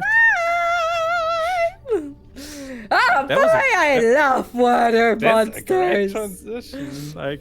Like damn, this is scary shit. I like this more. Attested to us that Felicia Stonetop had died. Even through his burgeoning grief, Mortuga could see in my eyes how I wished to make use of the key. Fearing what ruin might follow should I act, he did what he had always done. He lied about having the mermaid's tongue on board. He had your best interest at heart, Godric. We both know this. However, it was a lie that no longer worked on me. You lied first! Eyes upon the truth. The truth? About what Mortuga had in the storeroom.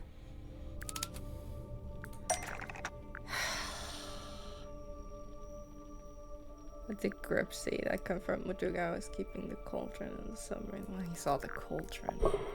We need a clue that's got a connection to this one. The Iron Bell? That's not it. Wait. Maybe What if it's... drawing?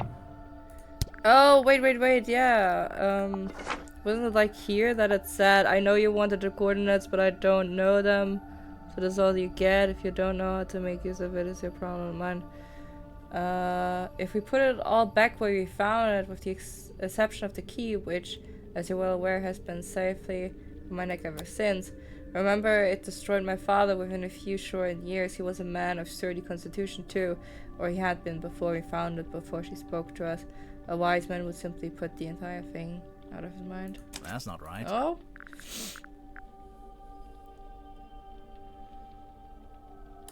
I mean, what else did he saw? There was like, there was like the film projector. The painting of the mermaid itself? No, that was not it. What drawing? Oh, the drawing. What, the underwater photo? No. This one? That's not it. No. Of the mermaid itself? No, well, that was hanging all the time in the thing, so... That's not it. That cannot be it. Okay. What is drawn?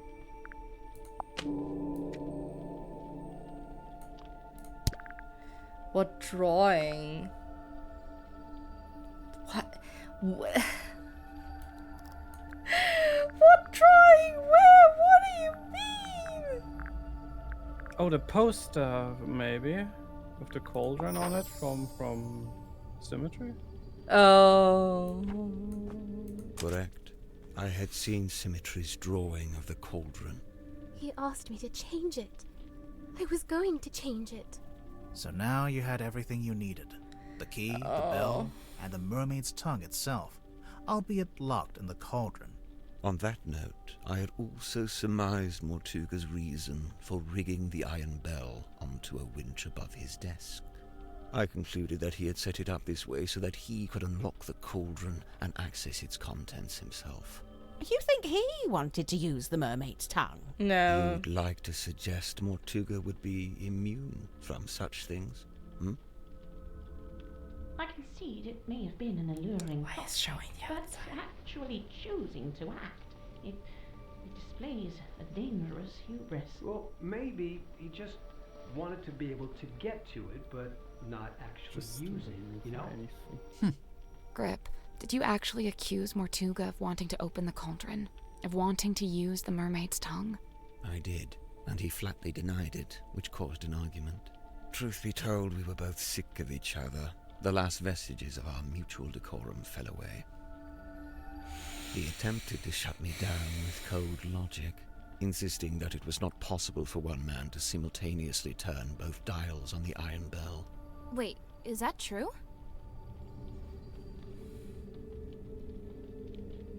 Yeah, how big you are. Kinda. Depends how big you are, how wide your arms are. Yeah. I knew Mortuga would be capable of it, and I could see in his eyes that he intended to do it. Well, not to side with Grip here, but he was right. Mortuga did open the cauldron, didn't he? Perhaps his intention was simply to move the mermaid's tongue to a newly contrived hiding place. Yeah. Maybe he was just gonna destroy it. That he should have done years hence, I might add. Grimoire, what do you think?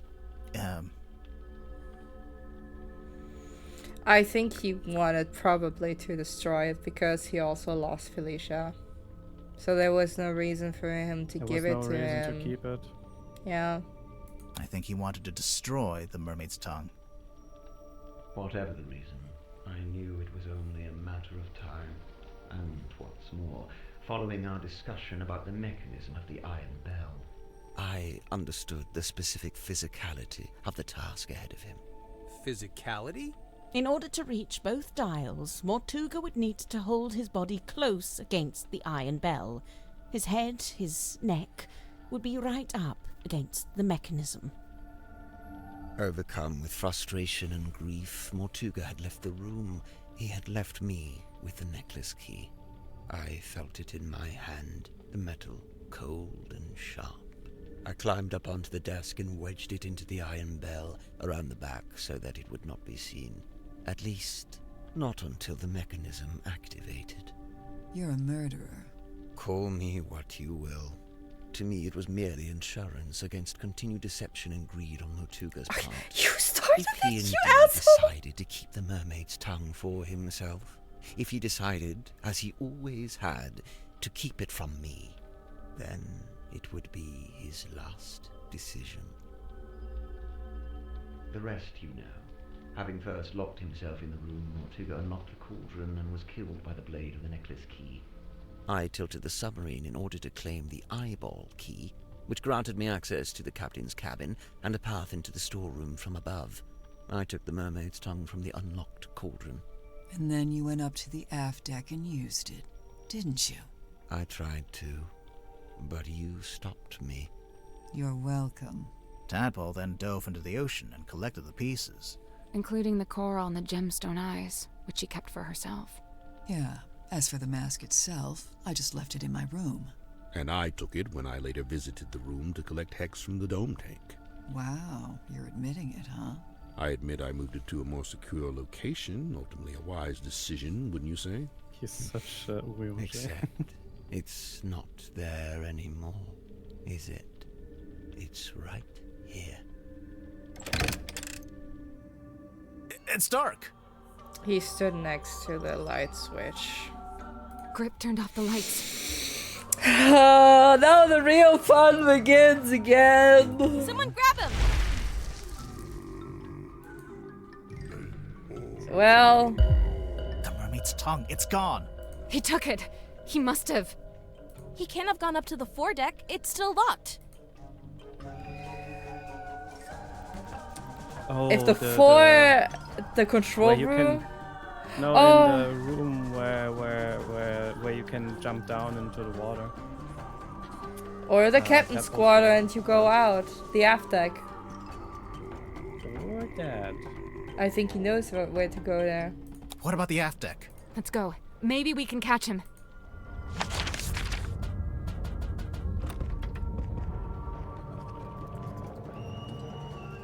Yeah, he's there.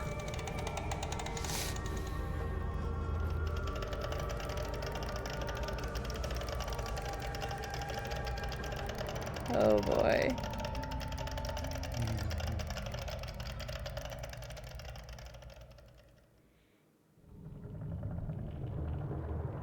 Oh, it looks so creepy.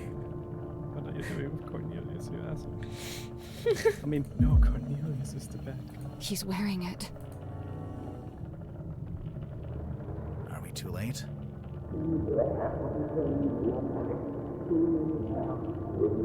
Oh, he has also been touched. I don't... Grip? Are you...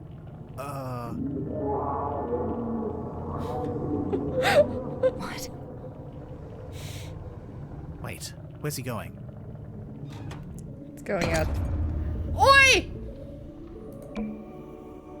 It's the compass. He fixed it.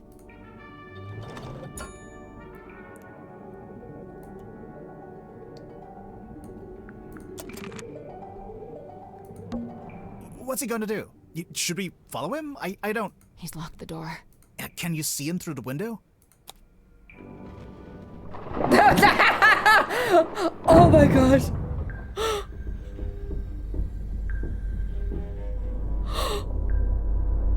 Cornelius.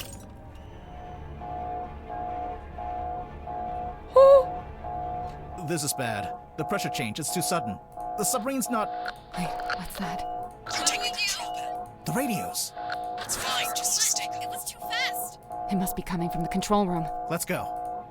Oh boy! Okay, new mission. Don't We're being die. held down. We need to resurface. The submarine can't take it. The controls are going crazy. Wait. There she is!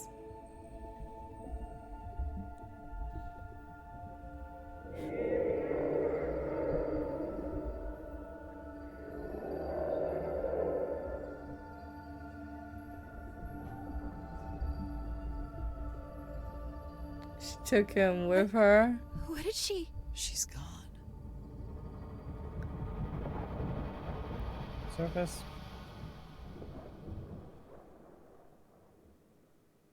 She let us go. Okay. Why is every time the murder getting away? Yeah, We're and like not that's the right time already! I'm not kidding. In the first, it was already so entangled tower. It also was this way, and now in the third one, you're eaten by a mermaid. I kind of like it, to be honest, because Let's it's something just different. head back to Silkworm, shall we?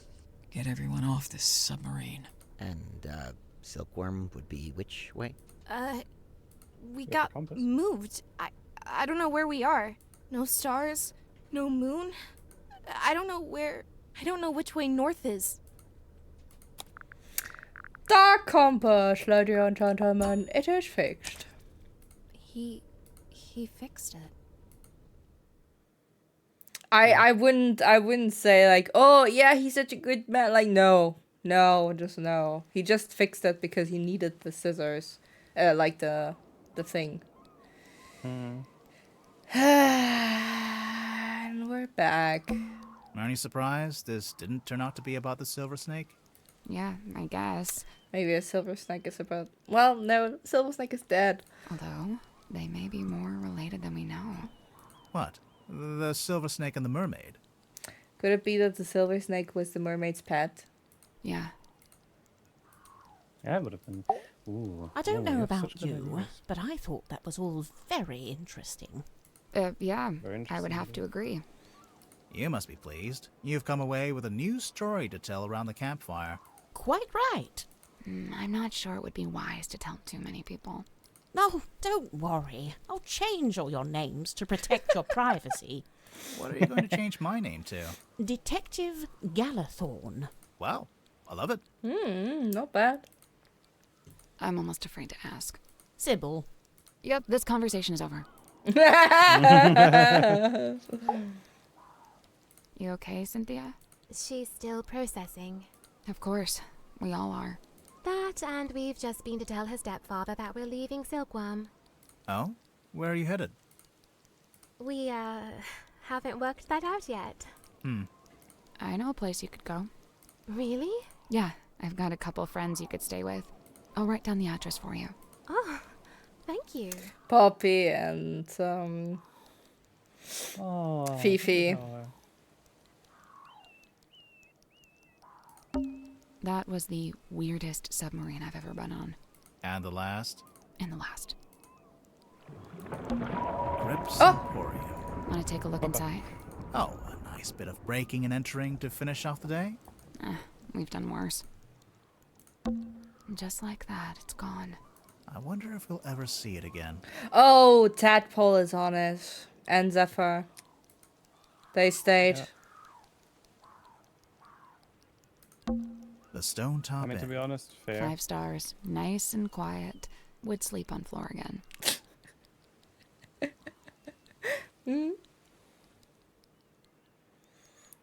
I think probably they're searching for the mermaid's tongue. Not the mermaid's tongue, but they're searching for the mermaid again. Yeah. Easily one of the strangest days of my life. It's in the top 5, at least. What are you going to do now? So far, the only thing I've decided on is to go home and have a bath. A bath? You haven't had enough being submerged in water for one day? Okay, maybe a shower. Catching up on your text messages? 0 missed calls. Can you believe that? 0. Devastating. Not even from Vanderpeer?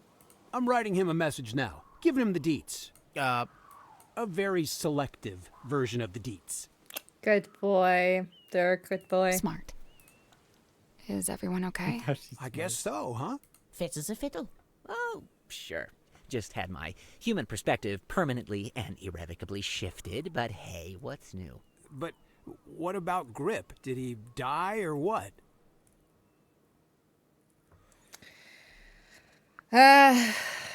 We don't know. Could be. I don't know. But he made his choice. I really don't think it would do us any good to worry about it.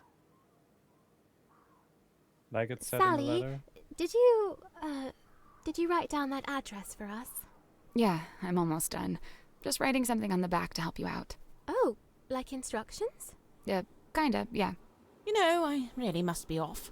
Ah, come on. You've got nowhere to be. You're quite right. Nowhere is precisely where I need to be, and I'm rather in a hurry to get there.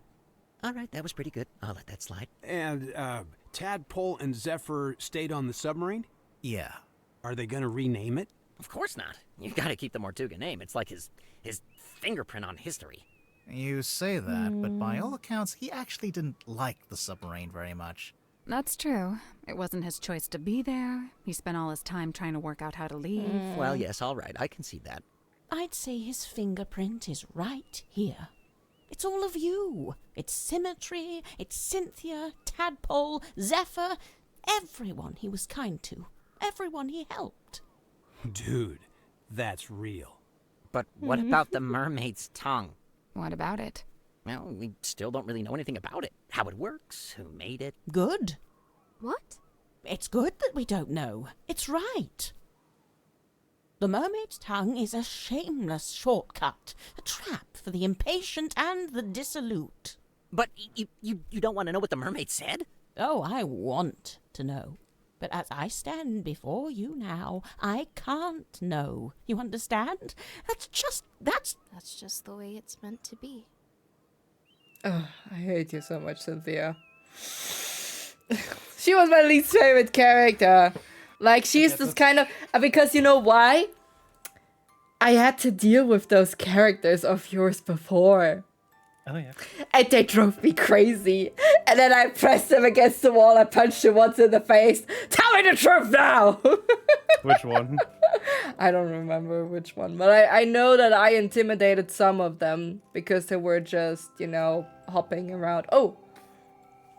Shit, there's like some stuff. Madame Tadpole became captain of the Mortuga submarine. Dr. Zephyr stayed on board to continue his research, newly inspired by what he'd witnessed. You're sure this is the address Sally wrote down? Yeah, it must be. She wrote something on the back, too. Oh yeah, what was that? Instructions? It's a little poem. You should read it. Me?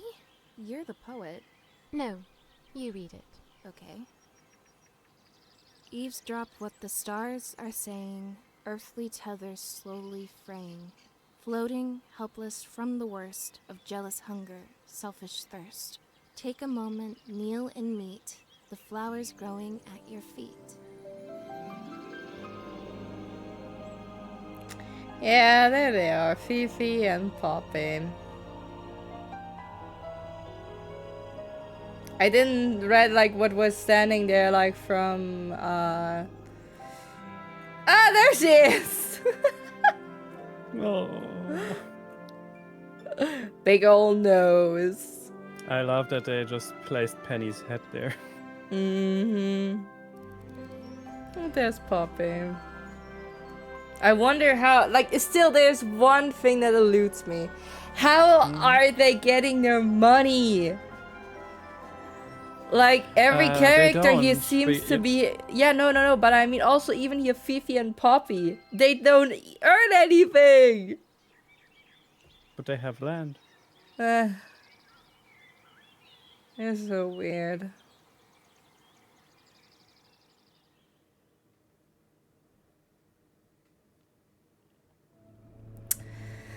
I guess that was it. I think it's nice that they even do sketches of the rooms and stuff like that. It looks so different. So cool.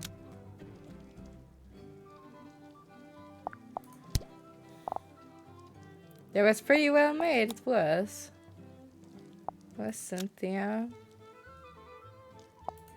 Okay, it didn't change much.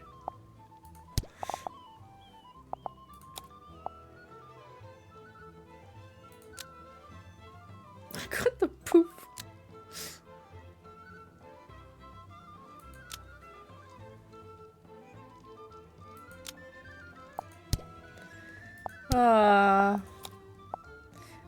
Dirk was much more slender. Yeah, then he became the baby boy. Oh yeah.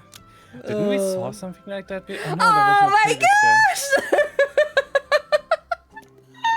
The selfie! The selfie! Oh yeah. Woof, woof. Oh, that's so good. That's so cute. That's pretty well made. Yeah, I think so as well. Show Motuga. Motuga. Oh damn. Like the hair is really interesting because it was like this rough coral-like look. Out of some reason, he gives me a little bit here and there, especially if I look at the bottom left there, the half body picture. Kind of reminds me of if he wouldn't be like, God, now I missed his name. Great. Xavier. If he wouldn't be from Lainai, but more West Coast. Damn cool concept.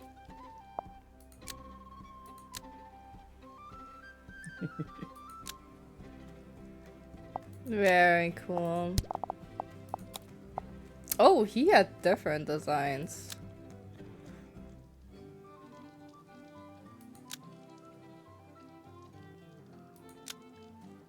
Interesting.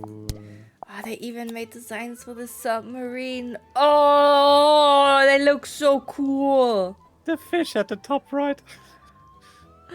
Yeah. I have to say, I also designed a submarine once. Like a fantasy kind of submarine. Partially. Really? Like, yeah, I can show you. I can search out the picture. I think I should still have it. I really liked it. I was quite proud of it. It was like so that it could like have like the upper top kind of like fold outwards so that you can have a swimming island when you are out of the water. You know what I mean? Ooh. Yeah. With real grass. I should show you sometime. I wanna see it. Yeah, I know. I have to search it out though. And I have to make a photo. Okay. But those designs are really cool. Like, I kind of like this kind of stuff. But I'm so bad with vehicle design. Partially. But I'm really interested in it. Yeah. This is so cool. Oh, this would have been like upside down. Like a fish with a leg. Oh, that's so cool. Those designs are awesome. Like whoever made, like Catherine Unger. Top-notch job. That's so good.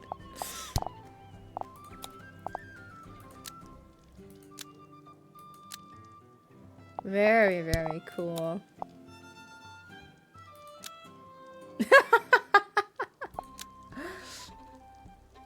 I wonder why he has a fez. Like, is he from India? If he has a fez? Doesn't has to, no. It can also be, I think there are some cases where also South Americans have that. But mainly also India and Middle East in general. Also Africa expeditions. I liked Cynthia the least. Like, she was just annoying. Like, I wanted sometimes to just grab her, you know, throw her against the wall and just say, like, speak the truth, damn it! But I also like how they, how they designed the clues and stuff like that. Oh, so cool. I really like that. Oh, so this time... Wait, what? I didn't found this even! What? There was stuff that I didn't found. Huh? Wait, a clue that eventually got cut. Oh, it got cut. This cute little mouse belonged to Sim and Cynthia. Originally, his table was made of a cotton reel with a beer mat on top, and his seat was an eraser. Aww. Look, he looks sad and hungry in the top. So this was also Dirk's mysterious film reel. I had a fun time designing the logo for the imaginary movie production company Wit and Whimsy.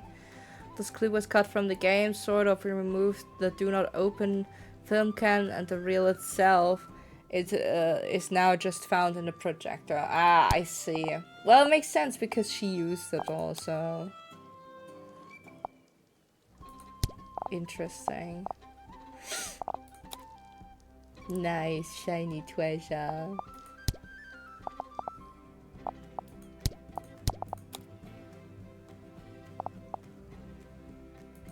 Yeah, but still, like, what happened with the silkworm?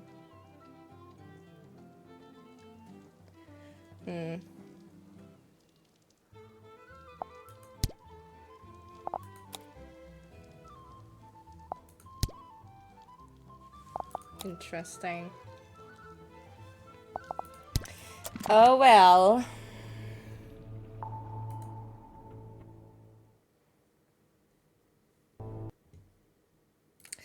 Oh well.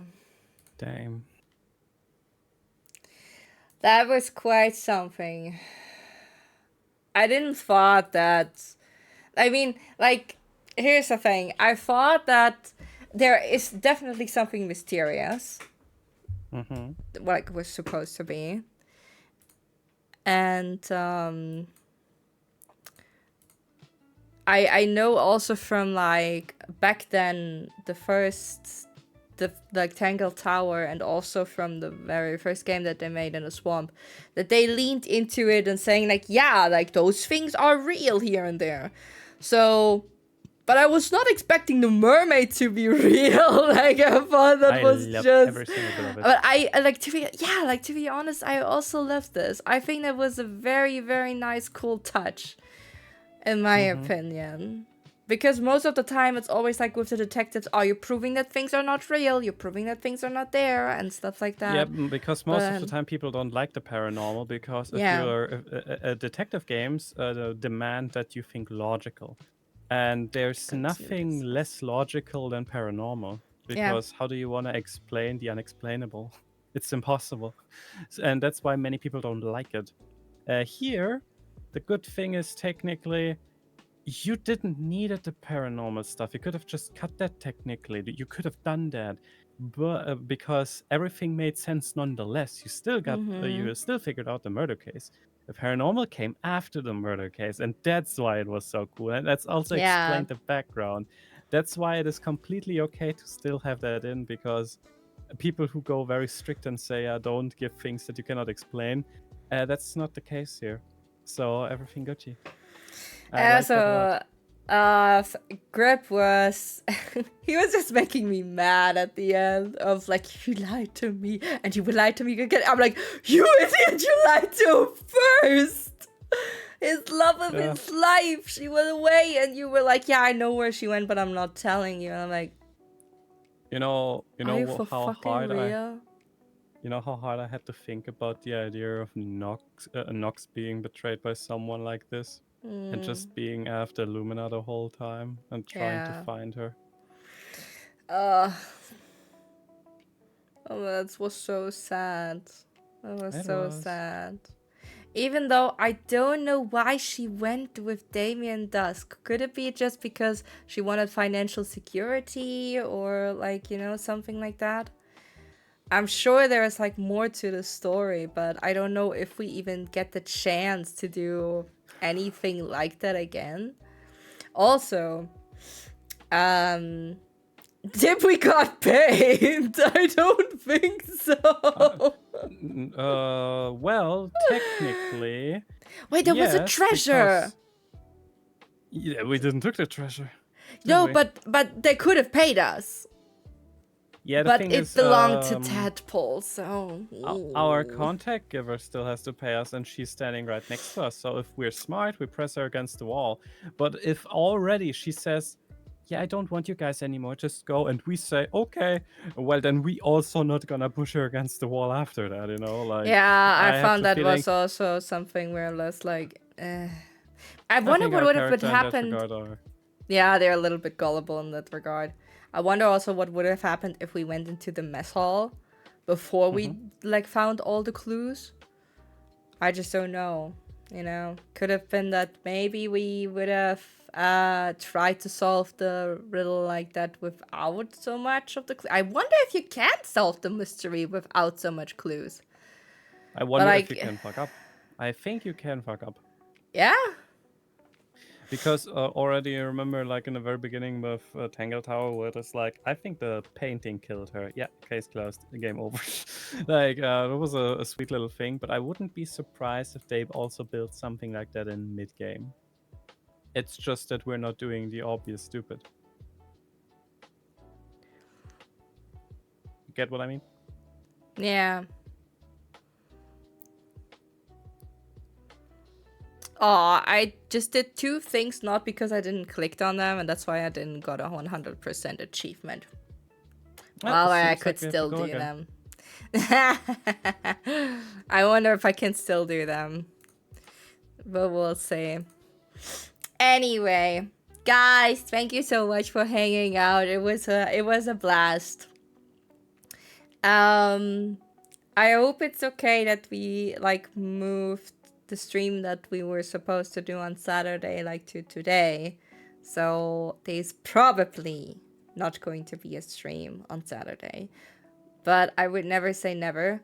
It of course depends. You know, if we feel in the mood for it, I think if there are coming streams for Saturday and Sunday, they would be very much let's do this again. They would be very much spontaneous. They would not be scheduled at all. I am also correcting the schedule after stream. So yeah, I cannot promise anything for tomorrow or the day after. But I guess 25th and possibly 26th are going to be set for Final Fantasy. Like recapping Dawn Trail for us and watching what the lovely people from Square Enix have to offer from FanFest. So, and some other stuff. We still have to finish Little Witch in the Woods. I'm quite curious what's that going to be. With new people coming in and so on and so forth. I think I wanted to also farm there a little bit more. And what else? Incombini we also have to finish. And of course there are some other like arts thingies that I'm working on. Trying to distract myself. Did we get the rant about this woman you date? Yes. Yes, you get the rant about the woman that I hate from this game. It's going to be something. It's yeah. I try not to be too emotional about it, but I think if I let you know a little bit about the story and like how the game actually did very well for itself when it came to storytelling and also the character developments and everything, like this, I think you can understand the disappointment and the frustration that this expansion brought with it. Otherwise, do we have other things that would be... I mean, there's nothing at the moment that we have where I'm saying like, oh yeah, definitely. Probably some other mini stuff. There's also probably on the table that at some point we're going to finish our Dark Earth run. We should do that. Nothing against Baldur's Gate. Baldur's Gate is great. But figuring out the mods again will be a joy. Yeah. I would also love to at some point get my a little bit of my computer storage space back because Baldur's Gate is so big. But yeah. That's something for the other day. Anyway, thanks so much for hanging out. I know it's already 2 a.m. and I'm sorry for this, but I really wanted to finish the game and it looked like we were like in the home stretch, so I can already promise I'm not going to do this probably with other games, but detective games just have me hooked, line and sinkered. Hooked, line and sinkered? Yeah, I think that's how it's called. At least I suppose it is called this way. So I couldn't bring myself to stop. I don't mind long. I know you don't mind long. But I still have stuff to do. Stuff to work on. But yeah. But it was a joy. It was a blast. I definitely...